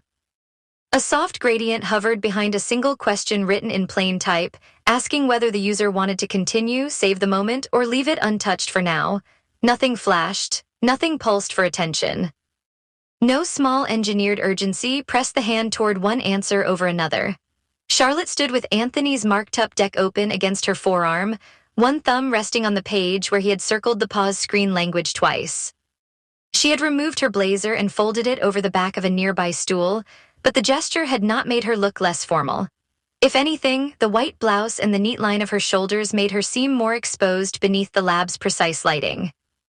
Gabriel stopped several feet inside the doorway, close enough for the glass to reflect him beside her, distant enough that the room still belonged to whatever decision she was making. "You found the most incriminating screen," he said. Charlotte did not turn immediately. "I found the screen he misunderstood most efficiently." The answer should have reassured him. Instead, he looked at the deck in her hand and felt the old defensive machinery inside him begin its familiar work, sorting tone from intention, allegiance from technique, danger from help. "That is one interpretation," he said. Charlotte turned then, and the light from the prototype made her expression difficult to read. "You came here to ask whether I am already deciding what to sacrifice." Gabriel moved farther into the lab, past a table strewn with interface sketches, annotated user flows, and the abandoned paper cup Emily had forgotten before Anthony arrived. "Are you?" The directness should have sounded harsh, but his voice carried a fatigue that blunted the edge. Charlotte watched him place one hand on the back of Emily's stool without sitting. His fingers rested against the metal frame as though he needed the contact to keep from moving too quickly. "I am deciding how to defend it better," she said. Gabriel gave a brief, humorless exhale. "Everyone says that at the beginning." Charlotte closed the marked-up deck with a controlled motion. "That is not an argument. It is an observation built from experience. It is suspicion wearing a better suit." His eyes lifted from the folder to her face. The line had struck him, though not in the way anger usually did. He did not flare. He became more still, and Charlotte had learned that his stillness was rarely calm. "Suits are useful here," he said. "They make people sound reasonable while they name the thing they intend to remove." Charlotte walked to the table and set Anthony's deck beside a keyboard. "Gabriel, suspicion is not a strategy. Trust has not exactly protected the company either." The words stayed in the space between them, turning colder as the prototype screen dimmed and then brightened again, waiting for a user who did not exist. Charlotte looked at the choices on the wall. Continue, save, leave untouched for now. She almost laughed at the cruelty of good design arriving before good judgment. "Anthony's conditions are dangerous," she said. "I am not pretending otherwise, but you think we have to engage with them. Yes, Charlotte said. Because Reed Foundry has to survive rooms where not everyone comes prepared to love it. Gabriel's hand slipped from the stool. He walked toward the screen, not directly toward her, and stopped beside the projection. His face turned slightly away, so she saw him in profile, the sharp concentration of him and the private exhaustion beneath it. That sounds like his argument, he said. It sounds like the reality Kyle has been trying to get you to look at without making you feel cornered. Kyle believes Runway has moral authority. Kyle believes payroll arrives whether your language is pure or not. Gabriel glanced at her then, and the ghost of something like respect crossed his face before pride concealed it. You came prepared. I have been preparing since. Anthony smiled at the sentence he wanted to gut. He absorbed that carefully. Charlotte saw the shift, small but real, as her answer complicated whatever accusation he had carried into the room. Do you believe the grief language should be reduced? He asked. Charlotte looked again at the pause screen. The question was cleaner than what he meant. He was not asking about terminology. He was asking whether she had already begun measuring his loss for market fit. I believe some of the language may need to be shaped, she said. I do not believe it should be erased. Gabriel's mouth changed at the word shaped, not tightening exactly, but losing the small allowance he had almost granted her.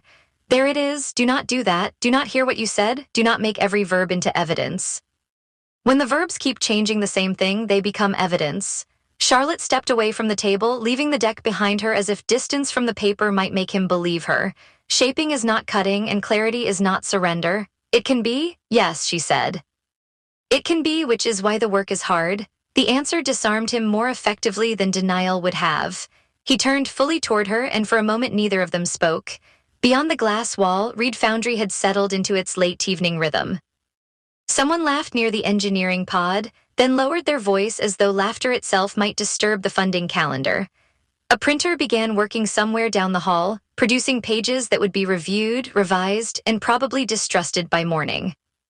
Gabriel looked toward the sound. Anthony will prefer the cleanest version. Charlotte followed his gaze. Of course he will. He turned back with visible surprise. You admit that easily. The clean version would be easier to sell, she said.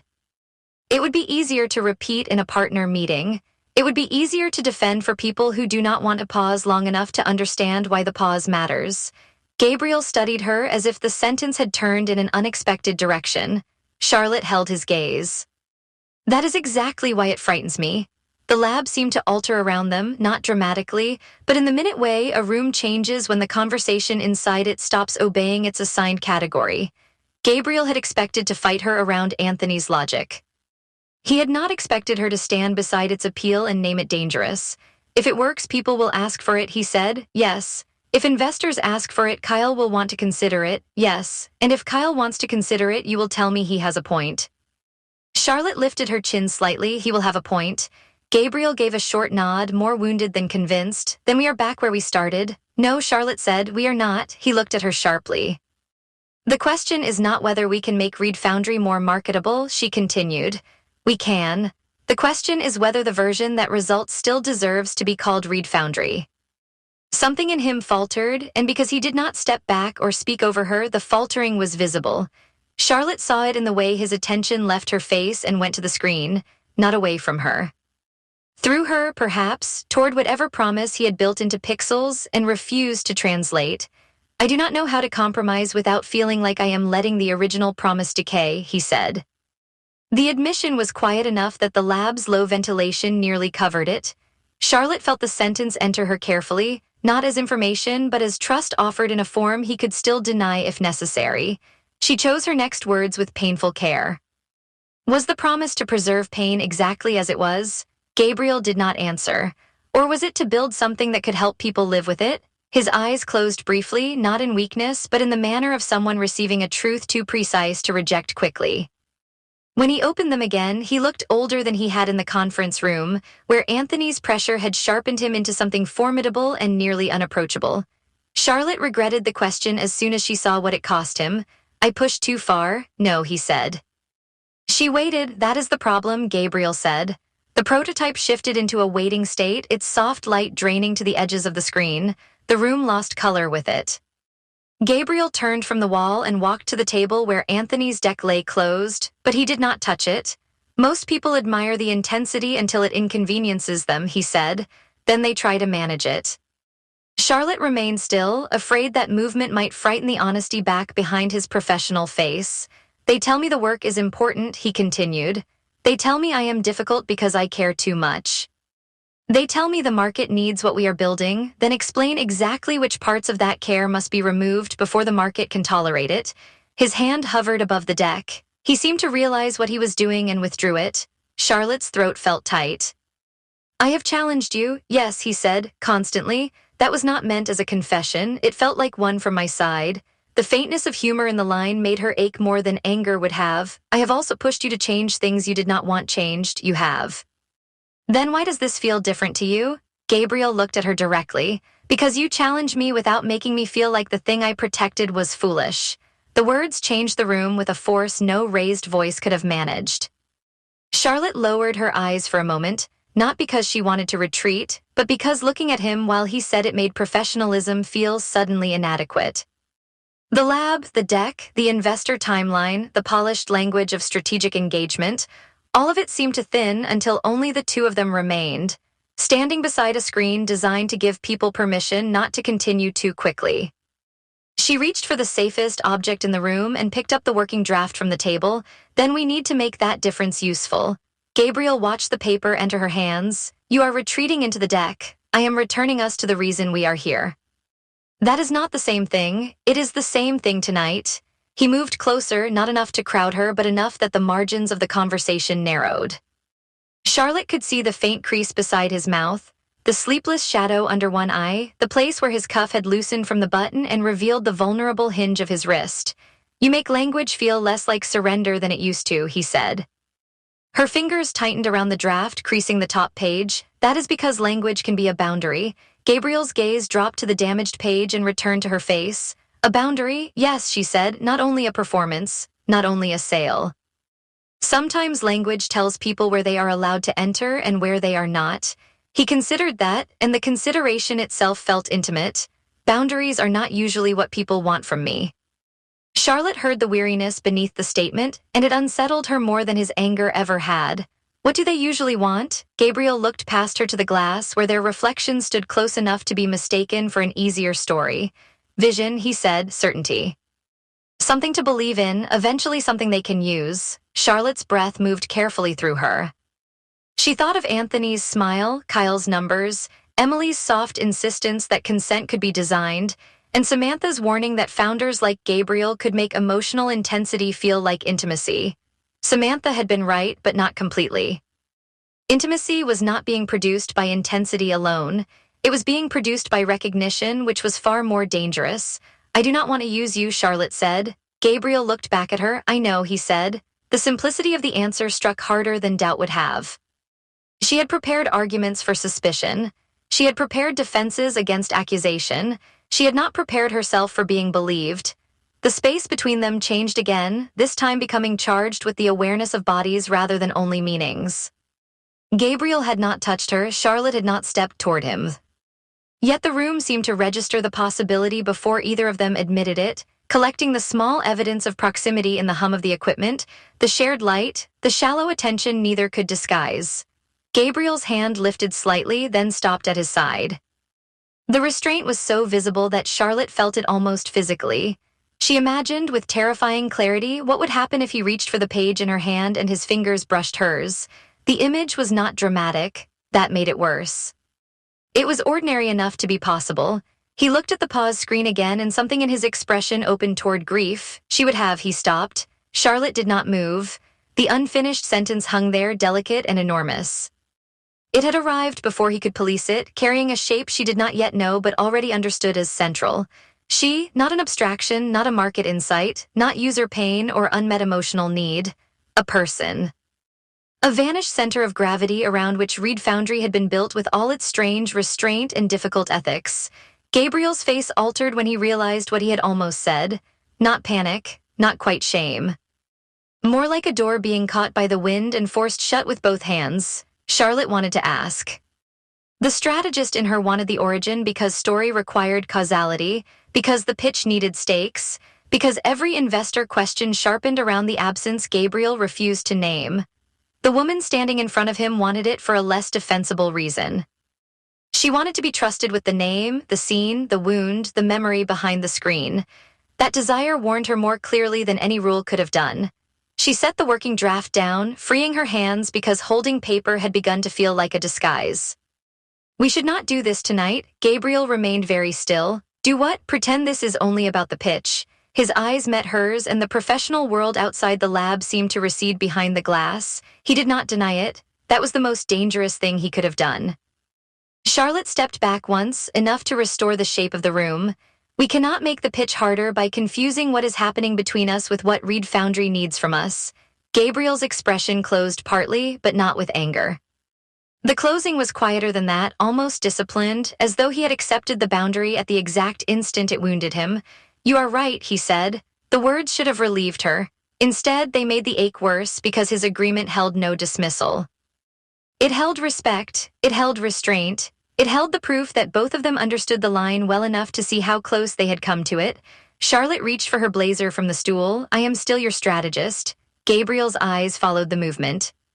"That is not all you are anymore." The sentence left him before caution could intercept it. He seemed to regret it at once, though not because it was untrue. Charlotte saw the regret in the slight shift of his shoulders, the way his attention dropped to the floor between them as though the words had become something breakable there. She wanted to answer differently. She wanted to tell him that she knew, that the admission had been forming inside her too, that she could feel the assignment changing around her no matter how tightly she held the language of deliverables and stakeholder alignment. She wanted to ask who she was becoming to him and whether he understood how unfair it was to make her matter before he had trusted her with the whole truth. Instead, she folded the blazer over her arm and steadied her voice. "That is exactly why we need to be careful." Gabriel nodded once. His gaze returned to the pause screen where the interface waited with almost unbearable patience. "The company still has an investor meeting to survive," Charlotte said. "Yes," he said, "it does. And you still need a pitch that can stand in Anthony's room without becoming Anthony's company." Gabriel's mouth softened, not into a smile, but into something less guarded. "That sounds almost possible when you say it." "It is possible when you stop making possible sound like betrayal." He accepted the rebuke with the faintest inclination of his head. "You will not let that go, not while you keep handing it back to me." This time, a brief warmth touched his eyes before disappearing. It was not enough to break the seriousness of the room, but it reminded Charlotte how easily an argument with him could become a kind of closeness. That realization stiffened her resolve. She picked up Anthony's marked-up deck and placed it inside the folder with the working draft. "I am taking these home." Gabriel looked toward the folder. "To rewrite? To think without your suspicion breathing down the page." "I did not realize my suspicion had developed such range." "It has investor-grade scalability." The dry exchange should have restored safety, but the shared humor only deepened what had nearly happened. Charlotte could feel it between them, a thread neither had cut, only set down carefully where both could see it. At the doorway, she paused because leaving without one more professional sentence felt too much like fleeing. "I meant what I said earlier." Gabriel turned from the screen. "Which part? The clean version frightens me too." He absorbed that, and some of the strain around his eyes eased. "Then write the version that does not." Charlotte shook her head slightly. "That is not enough." His brows drew together. "I have to write the version that can survive being tested by people who do not care why it matters," she said. "If it only works in this building, it does not work yet." Gabriel considered arguing. She saw him almost do it. Then he looked once more at the pause screen, and whatever answer he chose came from a steadier place. "Do not let them make care sound weak," he said. "I will not," Charlotte said. The promise felt too personal to examine, so she left before either of them could add anything that would make the departure impossible. The corridor outside the lab was dimmer, the glass walls reflecting the office back in layered fragments. Charlotte passed the engineering pod, where two developers argued quietly over a bug that would never appear in a pitch deck. She passed the conference room where Anthony had smiled over his red pen and treated the company's most careful sentence as an obstacle to scale. She passed Emily's desk, where a small stack of interface sketches showed the same pause screen in half a dozen variations, each one more patient than profitable. At her temporary desk, Charlotte stopped long enough to collect her laptop charger and notebook. The new document she had opened earlier still waited on the screen, its heading alone at the top of a blank page. The cursor blinked beneath it with an impatience technology always pretended not to have. She did not type. Instead, she closed the laptop and slid it into her bag, aware that Gabriel remained behind her somewhere in the lab with the screen Anthony wanted tightened, optimized, and made less humane. She could picture him there too clearly, standing beside a design pause while understanding, perhaps for the first time, why stopping could demand more courage than continuing. When the elevator doors opened, Charlotte stepped inside and pressed the lobby button with careful force. The doors began to close, then hesitated as if the building itself had reconsidered. No one joined her. As the elevator descended, she looked down at the folder in her arms. Anthony's red marks pressed invisibly through the cover. Gabriel's unfinished sentence pressed harder. She knew better than to name the woman he had nearly mentioned before he was ready. She knew better than to build strategy from a wound confessed under pressure. She knew better than to mistake restraint for distance, especially after the lab had proven how little distance remained. At the lobby, the doors opened onto polished stone, security lights, and the city beyond Reed Foundry's glass entrance. Charlotte walked out with the folder held against her chest, feeling the weight of the next revision before a single sentence had been written. Upstairs, Gabriel remained beside the prototype after the room had dimmed around him. The pause screen had settled into its quiet state again, waiting without urgency, without punishment, without asking the user to justify leaving. Gabriel read the three options until the words blurred into their deeper meanings. Continue, save, leave untouched for now. He thought of Charlotte stepping back before he could say too much. He thought of the sentence he had almost begun, the name that had nearly followed, and the terrible relief of not having been forced past his own threshold. He had spent years believing that forward motion was the only honorable form of loyalty. Build the company, protect the promise, survive the meetings, refuse the language that turned pain into product. Tonight, for the first time, stopping had not felt like cowardice. It had felt like someone protecting the story before either of them could use it badly. Gabriel reached toward the screen and chose leave untouched for now. The prototype accepted the decision without sound. The image faded slowly, and the lab held its quiet as if quiet itself had been designed with care. Chapter 13, Samantha Nelson needed less than 30 seconds on Charlotte's sofa to know the problem was no longer the pitch deck. She had arrived with Thai takeout in one hand, a paper bag of almond croissants in the other, and the particular confidence of a woman who believed emotional emergencies deserved carbohydrates from multiple cuisines. Charlotte had opened the door wearing black trousers, a cream sweater with one sleeve pushed higher than the other, and the careful composure of someone who had washed her face without managing to look rested. Samantha stopped just inside the apartment and looked around at the evidence. 2 pairs of heels stood abandoned by the console table. Charlotte's laptop glowed from the coffee table, flanked by a notebook, 3 uncapped pens, and a printed pitch deck with a red-marked page turned face down as though it had offended someone. A glass of water sat untouched beside a mug of tea gone gray at the surface. The city hummed outside the windows, but inside the apartment everything felt suspended, as if Charlotte had brought Reed Foundry's charged silence home with her and taught it to sit among her bookshelves. You have the look of someone who spent all day arguing with a man and then tried to call it market research, Samantha said, closing the door with her hip. Charlotte stepped aside to let her in. That is both unfair and not entirely inaccurate. That means I am early in the diagnosis, Samantha said. Give me 10 minutes and noodles. Charlotte took the takeout bag from her, but Samantha kept hold of the croissants. These are for after you stop pretending the first bag contains dinner and not emotional triage. I am not pretending anything. You invited me over at 8 on a weeknight and told me not to dress up because you had wine and a professional situation, Samantha said, crossing to the kitchen without asking permission. No one says professional situation unless there is either a lawsuit or a man standing too close beside a prototype. Charlotte followed her, too tired to hide the immediate flicker of reaction. Samantha paused with one carton halfway out of the bag. There it is. There is nothing. There was absolutely something. Samantha set the carton on the counter and began opening drawers until she found forks. The speed of that denial could qualify for seed funding. Charlotte leaned against the opposite counter and folded her arms, not defensively enough to convince either of them. The Reed Foundry situation has become more complicated than anticipated. Manageable complicated or morally instructive complicated? Manageable, Charlotte said. Samantha studied her for a moment, then pulled 2 plates from the cabinet. Does manageable mean no one has kissed anyone yet? Charlotte looked away toward the living room windows. The silence was brief, but it had weight. Samantha lowered the plates carefully onto the counter.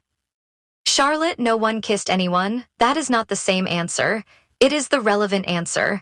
The relevant answer is usually the one people choose when the honest answer is inconvenient.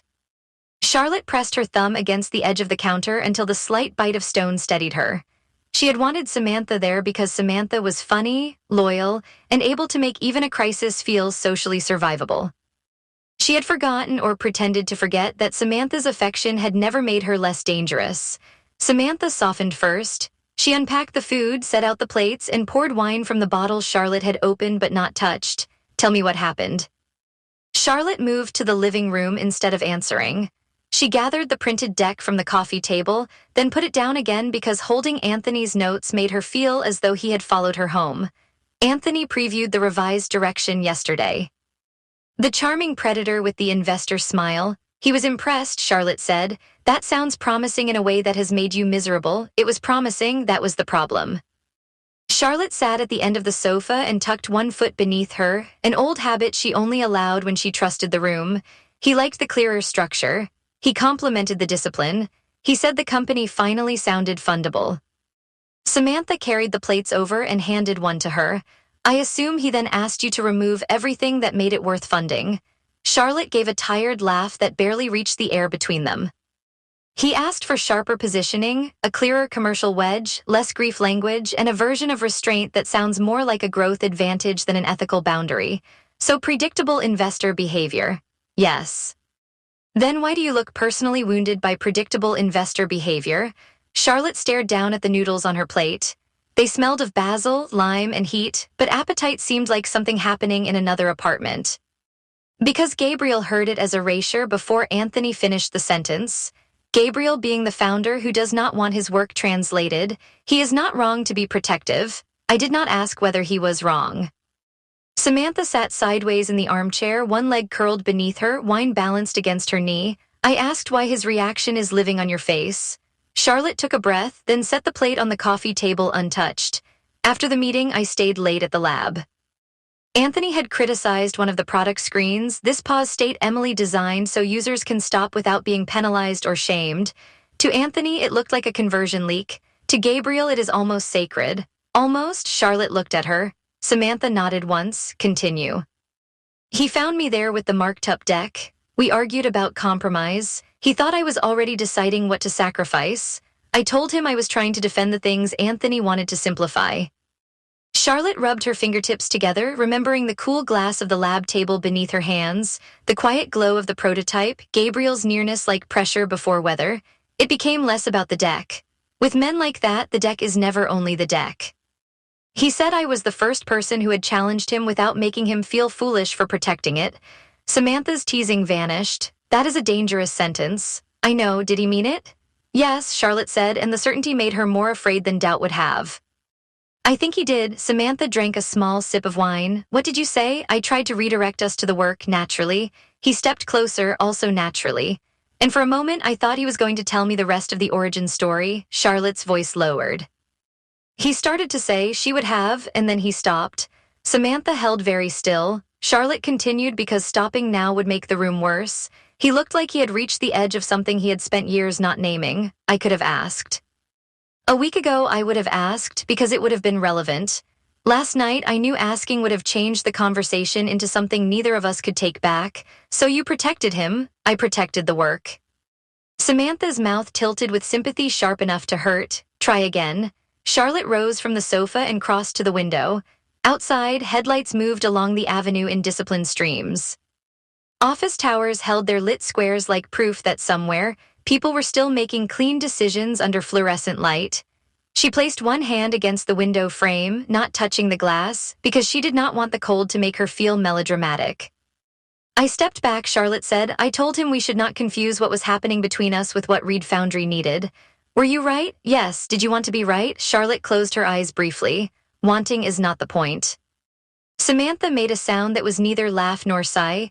Wanting is usually the point people avoid when they are trying to sound responsible. Charlotte turned back. That is not fair. No, but it is useful. The stakes are not theoretical, Sam. Reed Foundry has employees whose salaries depend on this raise. Kyle is trying to keep the company breathing without turning Gabriel into a manageable asset. Emily has built a product architecture around care instead of extraction. Anthony could lead the round, but only if the story becomes simpler and more aggressive. Charlotte heard her own voice gaining speed, the practiced precision returning because precision was safer than confession. If I push too hard toward Gabriel's version, I may hand them an honest pitch that cannot survive the investor room. If I push too hard toward Anthony's version, I may make Reed Foundry legible by removing the very reason it matters. Samantha set her wineglass down on the side table. You have started speaking about Reed Foundry as though you belong to it. The words landed quietly, which made them worse. Charlotte looked at the printed deck on the coffee table, at the red circles around sentences she had fought to preserve, and understood with sudden discomfort that Samantha had not exaggerated. Somewhere between the first hostile meeting and the late-night rewrite, she had stopped describing Reed Foundry as the client. She said the team. She said the work. She said what we cannot lose in her head before correcting herself aloud. I am doing the job properly, Charlotte said. A strategist has to understand the client deeply. Understanding is not the same as carrying. He is not manipulating me. I did not say he was. He resists me. He argues every sentence. He withholds information I need and then looks personally betrayed when the language does not protect something he refuses to name. Samantha leaned back, watching her with unkind accuracy and kind intent. Maybe that is part of the pull. Charlotte returned to the sofa but did not sit. That is a terrible thing to say. It is a loving thing to say. Samantha folded her hands around her knee. You have spent years walking into other people's chaos, making yourself indispensable, and leaving before anyone can ask what you needed while you were saving them. Charlotte gave a small laugh that failed halfway through. I am fairly sure that is just consulting. It is only consulting when you invoice for strategy instead of belonging. Samantha, I remember Barton Finch, Samantha said. Charlotte looked at the ceiling. Please do not bring Barton Finch into my living room. He said you were the only person who understood his genius. Then he forgot to mention your name in the board deck after you rebuilt the company narrative from nothing. That was years ago. I remember Albright Health too. They called you family until the launch succeeded, then sent a gift basket and a termination notice for the retainer in the same week. That was a normal contract transition. It was a normal contract transition that made you cry in a hotel bathroom and then present at 9 the next morning with perfect eyeliner. Charlotte sat down because standing had started to feel like losing. She picked up her wine and held it without drinking. Those clients were not Gabriel. No, Samantha said, they were easier because you did not mistake their need for recognition. Charlotte looked at her sharply, but Samantha did not flinch. The apartment settled around them. The refrigerator clicked on in the kitchen. Somewhere above them, a chair scraped across a floor. Charlotte thought of Gabriel's office, of glass walls and controlled anger, of the prototype waiting with its impossible gentleness. She thought of the way he had said he knew she did not want to use him, as if trust could be a sentence instead of a process. Being useful has always felt safer than being known, Charlotte said at last. Samantha's face changed, not dramatically, but enough that Charlotte knew she had finally touched the bruise. She continued before sympathy could make her retreat. If I can solve the problem, no one has to ask too much about the person solving it. They can praise the result. They can say I have excellent instincts. They can recommend me to the next impossible founder. Then I get to leave before anyone notices how much of myself I put into making their story coherent. Samantha's voice became gentler. That sounds exhausting. It is efficient. That is not a rebuttal. Charlotte smiled despite herself, though it carried no real amusement. No, it is not. Samantha leaned forward and rested her elbows on her knees. You see the parallel, don't you? I am afraid you are going to tell me even if I say no. Gabriel hides the private origin behind the product. You hide your private desires behind competence. Charlotte opened her mouth to deflect, then closed it again because there was no graceful way around the truth. She wanted to say that competence was not hiding. Competence was survival, discipline, proof. Competence had paid her rent, built her reputation, kept her out of rooms where people asked for softness and then punished it. Competence was the version of herself she could control. Instead, she said, that is annoyingly symmetrical. It is also why you are in trouble. Charlotte reached for the nearest pen and turned it between her fingers. Gabriel barely knows me outside the work. Does he need to know your brunch order to see something true? That is not a serious argument. It is a serious question. Samantha picked up one of the printed pages from the table, scanned enough of it to recognize Charlotte's careful phrasing, then set it down. He may see the parts of you the work reveals. Your care, your precision.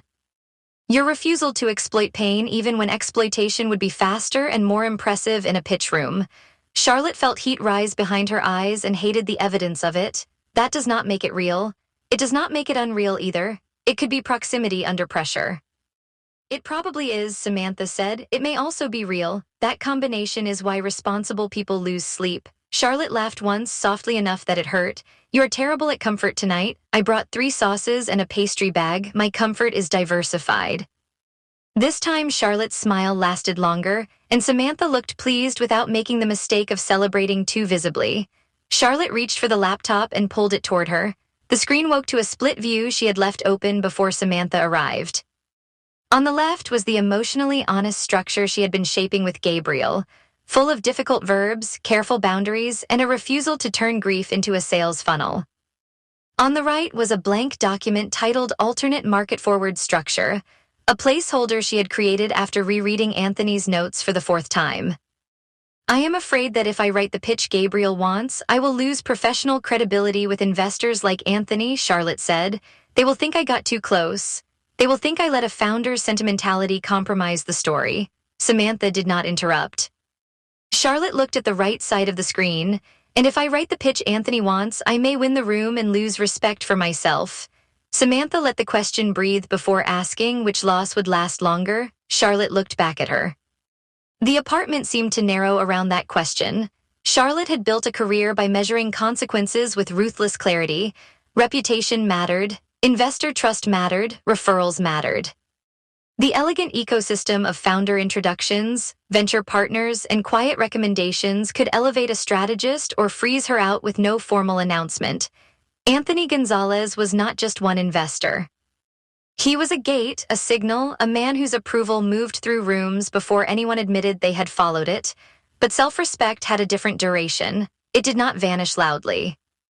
It accumulated hairline cracks until one day the person in the mirror looked familiar only because she had been edited so consistently.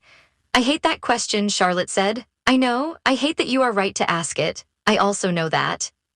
Charlotte closed the laptop halfway, then opened it again because avoidance had become too obvious. What if refusing Anthony's version is not integrity? What if it is just me wanting Gabriel to need me? Samantha's face sharpened with concern, though her voice stayed even. That is the right fear. That is not comforting. It is not supposed to be. You should be afraid of that possibility because it would be easy to dress it up as principle. Samantha reached across the coffee table and touched Charlotte's wrist, a brief, anchoring pressure. Do not confuse protecting Gabriel with choosing yourself.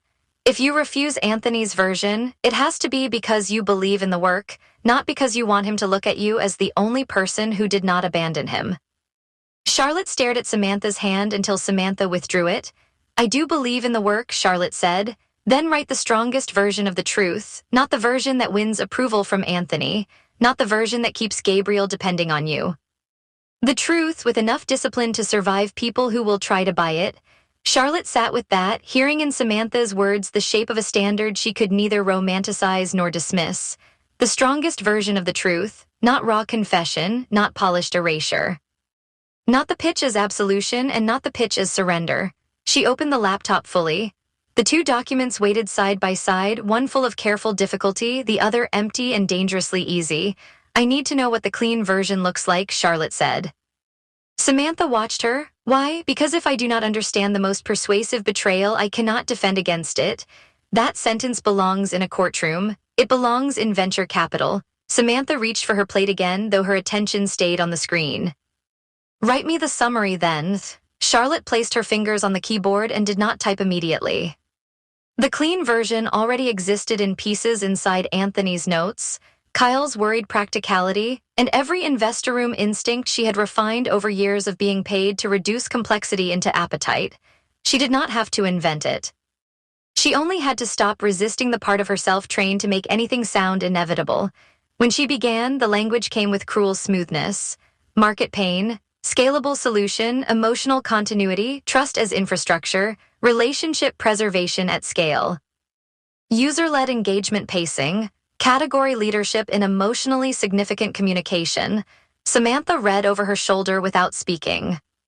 Charlotte could feel the shift in the room, the way the clean version gathered force because it knew exactly what kind of world it was built to enter. It did not stumble over grief. It did not ask investors to sit with discomfort. It widened pain into market need and softened memory into engagement. It made Reed Foundry easier to repeat, easier to defend, easier to fund. It was beautiful in the way a locked room could be beautiful. After 15 minutes, Samantha exhaled. This is excellent. Charlotte's hands stilled above the keyboard. Samantha grimaced. I know, I wish it were worse. That is the problem. It is not the whole problem. Samantha leaned closer to the screen. A beautiful lie is still a lie, but an undisciplined truth can still fail. Charlotte read the line she had just written about emotionally significant communication and felt the small, private nausea of recognizing her own talent. You are saying I cannot hide behind either extreme. I am saying you usually pick the hard thing only after you have fully understood the easy thing. Charlotte looked from the clean version to the honest one. The honest draft was uneven, difficult, and alive with the marks of argument. The clean version was only a skeleton, but it already stood straighter in the world. Outside, a siren rose and faded. Samantha began eating noodles because someone in the room had to remember bodies required food. Charlotte kept reading both drafts, letting the discomfort do its work. Her real fear was not that she might choose wrong for Reed Foundry. It was that whatever she chose would reveal who she was. Charlotte lowered her hands to the keyboard again and began drafting the clean version, not because she had chosen it, but because she needed to know exactly what kind of betrayal would be most likely to succeed.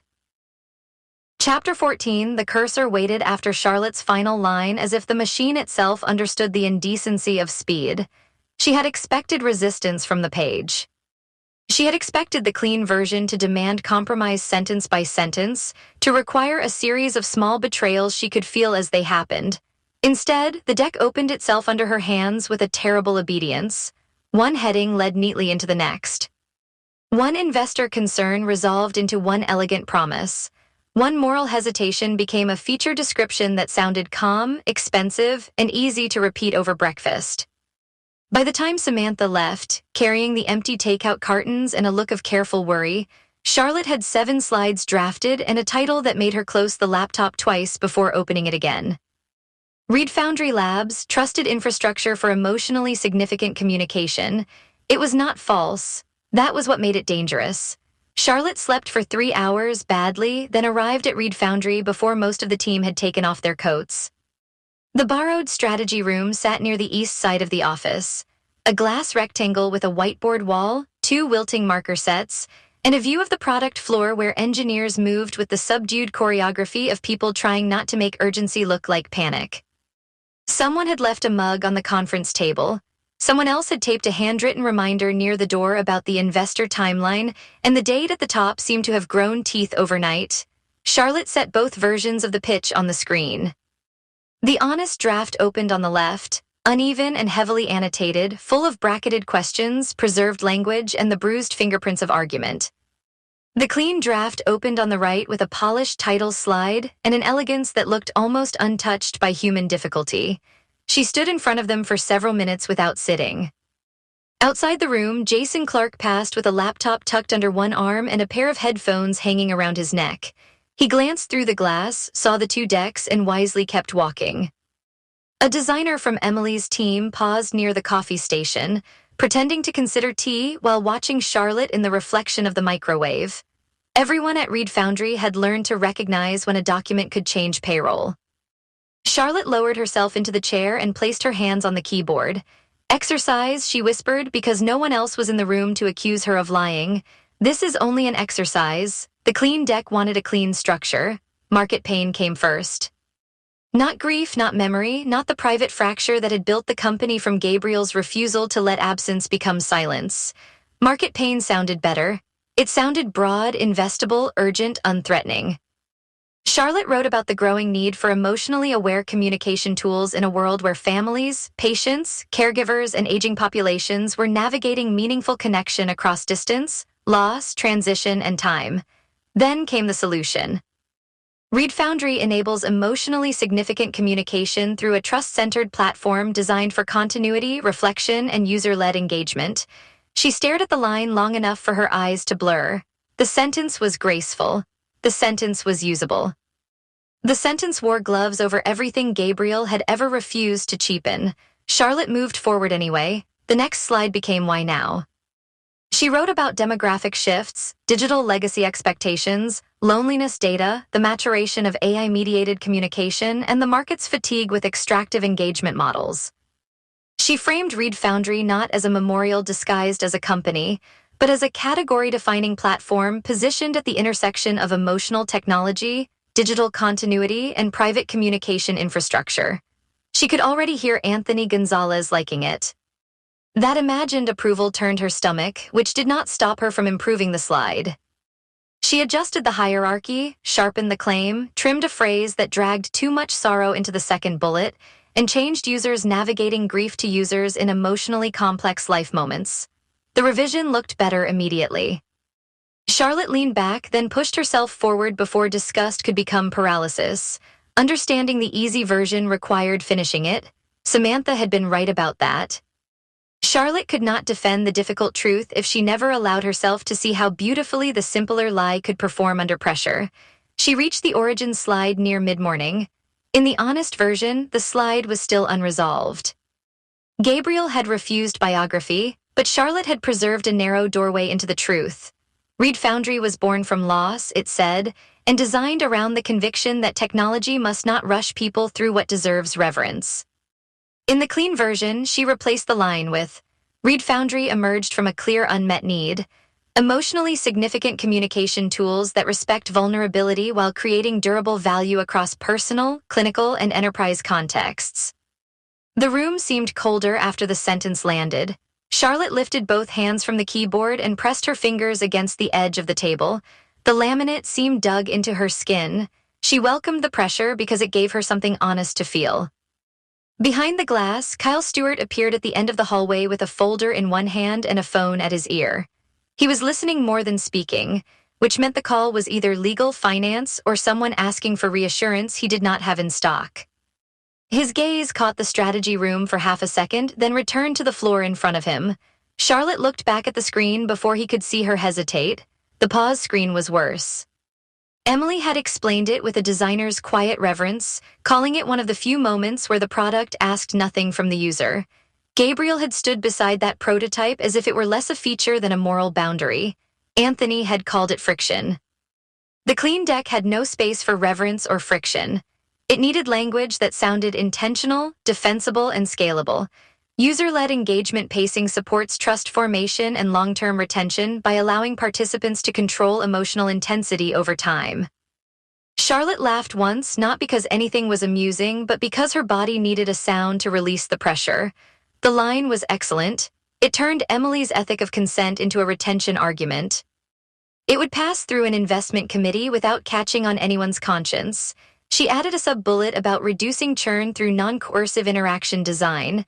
Her coffee went untouched until the surface grew dull. By noon, the clean version had become a full draft. It contained market sizing, category language, defensibility, retention patterns, user trust, expansion pathways, and a slide on future enterprise applications that made Read Foundry sound inevitable. She had softened grief until it became need. She had translated restraint until it became premium trust. She had changed we do not sell grief into we build trusted infrastructure for emotionally significant communication. The deck was clear, repeatable, fundable, and emotionally present without becoming difficult. Charlotte hated it with professional admiration. Kyle entered without knocking because the glass walls had already performed the courtesy of announcing him. He carried 2 printouts, a marked-up budget sheet, and the particular expression of a man who had just spent 20 minutes convincing someone that a crisis could still be converted into a timeline. Tell me one of those versions makes people with money less allergic to us, he said. Charlotte closed the honest deck halfway, then stopped herself and left both visible. That depends whether you want them less allergic to Read Foundry or less allergic to what Read Foundry is. Kyle pulled out the chair across from her. At this point, I am considering any allergy that does not kill the patient. She rotated the laptop toward him. This is the alternate structure based on Anthony's feedback. I drafted it to understand his ideal version, not because I have chosen it. Kyle gave her a brief, assessing look before reading. Charlotte watched his face because she could not bear to watch the slides. Kyle was not easy to impress with language. He valued words only when they reduced chaos, clarified obligations, or prevented a meeting from turning into theater. As he moved through the deck, his posture changed by almost invisible degrees. His shoulders settled. His thumb stopped tapping against the paper in his hand. His eyebrows rose at the "Why Now" slide, then again at the commercial wedge. He reached the origin slide and paused, not with grief or offense, but with operational recognition. "This is the first Reed Foundry deck I can imagine an investment committee understanding in one pass," he said. Charlotte folded her hands beneath the table so he would not see them tighten. "That sounds like praise. It is praise. It feels like a diagnosis." Kyle pushed the laptop back an inch and studied her. "Do you think it is wrong?" Charlotte looked through the glass at the product floor, where Emily stood beside a designer's desk, pointing at a tablet while the designer listened with the intensity of someone receiving instructions about a living thing. "It is not wrong in the way investors measure wrong." Kyle waited because he had learned that silence could be cheaper than argument. "That may be the problem," Charlotte added. He rubbed one hand over his mouth, then lowered it with a tired patience that made him look older than he had in the first meeting. "Charlotte, Reed Foundry needs money, not moral perfection. I know that. I am not saying we hand Anthony the keys and let him turn the platform into grief as a service with tasteful typography. That phrase is going to haunt me. I am saying the company cannot survive on language that only works for the people already converted." Kyle tapped the laptop lightly once near the clean title slide. "This version gives us a room." Charlotte heard the emphasis. Not a soul, not a promise, not a future, a room. It was an honest ambition from a man responsible for keeping the lights on. "There is a difference," she said, "between making the truth legible and making it convenient." Kyle leaned back and the chair gave a small mechanical complaint. "There is also a difference between protecting the truth and making it impossible to fund." The words held no cruelty, which made them harder to dismiss. Charlotte looked from one deck to the other, measuring the space between them as if the answer might be visible in the gutter between windows. "Do you think Gabriel will accept any version that can actually be funded?" Kyle asked. Charlotte gave him the only honest answer available. "I do not know." Kyle released a breath through his nose, then show him both. "He will see the clean version as an act of violence. He may be right." Charlotte looked at him sharply. Kyle's mouth twisted with humor that had no pleasure in it. "Do not look so surprised. I am practical, not dead inside." He gestured toward the screen. "The deck removes things, important things. I can see that, and I do not even know the whole story he refuses to tell me." "Then why show it to him? Because Reed Foundry cannot make a real choice by pretending the cleaner path does not exist." Kyle's voice softened by 1 degree. "He needs to understand what Anthony is asking for. So do you, so do I." Charlotte lowered her gaze to the clean deck's final slide. It ended on an expansion map with 3 polished columns and a closing line that sounded like something Anthony could repeat to partners without apology. "The world is ready for emotionally intelligent infrastructure that meets human complexity with trusted scale." She had written it in less than 2 minutes. That seemed to be the worst evidence against her. "All right," she said, "I will show him both."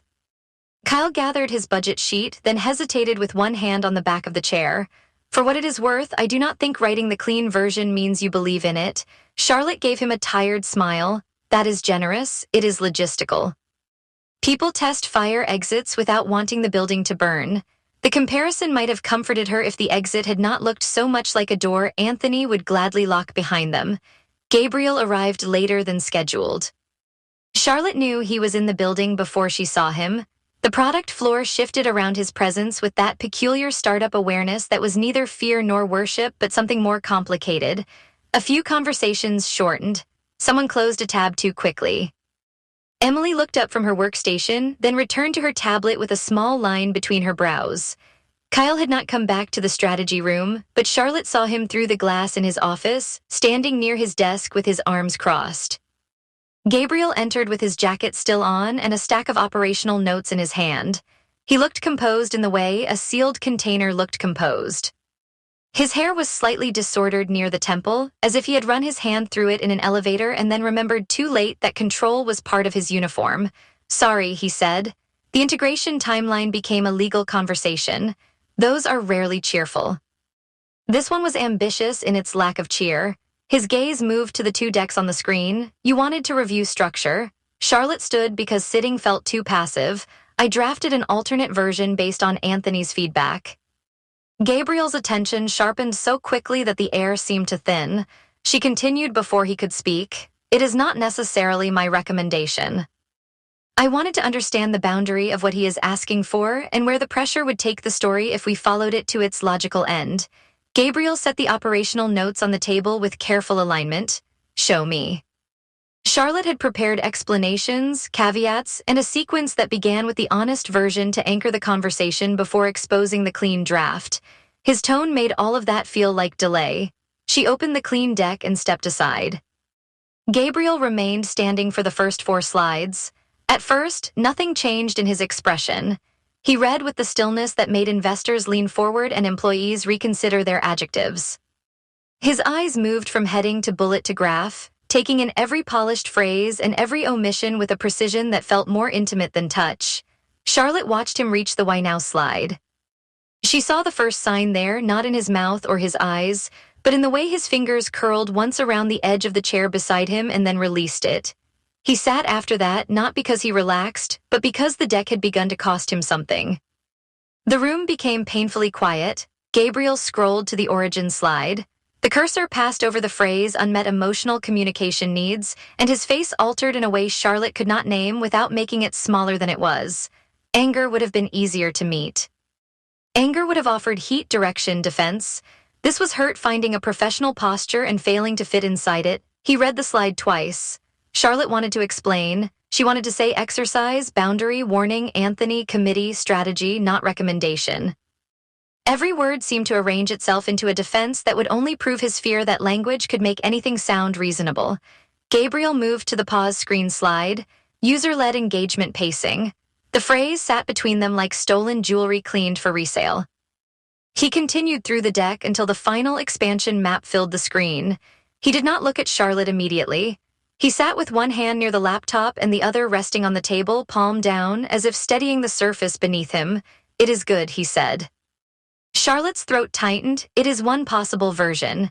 Gabriel looked up then. "No, Charlotte, it is good." His voice remained quiet, and the restraint inside it was worse than shouting. "That is what makes it obscene." The words reached her before she had a defense ready. Kyle appeared at the doorway a moment later, either summoned by instinct or by the visible change in the room. He stepped inside and closed the glass door, which gave the conversation the false dignity of privacy. "I asked her to show you both paths," Kyle said. Gabriel did not look at him. "Of course you did." Kyle accepted the blow without visible offense. "The deck gives us a real chance with Anthony. It gives Anthony a company he can understand by removing the reason the company exists." Charlotte found her voice with effort. "I wrote it to test the boundary, not to cross it." Gabriel turned the laptop toward her with 2 fingers, stopping on the origin slide again. "Can you honestly say Anthony would not prefer this version?" The question allowed no graceful evasion. "No," Charlotte said. "Do you think it would win?" The pause that followed was too small to protect anyone. "It might," she said. Gabriel nodded once as if she had confirmed a diagnosis he had been carrying for years. "There it is." Kyle moved closer to the table. "There what is the version that works?" Gabriel's attention remained fixed on the deck. The one where no one has to sit with what happened. No one has to admit that the product began because absence became intolerable. No one has to understand why stopping matters, or why we refuse to call closure a successful outcome. Charlotte took a careful breath. The fact that the clean version works is exactly why we needed to see it. Gabriel looked at her, and the damage in his expression struck her harder than accusation would have. Is this what loss becomes when it is handled properly? No, the answer came quickly but not strongly enough. Gabriel heard the softness and seemed to fold it into his case against her. "This is what you were hired to do." Charlotte's hands went cold. He turned the laptop back toward himself and read from the slide with a precision that made each phrase sound newly cruel. "A clear unmet need, emotionally complex life moments, durable value across personal, clinical, and enterprise contexts." His eyes lifted. "You made the unbearable sound investable." Kyle cut in before Charlotte could answer. "No one is trying to erase anything. We are trying to keep the company alive." Gabriel's gaze moved to Kyle at last. "Survival is not the same as preservation." "No," Kyle said, "but preservation without survival becomes a very expensive principle." Charlotte stepped closer to the table. Kyle is not wrong about the risk. Gabriel laughed softly, and there was no humor in it. That is the terrifying part. Everyone is reasonable. Gabriel, you were reasonable on every slide. He gestured toward the clean deck. Every change has an argument. Every omission has a strategic justification. Every softened phrase makes the company easier to fund. Nothing here is careless. Charlotte absorbed the unintended praise like a bruise. You are angry because I did it well. I am angry because you understand enough to know what you removed. The sentence landed with awful accuracy. Kyle's phone buzzed on the table and he silenced it without looking down. Outside the room, the office continued its fragile performance of normalcy. Emily had stopped near the edge of the product floor, speaking to Jason with her tablet held against her chest, while her attention kept returning to the strategy room's closed door. Charlotte saw them through the glass and understood that this argument, however contained, had already entered the company's bloodstream. She turned back to Gabriel. There is a difference between translating and erasing. And which one is this? This is the warning. Her voice gained force because the alternative was collapse. This is what happens when the pressure is allowed to define the story before you do. Gabriel's eyes narrowed slightly, not in anger alone, but in recognition he did not want. Do not turn this into a lesson about my silence. It is partly about your silence. Kyle muttered something under his breath that might have been a warning, but Charlotte could no longer afford the comfort of caution. She continued. You keep asking the pitch to protect a promise you will not fully name. You want language strong enough to defend what happened, but you refuse to give the language enough truth to carry it. That creates a vacuum, and Anthony knows exactly what to put there. Gabriel rose from the chair with measured care. So the answer is this. No, Charlotte said, the answer is not this. You wrote it beautifully anyway. The line struck the most vulnerable part of her professional pride, the place where usefulness and harm had always shared a wall. Yes, she said, and the admission cost her more than denial would have. I did. Kyle looked between them, his fatigue now threaded with alarm. We are losing the point. The point is very clear, Gabriel said. He closed the laptop with a controlled motion that somehow felt more violent than a slam. Anthony will love the deck. Charlotte held his gaze. I do not. For a moment, something moved through his face that might have become relief if he had trusted it. Instead, he reached for the printed copy of the clean version lying beside the laptop. Charlotte had not noticed him seeing it. He picked it up and aligned the pages against the table, smoothing the stack with the side of his thumb. You should, he said. It is the strongest thing in the room. Charlotte wanted to tell him the strongest thing in the room was the uneven draft beside it, the one that still argued, resisted, and breathed. She wanted to tell him the clean version had no pulse, only posture. She wanted to tell him that she had written it to save the honest version from being outflanked by people who would never ask permission before improving it. Gabriel walked to the door before she could say any of it. Kyle moved as if to stop him, then seemed to understand that stopping Gabriel physically would only make the symbolic damage worse. At the threshold, Gabriel paused with the printed deck in his hand. His reflection in the glass overlapped with the product floor behind him, making his silhouette appear briefly filled with the blurred shapes of the people depending on him. Without turning, he said, Now I know exactly what Reed Foundry sounds like without her. The pronoun moved through the room before Charlotte could prepare for it. Her. It did not explain enough. It explained too much. Then Gabriel opened the door and left, carrying the clean version as if it were evidence. The strategy room remained silent after him. Kyle stayed near the table, one hand on the back of the chair Gabriel had abandoned. He looked toward the hallway, then toward Charlotte, and whatever practical argument he had been preparing seemed to fail under the sight of her face.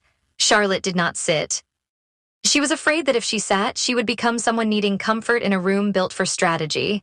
Kyle exhaled slowly. That went badly. Charlotte gave him a look. Worse than badly, he amended.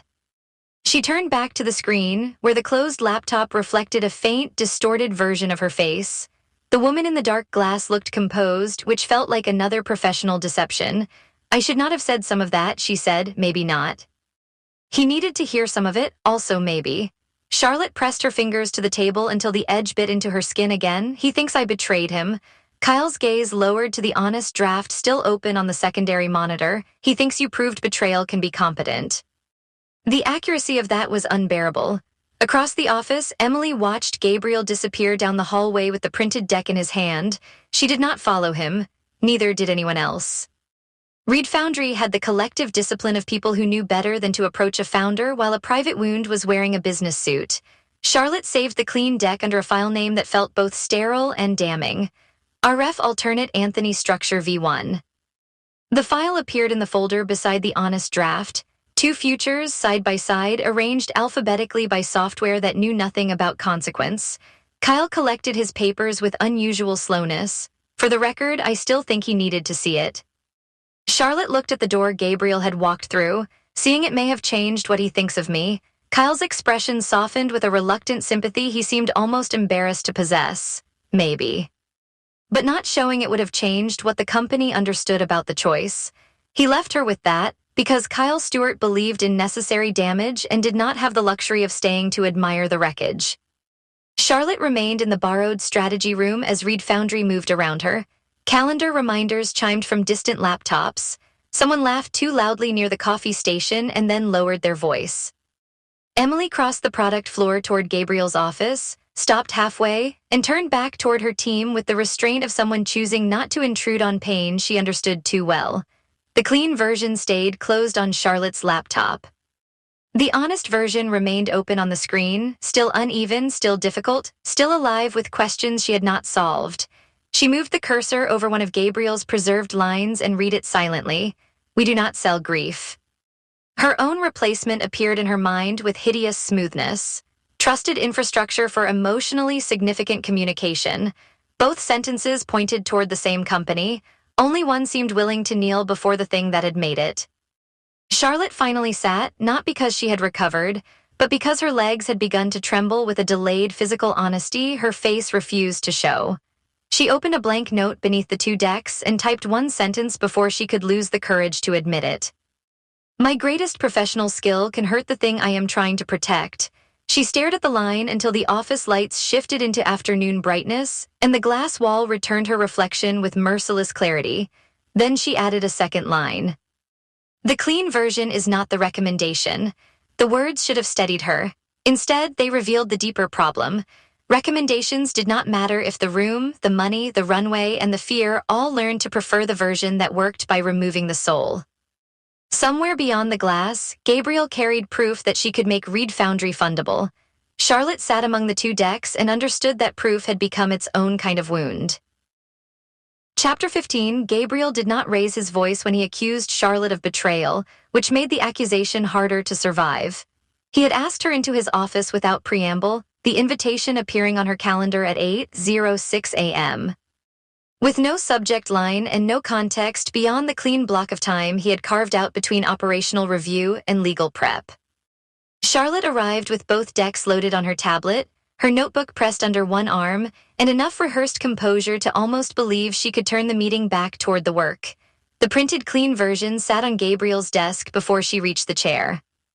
He had marked it by hand, not with the quick red circles Anthony had left like ownership claims, but with dark, narrow lines written in the margins beside almost every slide. The pen had bitten so deeply into the paper that several pages curled upward at the corners, as if the deck itself had tried to pull away from him. Charlotte stopped beside the chair rather than sitting immediately.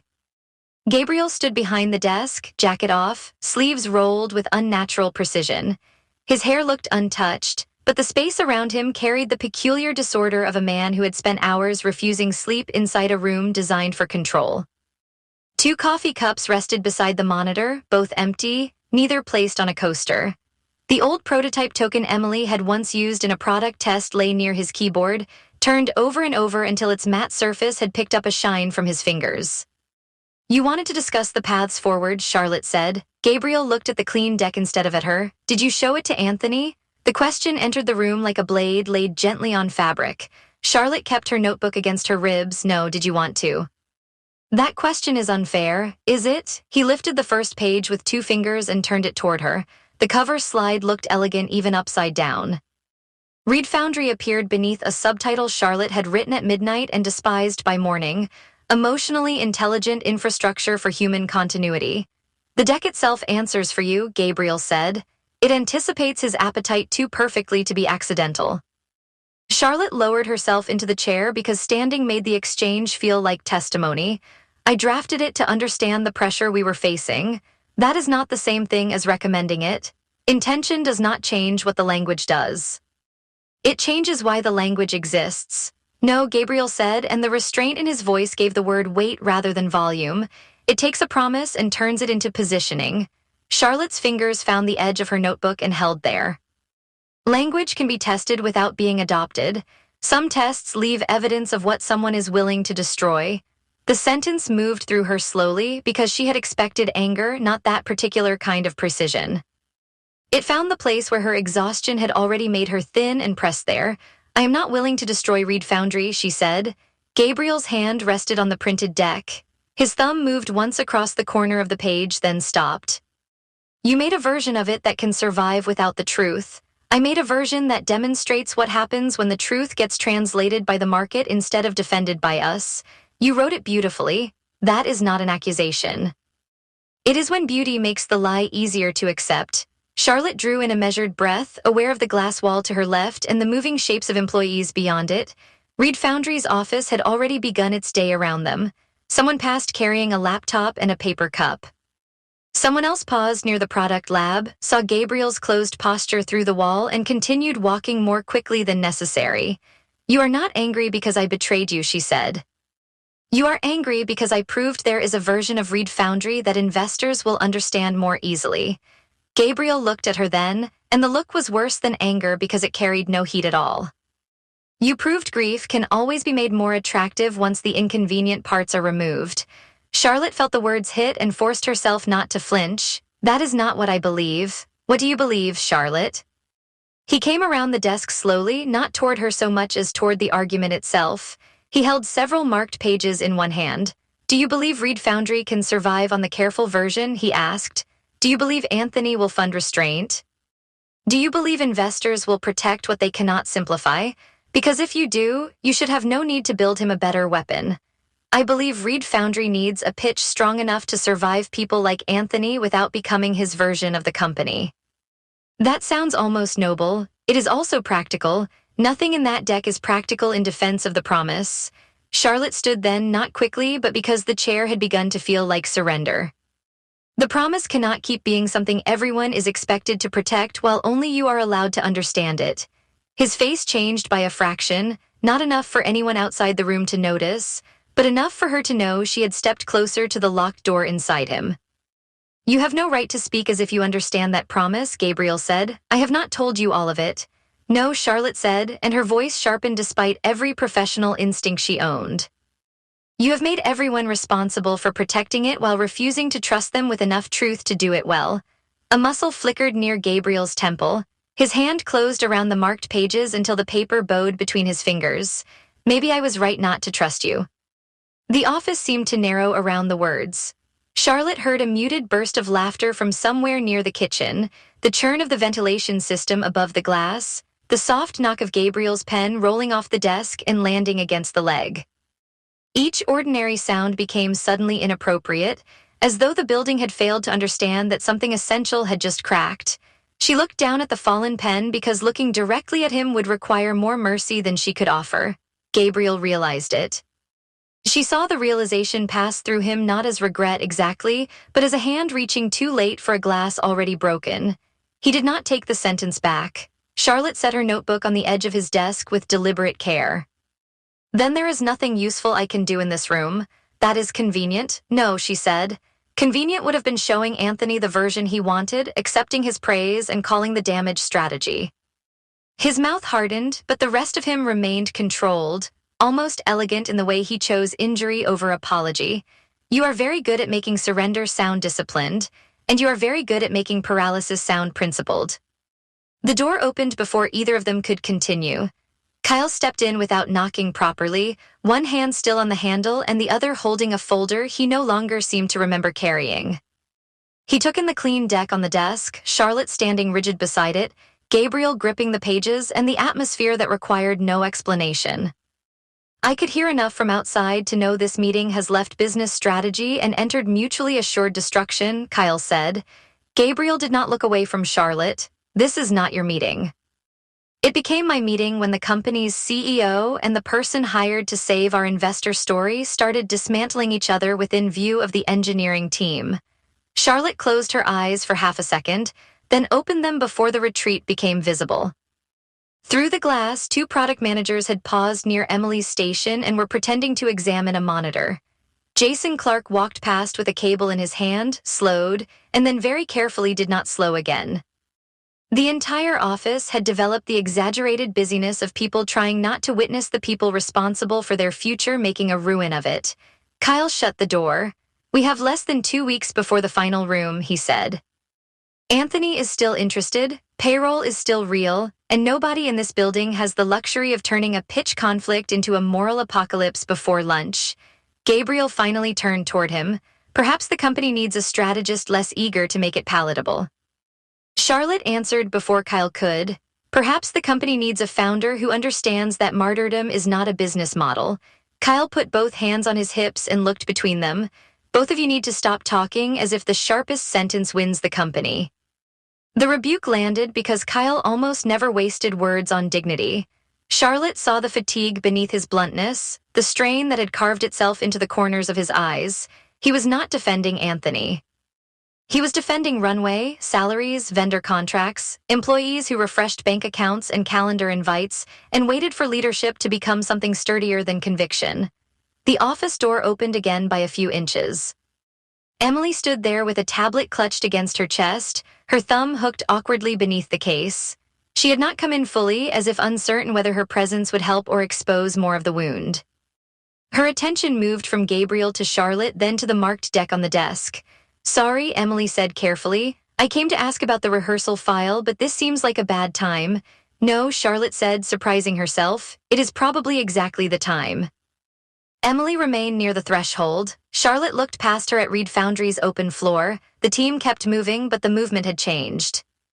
People were listening with their shoulders, with their shortened conversations, with the false interest they paid to screens that no longer held their attention. The company felt suddenly less like a workplace and more like a patient conscious during surgery.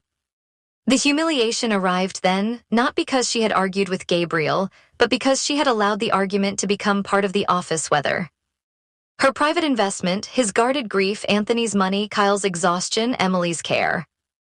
The unsaid thing between them that had almost crossed a line beside the prototype pause screen, all of it had leaked through the glass and into the lives of people who had not consented to be collateral. Charlotte picked up her notebook. "I am stepping back for a short period," she said. Gabriel's body registered the sentence before his voice did. His fingers loosened around the marked pages and one sheet slipped to the floor between them. He did not bend for it. "Does that mean you're quitting?" he asked. "It means I am protecting the work from the damage we are starting to do to it." "That sounds like a professional way to leave." "It is a professional way to avoid making the wrong choice for personal reasons." Kyle's eyes moved from Charlotte to Gabriel with new concern, and that concern stripped the room of its last plausible deniability. Gabriel's voice lowered. "So Anthony was right." Charlotte turned back toward him. "About what?" "Emotional intensity making the company unmanageable." The question was not truly about Anthony, and everyone in the office seemed to know it without needing the words. Charlotte could feel Kyle's attention sharpen. Emily shifted her grip on the tablet until her knuckles paled. "Anthony is wrong about what Reed Foundry should become," Charlotte said. "He is wrong about restraint being hesitation, and he is wrong about grief needing softer packaging so capital can tolerate it. But he is not wrong that you cannot keep asking everyone to navigate around a truth you refuse to name." Gabriel did not answer. The absence of his reply cut more deeply than another accusation would have. Charlotte had spent weeks fighting his resistance, studying the places where language failed him, believing there was a version of the story he could speak without betraying whatever person still lived at the origin of the company. Now she wondered whether she had mistaken proximity for permission. She gathered both digital versions onto her tablet, then paused over the printed clean deck. Gabriel watched her hand hover above it. She left the printed copy where it was. "The clean deck is not my recommendation," she said. Gabriel's eyes remained on the pages. "Then what is it?" "A warning." His attention lifted toward her slowly. "A warning about what?" Charlotte slid her notebook beneath her arm. "It is what happens when someone else gets to define the story because you would not." No one followed her when she walked out. That was either kindness or proof that everyone understood the departure needed to happen cleanly. Charlotte passed Emily in the doorway, close enough to see the faint smear of graphite along the side of Emily's hand. Emily looked as though she wanted to say something and had decided that any comfort offered too early would only ask Charlotte to absorb one more person's feelings. Charlotte gave her the smallest nod she could manage and continued through the open office. Every step to the elevator required more discipline than the argument had. Inside Gabriel's office, she had anger to hold upright. Outside it, she had faces. She had engineers who looked away too quickly, a finance associate whose spreadsheet remained frozen on a monitor, Jason standing near the printer with a coil of cable he had no reason to be carrying anymore. She had the horrible awareness that her composure, once her safest professional instrument, was now performing damage control over a bruise everyone could almost see. The elevator arrived with a polite chime that felt obscenely cheerful. Charlotte stepped inside and pressed the lobby button before anyone could ask whether she needed anything. The doors began to close, then hesitated for a man from legal hurrying toward them with a folder. He saw her face, slowed, and raised one hand in apology as he chose to wait for the next car. The doors shut. Only then did Charlotte let her shoulders drop. The mirrored wall returned a version of herself she recognized too well. Neat hair, controlled mouth, expensive blouse, tablet held like a shield. She had built that woman carefully. Clients trusted that woman. Founders hired her when the story was too tangled, when the stakes were too high, when everyone else had tried and failed to make the room understand. Samantha's warning surfaced with unwelcome clarity. Do not confuse being needed with being known. Charlotte touched the elevator rail with her fingertips, needing the cool metal more than she wanted to admit.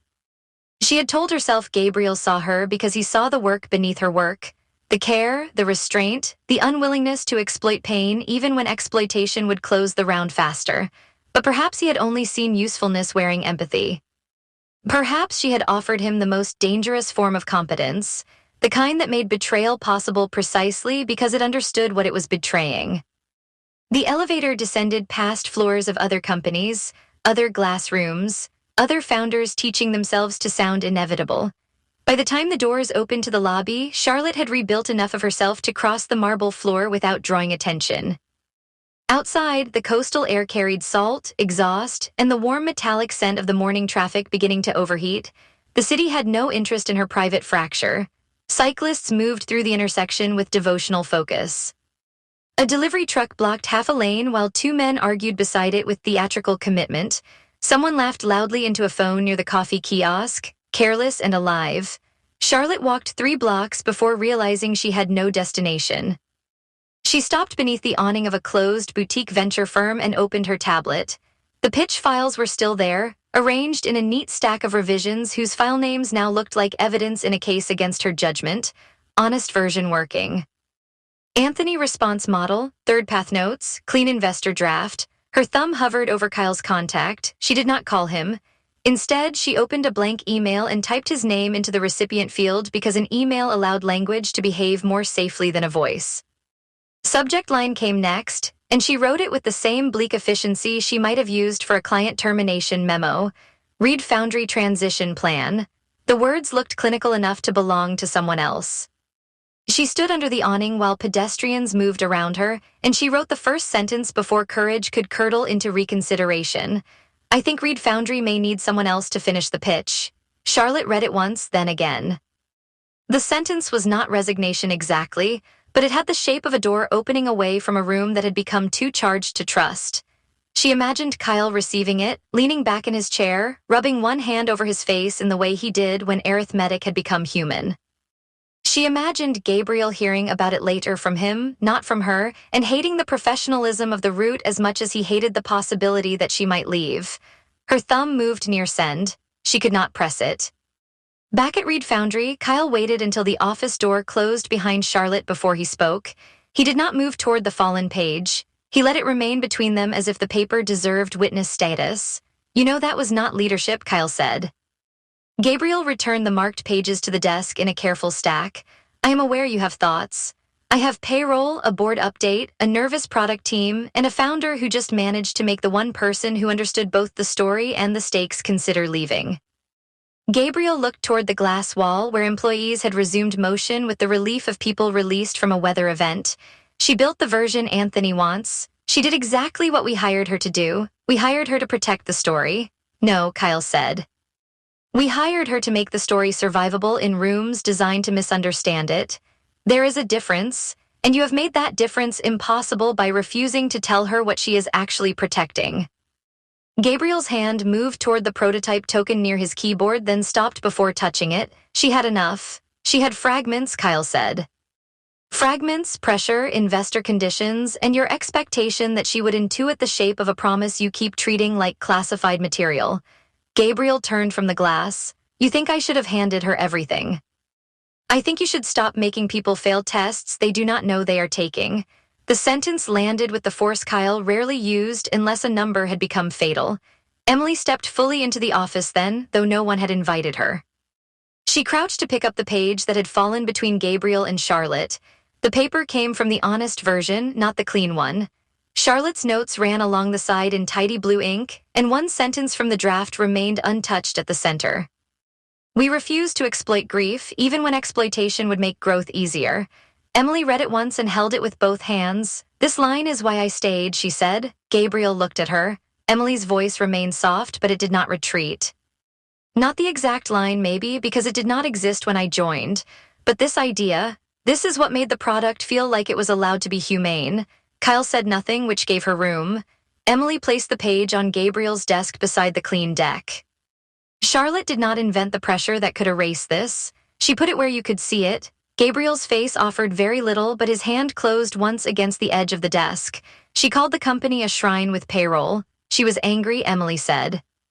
She was also not completely wrong. Kyle looked at Emily with something like approval and fatigue braided together.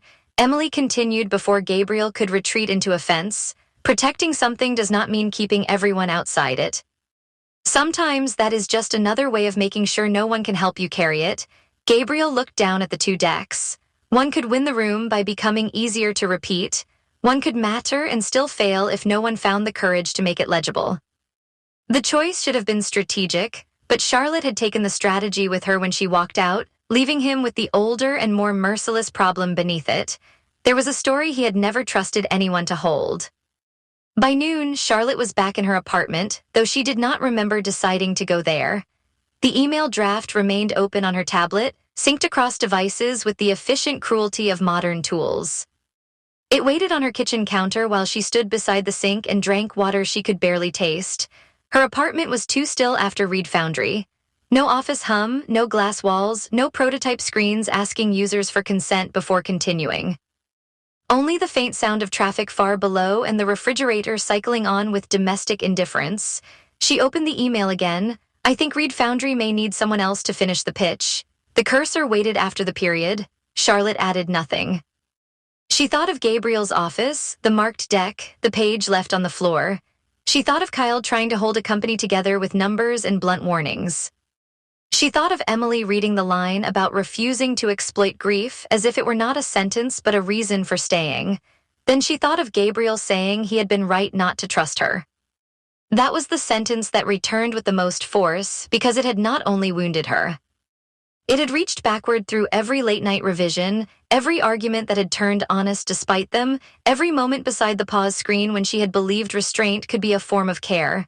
It made all of it suspect. It made her suspect. Charlotte sat at the kitchen counter and placed her hands flat on either side of the tablet. She knew how to leave professionally. She knew how to transition materials, protect the client, preserve the relationship in language so immaculate it concealed the blood beneath it. She could send Kyle the draft, recommend 3 names, package her departure as strategic recalibration, and become once again the woman who exited before anyone could ask what she needed. Her thumb hovered above send. The city moved beyond the window. Reed Foundry waited somewhere inside it with 2 decks, 1 founder, and a story no one had yet been trusted to tell. Charlotte did not send the email.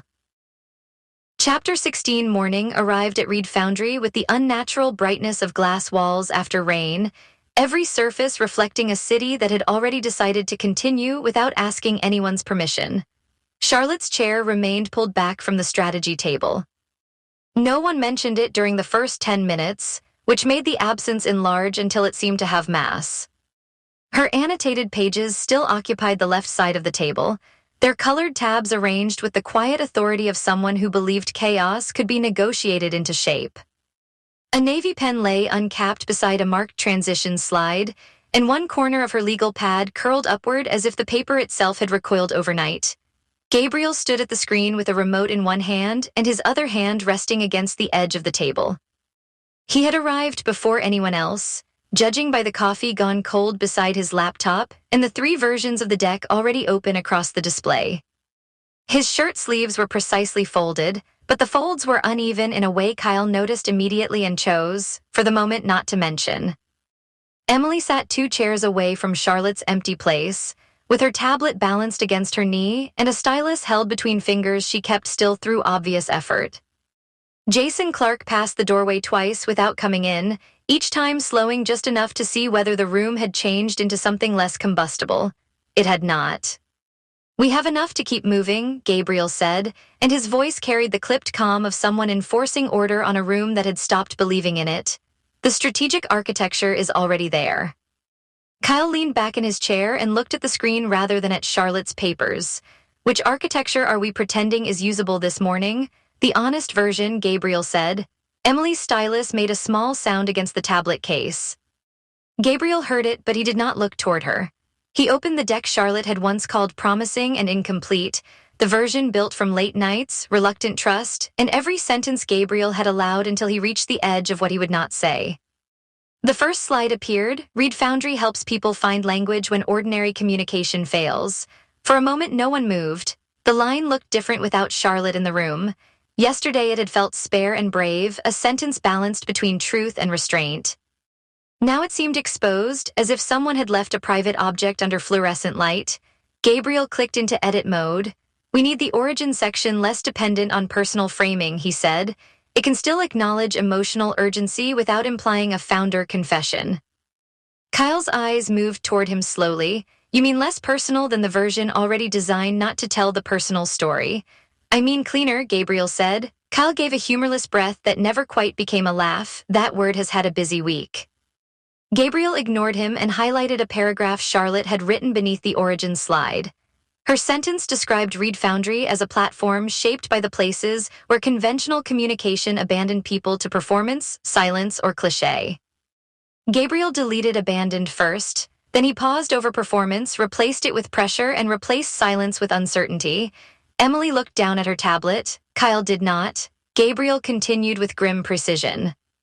He removed a phrase about grief because it felt too close to confession. He softened a line about ethical restraint until it sounded like risk management. He turned "users must never feel harvested for their vulnerability" into "users benefit from consent-based emotional pacing." Then he stared at that new sentence for several seconds before saving it as though saving could make it true.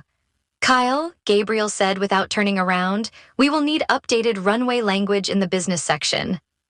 "You just made the human section sound like compliance software," Kyle said. Gabriel's thumb stopped against the remote. Emily lifted her gaze, but she stayed quiet. Kyle sat forward, his forearms settling on the table with deliberate care. "I am not saying that because I enjoyed the old paragraph. I am saying it because I could understand the old paragraph." "The old paragraph exposed too much," Gabriel said. "It exposed that the company means something," Kyle answered. "That used to be the point." Gabriel finally turned. "The point is to make investors understand the company without turning its origin into spectacle. Then stop rewriting Charlotte out of the process as if her absence makes the company safer." The words landed with enough force to change the air. Emily's fingers closed once around the stylus, then loosened. Gabriel placed the remote on the table. He did not slam it down. That would have been simpler than the careful way he set it beside Charlotte's pen, as if avoiding noise could preserve authority.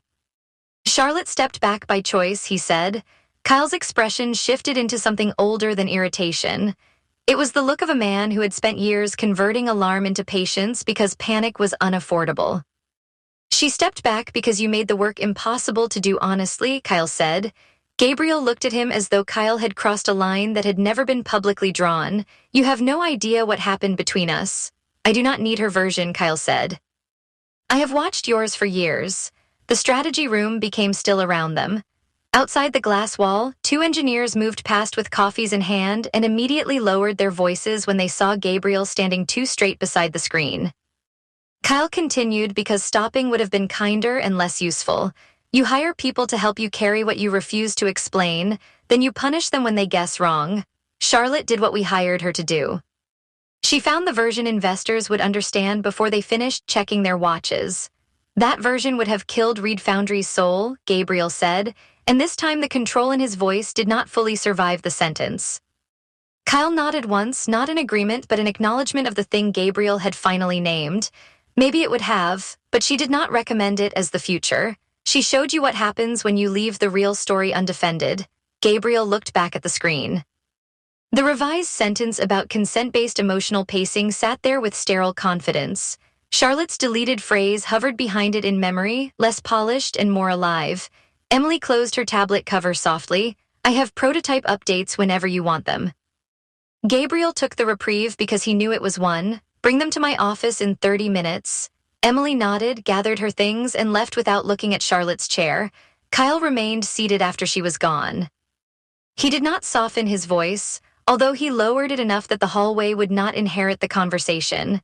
This company cannot survive another week of you treating trust like a luxury purchase, he said. Gabriel's hand moved toward the laptop, then stopped before touching the keys. We are done with this meeting. No, Kyle said, and the single word carried enough weight because he added nothing immediately after it. We are postponing this meeting because payroll, Anthony, and your conscience are all arriving on different schedules. Gabriel shut the laptop with a controlled motion.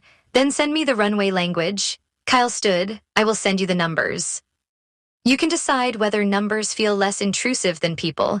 The room emptied gradually after that, not with the ordinary rhythm of a meeting ending, but with the wary dispersal that followed an alarm no one could locate. Gabriel stayed behind. He opened the deck again after the door closed. The cursor blinked at the end of the sentence he had ruined. In her apartment across the city, Charlotte did not open the resignation email again. She made coffee she forgot to drink, showered because routine was easier than decision, and moved her laptop from the kitchen counter to the small table near the window where the light was better. She told herself this was not capitulation. She told herself it was inventory. Her Reed Foundry folder opened to a grid of files named with the clean discipline she brought to other people's disorder.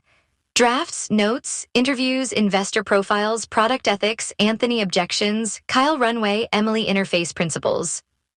She clicked through them without making changes, moving from one document to another as though she were walking through rooms after a party, checking what had been broken and what had merely been displaced.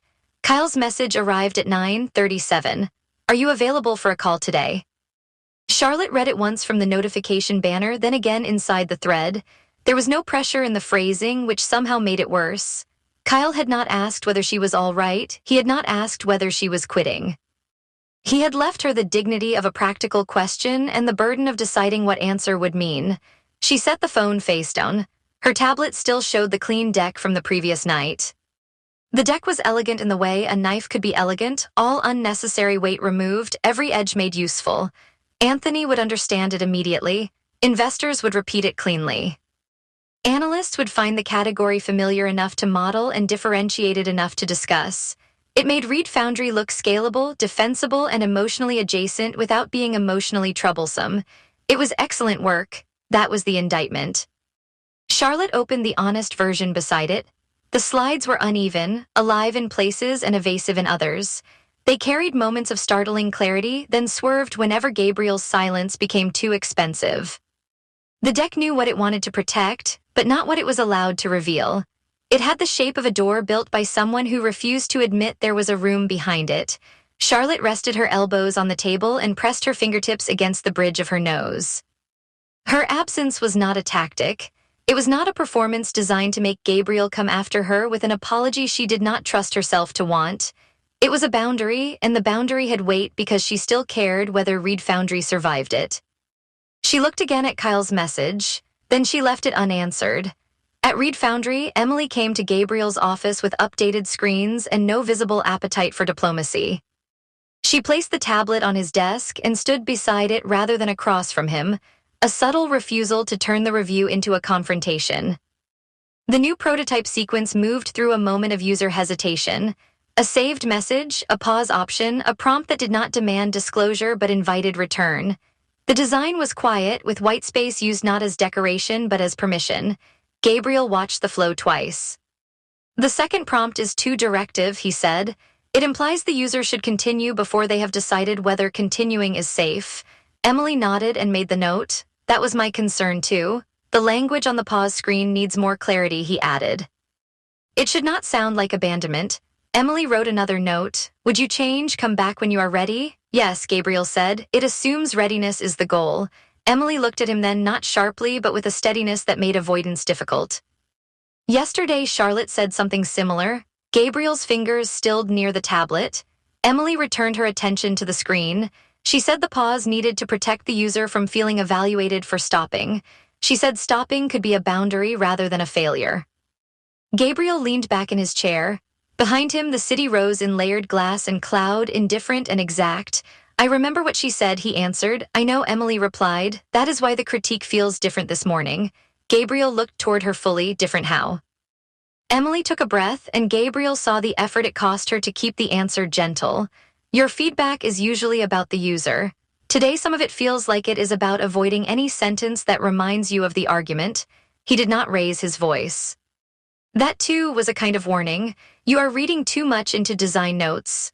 Possibly, Emily said, but I have been working on this product long enough to know when language is carrying something it has not been allowed to say. Gabriel's expression altered almost imperceptibly, not into anger, but into the private closing of a door. Emily did not retreat. Charlotte understood the product because she listened to the people building it, she said. She listened to Kyle when he talked about the runway. She listened to me when I explained why the interface could not pressure people toward catharsis. She listened to Jason when he described how testers used the saved message feature after closing the app 3 times. That is not betrayal. Gabriel looked back at the prototype because the screen asked less of him than Emily did. She still wrote the clean version. She wrote the version Anthony wanted, Emily said. She wrote it clearly enough for you to see what accepting it would cost. The words reached him with the strange precision of a sentence he had already heard in another voice. Emily touched the edge of the tablet and advanced to the pause screen again. If you had trusted her sooner, she would not have had to guess where the line was. Gabriel did not answer. Emily's quietness made the accusation impossible to dismiss as emotion. She was not trying to win. She was trying to place the truth where he could not step around it without seeing himself do it. I will revise the prompt language, she said after a moment. I can send options by 5. Thank you, Gabriel said. She picked up the tablet. At the door, she paused but did not turn around completely. For what it is worth, Emily said, the meaning does not belong only to the person who first needed it. After she left, Gabriel remained seated with his hands folded on the desk. He disliked the sentence at once, which told him he had understood it. By early afternoon, Kyle had forced what he called a leadership meeting and what Gabriel privately considered an intervention with a calendar invite. The conference room had been cleared of Charlotte's pages, though not by Gabriel. Someone had stacked them carefully at the end of the table, preserving the order of her notes with almost ceremonial caution. The absence looked tidier now and therefore worse. Kyle projected a timeline on the screen. Anthony expected a revised direction soon. The investor room was approaching. The team needed rehearsal time, product confirmation, financial updates, and a narrative that would not collapse under the first intelligent question. Every item on the schedule carried a dependency, and every dependency led back to the same unfinished decision. What story are we telling? Kyle asked. Gabriel looked at the timeline. We are telling the truth we can responsibly tell. Kyle tapped his pen once against the table. That sounds good until someone asks which truth that is. Emily sat beside him, hands folded around a paper cup she had not opened. Gabriel stood near the screen because sitting would have felt too much like being judged. The product addresses emotionally significant communication failures, Gabriel said. The origin can remain implied through founder market fit and ethical discipline. Kyle rubbed one hand over his mouth, then lowered it. You sound like Charlotte's clean deck after it got frightened by Charlotte's honest deck. Emily looked down quickly, but not before Gabriel caught the movement. Gabriel's patience thinned, revealing something rawer beneath. Do you have a recommendation, or are we only cataloging dissatisfaction? I recommend you decide whether this company is ashamed of its own reason for existing, Kyle said. Gabriel's eyes moved to him. Kyle did not flinch. Right now we are caught between 2 decks because you are caught between 2 fears. You are terrified of being misunderstood, and you are terrified of being known. That is a convenient summary from someone who has not had to pay the cost of the full story, Gabriel said.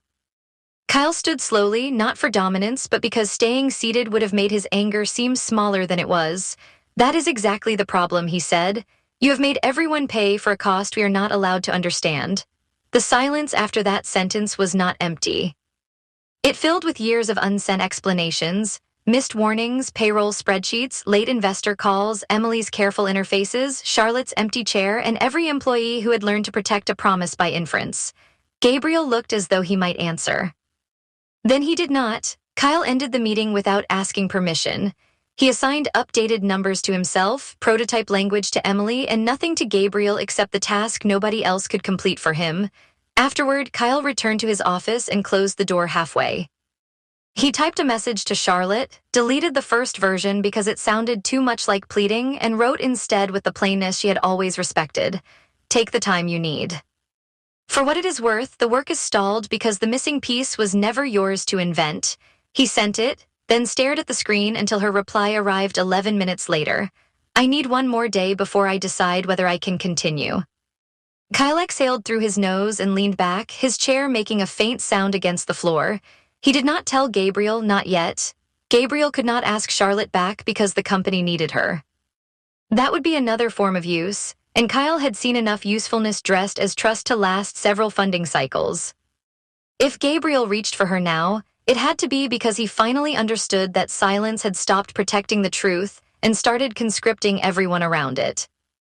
The afternoon thinned into evening with the exhausted discipline of a company pretending ordinary work could continue. Engineers held stand-ups in lowered voices. Designers sent revisions with fewer jokes than usual. Jason delivered updated tester notes to Emily and left the strategy room without stepping past the threshold, as if Charlotte's absence had made the room private in a new and uncomfortable way. Gabriel stayed in his office until the lights beyond the interior glass dimmed automatically. Then he went to the product lab. The lab was never entirely dark. Prototype screens glowed from sleeping monitors, casting blue-white rectangles across desks cluttered with cables, sketches, abandoned mugs, and the soft disorder of people making something too complicated to be reduced to a launch plan. Gabriel moved through the room without turning on the overhead lights. He stopped at Emily's station where the pause screen sat open on a test device. The prompt had already changed. You can stop here and return without losing what matters. Gabriel read it once, then again. The sentence did not ask for performance. It did not punish retreat. It allowed a person to leave without making departure into failure. Charlotte would have approved the restraint. She would have circled what matters and asked whether the phrase was too broad or exactly broad enough. She would have looked at him across a table crowded with pages and waited for him to reject the sentence honestly, instead of rejecting it because honesty had become unbearable. He picked up the device. The pause screen blurred slightly before he realized he had stopped blinking. He remembered Charlotte standing beside this same interface, defending its quiet against Anthony's impatience. He remembered her saying the product's refusal to rush people was not a weakness but a principle. He remembered how offended he had been by the clean deck, how quickly he had turned pain into accusation, how easily he had mistaken her diagnosis for betrayal because betrayal required less courage from him than confession. Gabriel set the device down. On the nearest monitor, the deck folder remained open from an earlier session. The clean version sat above the honest one, both file names severe in their usefulness. He opened the clean deck first because he wanted to hate it properly. The opening sequence was mercilessly effective. Problem, market, urgency, product, differentiation, growth. Charlotte had not written a careless thing. Every slide understood the investor room too well. She had transformed Reed Foundry into a company Anthony could fund without being troubled by what funding might demand. Gabriel moved through the slides slowly. This time he saw where she had softened the truth, not removed it entirely, softened it. There were places where a harder sentence should have stood and did not, places where the product's moral refusal had been translated into strategic caution, places where grief had been converted into customer need because he had never given her permission to know whether grief belonged anywhere else. The clean deck was not merely an erasure Charlotte had committed against him. It was a map of every place his silence had forced her to choose without coordinates. He closed the file and opened the honest version. The line appeared again. Read Foundry helps people find language when ordinary communication fails. He sat before it in the dim lab and finally allowed himself to feel the incompleteness of the sentence. It was true. It was almost beautiful. It carried the public promise well enough to make people lean closer. Yet beneath it remained the unsaid thing. The buried reason language had become sacred to him and dangerous in everyone else's hands. He had asked Charlotte to protect a locked room by studying the shadow under its door. Then he had punished her for describing the wrong shape. Gabriel opened his phone. Kyle's last message remained unanswered beneath operational updates and investor logistics. Emily had sent 3 prompt options. Anthony's office had requested a preliminary call window.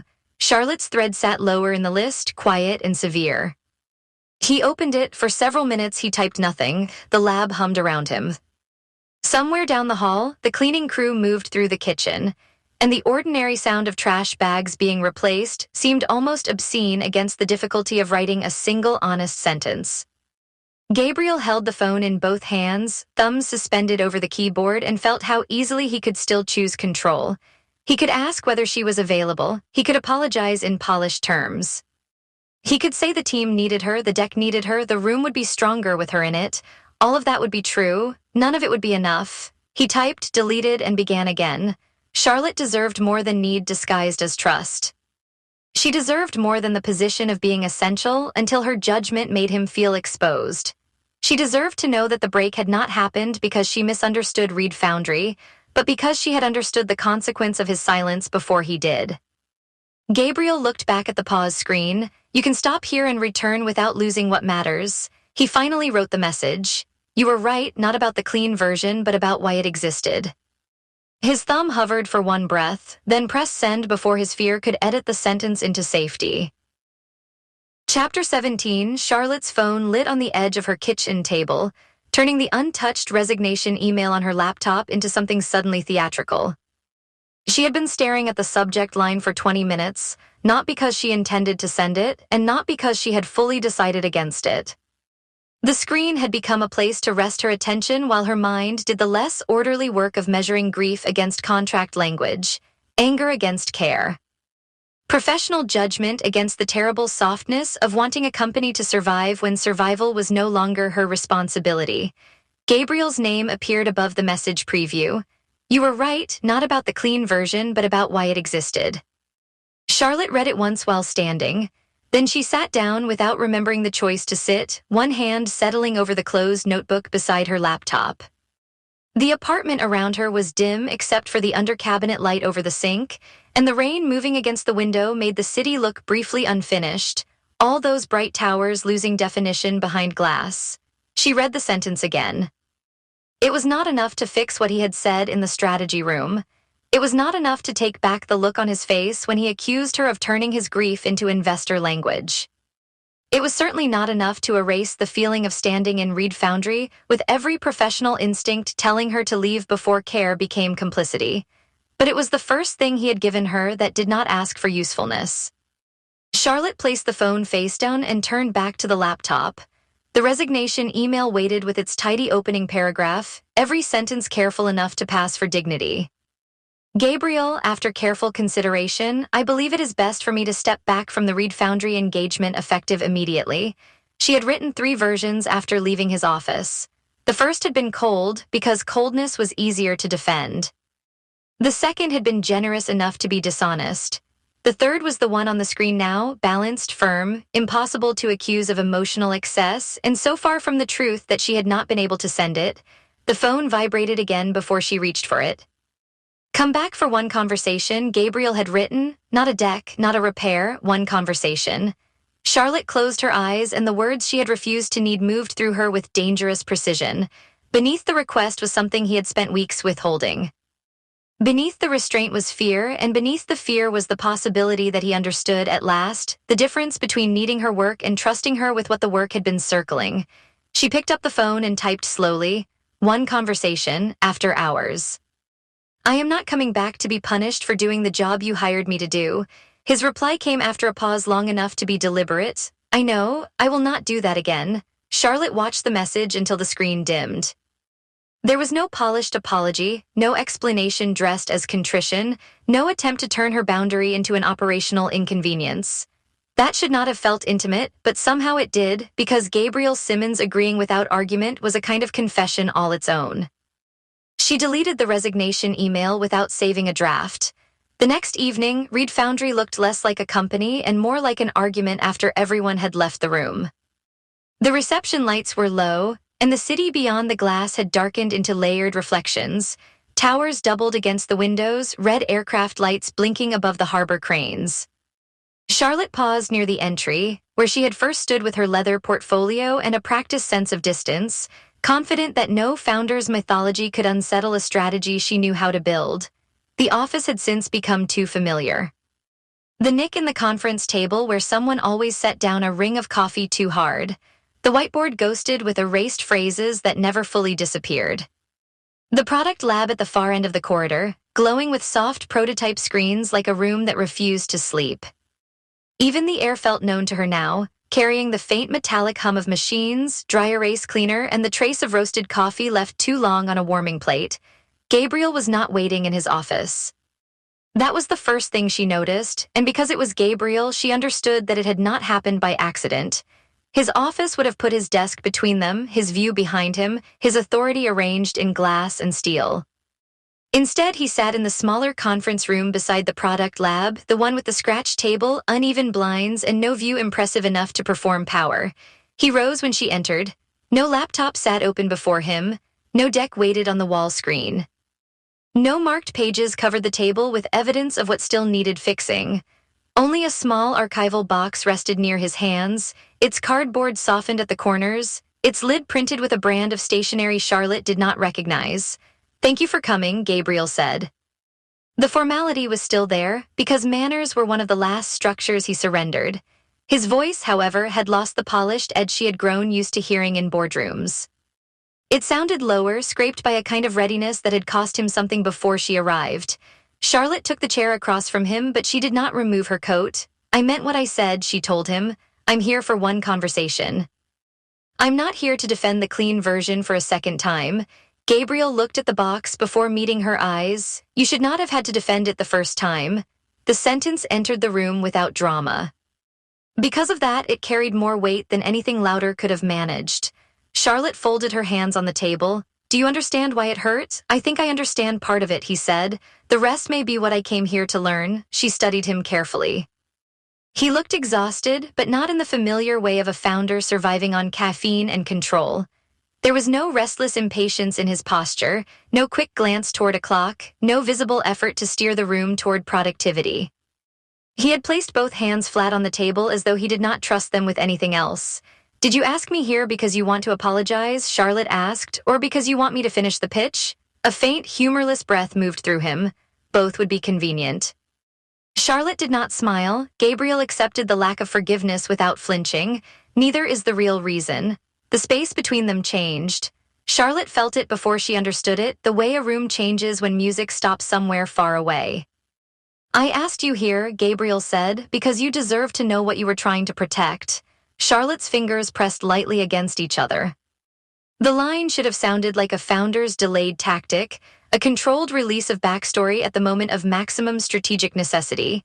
Instead, it sounded almost unbearable to him, and that made her more careful, not less. Gabriel reached for the box but did not open it yet. "Her name was Elise," he said. Charlotte remained still. He seemed to expect the name to alter the air by itself, and perhaps for him it did. His thumb moved once along the box's frayed edge. Then he continued, not with the polished cadence he used for investors, but with the halting discipline of someone walking through a house after a fire and naming what had survived. "She hated sentimental language," he said, "not tenderness. She was tender when it mattered. But she hated the way people used large words to avoid precise ones. She used to say that most people called things complicated when they were afraid to be honest about what they wanted." Charlotte felt the first quiet shock of recognition. Not because she knew Elise, but because she knew the imprint of that belief. It lived in Gabriel's margins, in the way he rejected easy phrases, in the ferocity with which he guarded wording that other people mistook for preference. "She sounds formidable," Charlotte said. She was, Gabriel answered, and the simplicity of that praise carried a devotion he would never have allowed into a pitch. She worked in language access, not translation in the narrow sense. More like helping institutions understand the difference between words that were available and words that were usable. Hospitals, legal clinics, disaster response groups, places where people were expected to communicate clearly while being frightened, grieving, overwhelmed, or ashamed. Charlotte saw him then, younger and perhaps less armored, standing beside a woman who believed language could be a form of care without becoming performance. She challenged everything, Gabriel said. Lazy questions, lazy apologies, lazy comfort. If someone said they did not know what to say, she would ask whether they meant that, or whether they meant they were afraid to say the thing that would cost them something. The product lab screens glowed through the glass wall behind him. Charlotte thought of Reed Foundry's interface, its patient prompts, its refusal to hurry users toward resolution. What happened? She asked quietly. Gabriel looked down, and for a moment she thought he might retreat. His hand moved to the box lid and stopped. When he spoke, the words came with effort, but they came. She got sick faster than anyone understood, not at first. At first, there were appointments, conflicting explanations, the kind of medical language that makes uncertainty sound procedural. Then there were decisions. Then there was time, but not enough of it, and because there seemed to be some, I kept spending it badly. Charlotte's breath thinned. I postponed conversations because I thought the right version of myself would arrive in time, he said. The brave version, the honest version. The one who could apologize without defending the thing he had done, ask questions without fearing the answers, say he was afraid without making her comfort him for it. His eyes lifted to hers, and there was no demand in them, only the unadorned difficulty of being witnessed. There were things we said, he continued. There were good days. I do not want to make the past crueler than it was, but there were also questions I avoided because I thought asking them would make the ending more real. There were apologies I made too late to know whether she had energy left to receive them. There were ordinary messages from her that I could not open afterward because they had become artifacts of a life where I still believed I could answer properly tomorrow. Charlotte felt the ache of that last word. Tomorrow had been one of the cleanest lies human beings invented. Gabriel opened the box. Inside were notebooks, folded papers, index cards, printouts with handwritten annotations, and several envelopes bound with a faded elastic band. Nothing looked like corporate history. There was no glossy origin story, no founder mythology, no early brand map designed to impress a venture capitalist. It looked private, almost embarrassingly human, the archive of someone who had tried to survive through structure because feeling alone had been too large to hold. The first version of Reed Foundry was not a product, he said. It was a way to approach things I could not approach directly. He removed a small notebook and placed it between them without pushing it toward her. I started writing prompts for myself, he said, not inspirational ones, I hated those. Things like, what apology are you still making in argument form? What question are you avoiding because the answer cannot change the outcome? What memory are you protecting from becoming useful to other people? Charlotte's throat tightened. She did not touch the notebook. I built a private system because every tool available to me felt wrong, Gabriel said. Messaging preserved the words, but not the courage I lacked when I needed to write them. Memorial pages flattened her into virtues. Grief apps kept asking me to track progress, as if loss was a productivity issue with a better dashboard waiting somewhere. Everything either stored too much or understood too little. The critique was familiar, but its source was not. Charlotte had argued for user impact, for market legibility, for a story investors could repeat. She had seen the emotional density of the company as something that needed translation. Now she understood that translation had always been the danger Gabriel feared most, because every translation risked making Elise smaller. You were trying to keep her from being simplified, Charlotte said. Gabriel's eyes closed briefly. When he opened them, the relief in his face was painful to witness. Yes, he said. At first, yes. Then the thing changed, and I did not know how to forgive that change. Charlotte waited because she could feel that the rest mattered more. He turned several index cards face up. Each contained a sentence in dark ink, the handwriting controlled but uneven in places. The platform must never imitate the dead. The platform must never promise closure. The platform must never make vulnerability feel like a transaction. The platform must never punish a user for stopping. The platform must never turn memory into content without consent. Charlotte read the cards slowly, and Emily's design choices rearranged themselves in her mind. The pause screen, the absence of streaks. The refusal to celebrate emotional disclosure as engagement, the prompts that allowed users to save language without sending it. The product had not been gentle because Emily favored softness. It had been structured around prohibitions, around vows. These are in the interface, Charlotte said. Emily understood the ethics before she understood the whole story, Gabriel said. She read the early requirements and treated them like architecture. Kyle understood the stakes before I could explain them, mostly because he was watching me spend money we did not have on constraints no investor had asked for. And me? Charlotte asked. Gabriel's gaze held hers this time. You understood the shape of the promise before I gave you the truth, he said. That is why I was afraid of you. The honesty struck too close to the place where anger still lived. You punished me for it, Charlotte said, I know. You let me stand in that room with only half the map, she continued, her voice controlled because control was the only way to keep the feeling clean enough to use. Then you treated the wrong turn like proof that I had chosen the wrong destination. Gabriel absorbed the sentence with visible difficulty. His hand curled once against the table, then flattened again. That is true, he said. The answer left her with nowhere easy to put the rest of her accusation. She had expected resistance, maybe a qualification, perhaps one of his precise distinctions between intention and effect. His refusal to defend himself made the harm more visible, not less. Why didn't you tell anyone? Charlotte asked. Gabriel looked toward the lab where faint blue light moved across a prototype screen. Because once a story enters a workplace, it becomes available for use. Charlotte did not interrupt. People become careful around it, he said. They excuse things they should challenge. They ask questions with pity already built into them. They start protecting the founder instead of the work. And investors are worse. They know the value of a wound if it can be made repeatable. They would have wanted the dead woman in slide 2, the lesson in slide 3, the scalable pain point in slide 4. Charlotte felt the sentence land with cold accuracy. She had been in those rooms. She had watched men with elegant shoes and expensive empathy lean forward when trauma became narratively efficient. Not everyone would have used it that way, she said. No, Gabriel answered, but I was afraid enough of the people who would. Charlotte leaned back, her coat shifting against the chair. So you made the story serve the company anyway, but without giving the people around you enough truth to protect it responsibly. Gabriel's mouth tightened, not in anger, but because the sentence had found the hinge. Yes, he said, that is the contradiction. Reed Foundry is an act of devotion, and it is also an act of transformation. I built something from pain, then resented the fact that building made the pain useful. Charlotte let the words remain between them. Outside the conference room, the office HVAC clicked on, and the sound moved faintly through the ceiling vents. The ordinary machinery of the building continued, indifferent and necessary. I don't think usefulness is the betrayal, she said. Gabriel looked at her as though he wanted to believe her and did not trust the wanting. How can you be sure? Charlotte considered the cards on the table, the box of notes, the strange tenderness of a company built around refusals. Because exploitation asks what pain can produce for the company, what I have seen at Reed Foundry asks what the company owes to pain. His face changed then, not dramatically. Nothing in Gabriel yielded dramatically unless forced. But something in his expression loosened, and the exhaustion beneath his control became visible enough that Charlotte had to look away for a moment to keep from reaching across the table. That is closer than anything I have been able to say, he murmured. It is what your team has been building, Charlotte said.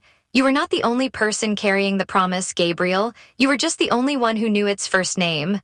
The words seemed to hurt him, but not in a way he rejected. He took one envelope from the box. He did not open it. His thumb rested against the sealed flap, where the paper had yellowed slightly at the edge. The private promise was simple at first, he said. I wrote it down after a support group where someone told me grief would get cleaner with time. They meant gentler, maybe, more livable, but all I heard was that the mess itself was a failure of adjustment. Charlotte watched his hand on the envelope. I promised that if I built anything from what happened, it would never make people feel their grief had to become cleaner, faster, or more useful in order to be understood. The sentence filled the room more completely than any pitch line they had written. Charlotte understood now why Anthony's language had seemed not merely aggressive, but profane. Market clarity, stripped of that promise, would reverse the company at its center. It would take a platform designed to protect difficult human expression and teach it to reward whatever could be packaged most cleanly. That is why the clean version was unbearable, Charlotte said. Gabriel nodded once.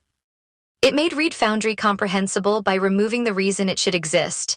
And because you had not told me the promise, Charlotte said, I could only infer the boundary from the damage around it. I know, I need you to understand something, she said. His attention sharpened immediately. I can accept your apology, Charlotte continued. I can understand why you withheld the story. I can even respect parts of the fear that made you do it. But your fear hurt me and it endangered the work you claim to be protecting. Gabriel took the rebuke without looking away. You are right, it cannot happen again if I stay. If you stay, he repeated, and the carefulness of his voice revealed the hope he was trying not to impose on her. Charlotte let herself hear it, but she did not soften the boundary. Trust cannot mean telling me the truth only after you have pushed me out of the room, she said. It has to change the way we work. If a sentence touches something private, you tell me where the edge is. You do not make me discover it by bleeding on it. A faint movement passed through his face at the last phrase. I can do that, he said. Can you do it when Anthony is in the room? Gabriel inhaled slowly. I will have to. That is not the same answer. He accepted that too. The humility of it unsettled her more than his arrogance ever had. I will do it, he said. I trust you. The words seemed almost physically difficult for him to release. He spoke them without ornament, and because there was no ornament, Charlotte felt the full danger of believing him. She looked down at the cards again. The platform must never punish a user for stopping. She thought of her own departure, of the boundary she had drawn to keep both of them honest. Gabriel had not punished her for returning carefully. Perhaps that was not enough to prove change, but it was a beginning with substance beneath it. I believe that you mean that, she said. His expression flickered with something too exposed to name comfortably. Charlotte continued before feeling overtook judgment, and I still need to decide what staying looks like. Gabriel nodded. You should. The answer mattered. He had not grabbed for certainty simply because uncertainty frightened him. He had learned, at least for this moment, to let a boundary stand without testing whether care could be used to move it. Charlotte finally removed her coat and draped it over the back of the chair. Gabriel noticed. He said nothing. For several minutes, they remained with the box open between them, the private archive of Reed Foundry's beginning no longer hidden but not consumed. Charlotte did not ask to read Elise's letters. She did not request more detail about her illness, her last days, the precise shape of the unfinished apologies. Those belonged to Gabriel and to the woman whose absence had already been made to carry enough. Instead, Charlotte reached for one of the index cards about what the platform must never do. May I? She asked. Gabriel nodded. She lifted the card and studied the ink. This is not a pitch. No, he said, but it is the foundation beneath one. That is what I could never make investors understand. Because you were trying to protect the foundation by pretending the house had no foundation, Charlotte said. Despite everything, a tired breath that almost became a laugh escaped him. That sounds like something Kyle would say with less mercy. Kyle would add a payroll number he already has. The brief exchange eased the room without cheapening it. Charlotte set the card down carefully. The honest version we had before cannot survive this, she said. Gabriel's eyes moved to hers. It was better than the clean version, Charlotte continued, but it was still writing around what you would not say. The pitch kept pointing toward a center it refused to name. Investors would feel the gap, and Anthony would fill it with whatever served him best. Gabriel's face grew still. So what do we do? Charlotte looked at the box, then toward the product lab, where the prototype screens glowed like a patient answer waiting beyond glass. We do not tell them Elise's story, she said. We do not turn your private loss into proof of market need. We do not make grief the spectacle that earns trust. Gabriel listened as though each sentence mattered beyond strategy. But we stop pretending Reed Foundry was born from an abstract insight, she continued. The pitch can say the company began because ordinary communication failed at the exact moment language mattered most. It can say the product exists for people who need help approaching what they cannot easily say. It can show that your origin gives the company moral discipline, not sentimental baggage. Gabriel looked down at the unopened envelope. Can that be enough? It has to be enough for investors, Charlotte said. The rest is not theirs. His shoulders shifted barely as though some weight had altered its position rather than disappeared. And the promise? He asked. Charlotte placed the index card back in line with the others. The promise becomes the standard. Every product principle, every market claim, every answer to Anthony's pressure has to point back to it. Gabriel was quiet for several long breaths. Then he said, not grief as spectacle. No, Charlotte said, never that. Not one loss turned into a category. No, not closure, not closure, she agreed. Support, language, choice, a place to pause without being treated as unfinished. The words seemed to settle him and wound him at once. Charlotte reached for the box lid, then stopped and glanced at him for permission. Gabriel nodded. Together, with care that neither of them named, they gathered the loose cards and notebooks back into the box. Charlotte did not rush. Gabriel did not hover. The notes returned to their private order, changed by having been shared but not diminished by it. When the last card was inside, Charlotte set the lid over the box and rested her palm on top for one moment. Then this is where the new pitch begins, she said. Gabriel's gaze remained on her hand. With the wound, Charlotte lifted her palm from the box and met his eyes. No, she said, we stop writing around the wound and start writing from the promise. Chapter 18. By morning, Charlotte had stopped treating the old decks like living documents. She sat alone in the strategy room before anyone else had arrived, laptop open, the city paling behind the glass walls in bands of silver and blue. The office had not yet gathered its usual machinery around her. No engineering stand-up murmured through the hall. No espresso machine complained from the kitchen. No one had written fresh anxieties across the whiteboards in green marker. For the first time since Reed Foundry had hired her, the room felt available to a new idea. Charlotte opened the clean deck first. It came up with the practiced elegance of something built to win. The title slide was spare. The problem statement was sharp. The market section made Reed Foundry look inevitable, scalable, defensible, and almost entirely untroubled by the reason it existed. Anthony would have admired it. Other investors would have repeated its phrases at breakfasts and in back-channel texts. Kyle could have defended its projections without sweating through his shirt. It was not empty exactly. That was what made it dangerous. Charlotte moved the file into an archive folder and renamed it not as a rejection but as evidence. Anthony version, what happens if we surrender the frame? Then she opened the honest version. This one was messier, wounded in places where the clean deck had been smooth. It contained the sentence she and Gabriel had found together about building language for what grief left unsaid. It contained Emily's product notes and Kyle's operational corrections. It contained real feeling, but the feeling still moved around a locked room, careful not to touch the door. Gabriel had called it honest because it did not flatter investors. Charlotte could see now that it had still been hiding. She archived that file too, then gave it a name that made her pause before pressing enter. Gabriel version, what happens if fear defines the border? The blank deck appeared with a white title slide and a blinking cursor. Charlotte watched it for several moments, resisting the old impulse to solve by arrangement, by hierarchy, by the cleanest possible sequence of investor-approved thoughts. The previous night sat inside her like a carefully held flame. Gabriel's truth was not hers to spend, not hers to display, not hers to convert into the currency of a room that would applaud vulnerability if it arrived with an attractive growth curve. She typed the file name first, Third Paths. The phrase looked insufficient on the screen, almost childish in its simplicity, but Charlotte did not change it. Sometimes precision had to arrive after permission. Sometimes the first honest label had to be plain enough not to lie. She created one slide, then another, then stopped before adding content. The blankness mattered. They had mistaken revision for courage for too long. The door opened with a soft click. Gabriel stood there holding 2 coffees in a cardboard tray, his coat still on, his hair less controlled than usual. He looked like a man who had spent the night arguing with memory and lost by choice.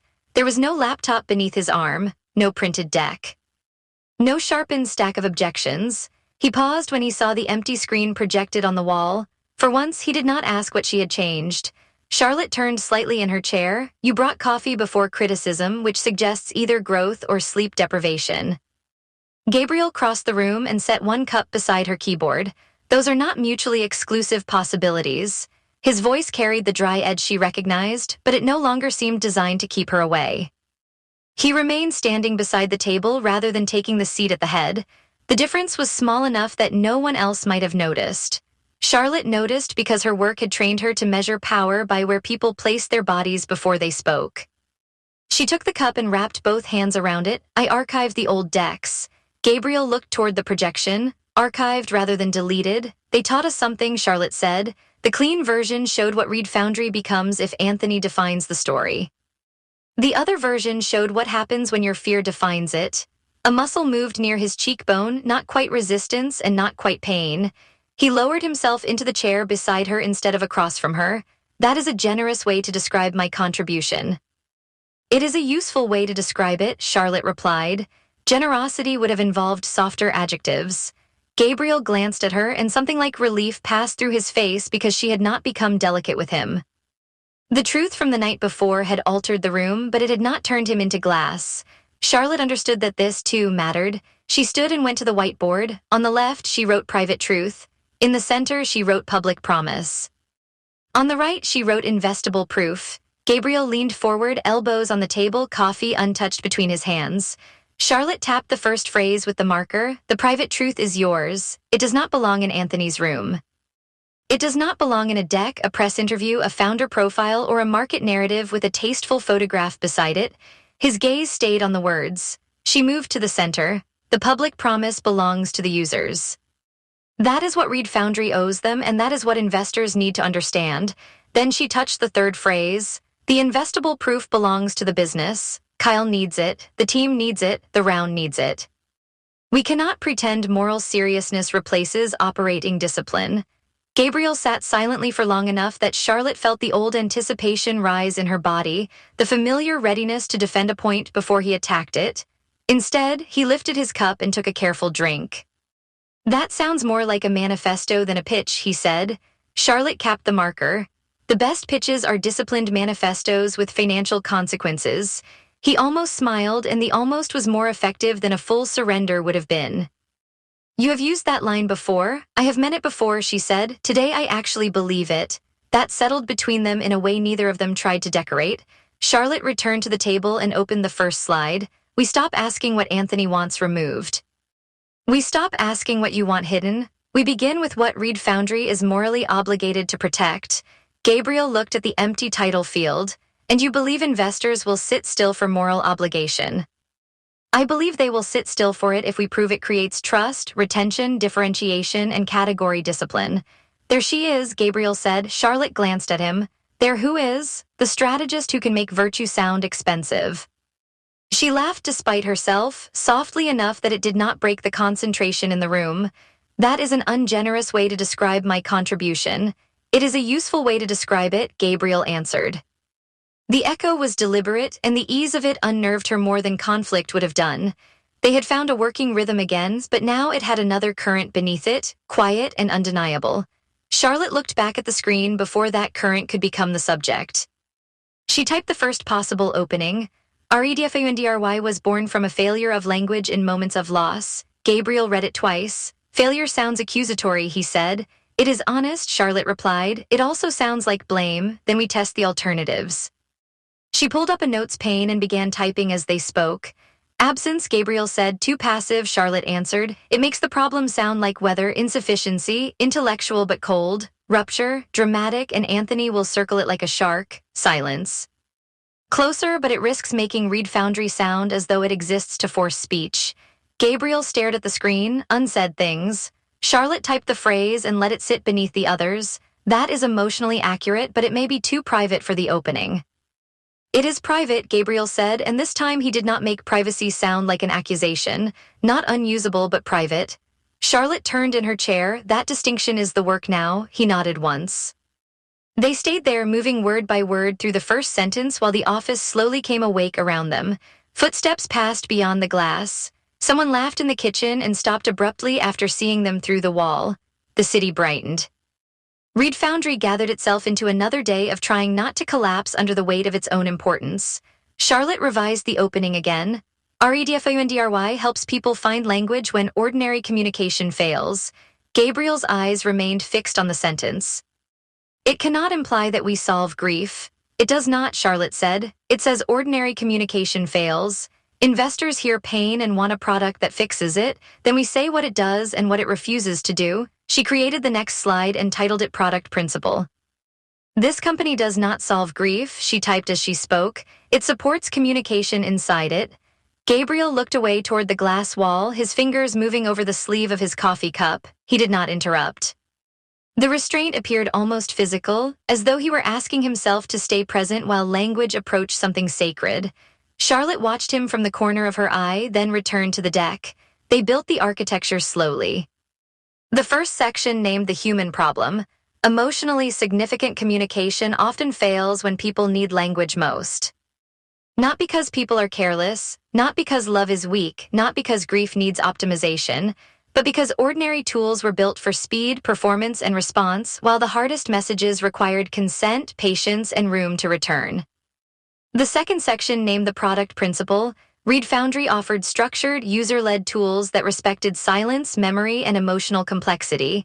It did not push users toward disclosure as a metric. It did not gamify catharsis. It did not punish pausing. It helped people approach language without demanding that language arrive on command. The third section named the business case. Trust was not ornamental. Trust drove return usage, loyalty, referral behavior, and long-term differentiation in a market crowded with platforms that extracted feeling and called it engagement. The fourth section named the ethical moat. Restraint was not softness.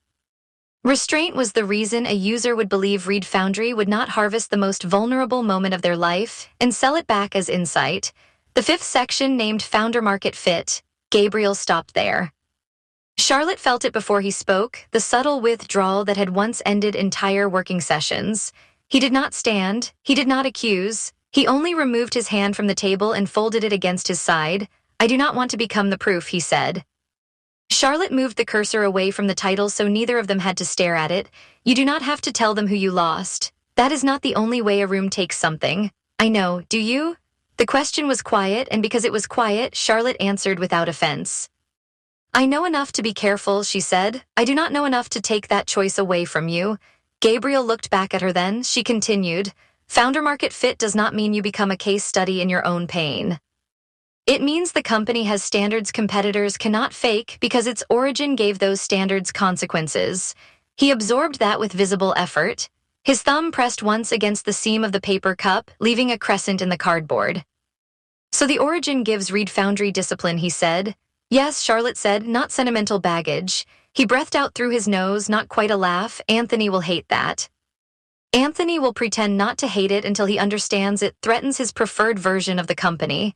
That may be the most accurate investor analysis you have given me." "I have been accurate before," Charlotte said. "You were occasionally too irritated to benefit." The door opened before Gabriel could respond. Kyle entered with a legal pad, 2 pens, and the wary posture of a man prepared to distrust hope on behalf of payroll. He stopped when he saw the whiteboard framework and the new deck title projected above the table. "Third Path," he read. "That sounds either promising or expensive. Both would be consistent with Read Foundry's brand," Charlotte said. Kyle glanced between them, taking in the side-by-side chairs, the coffee, the absence of scattered pages. His eyes narrowed slightly, but he said nothing about it. Instead, he walked to the screen and studied the first 5 slides. Gabriel leaned back, attack it. Kyle gave him a brief look. "I was planning to, but I appreciate the invitation." He started with the opening and worked his way down. The problem statement was stronger, he admitted, because it did not begin with technology. The product principle was clearer, though he circled the word supports and asked whether it sounded too passive. The business case needed harder numbers. The ethical moat, in his opinion, sounded like something a thoughtful person would applaud and a tired investor would forget. "Can trust be measured without sounding like we are pretending emotion is a dashboard?" Kyle asked. Charlotte pulled up the early tester notes. Repeat sessions after abandoned drafts, saved messages reopened voluntarily, lower completion pressure, higher return rates. Emily has qualitative feedback that explains why the numbers matter. Kyle looked at Gabriel. "You are not going to accuse us of turning care into metrics?" Gabriel's face shifted, not toward anger but toward concentration. "I might have yesterday." Kyle waited. Gabriel looked at the screen. "Today I am asking whether the metrics prove care survives contact with the market." Kyle's pen stilled for half a second, then he wrote something down. "That is annoyingly good." Charlotte typed the phrase into the notes pane before anyone could overthink it. Emily arrived 20 minutes later with her tablet tucked under her arm and a faint smudge of graphite along the side of one finger. She had come for a design review, then stayed when Charlotte walked her through the new structure. Unlike Kyle, Emily did not begin by attacking. She approached the slides as though listening for whether they had learned the product's native language. When Charlotte reached the ethical moat, Emily moved closer to the screen. "This is the first version that makes restraint sound intentional," Emily said.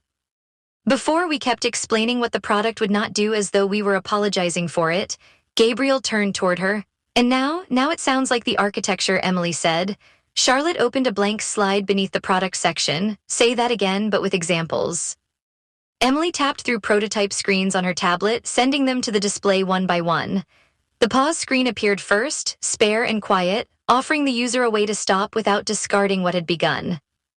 Then came the saved message prompts, which allowed someone to return to a difficult thought without having to perform readiness. Then the consent-based pacing sequence, which asked whether the user wanted guidance, space, or a record for later. These are not softness features, Emily said. They are trust architecture. A user learns very quickly whether a platform is trying to move them somewhere for its own benefit. Charlotte typed the phrase into a slide title, Trust Architecture. Below it, she added the line that arrived before she had time to polish it. Users return when they feel respected, not harvested. No one spoke immediately. Gabriel rose and walked closer to the projection. He read the sentence with the intensity he usually reserved for flawed wording, except this time Charlotte could not tell whether he was searching for weakness or permission. It is plain, he said at last. Charlotte waited. It is plain without being cheap, he added. Kyle looked almost offended by his own approval. It may be the first sentence Anthony can repeat without ruining it. Emily smiled down at her tablet, then pretended she had not. They spent the next hour testing the opening aloud. Gabriel stood near the screen while Charlotte sat with the script. Kyle interrupted whenever a claim lacked commercial force, and Emily stopped them when product examples drifted away from lived use. The session should have felt chaotic. Instead, it felt like a system finding its load-bearing beams. Gabriel began with the first line and made it through the human problem. When he reached the revised origin sentence, the room altered around him. This company began from loss, he read, but it is not about one loss. It is about the human need that loss made impossible for me to ignore. The words entered the room and remained there. Gabriel lowered the page. Kyle's pen stopped moving. Emily looked at the prototype screen instead of at Gabriel, giving him the courtesy of not making his face the next object of study. Charlotte kept her gaze on the script because she had promised, silently if not aloud, that she would help him find the boundary without dragging him over it. Gabriel looked at her. Does it give away too much? Charlotte considered the question with the seriousness it deserved.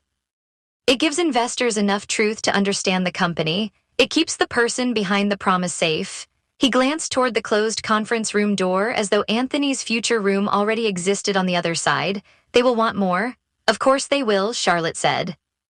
The pitch does not have to give them everything they want. It has to teach them what kind of company they are being invited to fund. Kyle leaned back in his chair. That line may actually do that, Emily nodded. It also explains the interface without forcing Gabriel to narrate the whole origin. Gabriel looked at all three of them, and something in him seemed to register the shape of the room. The promise was no longer locked inside him, and yet it had not been cheapened by being shared. Kyle was testing it against survival. Emily was translating it into product ethics. Charlotte was carrying it into language without making herself its owner. The realization did not make him softer, it made him steadier. They worked through lunch without noticing until Jason Clark appeared at the doorway with sandwiches, took one look at the whiteboard, and wisely placed the bag on the side table without comment. Kyle thanked him without looking up. Emily took half a sandwich and forgot to eat it. Charlotte drank cold coffee because getting a fresh cup would have required leaving the sentence she was shaping. By mid-afternoon, the deck had a spine. Not a complete body, not yet, but a spine. Charlotte could feel when a pitch acquired one. The slides stopped behaving like separate arguments and began pulling toward the same center of gravity. Every section could now answer the same question in a different register. Why this problem? Because ordinary communication fails at the moments when language matters most. Why this product? Because users need structured choice without coercion. Why this company? Because Reed Foundry's standards were born from consequence, not market fashion. Why fund it? Because trust was not merely ethical positioning, but the basis of durable adoption. Kyle left first for a finance call, warning them that he would return with harder questions and fewer manners. Emily followed soon after, promising to send revised product proof points before evening. When the room quieted again, Gabriel and Charlotte remained at the table with the origin transition still open between them. Gabriel sat beside her, close enough that Charlotte could see the notes he had written in the margin of his printed script. He had crossed out 3 of his own defensive phrases. Beside one paragraph he had written, "Ask Charlotte where the boundary is." She looked away before he noticed she had seen it. "I want to change the transition into the product demo," Gabriel said. "The current version makes it sound as though the origin naturally produced the interface." "It was not that clean. Nothing real is that clean," Charlotte said. "The pitch still needs causality. It needs responsible causality, not inevitability." He considered that, then reached for the keyboard. "May I?" Charlotte slid the laptop toward him. The gesture was ordinary, the meaning was not. Gabriel Simmons, who had once treated every draft as an intrusion and every edit as a threat, placed his hands over her keyboard and began revising a sentence in front of her without hiding the process. He stopped after a few words. "I do not want you to polish this after me," he said. Charlotte looked at him. "That is unfortunate because polishing remains part of my profession. I mean, I do not want you writing around me again. I was never writing around you for sport." "I know," he said, and the simplicity of that admission seemed to cost him more than a complicated apology would have. "I want you to write it with me, not for me." Charlotte kept her hands folded in her lap because she did not entirely trust what they might reveal. The room had grown quieter after the others left, and the city beyond the glass had begun shifting toward evening. Reflections layered over the window. Gabriel's profile, Charlotte's shoulder, the whiteboard behind them with private truth, public promise, and investable proof still written in blue marker. "That is the only way I will stay," she said. He turned from the screen. "Then that is the agreement." Charlotte held his gaze. "No secret alternate decks. No secret alternate decks," he said. "No withholding when a sentence touches the truth." Gabriel breathed in, and she watched him decide not to protect himself with irritation. "I may need to tell you that a sentence has touched the truth before I can explain how." "That counts," Charlotte said. "Silence does not," he nodded. "Silence does not. No confusing clarity with surrender." His eyes moved over her face with an attention that had nothing to do with slides.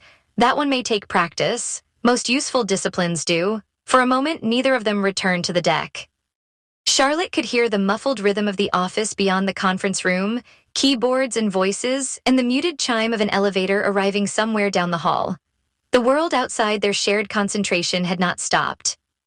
That made the pause feel more dangerous, not less. Gabriel looked back at the laptop first. Charlotte was grateful and disappointed in the same breath. They worked until the first slide was no longer blank. It took absurdly long for a single sentence. They tested versions with emotionally significant communication and rejected them as too clinical for an opening. They tried hardest moments and found it too broad. They tried when words fail and recoiled from the greeting card softness. They returned to ordinary communication because the phrase carried the right accusation without becoming theatrical. Ordinary communication was not villainous. It was merely inadequate under certain weights. Finally, Charlotte typed the sentence across the slide.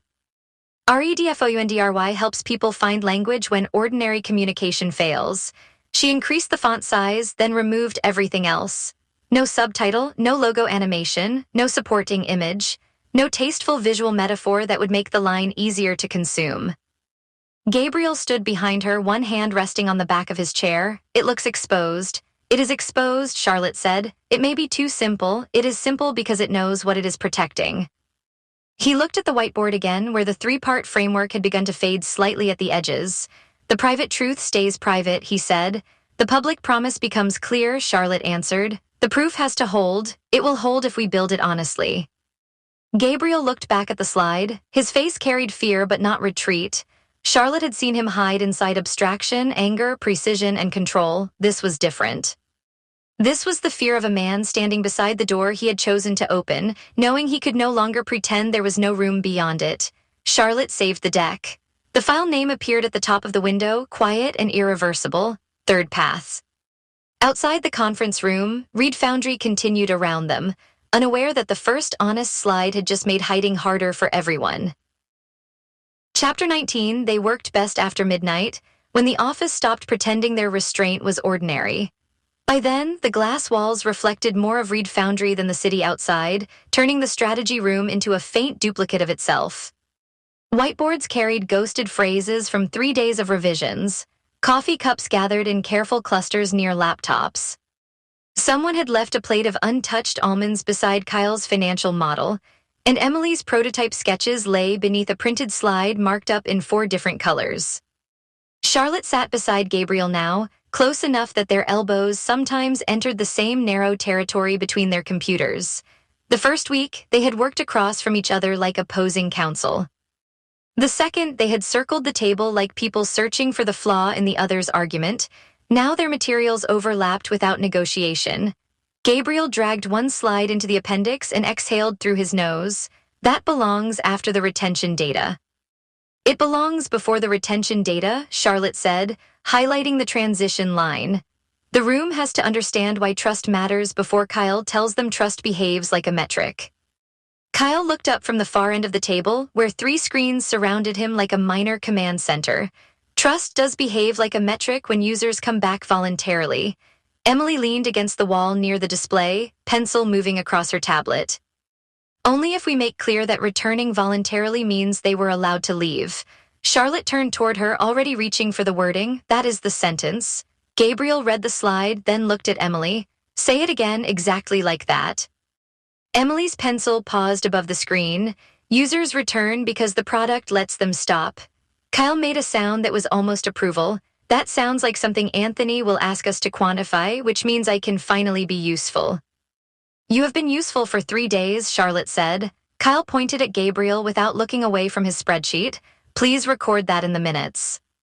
Gabriel's mouth changed, not quite into a smile, but close enough that Charlotte noticed how tiredness had softened the severity around his eyes.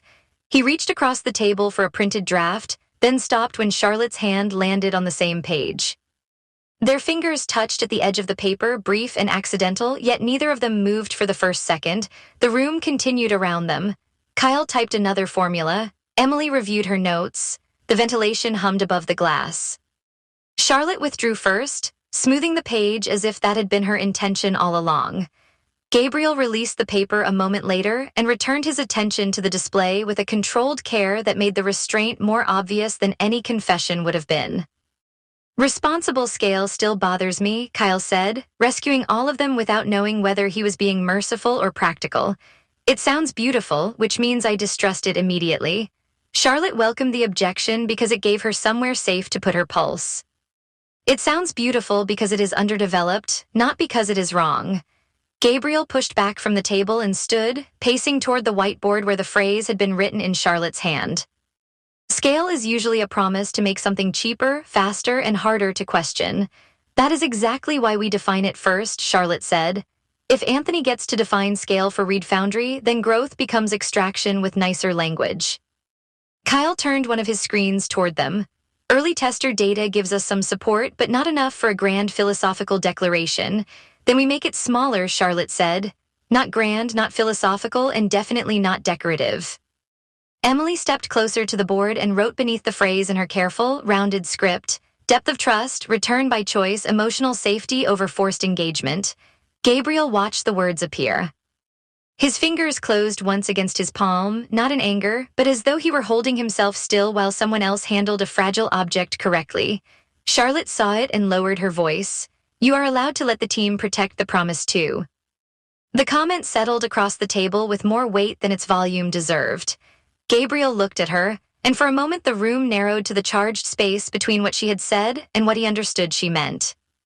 Kyle cleared his throat and reached for the almonds, apparently deciding that chewing was safer than speaking. Emily, who missed very little, set her tablet on the table.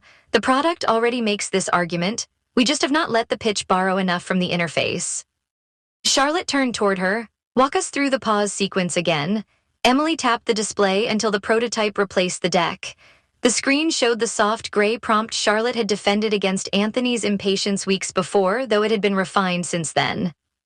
A user could pause a difficult message, save it unfinished, return later, or choose not to continue. No guilt language appeared. No fake encouragement urged completion. No progress bar implied failure. Gabriel stood beside the screen, eyes on the prototype. The system never punishes withdrawal. Emily nodded. It treats stopping as information rather than abandonment. Charlotte typed the line into the slide notes. That gives us the bridge between ethics and engagement. Kyle lifted his hand. I can work with that. If stopping is respected, return behavior becomes more meaningful because it is not coerced by design pressure.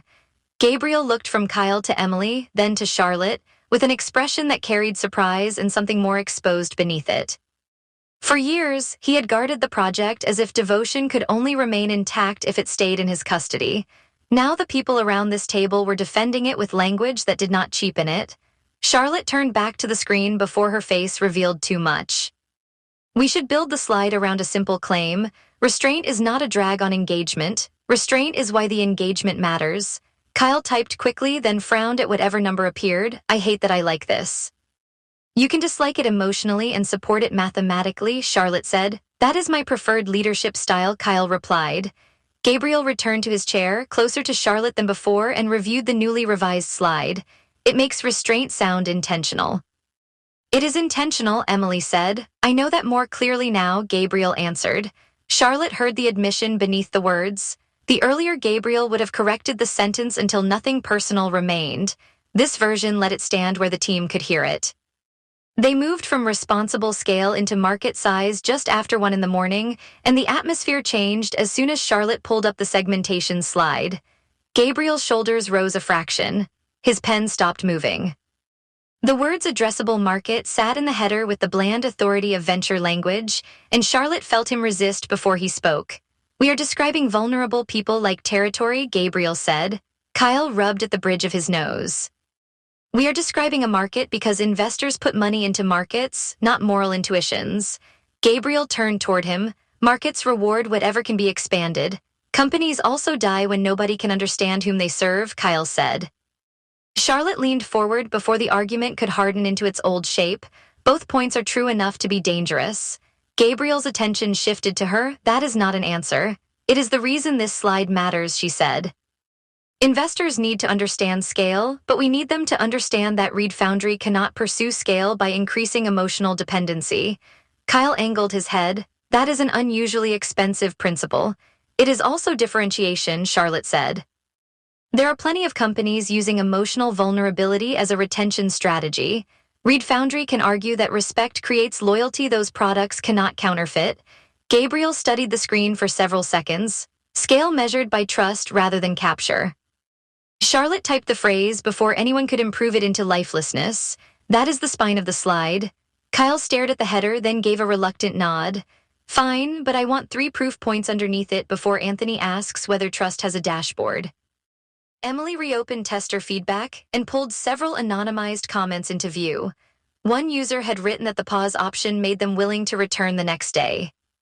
Another described the saved message function as the first digital tool that did not rush their grief into performance. A third said the interface felt safe because it never acted disappointed. Gabriel read the comments without touching the keyboard. The room's harsh overhead lights showed the fatigue in his face, but they also showed the effort he made not to retreat from being moved. Charlotte waited until he looked ready to speak. We do not have to use all of them. We use enough, Gabriel said. Not as testimony and not as emotional decoration. As evidence of product behavior, Charlotte said. He glanced at her. Exactly. Kyle highlighted 2 data points and began attaching numbers to Emily's examples. Charlotte reorganized the slide into problem, design choice, user behavior, and business implication. Gabriel rewrote one phrase that sounded too triumphant. Emily replaced another that implied the product was leading users somewhere they had not chosen to go. Their arguments became faster as the night deepened, but they no longer carried the old brutality. Charlotte could challenge Gabriel's wording without bracing for accusation. Gabriel could reject a phrase without making rejection a wall. When a sentence came too close to his private truth, he named the edge instead of punishing her for finding it. That sounds as if the product was built from regret, he said, pointing to a line in the origin section. Charlotte removed the phrase immediately, then opened a note beside it. Does the problem belong to regret, or does that word make the origin too narrow? Gabriel sat with the question rather than escaping into critique. It makes the origin sound smaller than it was. Then we need language that holds responsibility without implying self-punishment. He looked at the screen, then at her hands on the keyboard. Human communication fails most painfully when love, fear, or loss make honesty feel impossible. Charlotte typed it, then adjusted the cadence.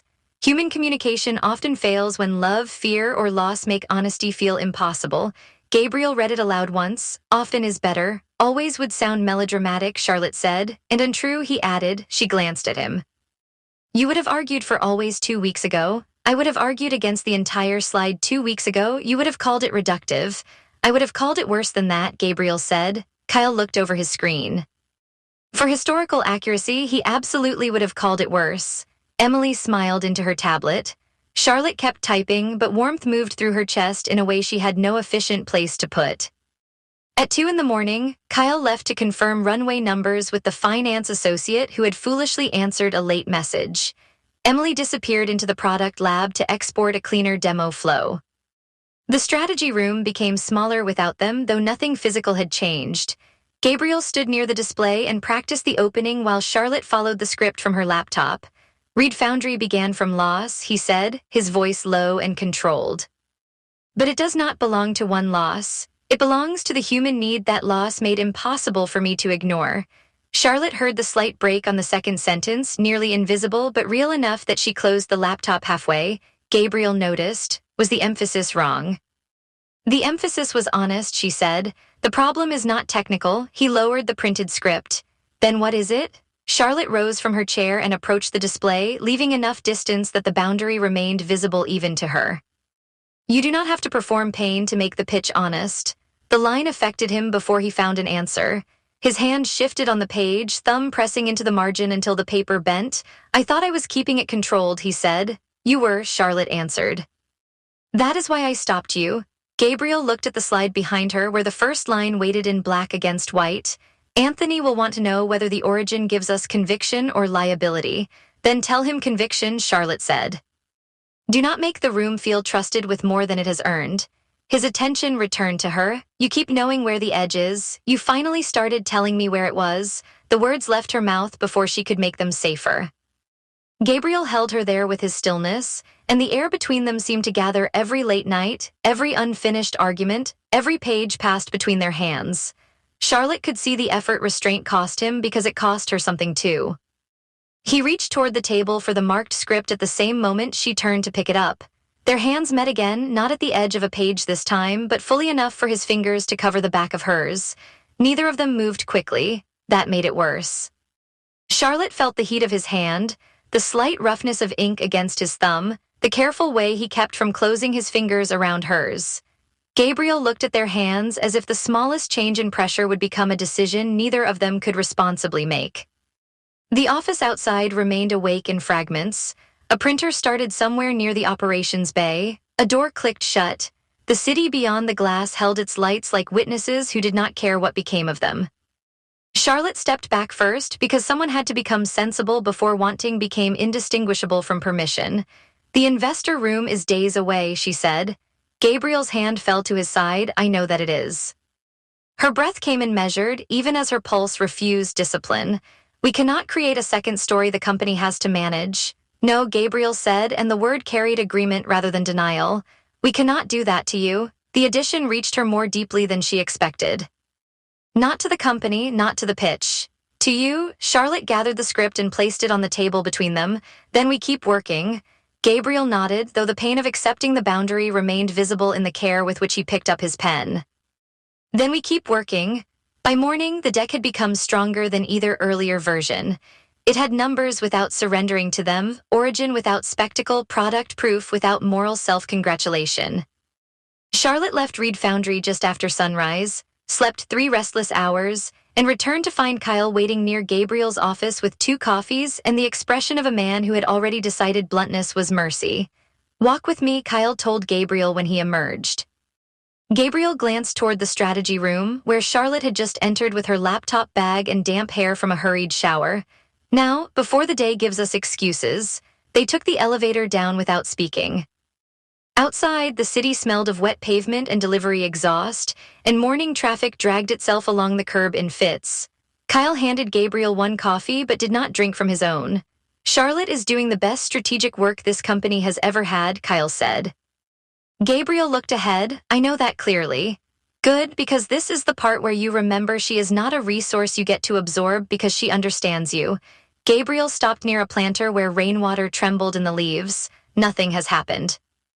Kyle faced him with an expression stripped of sarcasm. That is not the full measure of risk. Gabriel's fingers tightened around the paper cup until the lid shifted slightly. I have not crossed a line with her. Lines are not only crossed in public, Kyle said. Sometimes people build an entire company around pretending a feeling is not there. The sentence struck harder than Kyle's raised voice would have.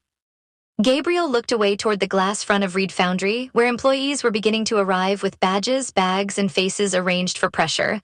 Kyle continued with less force, which somehow made him harder to ignore. The team trusts her. Investors respect her. Anthony already sees her as the person who might make you manageable. If your relationship with her becomes unclear before the pitch, every good decision she makes starts looking compromised to people who were waiting to doubt her. Gabriel stared at the coffee he had not tasted. You think I would let that happen? I think you have spent years believing intensity excuses collateral damage when the thing being protected matters enough. Gabriel looked back sharply, but Kyle did not retreat. This is not an accusation, Kyle said. It is prevention. Gabriel's reply took longer than either of them liked. She cannot become another truth everyone works around. Kyle's face changed just enough to show that Gabriel had heard the warning properly. Exactly. I understand, Gabriel said. I need you to do more than understand, Kyle answered. I need you to make the understanding visible. Gabriel looked again toward the office. Through the lobby glass, Charlotte stood with Emily beside the display wall, pointing toward a prototype sequence. She looked focused, composed, and entirely unaware that two men outside were discussing the cost of what she had brought into the company. I will not put her reputation in the position of carrying my confusion, Gabriel said. Kyle nodded once. That is the first useful thing you have said today. Gabriel almost smiled, but it faded before it formed. It is still early. Then pace yourself, Kyle said. Inside, Charlotte had already begun reviewing the product demonstration with Emily. The designer stood barefoot in low heels she had abandoned beneath the table, using the remote with one hand and holding a stylus in the other. The prototype moved through the revised flow with a quiet confidence Charlotte had not seen before. The team trusts you now, Emily said without looking away from the display. Charlotte paused over her notes. That sounded almost like a warning. It is one, Emily said, turning toward her, not about Gabriel exactly. Charlotte waited because Emily's warnings tended to arrive softly and land precisely. Emily set down the remote. Reed Foundry has gravity. The work matters so much that it can make people feel chosen by proximity to it. Charlotte looked through the glass toward the street, where Gabriel and Kyle were walking back toward the entrance. You think I am confusing the work with something else? I think good people can confuse being needed with being seen, Emily said. I also think this place asks more from people than it admits. Charlotte absorbed that without defending herself. Do you regret staying? Emily considered the question with unusual seriousness. No. But I have learned to notice when the mission starts speaking in a voice that sounds like obligation. Charlotte closed her notebook. That is a useful distinction. I hoped you would think so, Emily said. The remote chimed when the prototype timed out, leaving the pause screen glowing between them. Charlotte read the prompt again, its gentle permission to stop, return, or leave a thought unfinished. Reed Foundry had built an entire product around honoring boundaries, and still everyone inside it kept discovering how hard boundaries were to practice. Her phone rang before she could answer Emily. Samantha's name flashed across the screen, and Charlotte stepped into the smaller call room near the strategy space. I am assuming the one conversation became multiple midnight strategy sessions, Samantha said before Charlotte could speak. Charlotte leaned against the narrow counter and closed her eyes for a moment. The pitch needed rebuilding. Of course it did. Pitches are famous for needing emotionally intense founders and exhausted strategists alone together after midnight. Charlotte opened her eyes. We are being careful, I believe you, Samantha said, which made the warning sharper rather than softer. I also believe reputation is a form of capital, especially for women hired to manage powerful men. Charlotte looked through the glass at Gabriel entering the office beside Kyle. He did not search for her immediately. He went to the far end of the strategy room and began reviewing Kyle's notes, giving her the space of not being watched. That restraint should not have moved her, but it did. Samantha, Charlotte said, I know what this could look like. Then make sure you also know what it is, Samantha replied. Those are not always the same thing.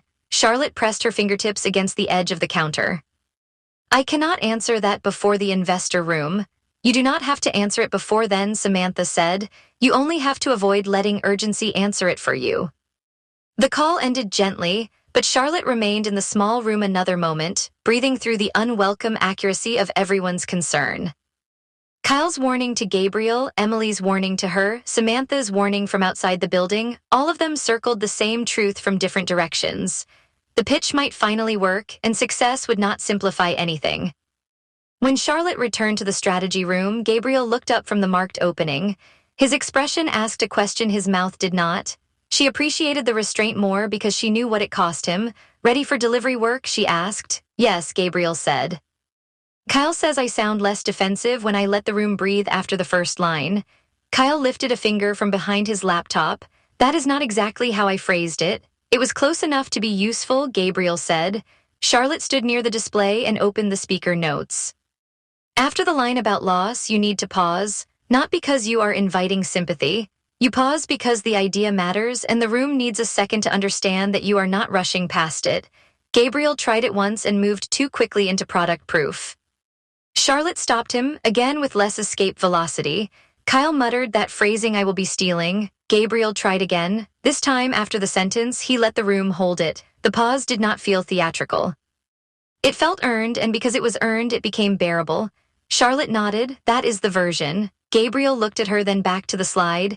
It feels less like exposure when I know what comes after it. That is structure doing its job, she said. And when structure fails, then you know the truth well enough not to hide inside it. He absorbed that. You make strategy sound less like armor. You make precision sound less like punishment, she answered. Kyle looked between them, and the weight of what remained unsaid returned so palpably that even he appeared to wish he had not noticed. Emily entered with the final demo export before anyone had to rescue the moment. They rehearsed for another 4 hours. Kyle attacked the revenue assumptions. Charlotte tightened the transitions. Emily clarified which product details deserved investor attention and which should remain inside the demo.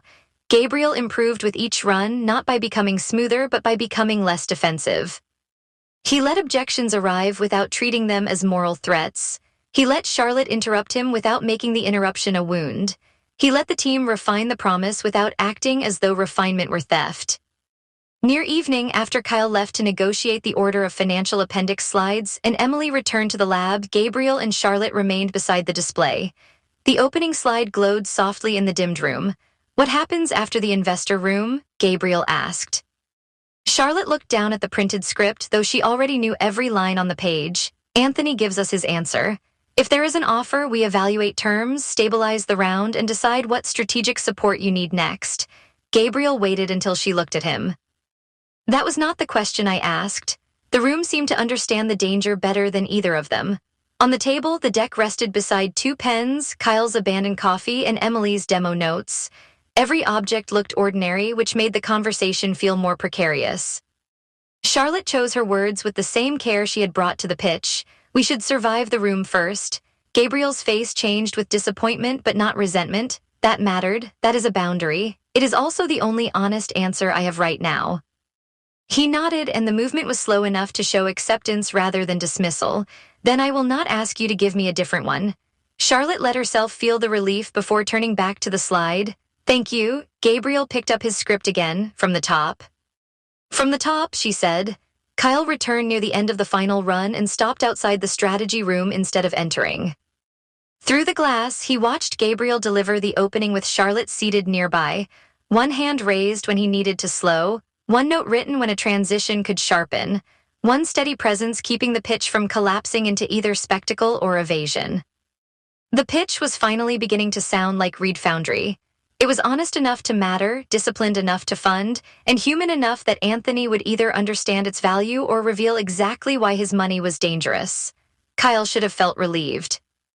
Instead, he watched Gabriel glance toward Charlotte after the final line, not for approval alone, and watched Charlotte answer with the smallest nod, not as a consultant alone. The deck might survive the investor room. The business might survive Anthony's conditions.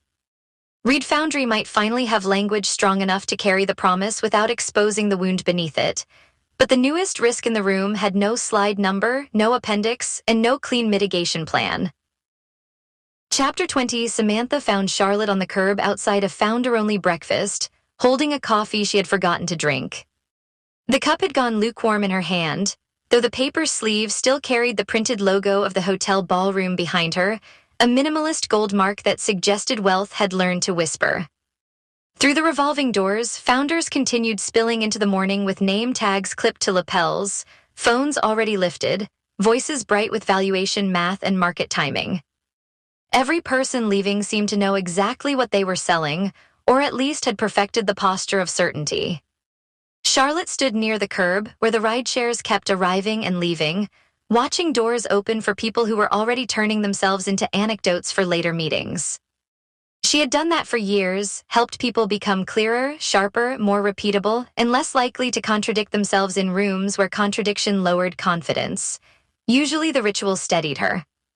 Today, after the midnight rehearsals at Reed Foundry and Gabriel's voice catching at the edge of the origin line, the whole breakfast had felt like theater performed inside a bank vault.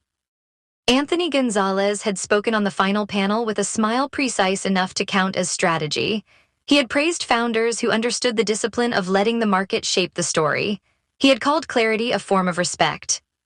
Then afterward, while Charlotte reached for a napkin near the coffee station, he had appeared beside her as if proximity were another asset class.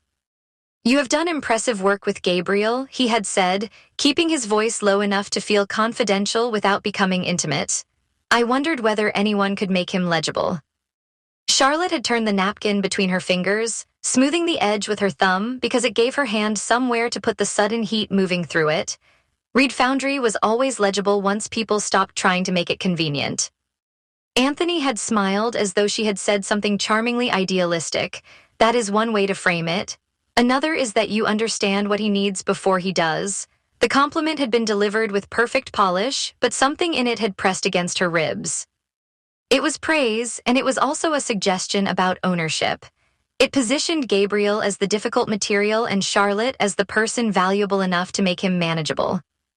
Now the hotel doors turned behind her again, and Samantha Nelson stepped into the street like someone arriving late on purpose.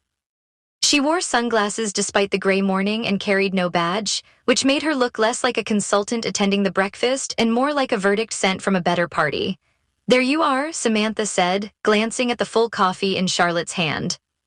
"You look like someone who forgot she is allowed to exist outside a deck."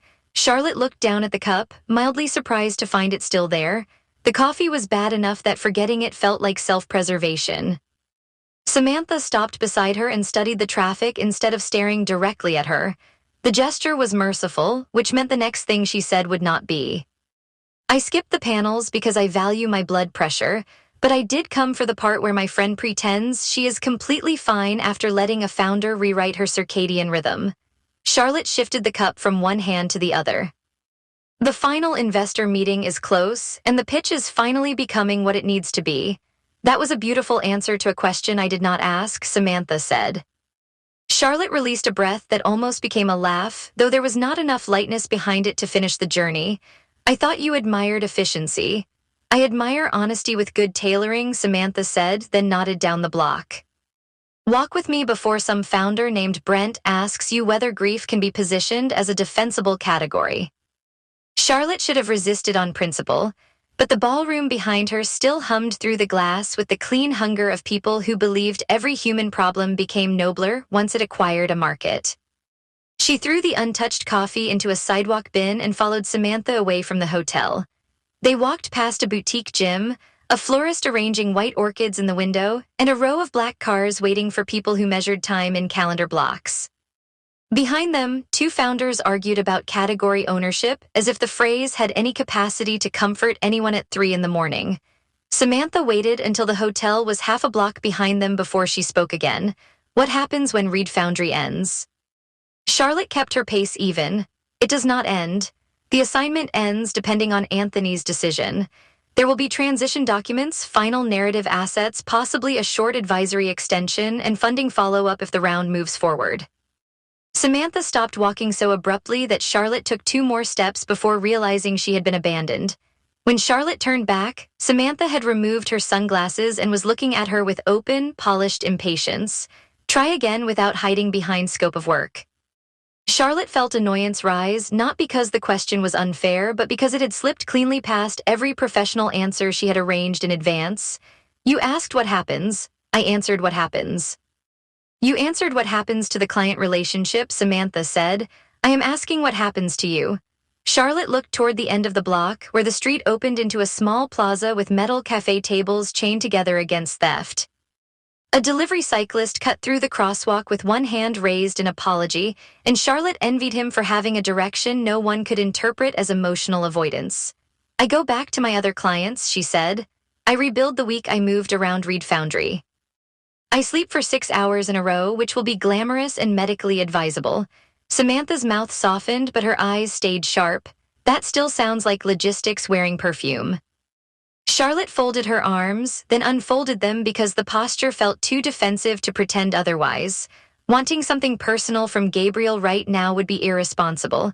Samantha tilted her head. "I agree." The answer was so unexpected that Charlotte had nothing prepared for it. She had been ready to argue against warning, judgment, even affectionate alarm. Agreement landed harder. Samantha continued walking, and Charlotte had no choice but to match her. "Maintaining a boundary is not your problem. Your problem is that you keep using responsibility to avoid admitting desire exists." Charlotte watched the cracks in the sidewalk pass beneath her shoes. "Desire does not create a plan. Denial does not create one either," Samantha said. A bus groaned at the curb beside them, releasing a draft of warm air and diesel. Charlotte waited until it pulled away before she answered, because the noise gave her a brief delay that did not look like fear. "You are making it sound simpler than it is," Charlotte said. "Gabriel trusted me with something he does not know how to carry publicly. We built a pitch around it. We have been working under pressure, with money, employees, and everyone's future crowding the room. Intimacy formed inside a crisis may still be real, but it is not clean." Samantha gave her a sidelong glance. "I never said it was clean. I am asking whether you are willing to know what it is." Charlotte rubbed her thumb along the side of her index finger, feeling the faint indentation left by the pen she had gripped during Anthony's panel. "I know what the work is. That is your favorite shelter," Samantha said. "You always know what the work is." Charlotte's irritation flared again, brighter this time. "The work matters." "Of course it matters," Samantha said, and her voice gentled without becoming soft. "That is precisely why it can hide everything else so beautifully."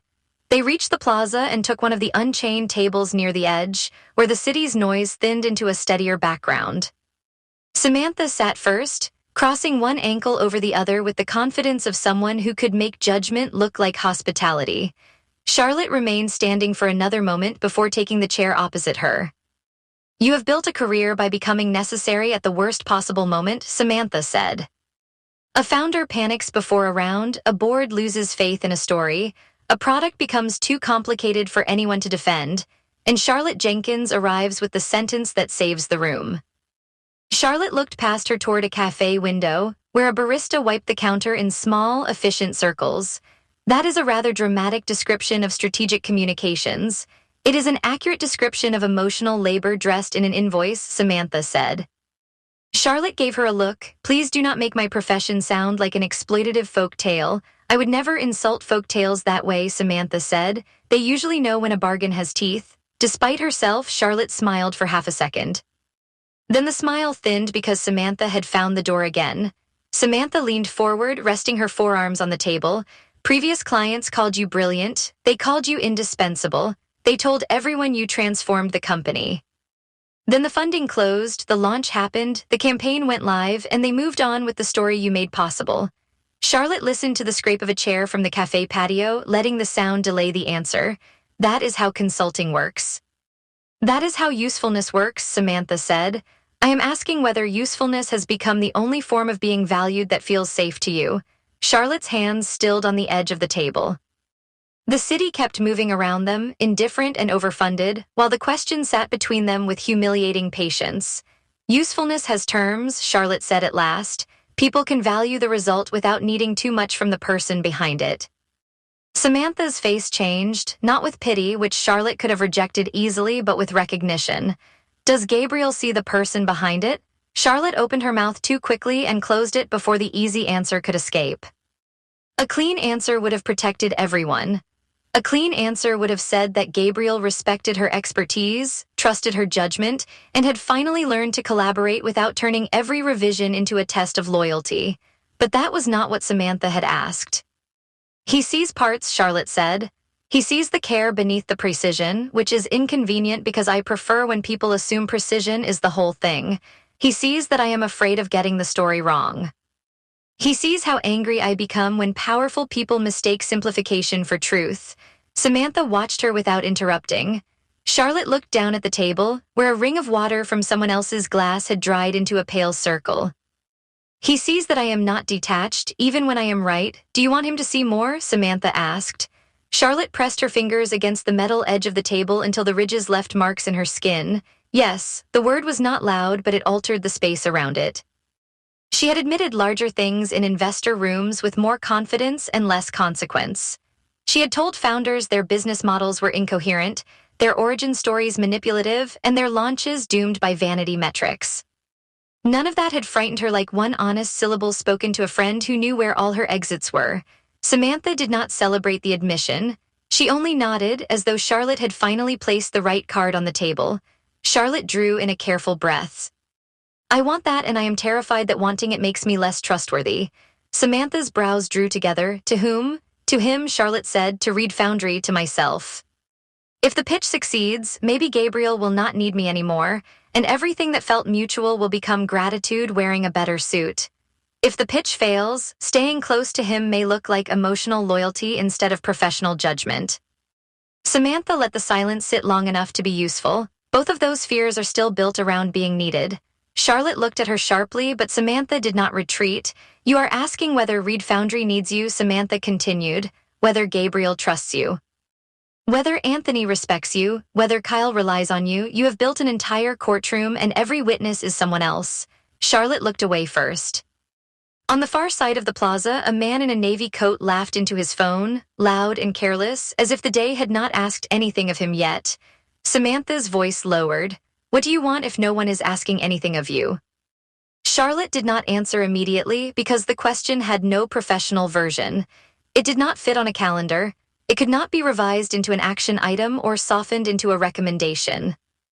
It asked for something she had practiced helping other people locate while refusing to name it in herself.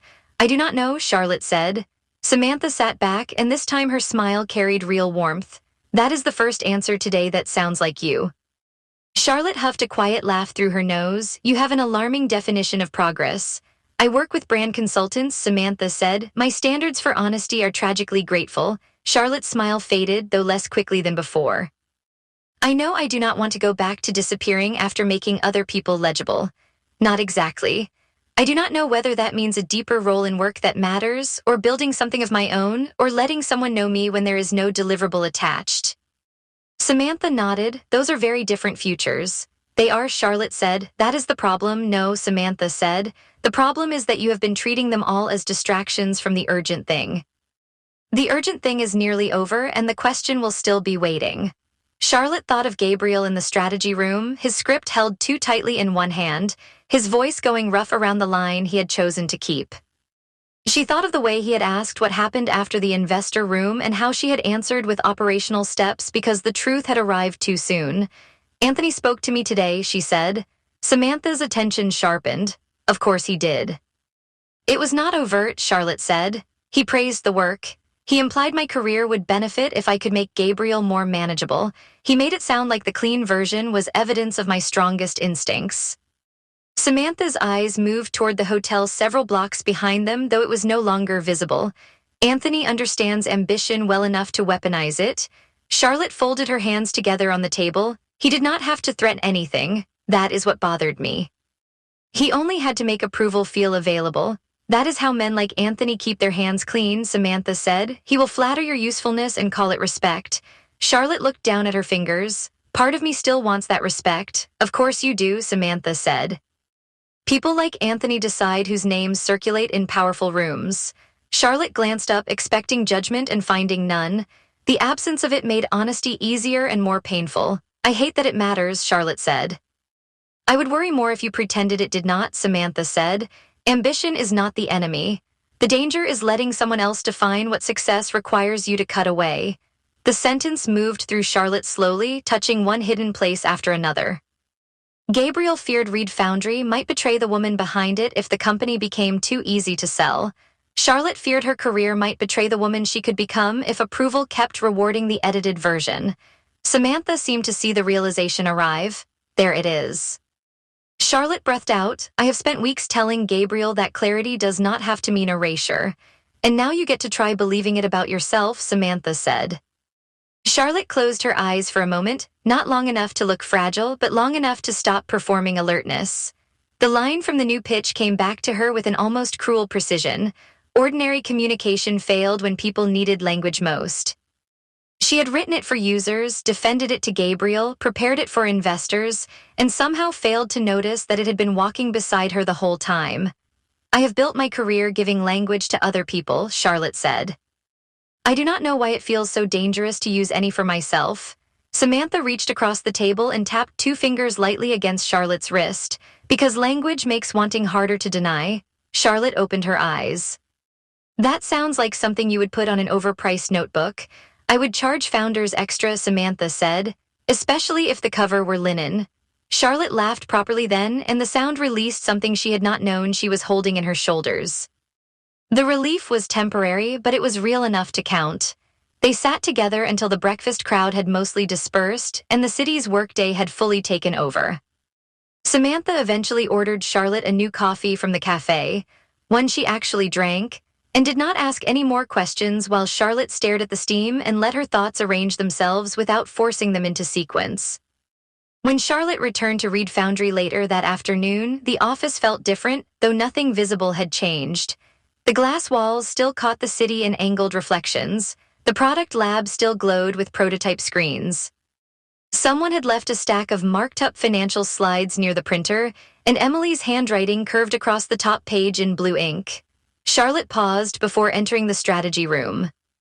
For weeks, crossing that threshold had meant entering someone else's crisis with a pen in her hand and a solution forming before anyone asked properly. Today it felt less like a rival and more like a choice. Gabriel stood at the whiteboard, reviewing the transition between the trust architecture slide and the revenue model.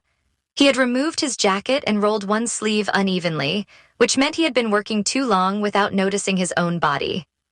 When he turned and saw her, the question crossed his face before he disciplined it away. You survived the breakfast, he said. Barely, Charlotte said, setting her bag on the table. The room contained 3 people who used category ownership as a verb.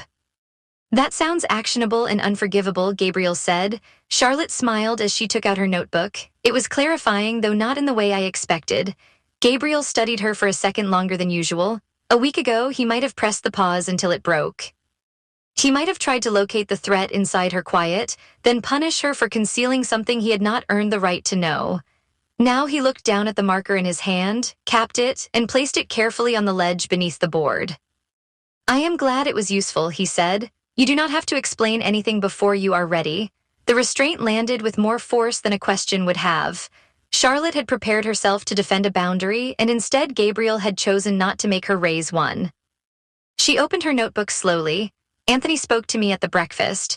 Gabriel became very still, but not in the old way. The old stillness had been a locked door. This was effort, visible and deliberate, a man holding the wrong reflex in both hands and refusing to use it. What did he say? Gabriel asked. He praised the strategic work, Charlotte said. He implied that my cleanest instincts are the ones that make you more manageable. Gabriel looked toward the deck on the screen, where the first slide waited in plain black type. Reed Foundry helps people find language when ordinary communication fails. His gaze stayed there until whatever had risen in him had somewhere to go besides her. He is circling the old version, Gabriel said. Yes, Charlotte said, not exactly openly, but enough. He turned back to her. What do you need from me to hold the line? Charlotte felt the question move through her with startling gentleness. He had not asked whether she was tempted. He had not asked whether Anthony's approval mattered. He had not made trust a test she had to pass before being believed. She pulled out a chair but did not sit. I need you to remember that trust has to be active. If Anthony pressures me, I will tell you. If he pressures you, you tell me. No assumptions, no punishment, no private tests. Gabriel's fingers curled once around the edge of the marker tray, then relaxed. I can do that. I need you to mean it when the room gets expensive, Charlotte said. His mouth shifted, not quite smiling because the matter deserved more seriousness than charm. Especially then. Charlotte nodded and sat down. Then we finish the investor version before Anthony can pull either of us toward easier stories. Gabriel returned to the table and lowered himself into the chair beside her, leaving enough space between them for the boundary to be visible and enough closeness for the partnership to remain honest. The transition into revenue still sounds defensive. It sounds defensive because you keep apologizing for having a business model, Charlotte said. I do not apologize for the model, Gabriel said. I object to sentences that make trust sound like a funnel. Then we replace the funnel, Charlotte said, uncapping her pen. We do not replace the trust. For a while the work resumed its familiar rhythm, though Charlotte moved through it with an awareness she had not carried before. Gabriel challenged a phrase. She challenged the fear beneath the challenge. He accepted one revision without flinching and rejected another because it cheapened a user behavior Emily had documented carefully. They wrote, crossed out, rewrote, and let the silence after difficult lines remain part of the process. Yet beneath the work, another sentence had begun forming, one that did not belong to the deck and could not be offered to Gabriel yet. It was not a promise, not a confession, and not a plan. It was only a refusal to let urgency decide the shape of her life before she had named her own desire inside it. Near dusk, Gabriel stepped out to take a call from Kyle about updated numbers, and Charlotte remained alone in the strategy room. The deck glowed on the wall. Her notebook lay open beside her laptop, its top page filled with edits to investor language, arrows, alternate verbs, and one small coffee stain from a cup she had actually remembered to drink. She turned to a blank corner at the top of the page and wrote a note so private that she angled the notebook away from the glass, though no one stood outside to read it. After the pitch, ask what I want before someone else decides what I am useful for. Charlotte looked at the sentence for a long moment. It was not clean, it was not efficient, it would not fit on a slide. For once, that made it feel less like failure and more like the beginning of an answer she had stopped outsourcing. Chapter 21. Anthony Gonzalez waited until Charlotte was alone beside the espresso bar before offering her the kind of compliment designed to leave fingerprints. You have made him intelligible without making him look obedient, he said, as though he were commenting on the balance of a wine rather than the survival of a company. That is rarer than founders usually understand. Charlotte kept one hand around the porcelain cup she had not yet lifted. The espresso bar occupied one corner of the venture lounge, all veined marble, brushed brass, and silent machines operated by a man who seemed trained to disappear between motions. Beyond it, the room opened into low leather seating, smoked glass partitions, and shelves of business books arranged more for authority than use. Anthony's firm did not call the place a conference room. It called it a members' salon, which told Charlotte everything she needed to know about the emotional purpose of the space. Founders were invited here to feel selected before anyone had promised them anything. That sounds like a careful compliment, she said. Anthony's smile remained precisely where he had placed it. Careful compliments are usually the useful ones.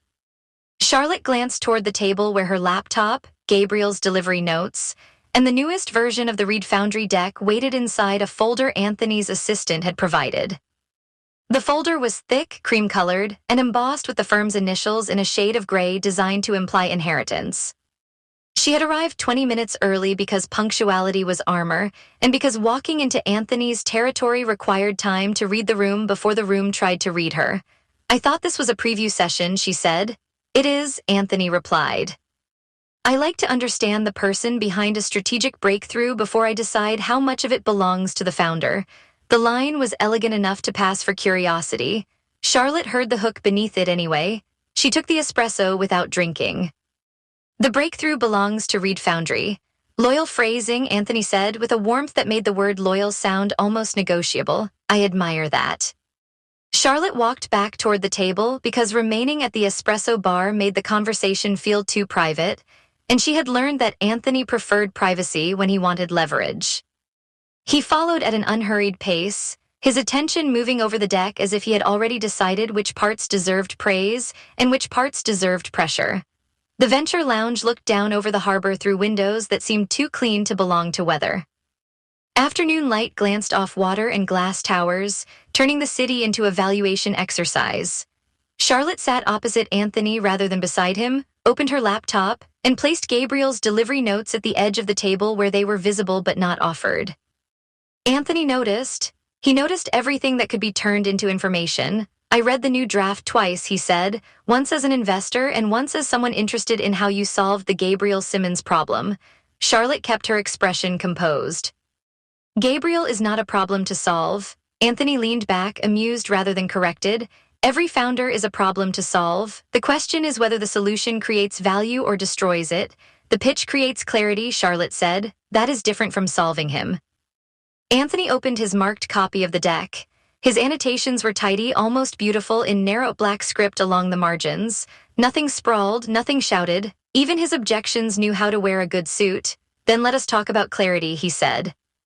For the next 20 minutes, he behaved like the investor everyone claimed to want in the room. He praised the opening.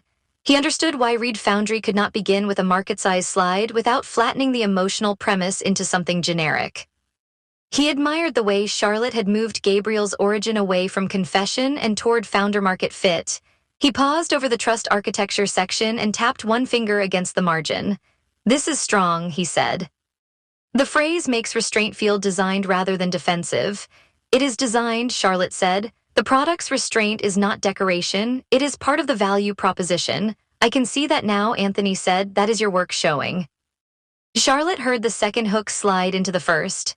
Anthony continued through the deck, naming strengths with enough precision that rejecting the praise would have seemed childish. He liked the structure of public promise followed by product proof. He liked the movement from emotionally significant communication into adjacent use cases. He liked the way the pause screen had been reframed as a trust mechanism instead of a conversion flaw. Then his pen began to move. Here, he said, circling a line in the origin section. This still feels heavy. Charlotte leaned forward enough to read the sentence. Reed Foundry began from loss, but it was built for every moment when ordinary language fails the people who need it most. Heavy is not the same as unclear, she said. No, Anthony agreed. But heavy becomes expensive in a partner meeting, only if the room mistakes emotional weight for commercial weakness. Anthony's eyes lifted from the page. Rooms often do exactly that, which means the pitch should anticipate the weakness rather than ask investors to become better people in real time. Charlotte felt the faintest pulse of irritation behind her ribs. It was not because he was wrong about investor rooms. It was because he was using a real risk to justify the wrong cure. The line gives the company its discipline, she said. Without it, Reed Foundry becomes another platform claiming to care about meaningful connection. Anthony turned the page. You could replace it with broader language about emotionally significant communication needs. That keeps the category without anchoring the company so visibly to Gabriel's grief. Loss is not there as spectacle, Charlotte said. It explains why the company has standards its competitors may not understand. Founder market fit, Anthony said. Yes, Charlotte replied, exactly that. His pen rested against the page. Founder market fit is useful until it becomes founder risk. Charlotte let the sentence sit between them. The quiet around the table seemed professionally maintained, as though the entire room had been instructed not to interrupt money while it considered itself.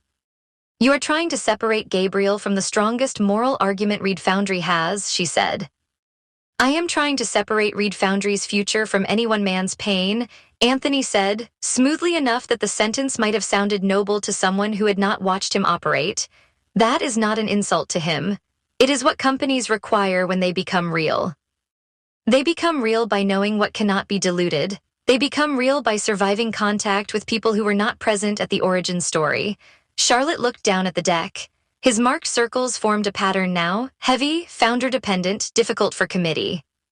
Too intimate for repeatable messaging. He had not crossed out the soul of the pitch. He had annotated it until the soul looked inefficient. Anthony turned another page. There was a version of Reed Foundry that would have been easier to repeat. Charlotte's hand stilled near her cup. He continued without looking directly at her. Easier to defend, easier to lead through an investment committee. Easier for future hires, partners, and acquirers to understand without needing a guided tour through Gabriel's private architecture.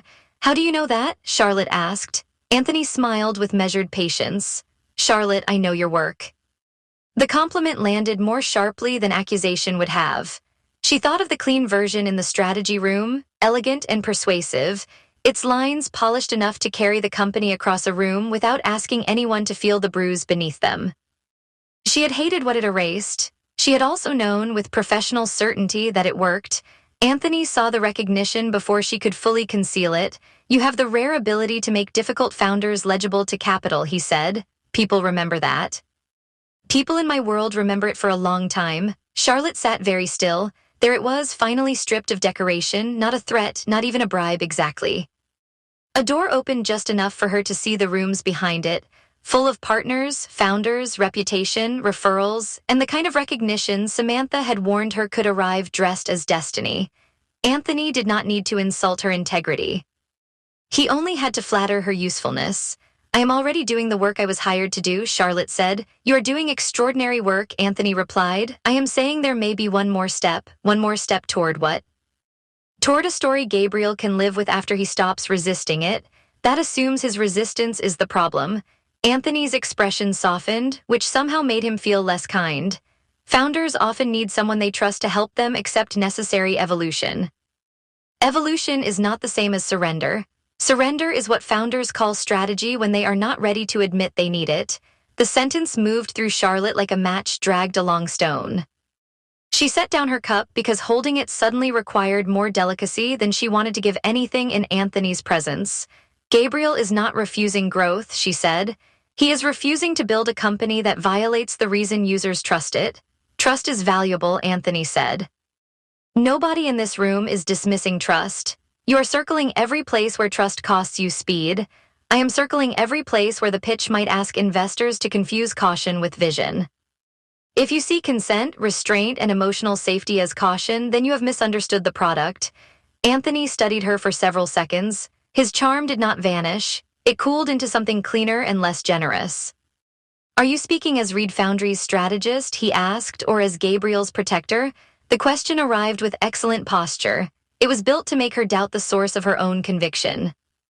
It knew about late nights, charged silences, Gabriel's voice lowering when he trusted a sentence, and the way Charlotte had begun to understand his refusals before he fully explained them. It knew that professional women could be discredited with one careful suggestion of attachment. Charlotte breathed in slowly enough to keep the answer from becoming a reaction. I am speaking as the person hired to make the story clear without making it false, she said. Anthony's fingers closed lightly around his pen. False is a dramatic word for market discipline. Some market discipline becomes false when it edits out the thing that makes a company worth building. Admirable principles will not help Gabriel if the round fails. Neither will funding that turns Reed Foundry into the company it was built to resist. For the first time, Anthony looked less pleased with her. The shift was subtle, his shoulders remained relaxed, his mouth kept its civilized curve, but his attention sharpened until it felt almost impersonal. Charlotte understood then why founders followed him even when they feared him. He made pressure feel like intelligence. He made surrender feel like maturity. He closed the deck halfway, then opened it again, as though granting the conversation one final courtesy. I hope Gabriel understands the risk he is taking by trusting your version. Charlotte heard the word your and knew he had chosen it with care. He will hear exactly what you said, she replied. Anthony's gaze narrowed slightly. That sounds almost like a warning. It is transparency, Charlotte said. I have no intention of becoming a private channel for pressure. A quiet passed between them, polished and dangerous. Transparency is admirable, Anthony said. Founders often punish the people who tell them difficult truths. Charlotte gathered Gabriel's notes, aligning the edges with more precision than necessary. I know, I have survived that before. Anthony's expression shifted again, this time with something close to interest. That is why you are good at this. No, Charlotte said. I am good at this because I can tell the difference between a difficult truth and a convenient distortion. The words left no graceful place for him to continue. Anthony accepted that with the composure of a man who rarely lost, only recalculated. He slid the marked deck toward her, not quite returning it and not quite releasing it until Charlotte had to place her fingers on the opposite edge. I remain interested, he said. I assumed you did. I also remain concerned. That was clear from the ink. His smile returned, thinner now. You know, Charlotte, there is a version of your future in which today becomes a very useful conversation. She took the deck from beneath his hand. There is a version of mine where it already has. Outside the lounge, the elevator lobby smelled faintly of cedar and rain trapped in wool coats. Charlotte stood alone after Anthony's assistant disappeared back through the frosted doors, the marked deck pressed against her chest and her laptop bag heavy against one shoulder. The city below had begun turning on its evening lights, each window becoming a square of permission someone else had already obtained. She was not shaken because she had nearly betrayed Gabriel. That would have been easier to condemn. She was shaken because Anthony had accurately named the reward she was refusing. His world remembered useful talent. His world rewarded translators who could make volatile founders palatable without leaving fingerprints on the compromise. His world had rooms where Charlotte's name could move faster than she could, accumulating value, authority, invitations, and the kind of career insulation she had taught herself not to want too openly. She thought of the note in her notebook from the night before, written in the blank corner like a quiet act of trespass. Ask what I want before someone else decides what I am useful for. Anthony had offered an answer before she had asked the question properly. He had told her she could be useful to capital, useful to control, useful to the kind of men who admired integrity most when it could be redirected. By the time she reached the street, the air had cooled enough to wake her fully. She did not call Samantha, though her thumb hovered over the contact. She did not call Gabriel either. She wanted to walk into Reed Foundry with the conversation intact, not laundered through someone else's outrage or comfort. The ride back felt longer than it was. Her car moved through traffic while her marked copy of the deck lay on her lap, Anthony's notes visible whenever passing headlights glanced across the paper. Heavy, founder-dependent, committee risk, softer grief language, broader category phrasing, cleaner alternative possible. Cleaner alternative possible. Charlotte read that phrase 3 times before turning the page over. Reed Foundry's lobby was quieter than usual when she arrived. The security lights had shifted into their evening mode, softening the glass and metal until the building looked less like a startup and more like a place holding its breath. A junior engineer stepped out of the elevator with a container of takeout and gave her a tired smile. Somewhere beyond the product floor, someone laughed too loudly at something that was probably not funny enough to deserve it. Work continued. Payroll pressure continued. Hope, evidence, exhaustion, and belief continued.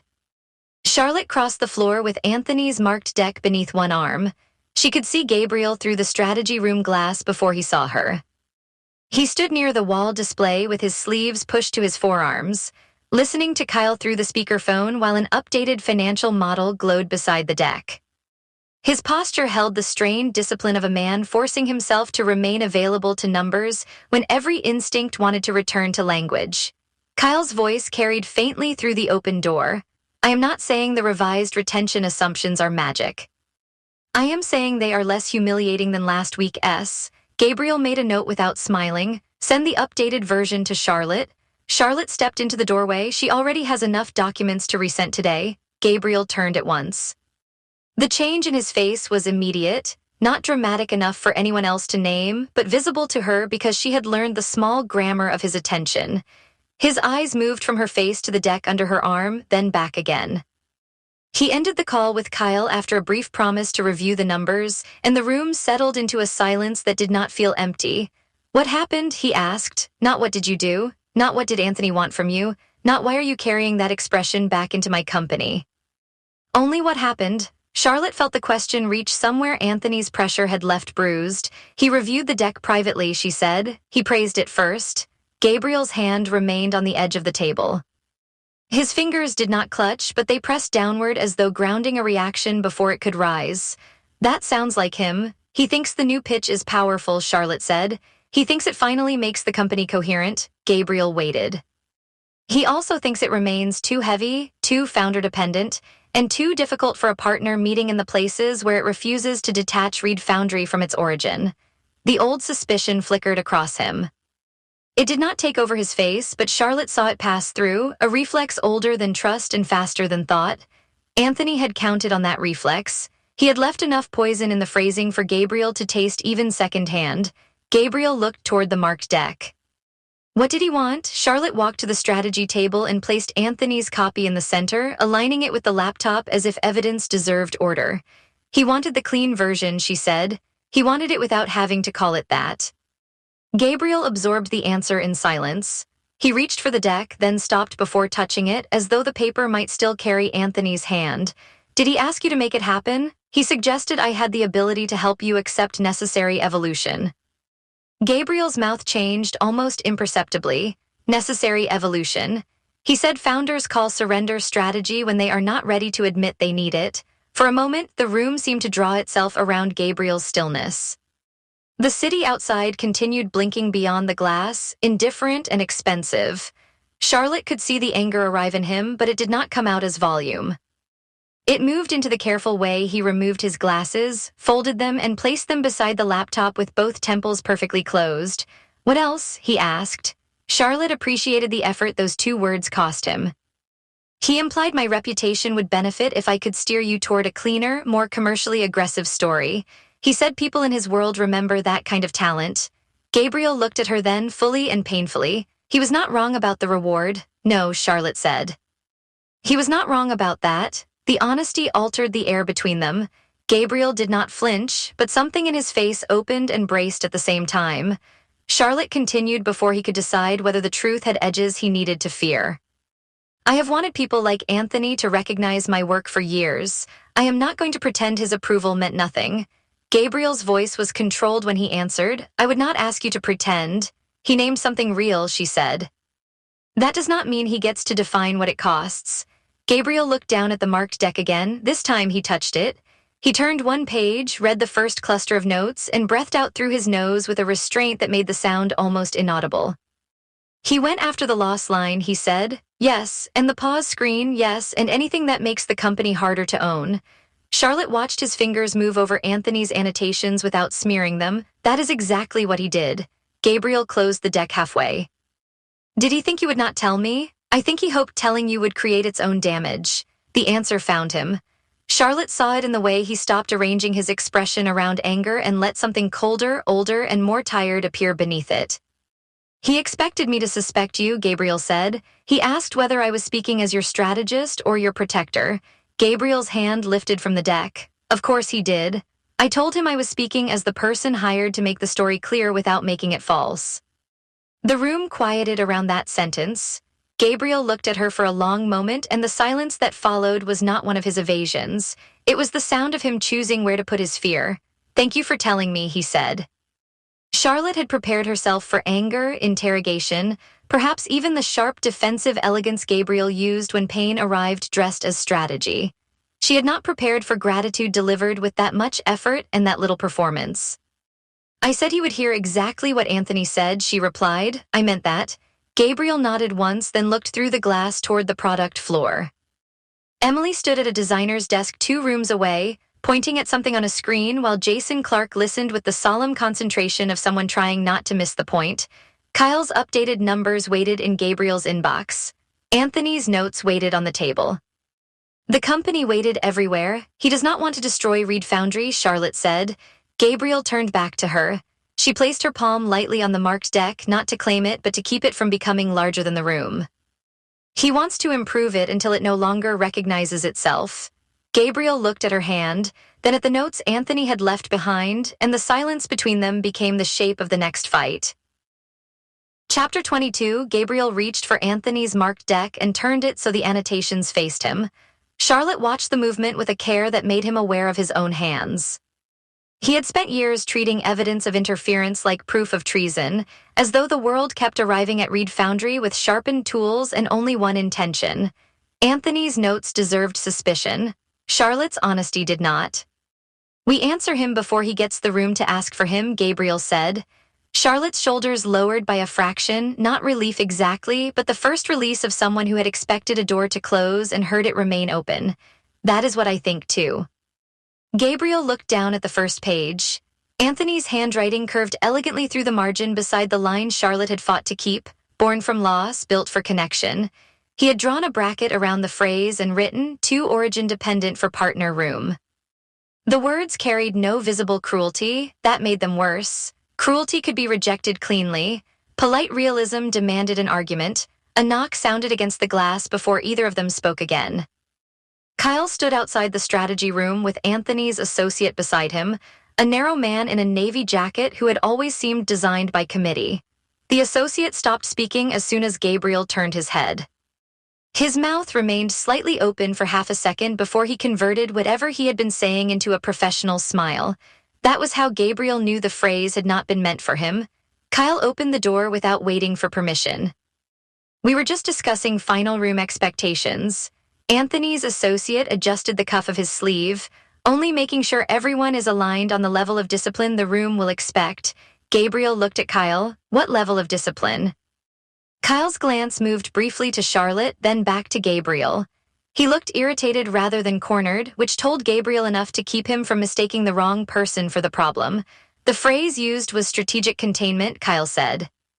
Apparently Anthony thinks the deck is close, but the founder may require it before the final presentation. The associate gave a small laugh that did not survive contact with the room. That sounds harsher out of context. Then give me the context, Gabriel said. Charlotte remained beside the table, her palms still near the deck, but she made no attempt to answer for him. Gabriel noticed that restraint. He noticed because his first instinct wanted her to step in and prove she stood on his side.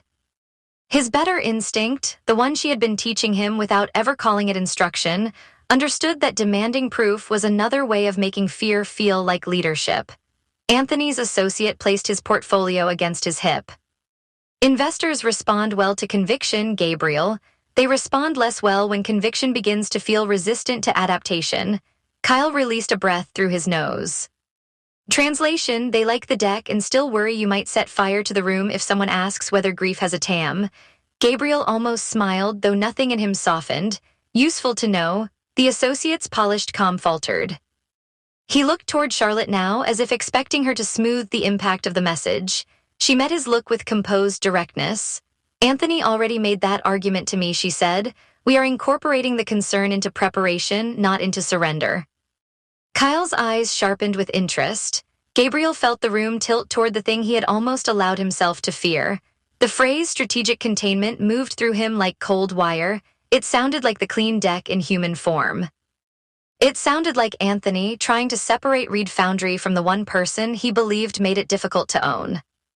It also sounded, in the uglier part of Gabriel's mind, like a conversation someone might have with Charlotte if they believed she could be convinced to manage him for everyone's benefit.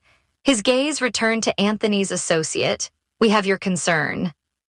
I am sure Anthony only wants the strongest version of the company presented, the associate said. That is convenient, Kyle replied. So do we. The man seemed to understand he had delivered everything useful and several things he should have kept inside Anthony's firm. He excused himself with another practiced smile and left them with a hallway full of expensive caution. Kyle waited until the door closed. I assume this connects to whatever happened in the private preview. It does, Charlotte said. Gabriel heard the opening for accusation before it reached his mouth. Did Anthony use those words with you? Did he flatter you before he asked you to turn me into someone easier? Did some part of you agree with him because the clean version really would travel faster through rooms that matter? The questions arrived in him fully formed, each one carrying the old authority of pain. He could have made them sound reasonable. He had always been good at dressing fear in precision. Instead, he turned toward Charlotte. Tell Kyle what Anthony said. The request came out lower than he intended, but it landed as an invitation rather than a command. Charlotte studied him for one charged moment, as if checking whether trust could hold its own weight after being named. Then she told the story again. She described Anthony's praise for the new deck, the softness of his tone, the way he had admired the trust architecture before circling every phrase that refused to become generic. She described the suggestion to replace loss with emotionally significant communication needs, the implication that founder market fit could become founder risk, the indirect resurrection of the clean version, and the compliment that had been shaped like an opportunity. She included the part where he implied her reputation would benefit if she made Gabriel more manageable. Gabriel stood through it with his arms at his sides because crossing them would have looked too much like armor. Kyle listened with a stillness that usually preceded either a finance decision or a controlled explosion. Charlotte did not protect herself by pretending the compliment had meant nothing. He knew exactly which professional desire to press, she said. He made it clear that people in his world remember the strategist who can make difficult founders legible to capital. Kyle's eyebrows rose slightly, subtle as a velvet crowbar. Gabriel looked at Charlotte. Were you tempted? The question changed the air at once. Kyle's attention snapped toward him, prepared to intervene if the room turned cruel. Charlotte did not flinch, although something behind her eyes shifted with the effort of accepting the question as honest rather than hostile. Yes, she said. Gabriel felt the answer strike where reassurance would have been easier. He made himself remain still. Charlotte continued before fear could translate her. I was tempted by the approval, not by the betrayal. I have spent years wanting people like Anthony to recognize the work I do before they need it. I will not pretend his praise meant nothing simply because admitting that makes this cleaner. Kyle looked down at the deck, giving them the courtesy of not staring. Gabriel absorbed the distinction, approval not betrayal, ambition not surrender, a truth with edges offered without decoration. Thank you, he said, and this time the words were less strained. Charlotte's mouth moved as though she had almost answered and chose not to make the moment easier. Wanting recognition is not the same as letting Anthony define what success costs. Gabriel looked again at the margin note beside the origin line. For years, he had demanded loyalty in the form of perfect reassurance, then called people dishonest when they failed to provide it. Charlotte had given him something riskier than reassurance.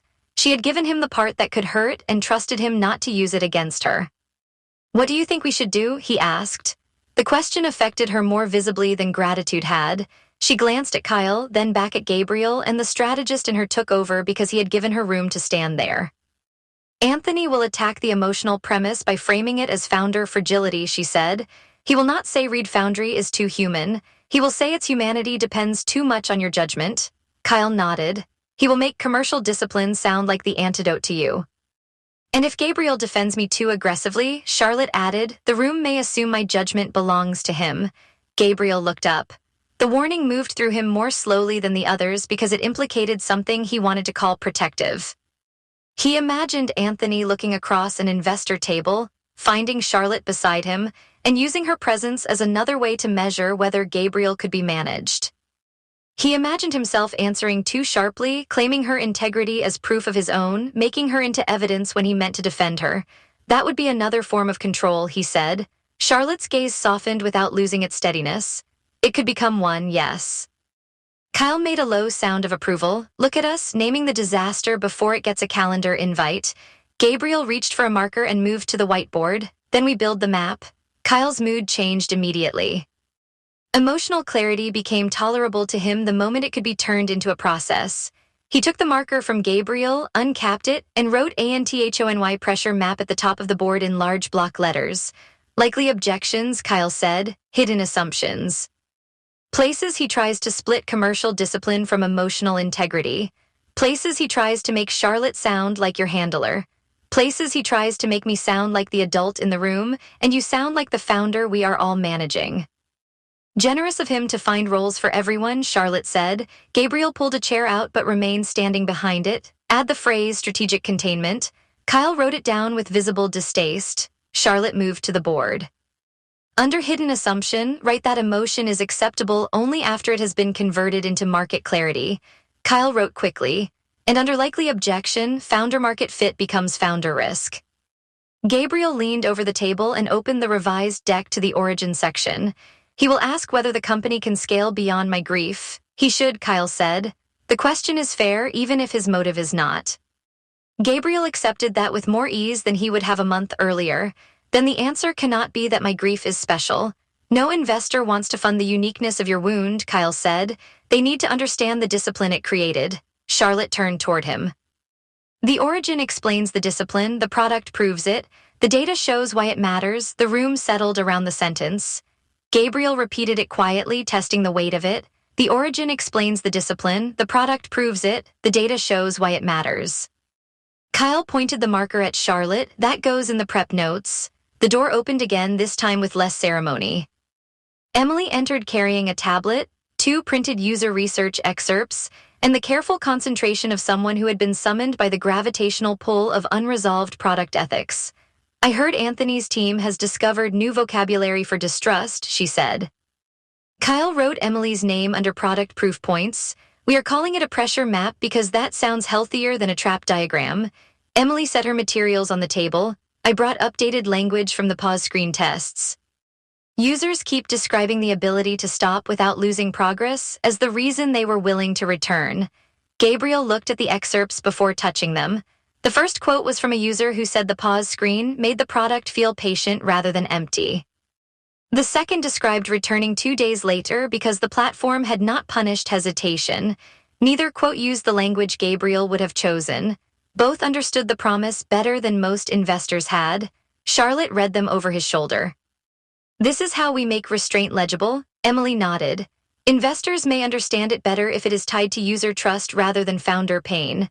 Kyle added the line beneath product proof points: trust, retention, voluntary return, subscription renewal after vulnerable use moments. Return by choice, Emily said. Kyle gave her a look of surprised approval. That is cleaner than anything I was about to write. Charlotte smiled faintly. It is also not hollow. Gabriel watched them build the answer without asking his pain to perform. Kyle grounding the room in operational consequence. Emily translating care into design evidence. Charlotte shaping the story so it could travel without breaking. The company had once felt like a memorial disguised as a startup because he had never taught anyone how to carry what it meant. Now the room was full of people arguing over the right way to protect it, and none of them were asking him to vanish from it. Kyle tapped the board. We need roles for the final room. Gabriel owns Founder Market Fit. Charlotte speaks to narrative strategy when the structure is challenged. I take market, growth, and financial credibility. Emily's product ethics get represented through examples even if she is not in the investor room. Emily looked at Gabriel. The pause screen should be the example. Anthony already thinks it is a leak. Then we show why it is not, Charlotte said. In extractive products, friction is a flaw. In Read Foundry, chosen pause is trust architecture. Kyle wrote trust architecture and underlined it twice. I hate how much I like that. Gabriel turned to Emily. Can we support it with user behavior? We can, she said. We have return data, saved session patterns, and feedback that mentions relief more often than completion. Completion is not always success here, Charlotte said. That sentence will annoy Anthony, Kyle said. Good, Gabriel replied. Then it will keep him awake. A little laughter moved through the room, not enough to erase the tension, but enough to prove it had not conquered them. Gabriel let himself feel the unusual steadiness of it. Fear still existed in him, familiar as the old ache in his hands after too much typing. This time, fear was not driving alone. They worked through the objections for nearly 2 hours. Anthony might ask whether grief narrowed the market, so they clarified that grief revealed the need while the category extended across emotionally significant communication. Anthony might ask whether restraint limited monetization, so Kyle built an answer around durability, trust, and voluntary re-engagement. Anthony might ask whether a larger platform could copy the features, so Charlotte framed Read Foundry's advantage as ethical discipline embodied in product behavior rather than branding language. Anthony might imply that Charlotte had rescued Gabriel from himself, so they agreed Gabriel would answer by naming collaboration without surrendering responsibility. At one point, Kyle leaned back and looked between them. For the record, this is the least emotionally catastrophic response to investor manipulation that I have seen from either of you. Charlotte capped her pen. That is a narrow award category. It still deserves recognition, Kyle said. Gabriel looked at Charlotte. I almost assumed the worst. The room went quieter, though no one looked away. Charlotte did not save him from the admission. She held it with him, which felt harder and kinder. Gabriel continued because stopping would have turned honesty into a performance of bravery rather than the thing itself. When Kyle said strategic containment, part of me wondered whether Anthony had found a way to make the clean version irresistible to you. I hated the thought before I finished having it. Kyle studied the marker in his hand as though it had become fascinating. Charlotte's voice stayed level, I know. Gabriel looked at her more directly. Choosing not to believe that thought may be the first useful thing I have done all day. It was useful, she said. It was also necessary. The correction should have stung. Instead, it gave the moment a spine. Kyle clapped the marker cap back into place. Now that personal growth has been acknowledged in a legally sufficient manner, I would like to return to keeping us alive. Emily laughed softly and gathered the user excerpts into a neat stack. They moved back into the deck. Slide 12 became the center of the fight because it held the Founder Market Fit section Anthony would likely attack. The old version had leaned too heavily on Gabriel's personal origin. The clean version had removed it almost entirely. Charlotte opened a new document beside the slide, and Gabriel stood close enough to read each word as she typed. Read Foundry's origin gives the company standards competitors cannot imitate because those standards were not invented for branding. Gabriel read it twice. Charlotte waited. It does not ask them to pity me, he said. No, she replied. It asks them to understand the accountability created by the promise. Gabriel took the keyboard from her only after she shifted it toward him. The small permission mattered. He added a second sentence. Those standards now live in product principles, team practices, and user evidence that can scale beyond one founder's private history. Emily's eyes brightened. that is true. Kyle leaned over the screen. It is also fundable, which makes me briefly fond of everyone in this room. Charlotte looked at Gabriel. That line changes the center of gravity. He knew what she meant. The promise no longer had to survive only by remaining locked inside him. The company could build structures strong enough to hold it. The idea should have felt like loss. Instead, it felt like setting down a weight without abandoning what it contained. Later, when Kyle pulled Emily into a separate conversation about which proof points belonged in the appendix, Charlotte and Gabriel found themselves alone beside the whiteboard. The room carried the aftermath of work: uncapped pens, half-drunk coffee, rejected phrases, Anthony's marked deck lying open like a warning they had learned to read. Gabriel kept his eyes on the pressure map. "I am sorry I asked whether you were tempted." Charlotte turned her pen slowly between her fingers. "Are you sorry you needed to know or sorry you asked?" He considered lying and decided against insulting them both. "I am sorry the question could have become an accusation." "I needed to know, and I did not want to punish you for answering." Charlotte looked at him for a long moment. "The question was fair because I answered it honestly and you believed me. Believing you was harder than I wanted it to be. Trust usually is." The simplicity of that answer worked on him more than comfort would have. Gabriel had wanted trust to feel noble once chosen, as though the act of granting it should burn away the humiliation of needing it. Instead, it felt practical, repeated, sometimes inelegant. It felt like standing in a room with the person who could hurt him and deciding not to preempt the wound by causing another one first. "Anthony's pressure made me afraid of losing the pitch," he said. "That was not the worst part." Charlotte waited. "It made me afraid of losing the version of myself that can trust you." Her fingers stilled around the pen.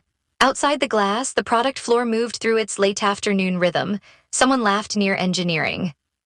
Jason Clark crossed from the kitchen with 2 paper cups and an anxious respect for liquid near laptops. The ordinary life of the company continued around the most dangerous thing Gabriel had said all day. Charlotte's voice became quieter. "Trust cannot depend on the absence of pressure. I know, it has to survive pressure, or it is only comfort with better language." Gabriel looked from the board to her. "Then we practice now." They returned to the slide, not because the work was safer than the feeling, but because this time the work gave the feeling somewhere honest to go. Charlotte adjusted the transition into the product demonstration. Gabriel revised the line about the origin. Together they removed a phrase that made grief sound like a credential and replaced it with one that made responsibility sound operational. By early evening, Kyle had converted their pressure map into a prep document with sections labeled "Without Mercy." Anthony pushes founder risk, Anthony flatters Charlotte, Anthony tests commercial aggression, Anthony frames restraint as weakness. Anthony asks for cleaner alternate. Emily had attached product evidence beneath each relevant point, including pause screen data, save session behavior, and user language around voluntary return. Gabriel read the final section twice. Anthony asks for cleaner alternate. Under it, Charlotte had written "refuse politely, reaffirm final deck." "No fallback version exists for the room." He looked toward her. "No fallback version." She met his gaze. "If we bring one, he will know fear made it." Kyle closed his laptop. "And he will ask to see it before dessert." Gabriel opened his email. Anthony's name waited near the top of his inbox, attached to a message asking whether Reed Foundry intended to provide any alternate positioning materials before the final rehearsal. The wording was courteous enough to be admissible in any boardroom. It was also exactly the test Charlotte had predicted. Gabriel placed his fingers on the keyboard. For once, he did not draft 3 versions designed to conceal the force of his answer. He wrote only what the decision required. "Anthony, we will proceed with the current deck for final rehearsal and the investor room.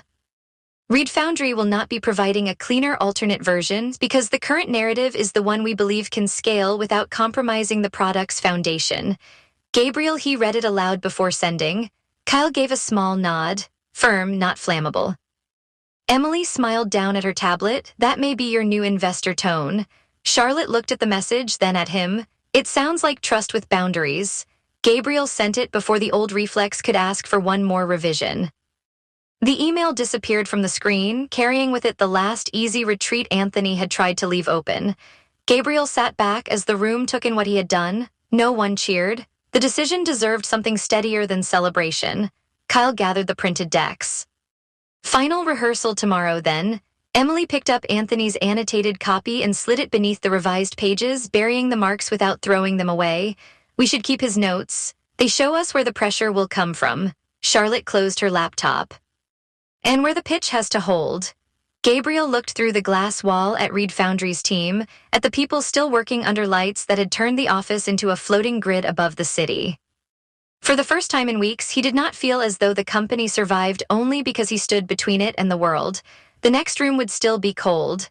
Anthony would still ask for the version easier to own. Fear would still arrive on time. This time, Gabriel knew exactly where he intended to put it. Chapter 23, the final rehearsal began with Kyle erasing the word hope from slide 18. He stood at the front of the strategy room with a black marker in one hand and the exhausted authority of a man who had read the same beautiful sentence too many times to trust it anymore. Behind him, the screen showed the user outcomes slide Charlotte had rebuilt twice, Emily had softened once, and Gabriel had defended with the stubborn quiet of someone protecting a candle in weather. Kyle crossed out the word with one decisive stroke. Hope does not survive the partner meeting. Gabriel, seated near the end of the table, lifted his head slowly. That word is not decorative, I know, Kyle said. That is why it is dangerous. Charlotte closed the cap on her pen and watched Gabriel's fingers shift around the presentation remote. He did not argue immediately, which counted as progress inside Reed Foundry, though not yet as agreement. The morning had come too early for everyone. Coffee cups crowded the table beside marked decks, product screenshots, user research excerpts, legal notes, and the printed pressure map they had built after Anthony's private attempt to move them toward the clean version. Emily stood beside the wall of interface boards, her cardigan sleeve pushed above one wrist, a pencil tucked behind her ear. She studied the slide without Kyle's hostility toward tenderness, but also without Gabriel's instinct to protect every emotionally honest word from contact with business language. Kyle wrote beneath the crossed-out phrase, "Return by choice." Gabriel read it once, then again, as though the substitution had arrived wearing someone else's coat. "That is colder. It is measurable," Kyle said. "Investors do not fund hope unless someone can explain what behavior proves it." Emily came closer to the screen. "It is not colder if we explain it properly." Gabriel turned toward her, and Charlotte saw the small adjustment in him when Emily spoke. He resisted Kyle as an operator. He listened to Emily as someone who had helped build the product's conscience from wireframes and silence. Emily pointed to the user outcome chart. "Hope is what we want people to feel, but return by choice is what proves we did not pressure them. They come back because the product left them room to leave." Kyle tapped the marker against his palm. "Exactly. That is the rare moment where my sentence and Emily's ethics become the same thing." A brief laugh moved through the room, thin but genuine. Jason Clark, half hidden behind a laptop near the glass wall, looked relieved that a joke had survived the morning. Two senior team members from product and growth sat beside him, quiet enough to be observers but tense enough to prove they understood what was at stake. Charlotte wrote the new phrase into her copy. The pleasure she felt was not triumph. It was the satisfaction of watching Reed Foundry learn to translate itself without betrayal. She looked at Gabriel. The slide can still carry the human point. Kyle's phrase just makes the human point harder to dismiss. Gabriel leaned back, his chair giving a faint protest against the floor. "Fine, but the speaker notes need to say why the return matters." "They will," Charlotte said. "You will." Kyle underlined the replacement phrase. "Then we begin before anyone falls in love with another noun." Gabriel rose and moved to the front of the room. The screen returned to the opening slide, stripped down to the name Reed Foundry and one line beneath it. Charlotte had fought to keep the first slide spare, not because minimalism impressed investors, but because Gabriel's old deck had tried to explain itself before anyone had asked a question. Gabriel held the remote at his side. For a moment, he looked not at the screen but through the glass wall toward the product floor, where the team had lowered their voices around the conference room as though sound itself could damage the rehearsal. Then he faced them. Reed Foundry helps people find language when ordinary communication fails. The room stayed silent. This time, the silence did not have the stunned blankness Charlotte remembered from the first pitch materials.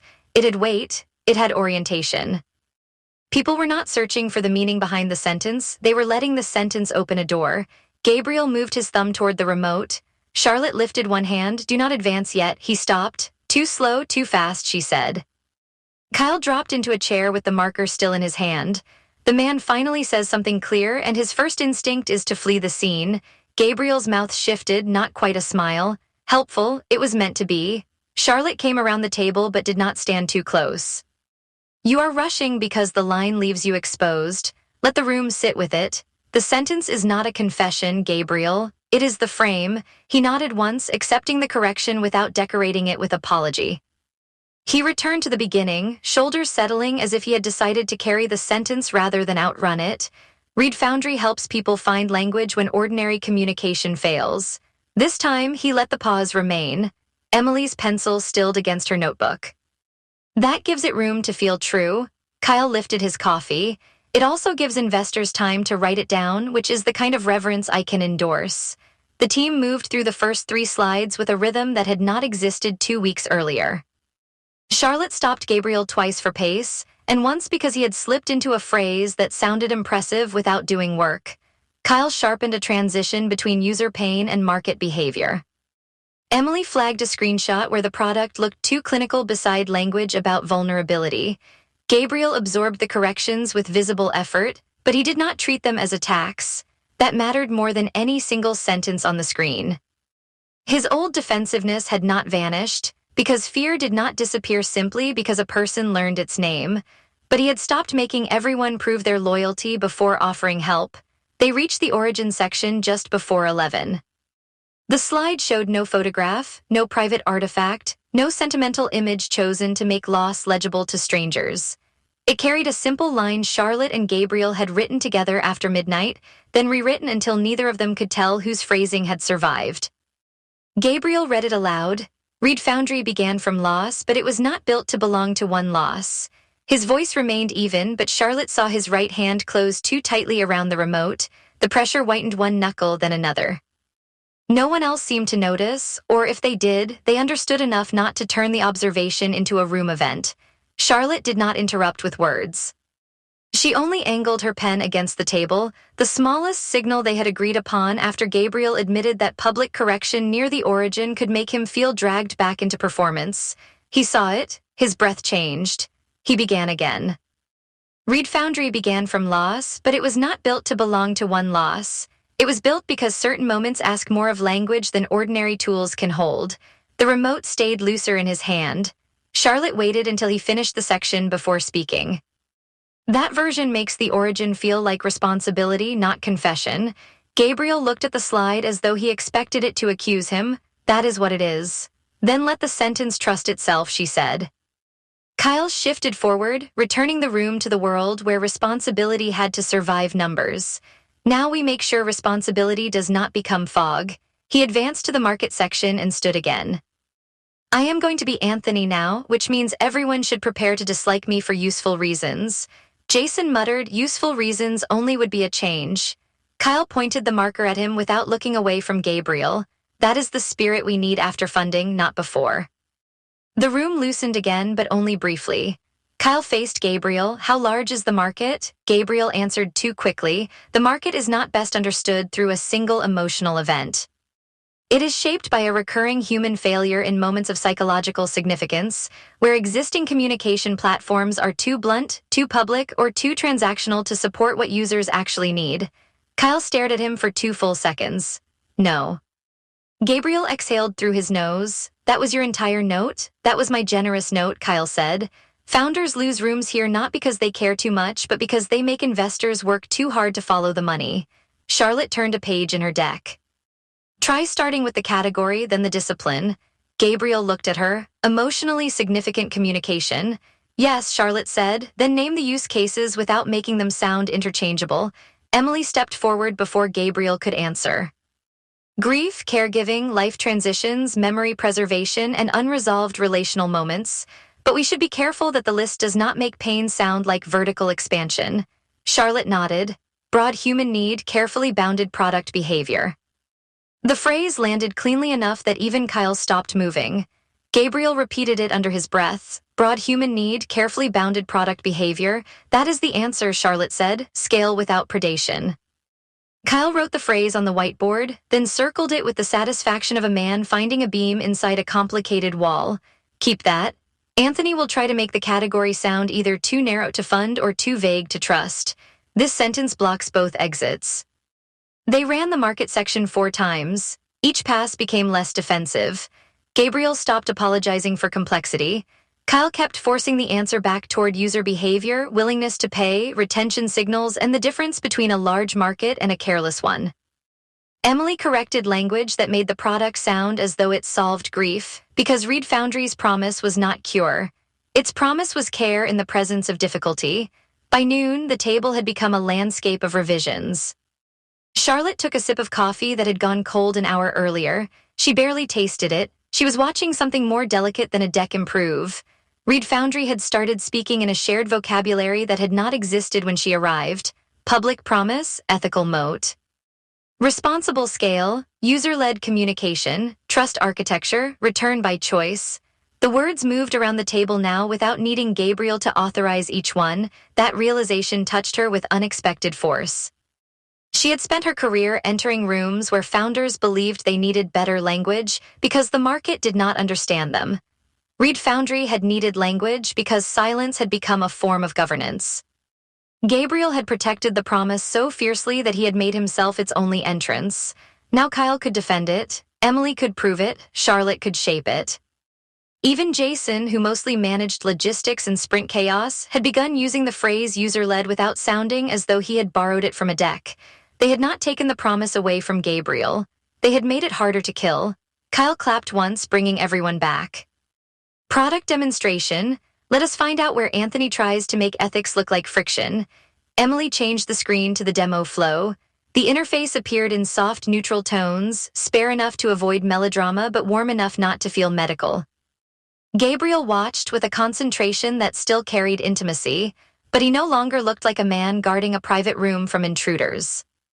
Emily walked them through the saved message prompts, the consent-based pacing, the draft space, the optional recipient settings, and the pause screen. When the pause screen appeared, Kyle lifted one hand. There, he said, that is where Anthony attacks. Emily did not look surprised. He already did. Charlotte remembered Anthony's polished dismissal of the feature, the way he had called it a conversion leak while pretending the phrase was only practical. Then we meet him there instead of hiding it. Gabriel looked doubtful. Spending investor room time on a pause screen may seem small. The smallest design choice may be the clearest proof that Reed Foundry is different, Charlotte said. Emily pointed to the screen. The pause is not empty space. It tells the user they are allowed to remain in control even when the product could benefit from pushing them forward. Kyle leaned back. Now say that with revenue attached. Emily gave him a patient look. Users return because the product does not punish hesitation. Kyle nodded. That will do. Charlotte moved to the whiteboard and wrote beneath the market phrase. In extractive platforms, friction is a flaw. In Reed Foundry, chosen pause is trust architecture. Gabriel read the line silently. His expression altered in increments, resistance giving way to recognition. Chosen pause is trust architecture. It is also a direct answer to Anthony, Kyle said. He wants to know why we are leaving conversion on the table. We tell him we are not leaving conversion. We are building durable return, Emily added, and we do not call every completed prompt a success. Jason looked up from his notes, because sometimes stopping is the safer outcome. Emily smiled at him, exactly. Charlotte looked around the room, marking the moment. A support role had spoken the principal back without needing explanation. The company was carrying it. They rebuilt the demo section around the pause screen. Emily explained the product ethics. Kyle attached retention behavior and user feedback. Charlotte shaped the language so the feature would read as a strategic choice rather than a moral lecture. Gabriel found the sentence that connected it to the origin without dragging private grief into the room. The product's job is not to force expression, he said during the third pass. Its job is to make expression safer when the user is ready. No one spoke immediately after that. Kyle finally capped the marker. That sentence stays. By mid-afternoon, the team broke for food no one had the appetite to enjoy. Sandwiches sat open on the side counter. Someone brought more coffee. The city beyond the windows had shifted into a pale, hard brightness that made the office feel suspended above ordinary time. Charlotte stepped away from the table and stood near the glass overlooking the product floor. Below, the team moved through the day with artificial calm, people carrying laptops between desks, gathering near screens, pretending not to look toward the strategy room too often. Gabriel joined her with 2 paper cups.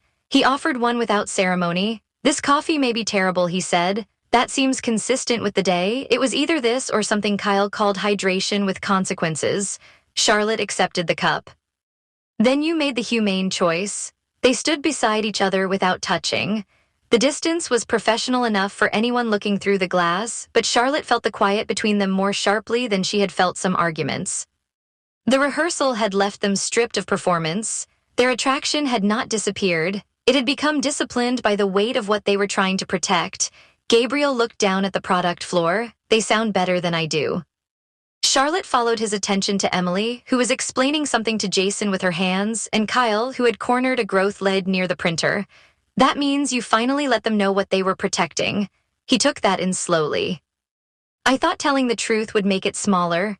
Sometimes it does, Charlotte said. Sometimes it becomes smaller because people use it carelessly, but sometimes the opposite happens when the truth is given enough structure.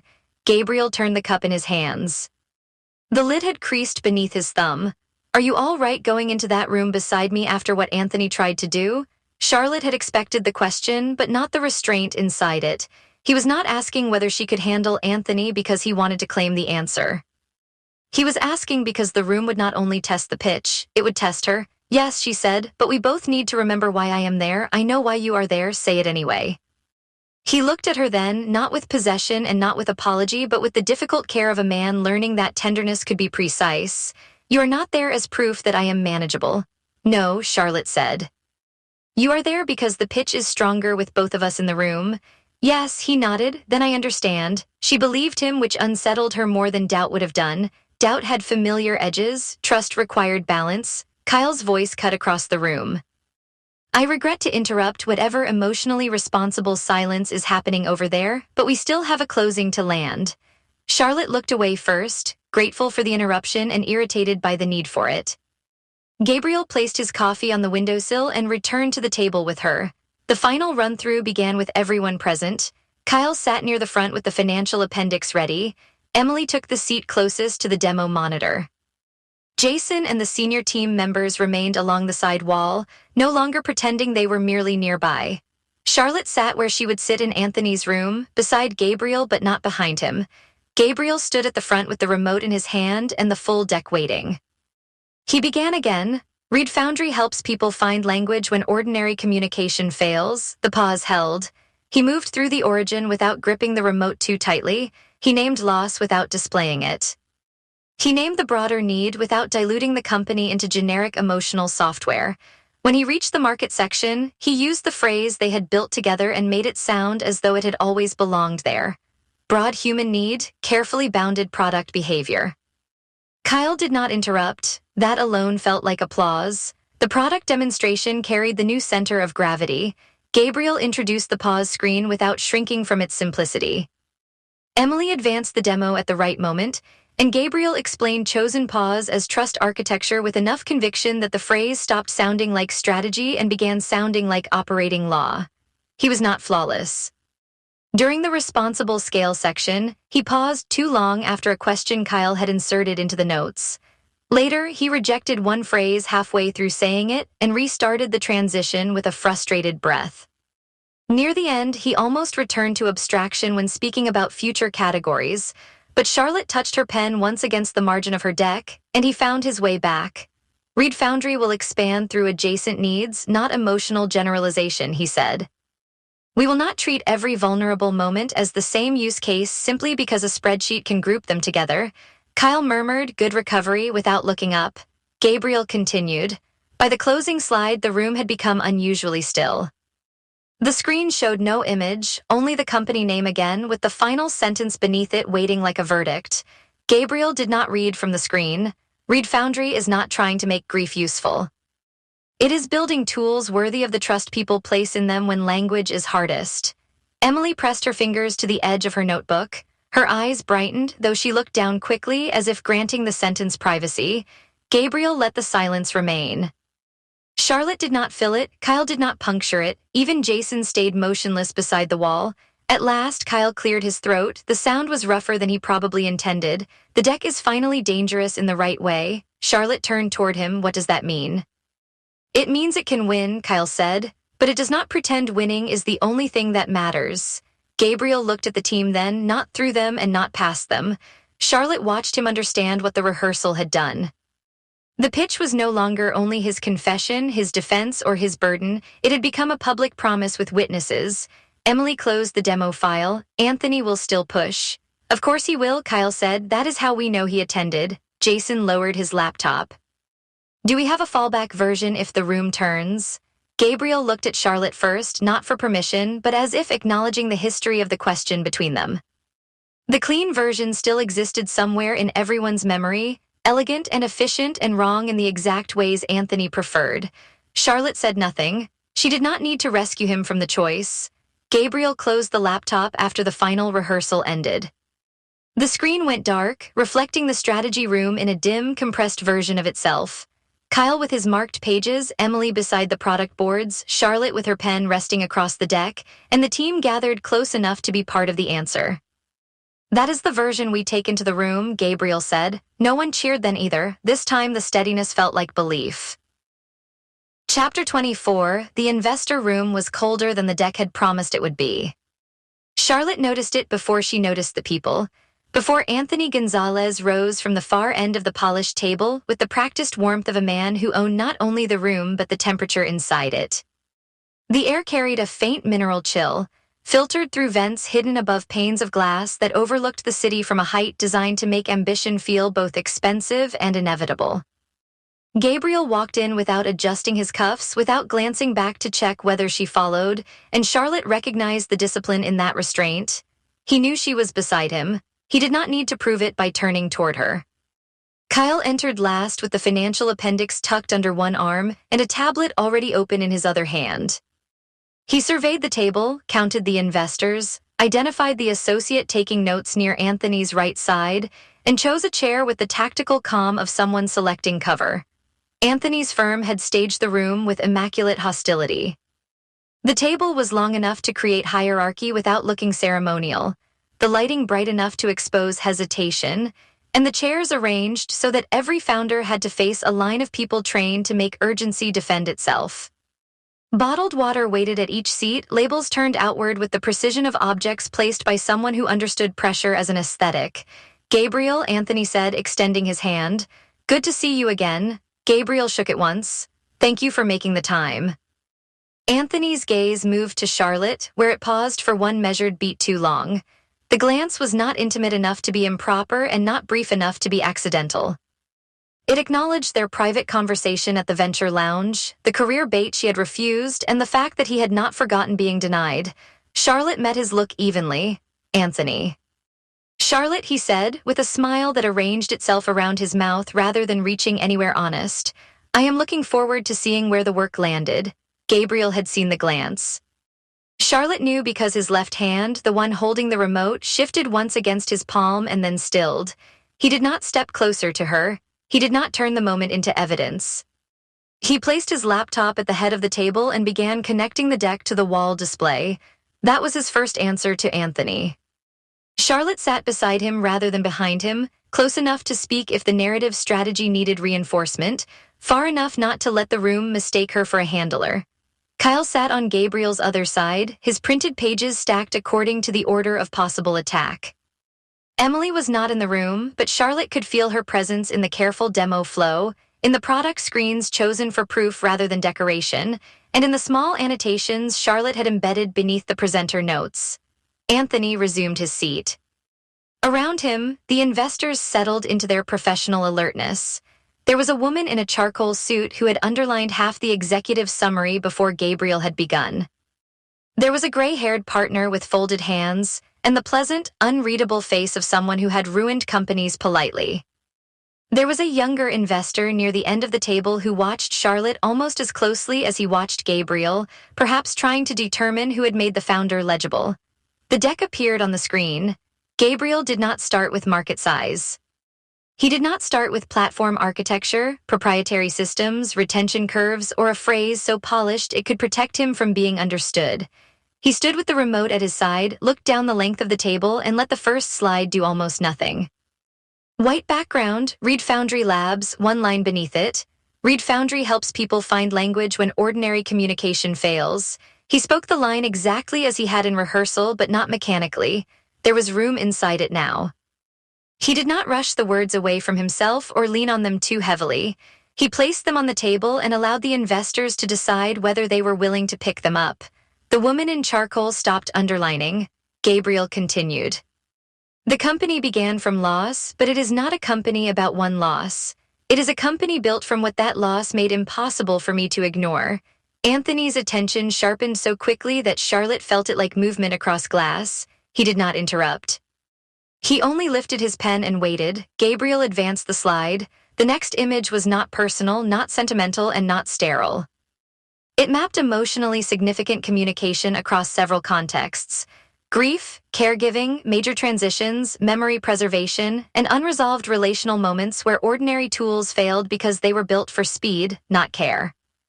People do not only lose language when someone dies, Gabriel said. They lose it when a parent becomes ill, when a relationship changes shape, when memory needs structure, when apology arrives too late, when care has to be spoken without making the other person responsible for receiving it in a particular way. Charlotte watched the room rather than the slide. No one had drifted. No one was indulgently waiting for the business section. They were following him. For the first time since she had entered Reed Foundry, Gabriel was giving strangers enough truth to understand the company without handing them the private story like proof of purchase. He moved into the product frame.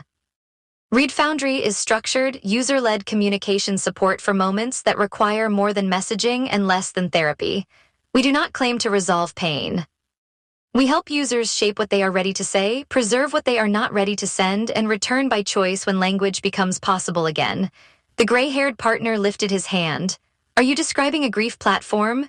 Gabriel did not look at Charlotte.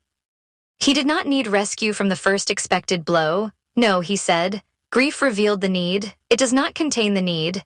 If we called Reed Foundry a grief platform, we would make the category smaller and the product less honest. Charlotte leaned forward, entering with the clean precision they had planned. The broader category is emotionally significant communication. Reed Foundry's advantage is that it treats complexity as the reality of the market rather than a messaging problem to be removed. The investor considered this. His hands unfolded. That is a wide category. It is, Charlotte said. That is why the product behavior is deliberately bounded. Kyle turned one page in his packet but did not speak. His restraint signaled confidence, and Charlotte felt grateful for the economy of it. Anthony angled his pen toward the screen. Wide category, bounded behavior. That is elegant. The concern is whether the complexity that makes it meaningful also makes it harder to sell. Kyle came in before Gabriel could be forced to defend the emotional premise alone. Early testers returned at a higher rate after saved sessions than after completed prompts. Willingness to pay signals are strongest among users who describe the product as careful rather than motivational. The retention pattern suggests that restraint is not reducing value, it is creating it. He slid a page forward for the associate, who took it quickly. Anthony glanced at the numbers. Tester language is useful, but partner meetings will ask whether this scales beyond a niche audience of highly reflective users. Kyle's voice remained even.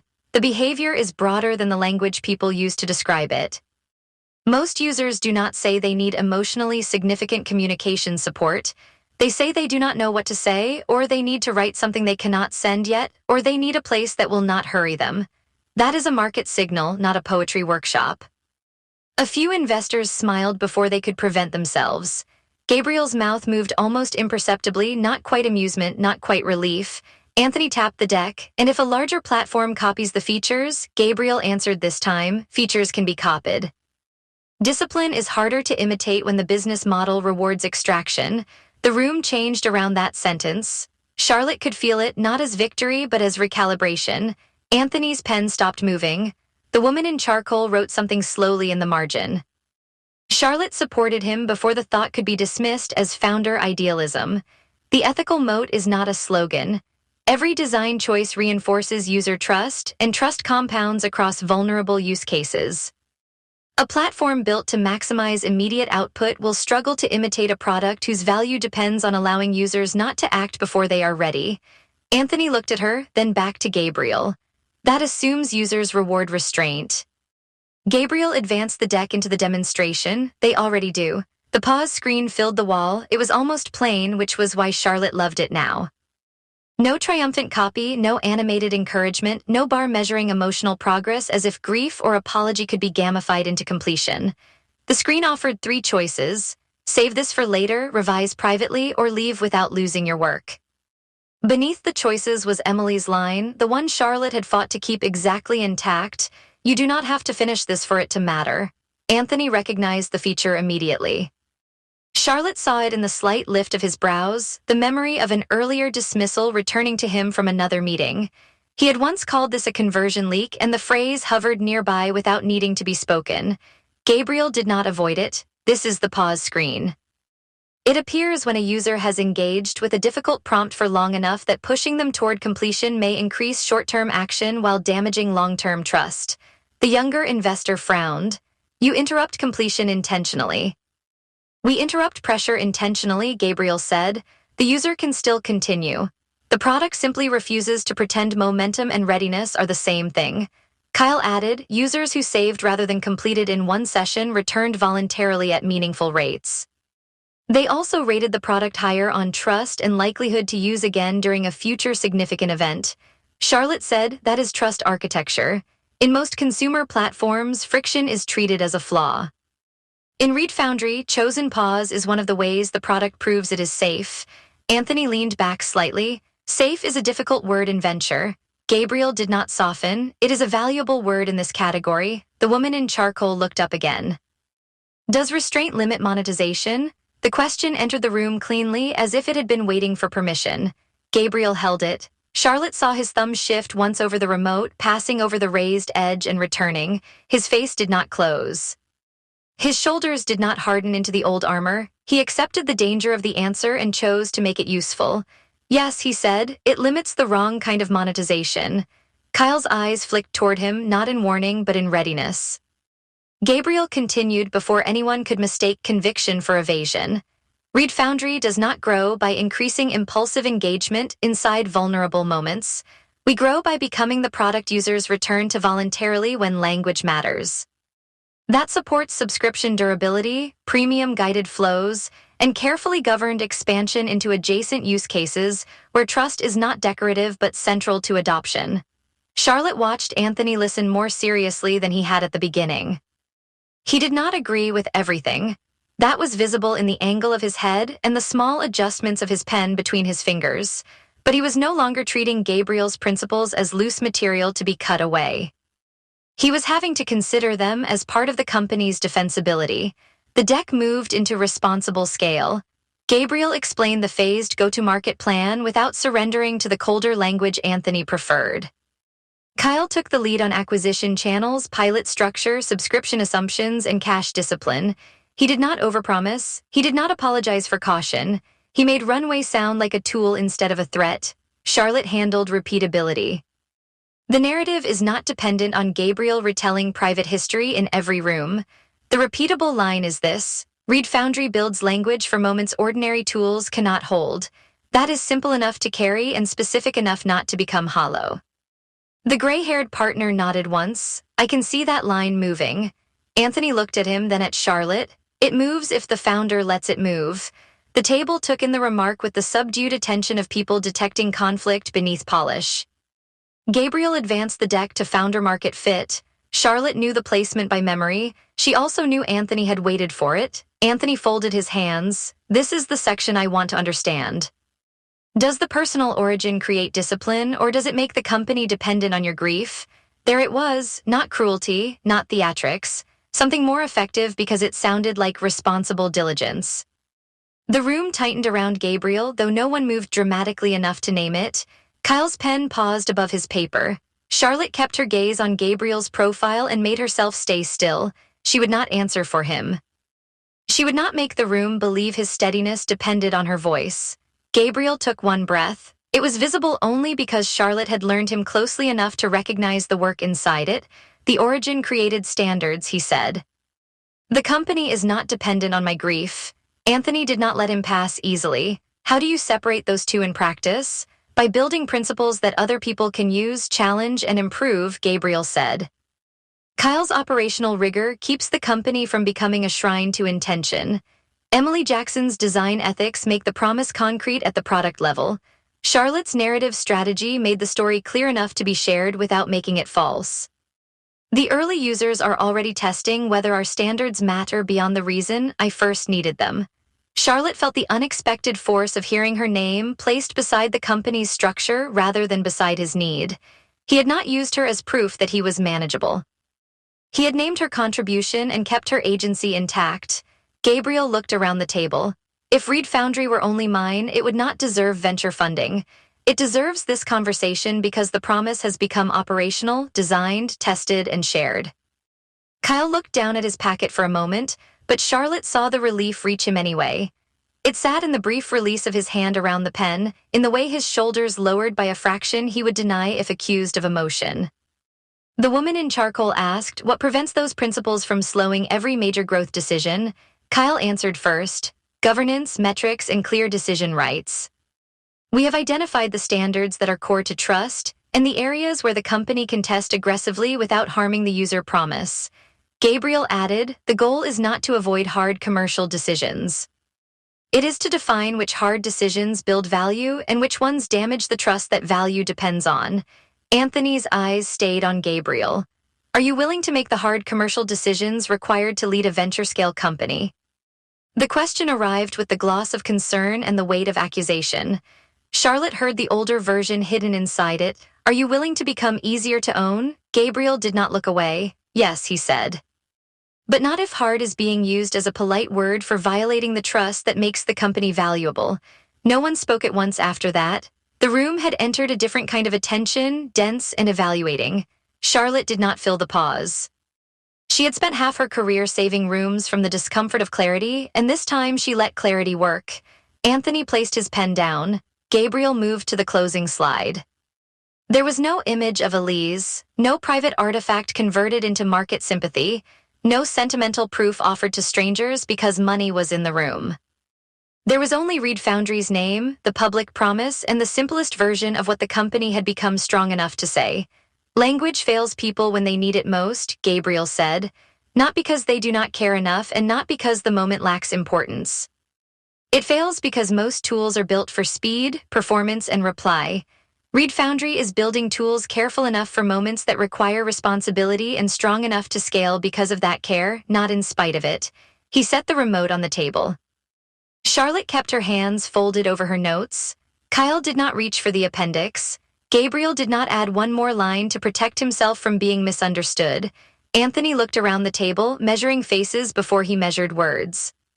The investors were not converted into believers, which would have been less useful than what Charlotte saw instead. They were engaged.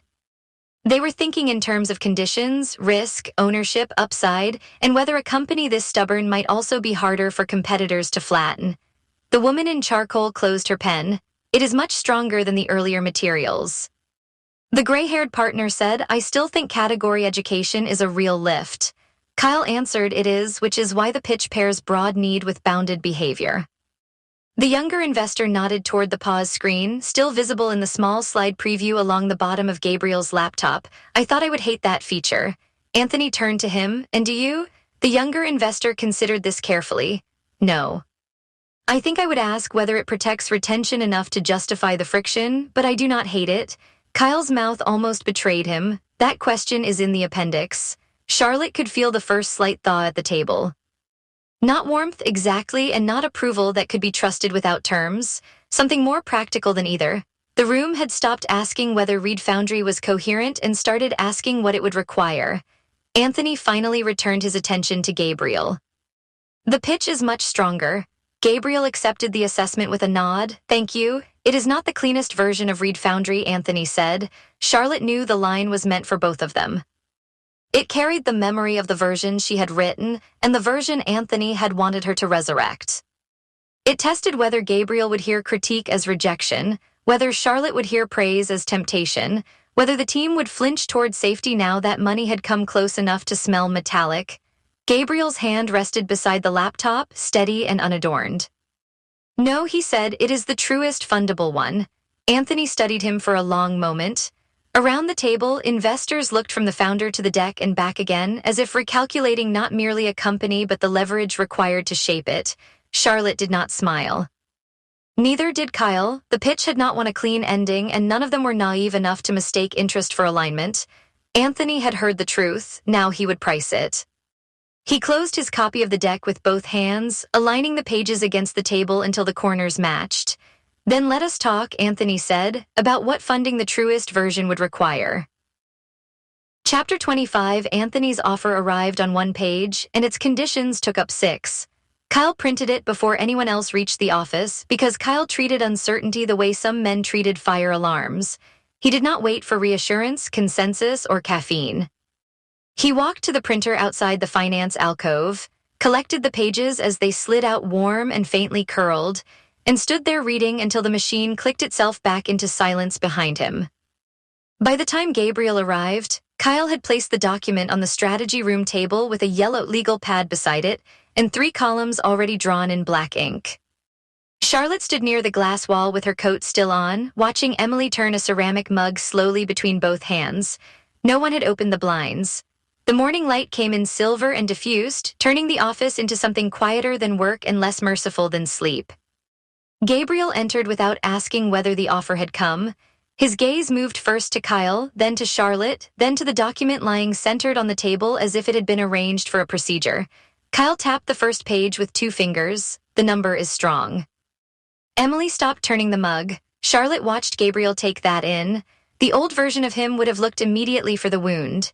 This Gabriel allowed the promise of rescue to exist for one full breath before reaching for the blade beneath it. How strong? Gabriel asked. Kyle named the figure and the room changed around it. Money had texture when a company was starving for it. It thickened the air, softened the edges of impossible decisions, made payroll calendars and vendor calls and delayed hires seem briefly less like instruments of torture. Charlotte saw Emily look down at her mug as though her own relief had embarrassed her. Kyle's face remained unsentimental, but even he had stopped tapping the pen against the pad. That stabilizes runway, Kyle said. It brings back hiring discipline instead of hiring panic. It lets us pay people without treating every Friday like a hostage negotiation. Gabriel lowered himself into the chair at the head of the table. And the rest? Kyle slid the 6 pages toward him. The rest is where Anthony earns his reputation. Gabriel read the first page without changing posture, but Charlotte had learned that stillness was not the absence of reaction in him. His attention narrowed until even the room seemed to step carefully around it. Kyle began before Gabriel reached the 3rd clause. Reporting requirements are aggressive but survivable. Revenue milestones are high, although not irrational.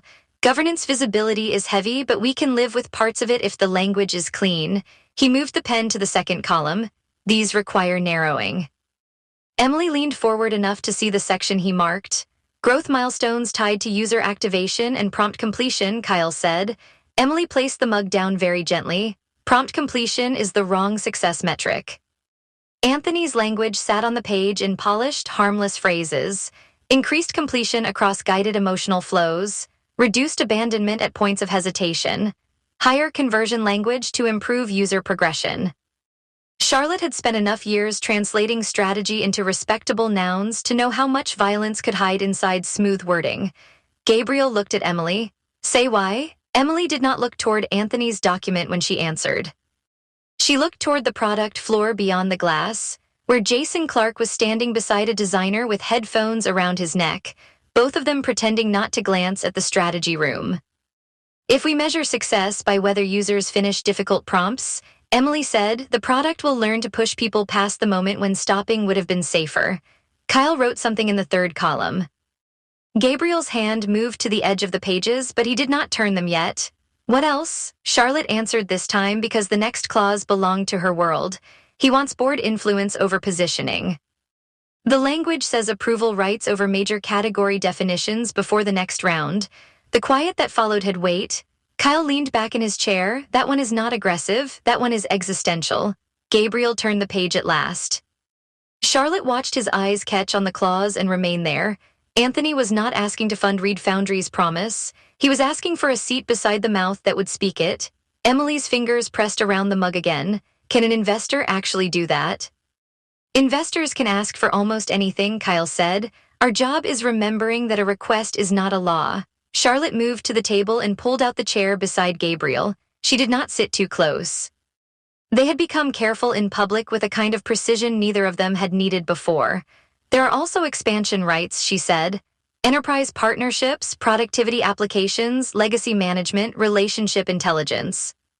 Some of that could be reasonable later, but written this broadly, it turns the category into whatever produces the fastest monetization. Kyle nodded once. Relationship intelligence is the one that bothers me most. It should, Charlotte said. That phrase is what people use when they want emotional data to sound like operational insight. Gabriel kept reading. A line appeared between his brows, not sharp enough to be anger and not soft enough to be grief. Anthony wants the right to test higher conversion language in emotionally significant flows. Emily gave a small laugh without amusement. He wants the pause screen to apologize for existing. Kyle added another mark to the third column, core product ethics. Non-negotiable unless everyone in this room wants to build a different company. For several minutes, they worked through the pages in disciplined order. Kyle separated standard venture pressure from clauses designed to reroute the company's bloodstream. Charlotte translated positioning risks into investor language that could survive a negotiation without sounding wounded. Emily named the design consequences of every metric that treated hesitation as failure. Gabriel listened, asked questions, and resisted the visible temptation to turn refusal into performance. Charlotte saw the difference, and because she saw it, her chest hurt in a way she could not afford to examine yet. He was not romanticizing the purity of rejection. He was doing the duller, harder work of deciding which compromises were ordinary and which ones would teach Reed Foundry to betray itself gradually. Kyle underlined 3 clauses. These go. Gabriel looked at the legal pad. Positioning approval, prompt completion as a primary success metric, and unrestricted language testing. Also unrestricted enterprise expansion, Emily said. Kyle added it without argument. These narrow. Charlotte reached for the pen when Kyle offered it. Enterprise exploration can exist only inside product principles. Consent standards, emotional safety review, user control, no inferred relational profiling without explicit purpose and permission. Kyle watched her write. That sounds expensive. So does rebuilding trust after we let a partner monetize vulnerability badly, Charlotte said. Gabriel's mouth shifted, almost a smile and not quite one. That sentence goes somewhere. Charlotte glanced at him, preferably not in the investor call. Kyle drew a line through another phrase. We need alternative metrics before we reject his. Anthony will call our position moral theater if we only say no. Emily straightened. Return by choice, saved sessions. Voluntary re-engagement after pause. User-reported safety after vulnerable flows. Subscription renewal after emotionally significant use, but not immediately after distress. Kyle wrote quickly enough that the pen scratched. Those are harder to explain. They are truer to the product, Charlotte said. Gabriel looked from the pad to the term sheet. Then we explain them. By mid-morning, the strategy room had become less a place of reaction than a place of construction. The windows filled with reflected movement from the product floor. Someone outside laughed too loudly and then stopped. A coffee delivery arrived near reception, releasing the smell of roasted beans into the hall, and nobody inside reached for it. Charlotte built the counter position on the wall screen while Kyle sat beside her, tightening every sentence that gave Anthony a place to dismiss them as fragile.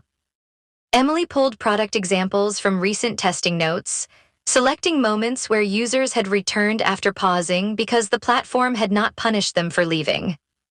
Gabriel stood behind the chairs, arms folded loosely, reading each revision without hovering over the keyboard.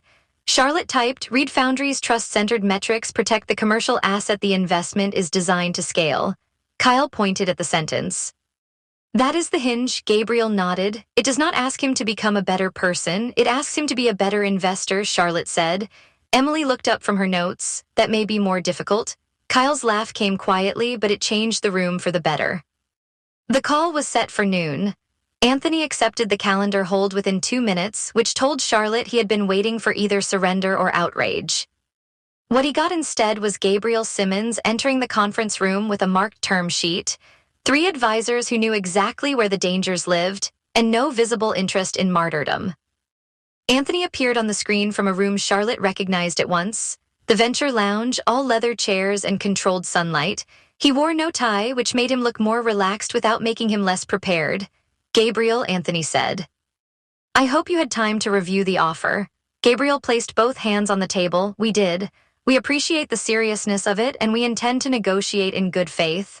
Anthony's expression shifted so slightly that Charlotte might have missed it months ago. He had expected heat. Gabriel had offered structure. Kyle began with the ordinary terms, because Kyle understood the tactical value of refusing to make everything sacred.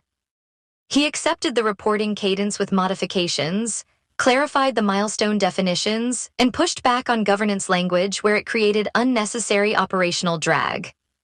Anthony conceded twice and deferred once, which Charlotte read as a deliberate performance of reasonableness. Then the real negotiation began. Charlotte took the positioning clause first. We can commit to investor transparency around category strategy. We cannot offer approval rights over Reed Foundry's core ethical language. Anthony smiled faintly. No investor wants to micromanage copy. The clause does not say copy, Charlotte replied. It says major category definitions, which means public promise, market frame, and eventually product expectation. Anthony leaned back. Investors need confidence that the company will not become impossible to message as it grows. Gabriel answered before Charlotte could. His voice carried none of the old edge, which made the firmness more difficult to dismiss. We just proved it can be messaged without being hollowed out. Anthony looked at him through the screen. You proved it in one room. Kyle turned a page.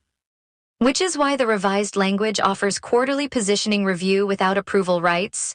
You get visibility. The company keeps authorship. Anthony considered that. Authorship can become isolation in founder-led companies. Gabriel did not take the bait. That is why we are formalizing principles beyond me. Charlotte turned slightly toward him, though only for a second. Emily went still beside her. Gabriel continued. Product, operations, and ethics review will govern expansion decisions, not my private instinct. Not investor preference, principles we can articulate and apply. Anthony's eyes moved briefly to Charlotte. That is new. It is necessary, Gabriel said. Something quiet and consequential passed through the room. Charlotte felt it because she knew what it had cost him. Gabriel had built Reed Foundry from a private promise, and now he was consenting to make the promise durable enough to survive beyond his hands. Anthony moved to the engagement metrics. Completion matters. If users consistently abandon prompted flows, the market will not reward intention. Emily spoke before anyone else could soften the issue into strategy. Completion is not always success in this product. Anthony's gaze settled on her square in the small grid of the screen. Emily, correct? Yes, Emily said. I designed the pause screen you called a conversion leak. Kyle looked down at his notes with heroic discipline. Anthony accepted the correction with a gracious tilt of his head. Then you understand why investors will ask whether hesitation is a product strength or a usage problem. Emily placed both palms on the table, as if grounding herself through the surface. When a user pauses during an emotionally difficult prompt, the safest outcome may be that they stop and return later. If we optimize only for completion, we will teach the product to pressure people when restraint is the reason they trust us. Anthony's charm thinned around the edges. Is that scalable? It is the reason people come back, Emily said. Charlotte stepped in not to rescue Emily but to translate the force of what she had said. Reed Foundry's restraint is not a charitable feature. It is the basis of retention, differentiation, and brand defensibility in a category where users can feel manipulation quickly. Kyle added the metrics without ceremony. We are proposing return by choice, voluntary re-engagement, saved sessions, user-reported safety, renewal after vulnerable use moments, and long-cycle retention cohorts. Anthony scanned the revised sheet they had sent during the call.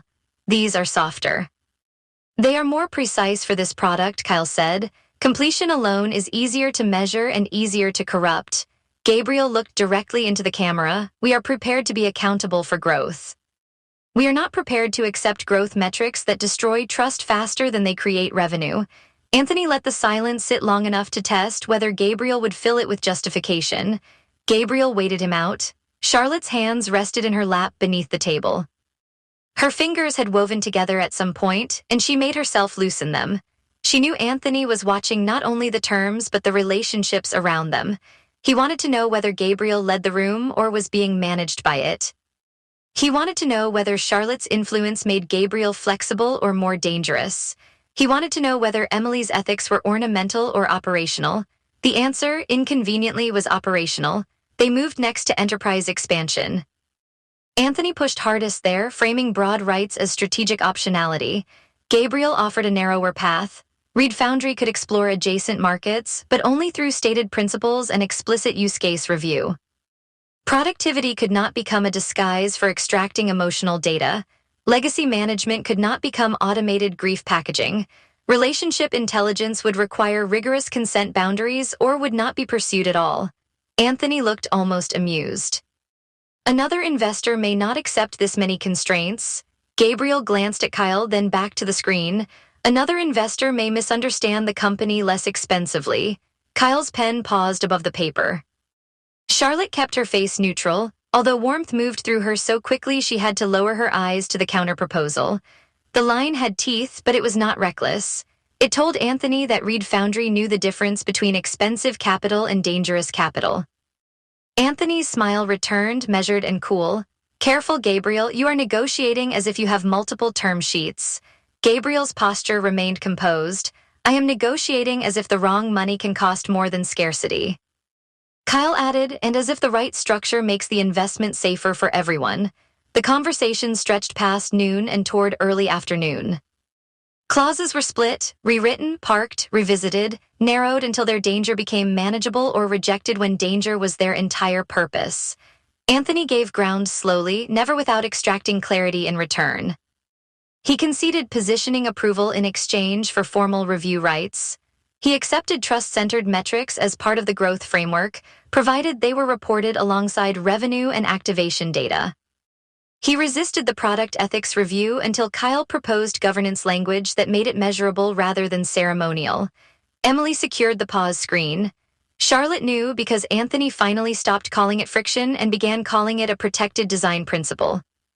The phrase was still colder than she liked, but it was legally useful, and sometimes usefulness was where principle survived. Near the end, Anthony folded his hands beneath his chin. One more point. Gabriel waited. Charlotte's involvement after the round, Anthony said. Will she remain attached to the company in an advisory capacity? The question entered the room wearing business clothes and carrying something more personal in its pocket. Charlotte felt Gabriel's attention shift toward her without his eyes following. The restraint mattered before he said anything. He did not answer for her, he did not perform indifference. He left the space open because it belonged to her. Charlotte leaned closer to the microphone. My post-round role has not been determined, and it should not be used as a condition of investment. Anthony's gaze remained pleasant. Continuity has value, so does clear governance, Charlotte said. If Reed Foundry wants my involvement, that conversation should happen separately from your terms. Gabriel looked at the screen, agreed. The single word did more than support her. It refused to make her part of the deal. Anthony accepted the boundary with a courteous nod, although Charlotte saw the calculation behind it. He had tested whether their bond could be turned into leverage and found no easy opening. By the time the call ended, the room looked altered. The marked pages lay spread across the table. Kyle's legal pad had become a small battlefield of arrows, clauses, and boxed phrases. Emily's coffee sat untouched and cold. Charlotte's laptop battery had dropped into red. Gabriel remained seated after Anthony's screen went dark, looking at the revised summary as if it might still change when no one was watching. Kyle read the final list aloud. Funding remains on the table. Board language narrowed. Positioning approval removed. Category review retained. Completion metrics replaced by a blended trust and growth framework. Enterprise expansion restricted by internal principles and ethics review. Product language testing subject to consent and emotional safety standards. Emily leaned back, closing her eyes for one long second. The product can live with that. Charlotte looked at the counterproposal. The story can live with that. Kyle capped his pen. The deal is not perfect, but it is survivable and defensible. Gabriel folded the first page over the 6 pages of conditions. He did not touch the signature line. Then Reed Foundry can live with it. No one cheered. The victory had too many fingerprints on it for celebration to feel simple. Outside the conference room, the team continued moving through ordinary tasks, unaware that the company had just been hauled across a narrow bridge one clause at a time. Kyle pushed his chair back. For what it is worth, you negotiated like a CEO rather than a martyr. Gabriel looked up at him. That sounded almost affectionate. Do not become dependent on it, Kyle said, gathering his notes. Emily finally picked up her mug, made a face at the cold coffee, and stood. I have a pause screen to protect. You have governance language now, Kyle said. Emily walked toward the door. That is the least romantic gift anyone has ever given my work.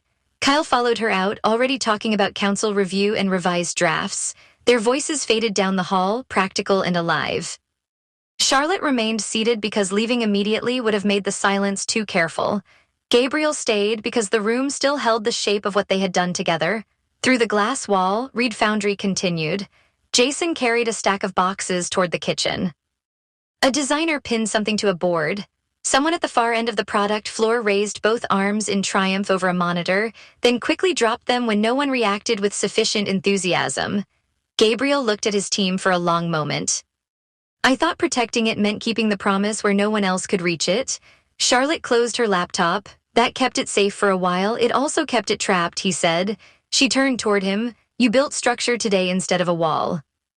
Gabriel's hand rested near the revised term sheet. You helped me understand that those are not the same thing. Charlotte let the gratitude reach her without trying to turn it into work. For weeks, every charged silence between them had found cover inside a slide, a metric, an argument, a room that needed them more urgently than they needed themselves. Now the work was still there, but it had finally stopped being an adequate hiding place. Gabriel looked at her directly. When the terms are finalized, I would like us to talk. Charlotte felt the simplicity of the request move through her. It did not ask for an answer to every impossible thing. It did not turn the company into a confession booth or her loyalty into proof. It only opened a door neither of them could pretend was part of the strategy room. Yes, she said, we should. His relief was quiet, but it reached his face in the smallest loosening around his eyes.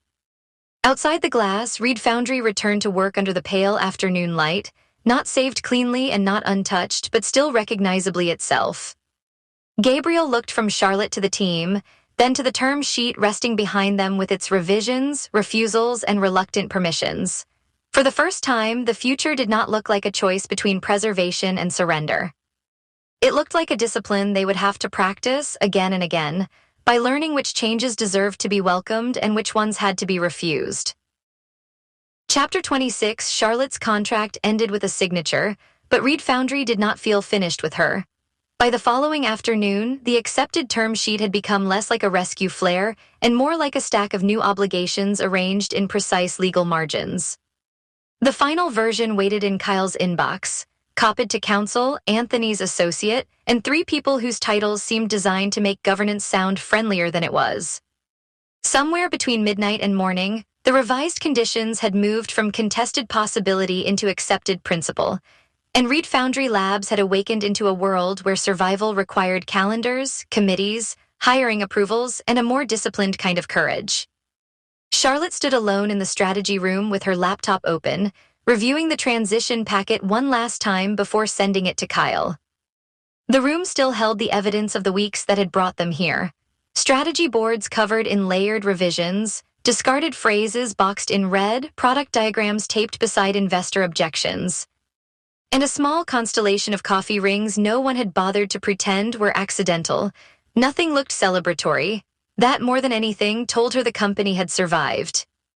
Outside the glass, employees moved through the office with the stunned concentration of people who had been gripping a ledge for so long that solid ground felt untrustworthy. A designer carried a tablet toward the product lab. 2 engineers argued softly near the espresso machine over a deployment window. Someone from finance crossed the hall with a folder pressed to her chest, as if physical paper could make the future more obedient. No one cheered. No one uncorked anything inappropriate near expensive equipment. Reed Foundry's relief had become motion, and motion had always been its truest language. Charlotte scrolled through her memo and adjusted one sentence in the section titled Public Promise Architecture. The phrase sounded almost absurdly formal for what it was trying to protect, but she had learned that language with authority could shelter fragile things when people stopped treating delicacy as weakness. Her memo explained how Reed Foundry could speak about origin without commodifying grief, how investor-facing language should remain clear without becoming hollow, and how user trust should be treated as a product requirement rather than a brand asset. The packet was offensively thorough, which meant Kyle would either respect it or suffer from it. As if summoned by the insult of completeness, Kyle appeared in the doorway with his sleeves rolled to his forearms and a tablet tucked under one arm. His tie was missing, and his expression suggested he had already been in 3 meetings that had all used the phrase implementation cadence with unearned confidence. I have seen hostile audits with less documentation, he said. Charlotte looked up from the laptop. I will take that as praise. It is praise with operational consequences, Kyle said, stepping into the room. You have made yourself difficult to replace, which is either excellent consulting or a subtle act of professional sabotage. Charlotte smiled before she could decide whether the comment hurt. It landed too close to an older bruise, the familiar shape of being indispensable in the moment, and archived once the room could breathe without her. She had built a career on entering emergencies with clean frameworks, making herself essential, and leaving before anyone could discover whether she was wanted without a deadline attached. Kyle seemed to notice the shift in her face because his humor softened without disappearing. For what it is worth, Reed Foundry will probably want you involved in some advisory capacity. Charlotte's fingers paused above the trackpad. Probably, definitely, Kyle said. I am saying probably because Gabriel asked me not to raise it until after the two of you had spoken. That surprised her enough that she looked toward Gabriel's office before she could stop herself. The door was closed, but not guarded by that old sense of inaccessibility she had once mistaken for arrogance alone. He said that? She asked. He did, Kyle replied. Apparently he is learning restraint, which is deeply inconvenient for those of us who had already designed systems around him being impossible. Charlotte breathed out a small laugh. The sound eased something she had not realized she was holding. That must be hard for you. I am coping through governance structure, Kyle said. It is unattractive but effective.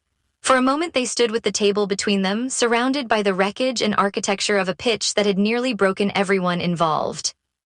Kyle's face settled into something more serious, and he rested his tablet on the table beside the transition memo. I owe you thanks, he said, not just for the version that won, for refusing the easy deck after proving it could work. Charlotte closed the laptop halfway. The easy deck was never my recommendation. I understand that now, Kyle said. At the time, I mostly understood runway, investor appetite, and the speed at which Gabriel could set fire to opportunity by being morally correct in the least fundable way possible. That is a specific leadership challenge, Charlotte said. It has kept me spiritually flexible, Kyle replied, then glanced through the glass toward the product lab. But we needed to see that version. Sometimes the clearest warning is the thing that succeeds for the wrong reasons. Charlotte accepted the words quietly, because from Kyle they mattered differently. Gabriel could defend the soul of Reed Foundry because he had built it from loss. Emily could defend its ethics because she had designed its emotional texture. Kyle had defended payroll, runway, contracts, and the unromantic math of people needing salaries before belief became exploitation. If Kyle now admitted that survival alone was insufficient, then something had truly changed inside the company. Before Charlotte could answer, Emily entered carrying a tablet in both hands, her hair pinned loosely with a stylus that looked seconds away from surrender. Her sweater sleeve was smudged with graphite, though Charlotte had never quite understood how a digital designer collected physical evidence of thinking. I know you are escaping, Emily said, but I need one final sentence from you before you become legendary and unavailable. Charlotte leaned back in her chair. Legendary sounds expensive. She already is, Kyle said. Please route all mythological billing through finance. Emily ignored him and set the tablet on the table. A prototype screen glowed softly. A muted interface, a pause state, a single line of user-facing copy centered in generous space. Charlotte recognized the screen immediately. They had debated it for hours in fragments, between investor edits and ethical review notes, because the pause state was where Reed Foundry's philosophy either became real or became decorative. The sentence read, "You can return when you feel ready." Charlotte read it twice. The line was gentle, almost right, and faintly too instructive in a way that would have escaped her 6 weeks ago.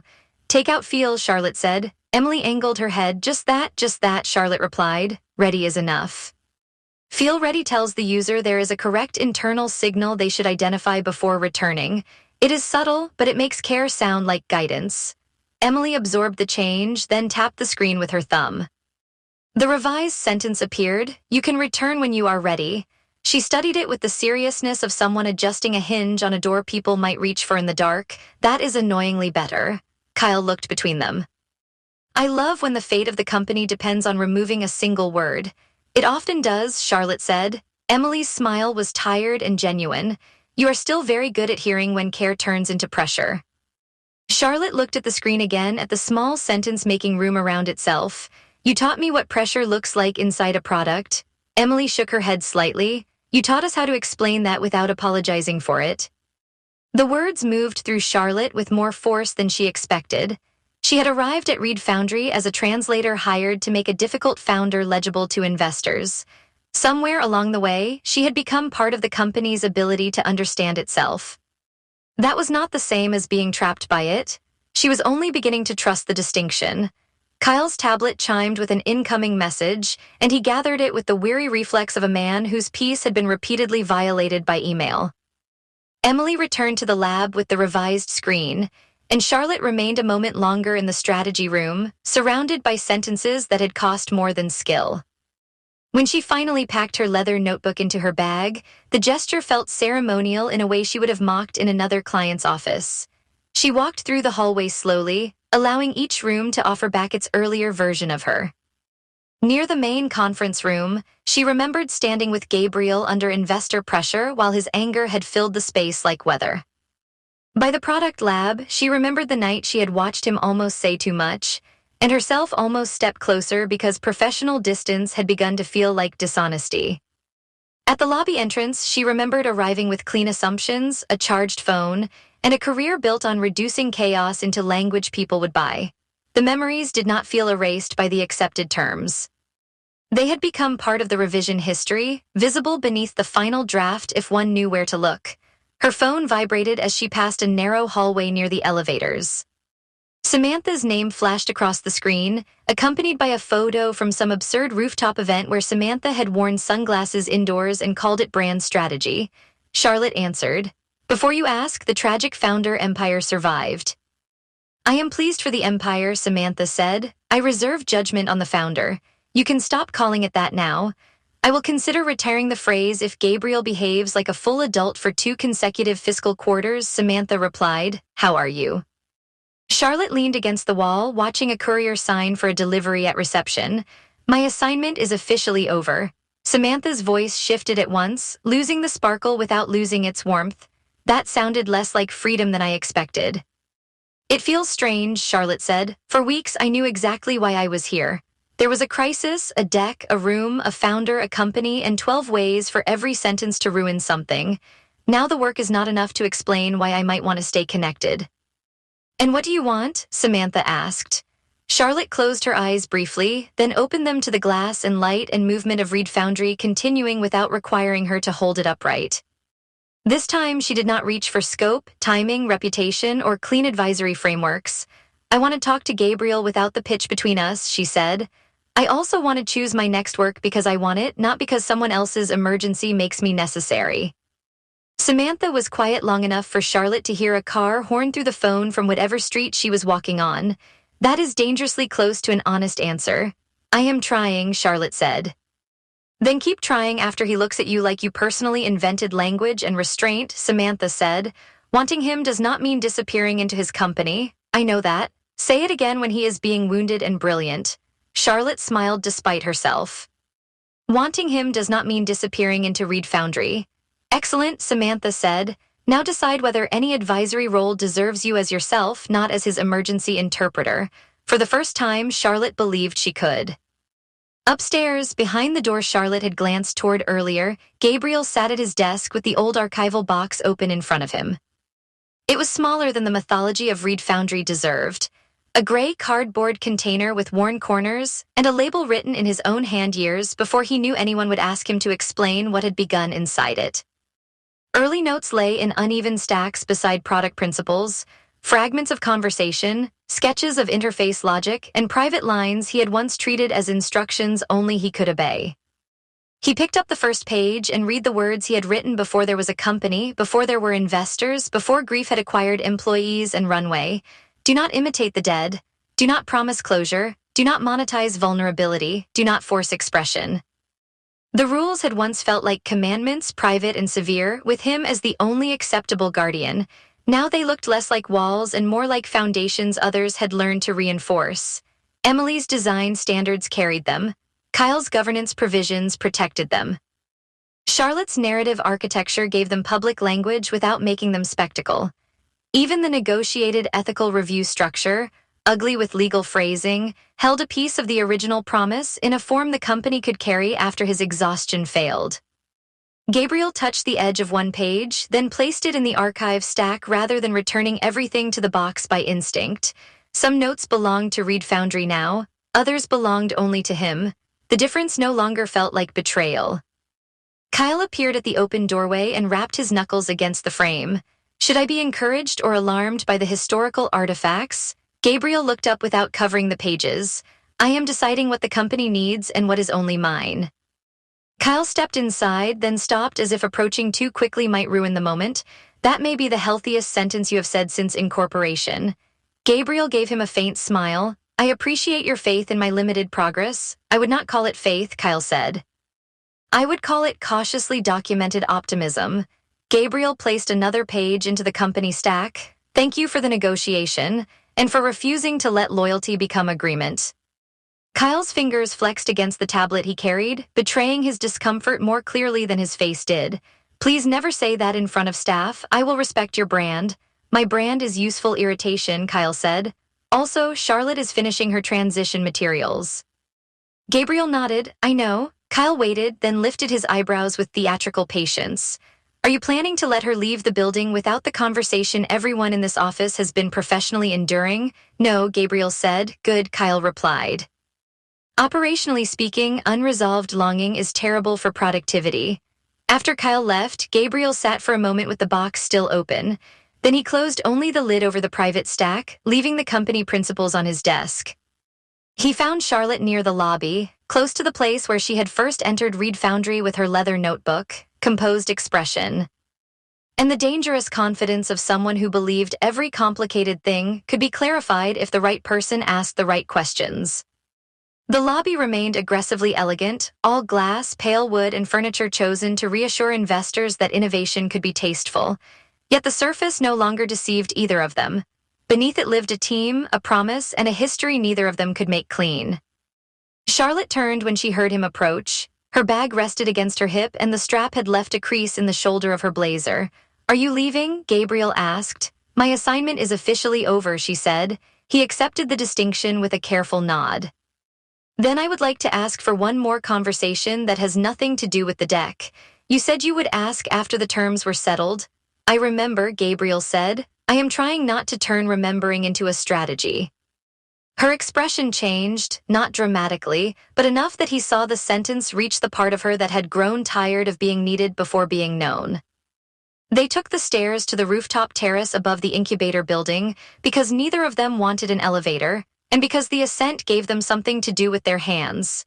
The city opened around them in layered glass and late afternoon glare. Venture offices shone from nearby towers.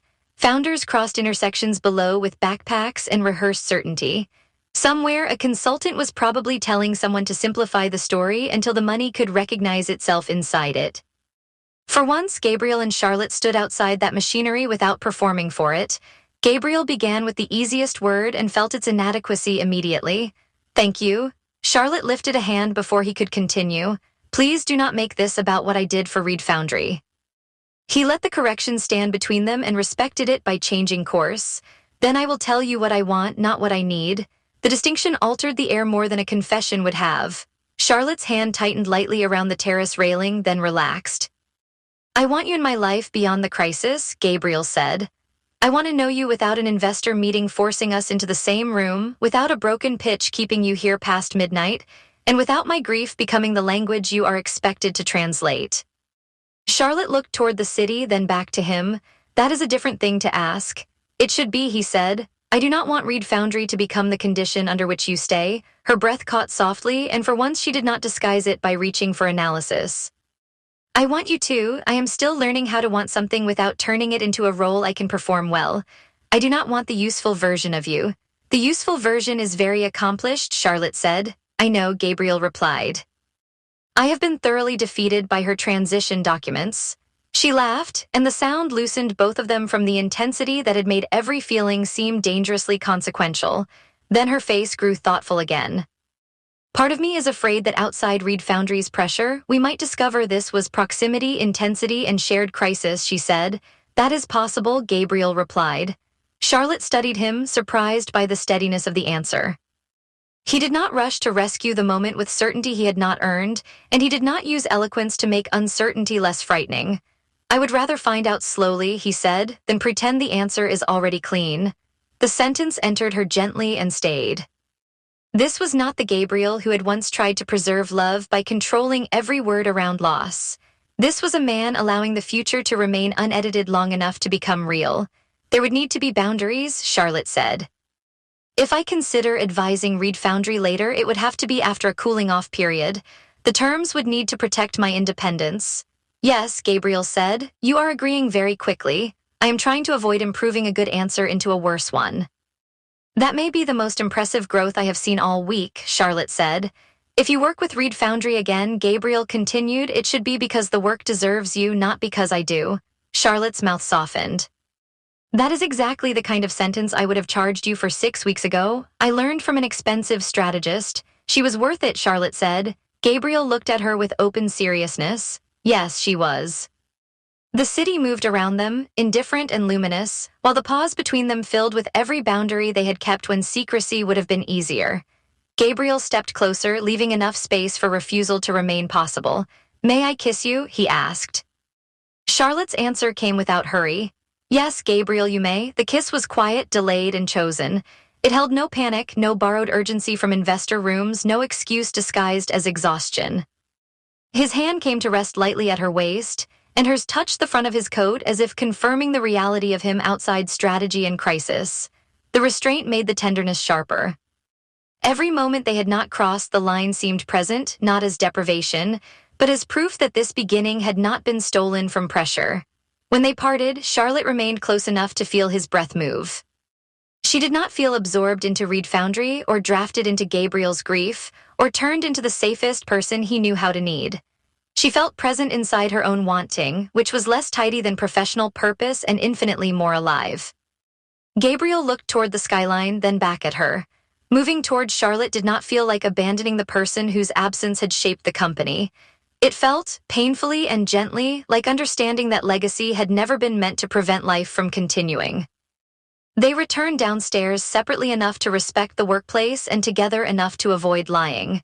In the office, Reed Foundry continued with its newly earned ordinariness. Kyle was on the phone with legal, arguing that ethical review language did not need to sound as though it had been assembled by frightened machinery. Emily stood in the product lab with 2 designers, testing the revised pause screen against different user states. Jason Clark crossed the hallway with a tray of coffees and the focused expression of someone carrying infrastructure. Charlotte returned to the strategy room and placed the transition packet on the table. On top of it, she laid a handwritten note addressed not only to Gabriel, but to the company that had learned how to carry what he had once guarded alone. Do not make the truth easier than it is. Make it easier to carry. Then she left for the day without needing the exit to prove anything. Gabriel found the note 20 minutes later. After Kyle had demanded 3 answers, Emily had requested 1 review, and the accepted term sheet had generated 4 new action items before dinner. He read Charlotte's handwriting once, then again. He did not place it inside the final deck. He carried it to his office and set it beside the early principles from the archive box, not as a replacement for the original promise, but as evidence that the promise could grow without becoming unrecognizable. Through the glass walls, Reed Foundry moved around him. The company no longer looked like a memorial disguised as a startup, although it would always contain memory in its foundation. It looked like a workplace full of people building something careful under imperfect conditions, which might have been the most honest form of hope available to them. Gabriel looked toward the elevator where Charlotte had gone, then toward the product lab where Emily's screen glowed in the dimming light. You can return when you are ready. The sentence did not solve grief. It did not simplify love. It did not promise closure to anyone who had learned the cost of being promised too much.